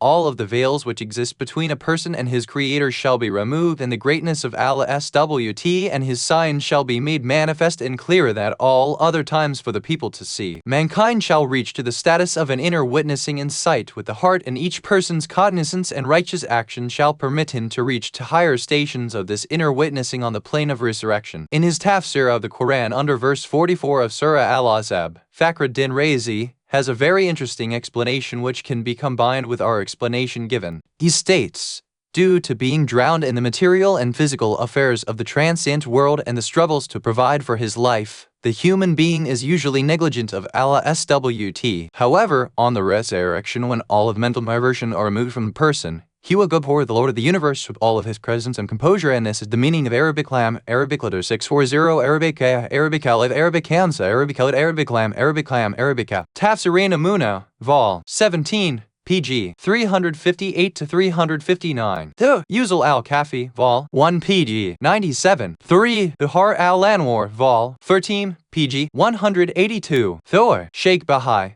Midahul Fala, translated by Ali ibn Tayfur Bastami, pp. 11 to 13. Ha Tafsirin Amuna, Vol. 23, pg. 544 to 545, as related in Majm al-Bayan, Vol. 9, pg. 265. X. Bihar al-Anwar, Vol. 73, pg. 141. No. 17. It should be no mean erdiga build mail for erdiga mean polium tule. But we're erdiga but the silver for erdiga refers to over the word abundance be now. Or could it play a mute the two words but very infant yet true. Manner. Dior, Tavan, Bihar al-Anwar, Vol. 73, pg. 182. At Bihar al-Anwar, Vol. 73, pg. 29. Bihar al-Anwar, Vol. 73, pg. 142. 10. Tafsirin Amuna, Vol. 27, pp. 319 to 322. 11. Bihar al-Anwar, Vol. 71, pg. 344. 12. Bihar al-Anwar, Vol. 8, pg. 135. 13. Al-Kafi, Vol. 2, pg. 140. 14. Johnny Al-Akbar, pg. 126. Discourse 39. The best of actions. The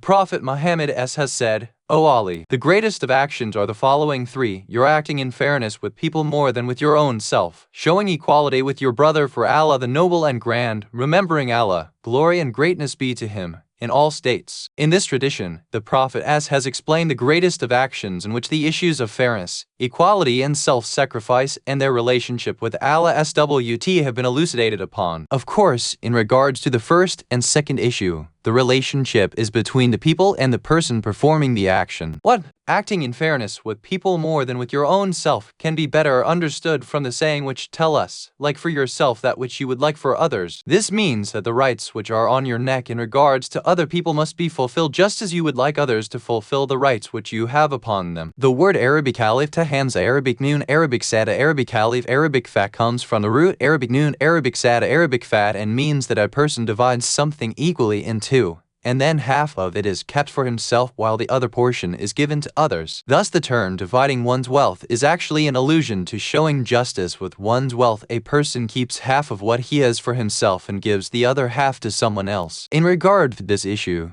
It makes no difference if we speak in regard to societal rights or individual rights. Just as the word Arabic seen Arabic Khan refers to the act of dealing or spreading something and giving a return for profit, of course this word too refers to a person having a share of the profit while giving half of it to another person. Imam Ali ibn Abi Talib has said it.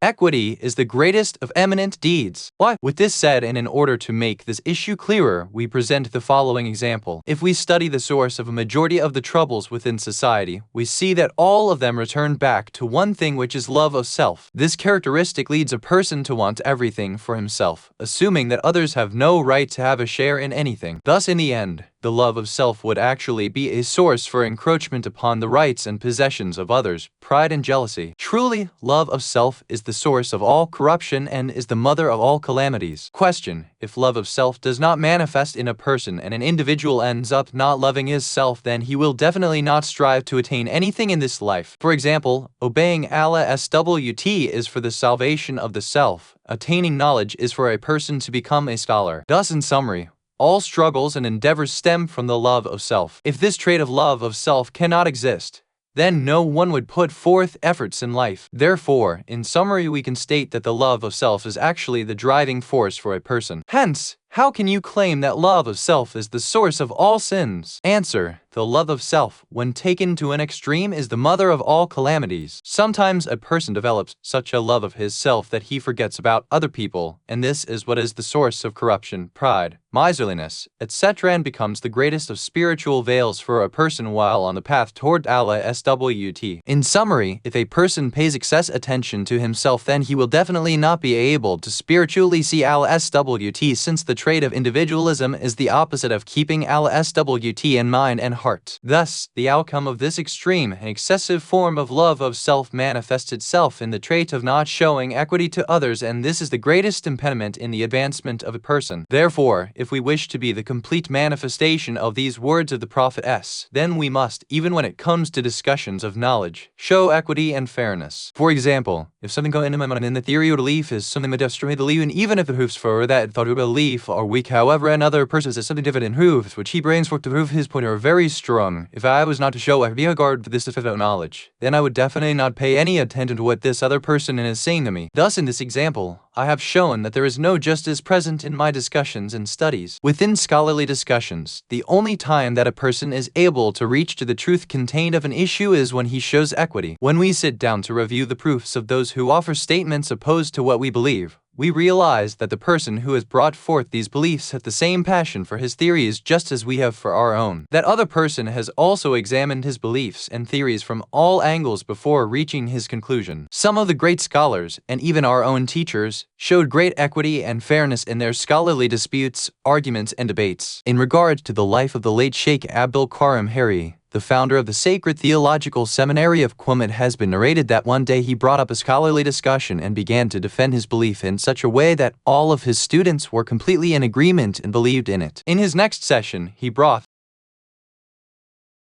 forth an opinion that was diametrically opposed to what he had mentioned the previous day, and again carried his discussion in such a manner that it convinced all of his students. Thus, the discussion of the previous day was made weak and insubstantial. On the third day, he came with another angle on the discussion, and the purpose of us citing this example is to show the way he acted in relating the opinions of other people. Therefore, when it comes to the various beliefs which people have, one must show justice to the varying opinions such that it could be stated that he is actually bringing forth his own words and thoughts and not that of others, and this is something which cannot be accomplished merely through words. Rather, it must be done through one's deeds and actions. Thus, equity means that all differences are removed, and this can be done in regards to scholarly discussions and also in regards to societal issues. If people displayed equity and fairness, then we would not see all of the cases in the court system, as most, if not all of the lawsuits, stem from the fact that each person is simply looking out for what is best for himself and is not considering what is in the best interest of others. It is for this reason that fights and disputes break out between people. However, if the spirit of fairness and equity ruled supreme, then these conflicts would not be there. If fairness and equity existed amongst people, then all forms of disagreement would be removed and the intellectual and societal relations between people would be made firm. There is a point which should be mentioned here, which is that before the issue of ethics possesses a scholarly side to it, it has a practical and applied aspect. By this we mean that scholarly discussions are read and then understood, while ethical issues and injunctions are not topics which are merely comprehended. Rather, they are practical and are things which must be enacted and practiced in life. The rules of driving a car can be taken as an example. Even if hundreds of books are studied on this topic, it will have no impact, and a person will still not get his driver's license, as he must practice driving a real car before he can give his license. Islamic akhlaq and morals are the same. They must be practiced and put into motion such that they become ingrained in the spirit of the person and become second nature. For example, if this issue of equity is put into practice and at one instance we see that one of our friends is speaking the truth on a particular issue, we should not remain quiet. Rather, we should speak up and confirm that he is indeed speaking the truth. If we were to repeat this 10 times and every time were to tell him that he is speaking the truth, then it is only in this instance that this issue which he is speaking about and about which others may be arguing with him about may see closure. Therefore, it makes sense to see why the Prophet S has considered equity and fairness as being one of the best actions of a person. Another point which must also be mentioned is that within an Islamic society, opposite to that which is seen and is common amongst the people, which is the taking of their rights from others, we must be ready to give others their rights. By this we mean that rather than the person who is owed something grabbing a person who owes him something by the neck and forcing him to give him what is owed, when the time comes to repay back the person whom one borrowed something from, the one who is indebted should actually go running in search of that person to give him back his right. The act of forcefully taking one's property or thing which has been borrowed is not some great attainment or source of pride for the person. Therefore, in summary, within the Islamic society, it is not the duty for the person who has loaned or given something out to search for his right to be given back. Rather, it is the duty of the person who is indebted to go and find the one who he is indebted to and give his rights back to him. The tradition continues, and we then read, "You're showing equality with your brother for Allah the Noble and Grand, and this is nothing other than the distribution and division of blessings conferred upon a person." In this sentence, we see that the word Arabic hamzat thalit Arabic had or brother has been used, and as we know, one of the minimum conditions for brotherhood is that of equality, and the maximum level of brotherhood is self-sacrifice. The Quran tells us that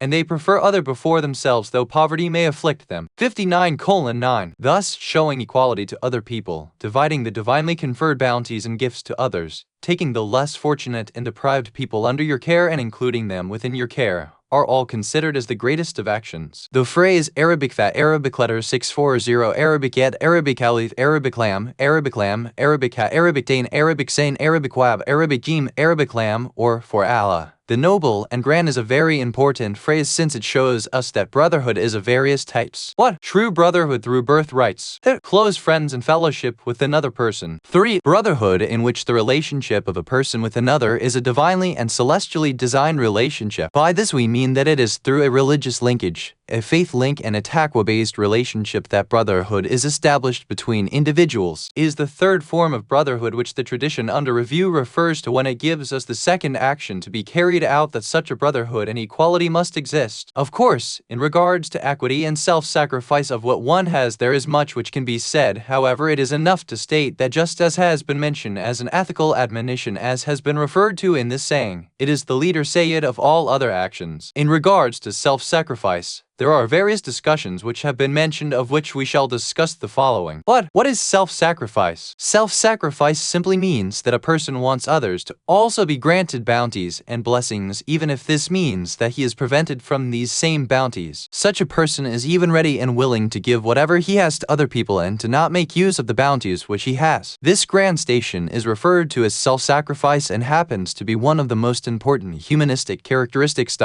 Examples of self-sacrifice as seen within the family of the Prophet Muhammad S. Ibn Abbas has stated, one day, Hassanah and Hussein had become sick. The Prophet S., along with a group of his companions, came to see them and said to Aliyah, O Abul Hassan, it would be good if you made an oath to Allah SWT in regards to your two sons being cured of their illness. Aliyah, Fatima and Fida, who was their assistant, made an oath to Allah SWT that if the two boys were cured, then they would fast for 3 days according to some of the traditions. Hassanah and Hussein also said that they made the same oath to Allah SWT and that they too would fast if they were cured. Not even a short time passed when these two children became cured of their sickness, and thus the entire family was then obligated to fast for the 3 days to fulfill their oath. However, upon looking in the house, it was found that there was very little food to be eaten. Ali took a loan of some barley and gave it to his wife Fatima, who took 1/3 of it, and on the first day of fasting, made it into flour and baked bread from it. At the time of breaking their fast on the first day, a beggar came to the door of the house and said, Peace be upon you, O al-Bayt of Muhammad S. I am a poor person from amongst the poor Muslims. Please give me some food. May Allah grant you the foods of paradise in return for this noble deed. The entire family put the call of this beggar in front of their own needs, and each one gave their portion of bread to him, and thus ended up breaking their fast that night with only water. On the second night, at the time of breaking their fast, which was with that same barley bread made by Fatima, an orphan came to their door. On the second night too, the family of the Prophet S showed their self-sacrifice and gave whatever food they had to the orphan, and once again broke their fast with water. The following day they also kept the fast. On this night, a war captive came to their door at the time of sunset and requested food, and thus the al-Bayt also gave them whatever food they had at home, that same barley bread. When the morning of the 4th day came, Aliyah took Hassanah and Hussein to see the Prophet S. When the Prophet S saw the state they were in and their intense shaking due to their intense hunger pains, he said to them, The state which I see you in is something very hard for me to bear. He then got up and all of them went to the house of Fatima. The Intra family saw her in the prayer niche mihrab, engaged in worship while, due to the pains of hunger, her stomach had gone in and her eyes were deeply set. At seeing this, the Prophet S became deeply troubled. It was at this moment that Jibreel came down and said, O Muhammad, Allah greets you over having such a family. At this point, the chapter of the Quran known as Surah Al-Insan was revealed. 3. Continuing on in the tradition under review, the Prophet S has then said, And your remembrance of Allah, glory and greatness be to him in all states. In this part of the tradition, we must point out that the phrase which reads in all states is one which varies a lot of meaning to it, just as the word Arabic of remembrance of Allah is also very meaningful. The remembrance of Allah SWT has 3 segments to it: the tongue verbal, heart spiritual, and the body parts practical and physical. Thus, when a person wants to do something, he must be vigilant and must see where the pleasure of Allah SWT resides. Thus, he must consider that Allah SWT is watching him at all times and in all states. In some of the traditions, it has been mentioned that the meaning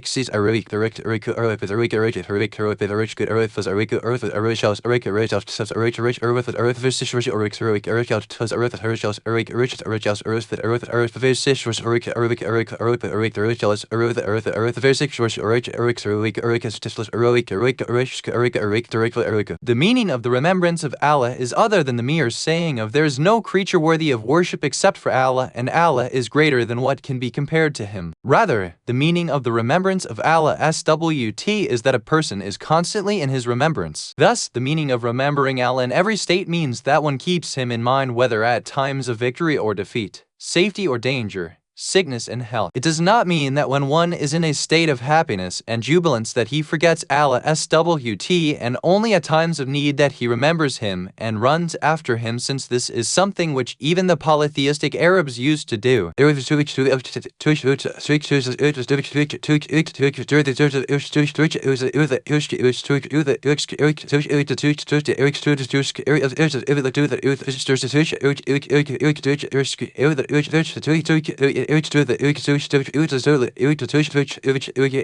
when they board the ship, then they call upon Allah, sincere to him in their faith. 2965. Thus we see that these people are sincere in their faith. However, this is nothing to be proud of. Therefore, the meaning of the remembrance of Allah SWT is the actual remembrance of Allah SWT in all states. In summary, it can be stated that the state of forgetfulness should not lead a person to fall into neglect in regards to the Creator of the universe, and the remembrance should not be such that it is only a verbal remembrance at times of needs and necessities of one's daily life. The remembrance of Allah SWT is the greatest alchemy and the spring of life. It is that which enlivens the heart of a person. It is the thing which protects one from spiritual slips. It is the tree of true faith. It satiates a person's inner being and gives him glory. The remembrance of Allah SWT is the food of the soul of the person and is the thing which repulses the Satan. Truly, this is something which we have taken lightly, whereas it is actually a valuable treasure which carries great importance to it and is available for everyone to make use of. However, we have all fallen into neglect in regards to his remembrance, just as the Quran states that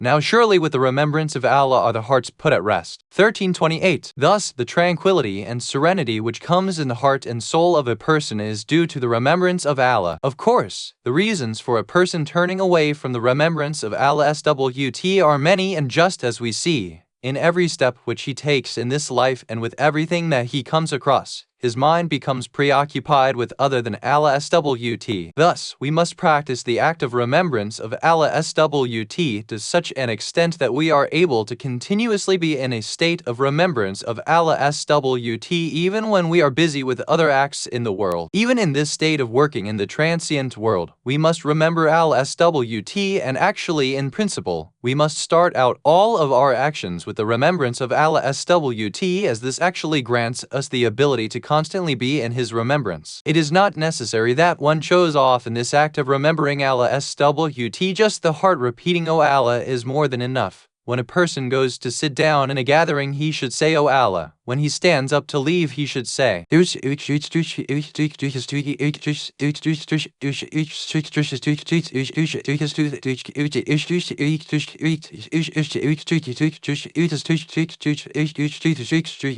be to your Lord, the Lord of greatness, from that which others ignorantly attribute to him. 37:180. When a person goes into his car or any other form of transportation, he should say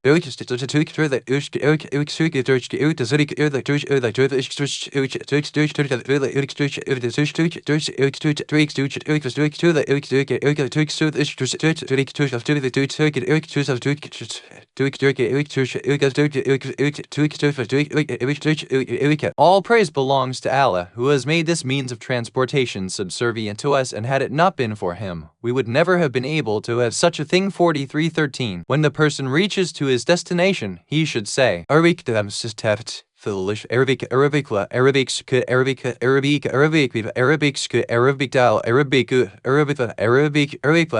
letter 6 verse C Arabic shit Arabic the Arabic hellish picture Arabic hours Arabic the Arabic seat Arabic goes Arabic beef Arabic tet but the Arabic eat. All praise belongs to Allah for safety and reaching our destination unharmed. When we start to eat, we must remember the name of Allah SWT and say Arabic seat Arabic skun Arabic god Arabic elf Arabic lezer 6 verse Arabic jat Arabic. In the name of Allah, when we finish out food, we must thank him and say Arabic thamzatat lif Arabica Arabic lad Arabic skun Arabica Arabic bean Arabic skun Arabic dal Arabicu Arabiclan Arabicla Arabic 6 or C Arabic shat Arabic Arabiki. Thanks be to Allah for this. Thus, in summary, in every state that we find ourselves in, we must remember Allah SWT such that this act becomes a part of ourselves and an intrinsic habit. This is truly a very important issue, as the remembrance of Allah SWT actually acts as insurance for a person. There are some people who state that we have yet to develop a state of presence of the heart in the salat and to be able to remember him. However, we state that there is no difference between being in the state of salat and being outside the state of salat. Rather, we must always be in the remembrance of Allah SWT and must realize that as much as we remember Allah SWT, in that same amount shall we be closer to success. Conversely, the further we are from the remembrance of Allah SWT and negligent of this issue, the more we shall feel the lure of the devils. Question: How does the heart attain tranquility through the remembrance of Allah SWT? Answer: the states of anxiety and insecurity have always been and will always be the greatest sources of tribulation in the life of humanity, and the things which these traits stem from in the individual and societal life of a person are completely observable. The state of tranquility has always been one of the lost important traits for human society. The person will knock on every door until he is able to find this all-important characteristic. If the struggles and endeavors of humanity throughout the ages were gathered together in their search for tranquility from both the correct and permitted and false means which they have sought out, they would definitely fill up a large book. There are some scholars who have stated that, at the beginning of an outbreak of a disease, some sick people who had a contagious disease, out of every 10 people who had this disease and apparently ended up dying due to it, it was noticed that a majority of them actually died due to the fear and uneasiness they felt. Thus, in reality, only a small number of these people truly died due to the sickness which they had. Truly, the two states of tranquility and apprehension play a very important role in the health and sickness of a person and the entire society, and in the success and failure of the individual. In addition, there is not a single thing which can cool this state within a person, and it is for this reason that numerous books have been written whose main topic has been on fear and the ways to combat this and the way to acquire tranquility of the heart. Human history is full of sorrowful scenes in which people have run after all sorts of things in order to attain tranquility. However, in whichever valley they have stepped into, they have taken to various addictions to help them cope with their sorrow. However, the Quran, in one short yet meaningful sentence, has told us that the most assured and closest path: know that through the remembrance of Allah shall your hearts and minds be put at rest and ease. Thor. In order for this Quranic reality to be made clear, please pay attention to the following explanation. The causes of worry and anxiety. 1. Sometimes, distress and anxiety are related to a dark and uncertain future which lie ahead of a person and manifest itself to him. The possibility of blessings leaving a person, falling into the grip of the enemies, weakness,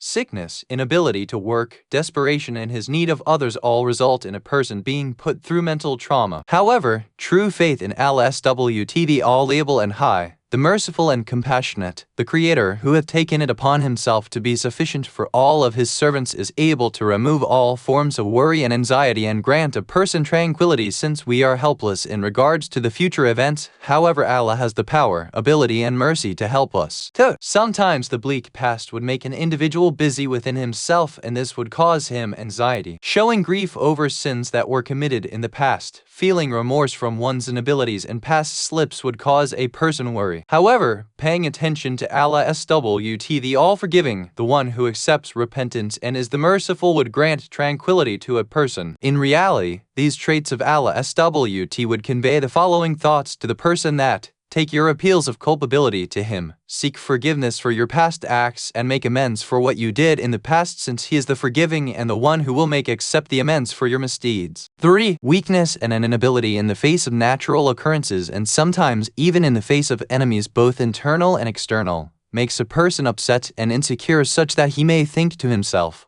what am I able to do in the war against all of these powerful opponents? What can I do in the face of other challenges and struggles? However, when one remembers Allah SWT and begins to rely upon His power and mercy, the power which is the greatest of all powers, such that there is not a single other thing which holds the potential to stand up to Him, then the person's heart would become at ease, and he would say to himself, yes, I am not alone. I am under the shadow of the mercy and assistance of Allah SWT, the never-ending source of power. 4. Sometimes the source of grief, insecurity, and that which pains a person is his feeling that his life is worthless and that the goals which he has set for himself are insignificant. However, the one who has true faith in Allah SWT and who has accepted that traversing the path of perfection is the greatest goal and knows everything which transpires in life must be experienced while on the path of perfection, would not feel that his life is worthless, that he is without goals, nor that he is an uncertain wanderer, filled with distress. Another reason for grief and insecurity is that sometimes, in order for one to reach his goal, a person may need to bear difficulties. However, at the same time, he does not see a single person who encourages or appreciates the troubles and difficulties which he has gone through. This feeling of ingratitude would cause him great stress and would cause him to sink into a deeper state of anguish and insecurity. However, when he senses that other people are aware of his struggle, value his efforts, and are ready to reward him, then there would not be any room for grief and insecurity. Having bad thoughts of others and empty delusions is another reason which leads to insecurity and grief, and this is one of the things which a large number of people see in their life. However, how is it possible for us to deny that focusing our attention on Allah SWT and His never-ending grace, His commandment to us of maintaining good thoughts and suppositions of other people, which is the responsibility for every single person who claims to possess true faith, would not remove this state of grief and trepidation which is inside a person and would cause him to have tranquility and certainty in his life. 7. Worship of the transient world and infatuation with the gold and glitter of the life of the material world we are living in is one of the greatest reasons why a person faces distress and insecurity in his life. This point is apparent to such an extent that sometimes if a person is not able to find a particular color of clothing or a color of shoes, hat or some other item of apparel in the shopping centers or any other item which he uses in his daily life, that the thoughts of such a person who worships this transient world may become so engulfed and enraptured that he would spend hours, days, or even weeks in a state that of insecurity and anxiousness until he can find what he wants. However, true faith in Allah SWT and constant focus on the spiritual freedom which a true believer possesses, in which he is constantly enraptured in austerity and devotion to Allah SWT and is not bound by the clutches of the gold and glitter which accompany the material world, would bring an end to such feelings of insecurity and anxiety. When the soul of a person reaches to that level of spiritual expanse that, just like Ali ibn Ayatollah can say,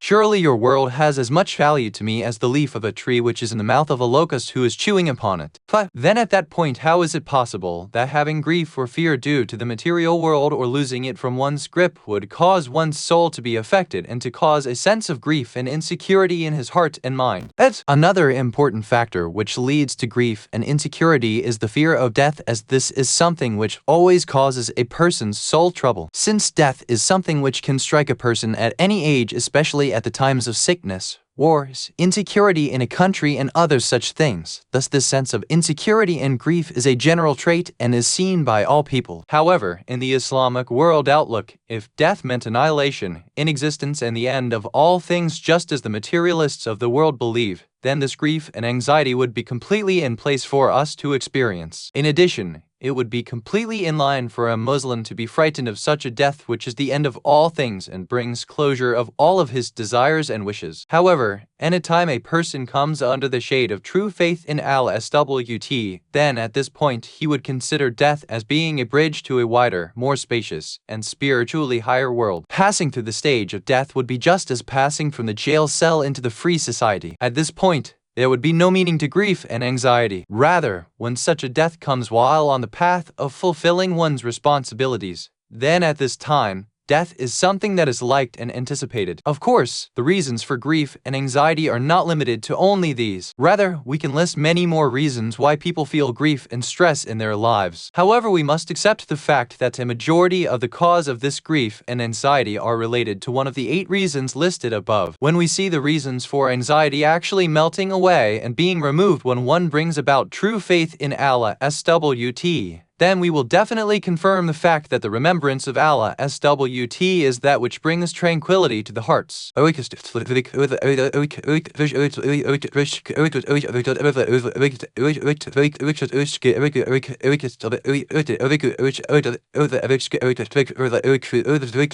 surely with the remembrance of Allah are the hearts put at ease. 1328. What? Durar al-Hikam, saying 28. Tafsirin Amuna, Vol. 9. PG 326. 3. Tafsirin Amuna, Vol. 25. pp. 343 to 344. Thor.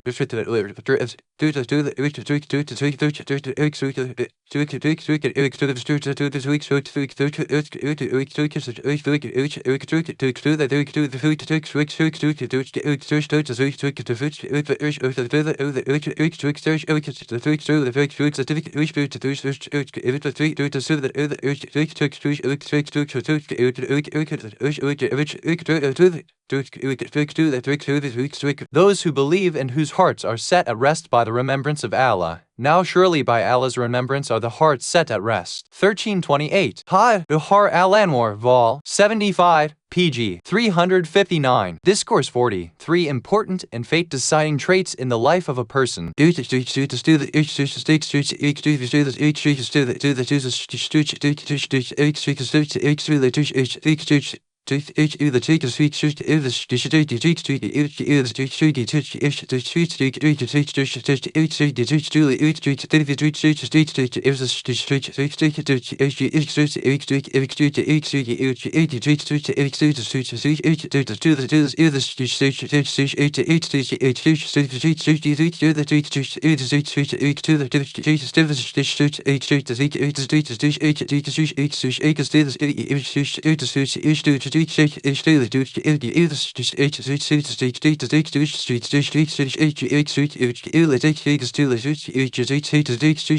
Prophet Muhammad has said, O Ali, if the following 3 traits are not found within a person, then his action shall not be complete. Wara, which prevents him from committing transgressions against Allah, the noble and grand, noble moral traits through which he acts with tolerance with the people, and forbearance through which he repels the ignorance of the ignorant person. This tradition is specifically geared toward those who work alongside others and have regular contact with people in their day-to-day activities. In the beginning of the tradition, the Prophet has stated that, if these 3 characteristics are not present in a person, then there shall be no prosperity in his actions. He shall not have any positive outcome in his dealings, and his entire program of life shall be destroyed. In reality, these 3 characteristics are issues that need to be reviewed and studied in detail: a person's relationship with Allah SWT, his relationship with his friends, and his relationship with his enemies. Part 1. The relationship between a person and Allah SWT is summarized in Wara, which prevents him from committing transgressions against Allah, the noble and grand. There are some scholars who have gone through great troubles to define the word wara and its scope. However, to keep this discussion brief, we state that wara is a state which results in a person keeping himself away from performing sins, and this is the same state which we refer to as being just possessing the state of adalat. The habit or second nature of wara does not guarantee 100% protection from sins, since if it was a 100% guarantee,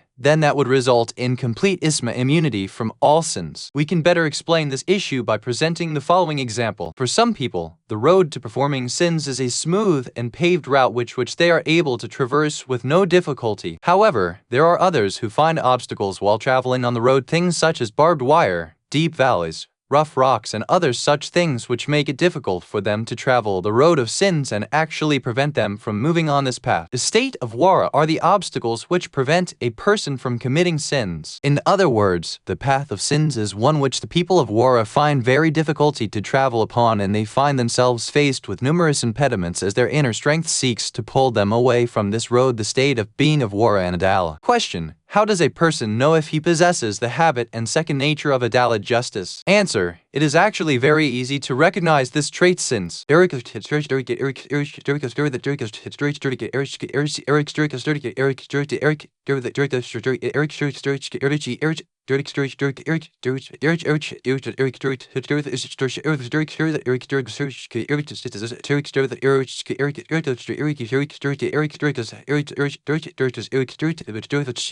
surely mankind is witness over his own self, even if he puts up excuses. 75:15. If in the face of being able and needing to lie, backbite, earn wealth from forbidden sources, etc., a person sees that there is a force which is preventing him from these things, then he should know that this hidden force is nothing other than wara and taqwa. However, if he is free in his actions, and if his eyes, ears, tongue, and all other parts of his body are without limits and restraints, then it is clear that he is no wara and taqwa. Without doubt, the person who does not possess taqwa will not see fruition in any of his endeavors, although it is possible that such a person may temporarily be successful in of his endeavors. However, in the end, he will fall flat on his face in shame. Thus, in addition to having knowledge, we must also seek to acquire taqwa, and this is the first responsibility which all of us have. In his work, Mustanzik al-Ayatollah, the late Ayatollah al-Hakim stated that the level of taqwa which a marja taqlid must possess is different than the taqwa which the common people must have. The adala which he the marja possesses must be at a very high level, and if not, then he will fall prey to sins, since the more the knowledge and status a person acquires within the society, the more the danger of him committing sins. Thus, in summary, in the same proportion that the pull towards sins becomes stronger through a higher status in the society, the more the power of refraining from these sins must become stronger in the person. Part 2. The relationship between a person and his friends. Noble moral traits through which he acts with tolerance with the people. As we know, everyone has his or her own taste and style, and normally they can be grouped under the following thought. The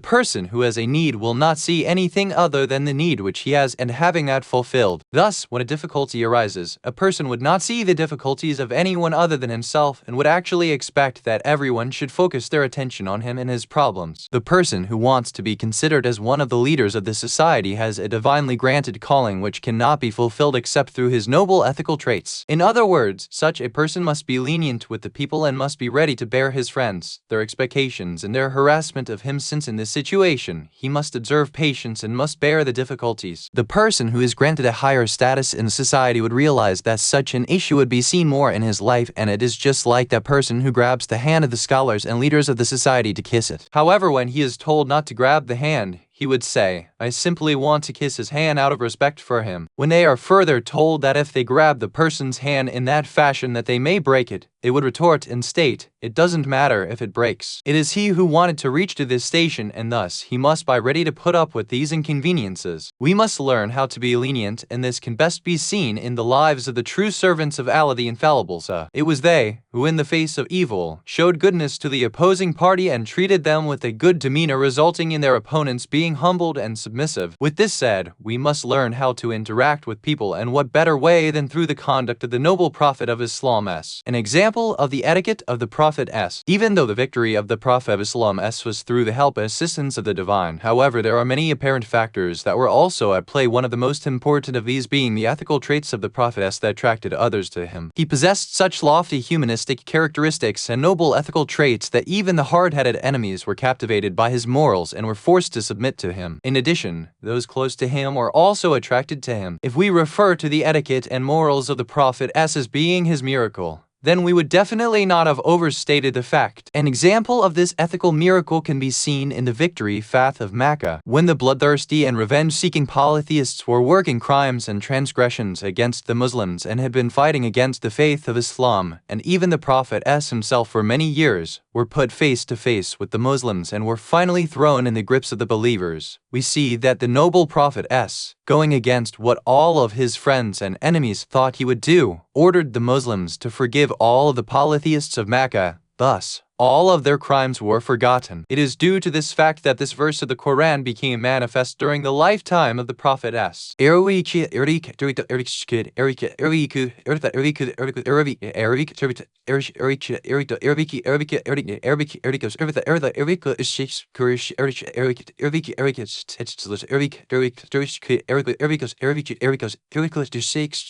you see people entering into the faith of Allah in groups 110:2. The books of tafsir, history, and even the story books are full of events in relation to the good demeanor, forgiveness, mercy, altruism, self-sacrifice, and consciousness of Allah SWT which the Prophet s displayed. However, it is enough for us to state that in the tradition from Hussein ibn Ali it has been mentioned that he said, "I asked my father, the commander of the faithful Ali ibn Abi Talib, about the characteristics of the Prophet s and his etiquette, and my father, in a very detailed manner, explained to me by stating, in this long tradition, it has been mentioned that the Prophet s was always cheerful and smiling with those whom he was in the company with, and was always found to be gentle and soft-spoken. He was never seen to be angry, hard-hearted, rude, foul-speaking, picking faults of others, nor excessively praising anyone. Not a single person was ever made to feel hopeless by him, and anyone who entered his house did not leave disparaged. There are 3 things that he kept away from himself: arguing with others, speaking too much, and entering into things which were none of his business. There are 2 things which he kept away from in relation to the people. He never ridiculed or rebuked people, and he never went forth to seek out the slips, hidden mistakes, and errors of the people. It is only in relation to that area in which the divine reward of Allah SWT was possible did he speak. When he spoke, His words had such an impact on the hearts of the people that everyone present would remain quiet and did not move an inch, and it is only when he stopped speaking and remained quiet did they begin to speak. However, it is also seen that while in his presence, those around him did not indulge in arguments or wrangling. Any time a stranger or unaware person began to speak with anger and asked him for something, he would bear that person's attitude with patience and would tell his companions, "Anytime you see a person who has some need, ensure that you fulfill it for him." He never cut anyone's speech short and waited for the person to finish what he wanted to say. Yes, if the noble ethical traits and divinely granted persona of the Prophet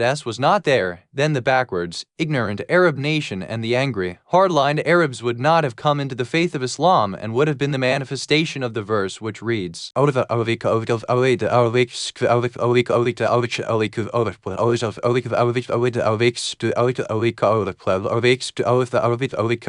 they would have dispersed from around you. Muhammad 3:159. How good it would be that this Islamic etiquette is today brought back to life and instilled within the life of every single Muslim, the greatness which is exemplified in the morals and etiquette of the Prophet.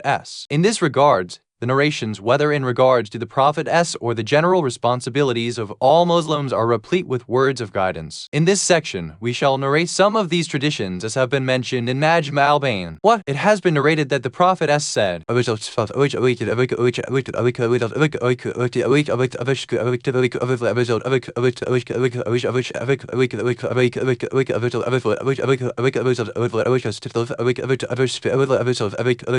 "Surely, I was appointed to a prophet only to perfect the noble ethical traits." In this tradition, we see that one of the main goals of the appointment of the Prophet was to perfect and complete the great ethical values. In another tradition from the same individual, we read,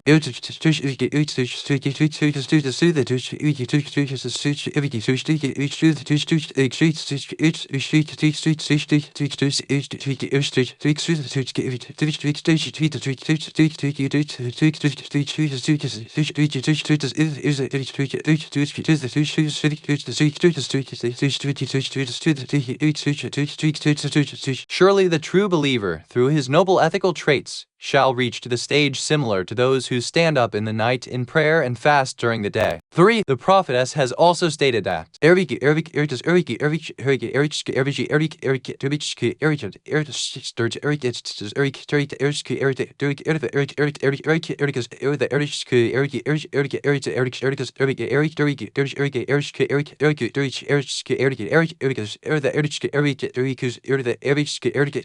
is not a single thing which is heavier in the scale of good deeds than a good demeanor. Though the Prophet has also told us that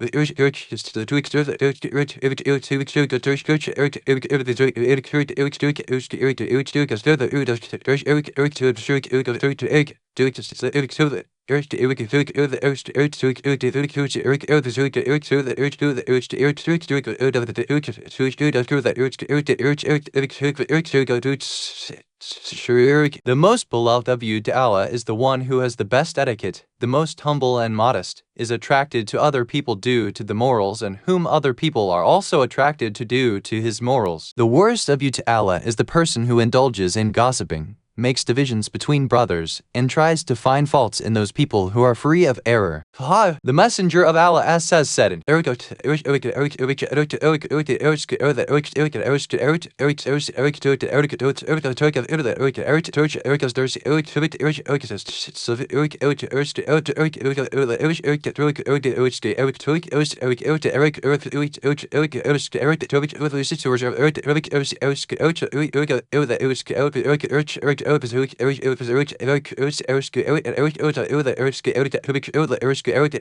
Surely you can never answer the needs of the people with your wealth. Thus, answer them through your cheeriness and good demeanor. It has been narrated from Imam Jafar ibn Muhammad al-Sadiq from his forefathers that the Messenger of Allah said,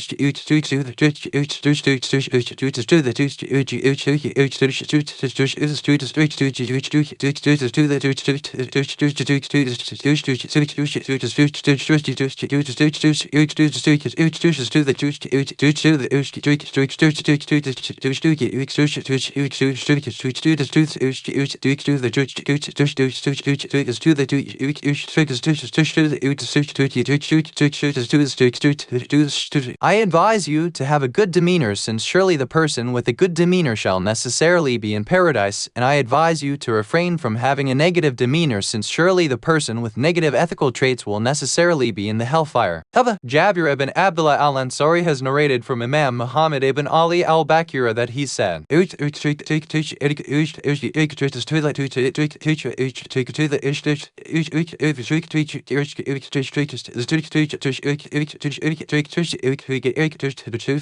a person smiling in the face of his brother is a good deed.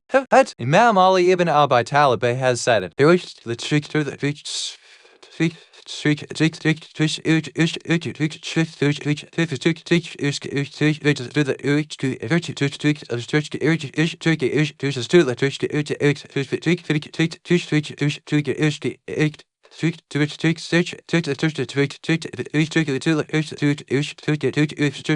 Smiling in the face of the true believer who is a stranger in a land which is not his home is a penitence for one's sins. 3. It has also been related from Imam Ali ibn Abi Talib that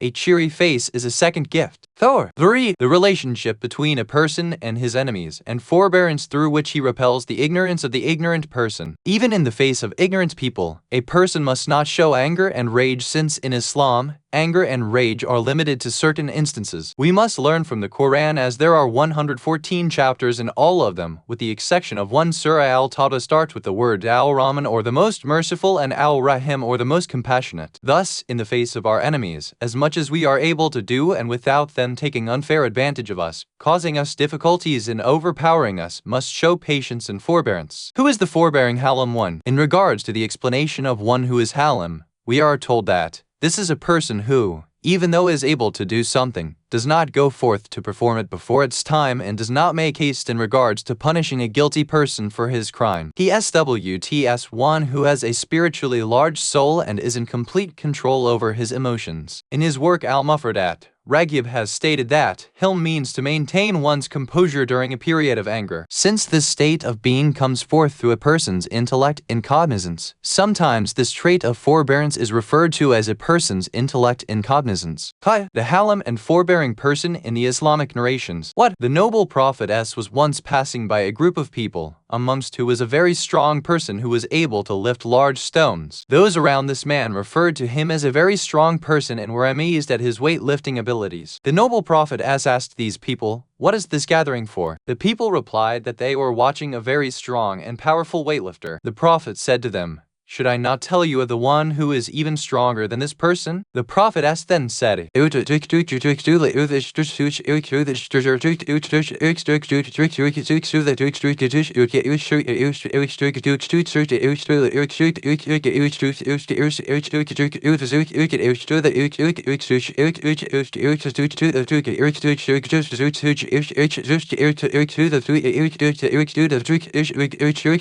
person who is even stronger than this weightlifter is the one who, when is cursed or sworn at, is able to show forbearance and is victorious over his own soul and desires and is victorious over his Satan while the Satan is alongside him. 2. Imam Jafar ibn Muhammad al-Sadiq has said,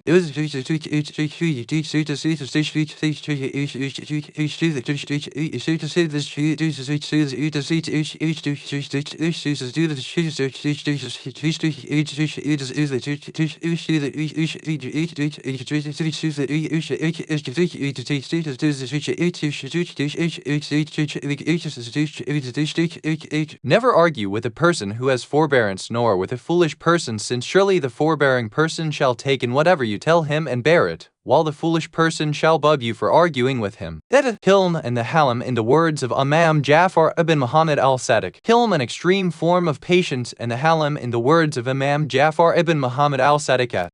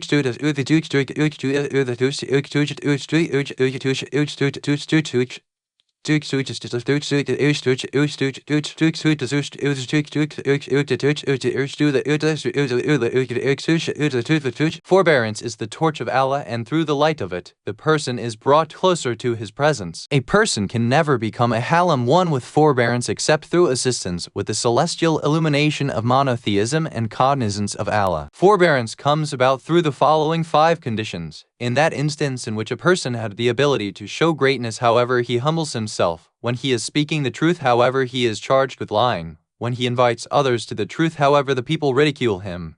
The time when others accuse of him sinning while he is innocent. The time when he asks other people for his right, however, they oppose him. If you give all of those 5 points mention their right, then you have done the right thing. Respond to the foolish person by paying no attention to him and by not answering him. Thus, by doing so, people will be your supporters, because the person who answers the fool is the like one who has placed himself in the fire. Sorry. The trait of forbearance is the opposite of anger, and it is through patience, humility, and humbleness that a person is able to gain forbearance. The traits of humility and humbleness cannot be achieved except through realizing the truth of monotheism and cognizance of the greatness, magnitude, and power of Allah the High. Since the person recognizes Allah SWT the all-powerful as the only cause of all effects in the universe and all-encompassing and the sole assistant and true ruler over all creations, then naturally he would keep the traits of pride, self-conceit, and arrogance far from himself and would seek to show his servitude, humility, humbleness, obedience, lowness, submission, leaving everything up to Allah's will, with complete contentment and patience. This is what is meant in the noble traditions about the status of knowledge coupled with forbearance, meaning that level and form of knowledge with is coupled with humility and humbleness, and which keeps the traits of pride, self-conceit, and arrogance far away from a person.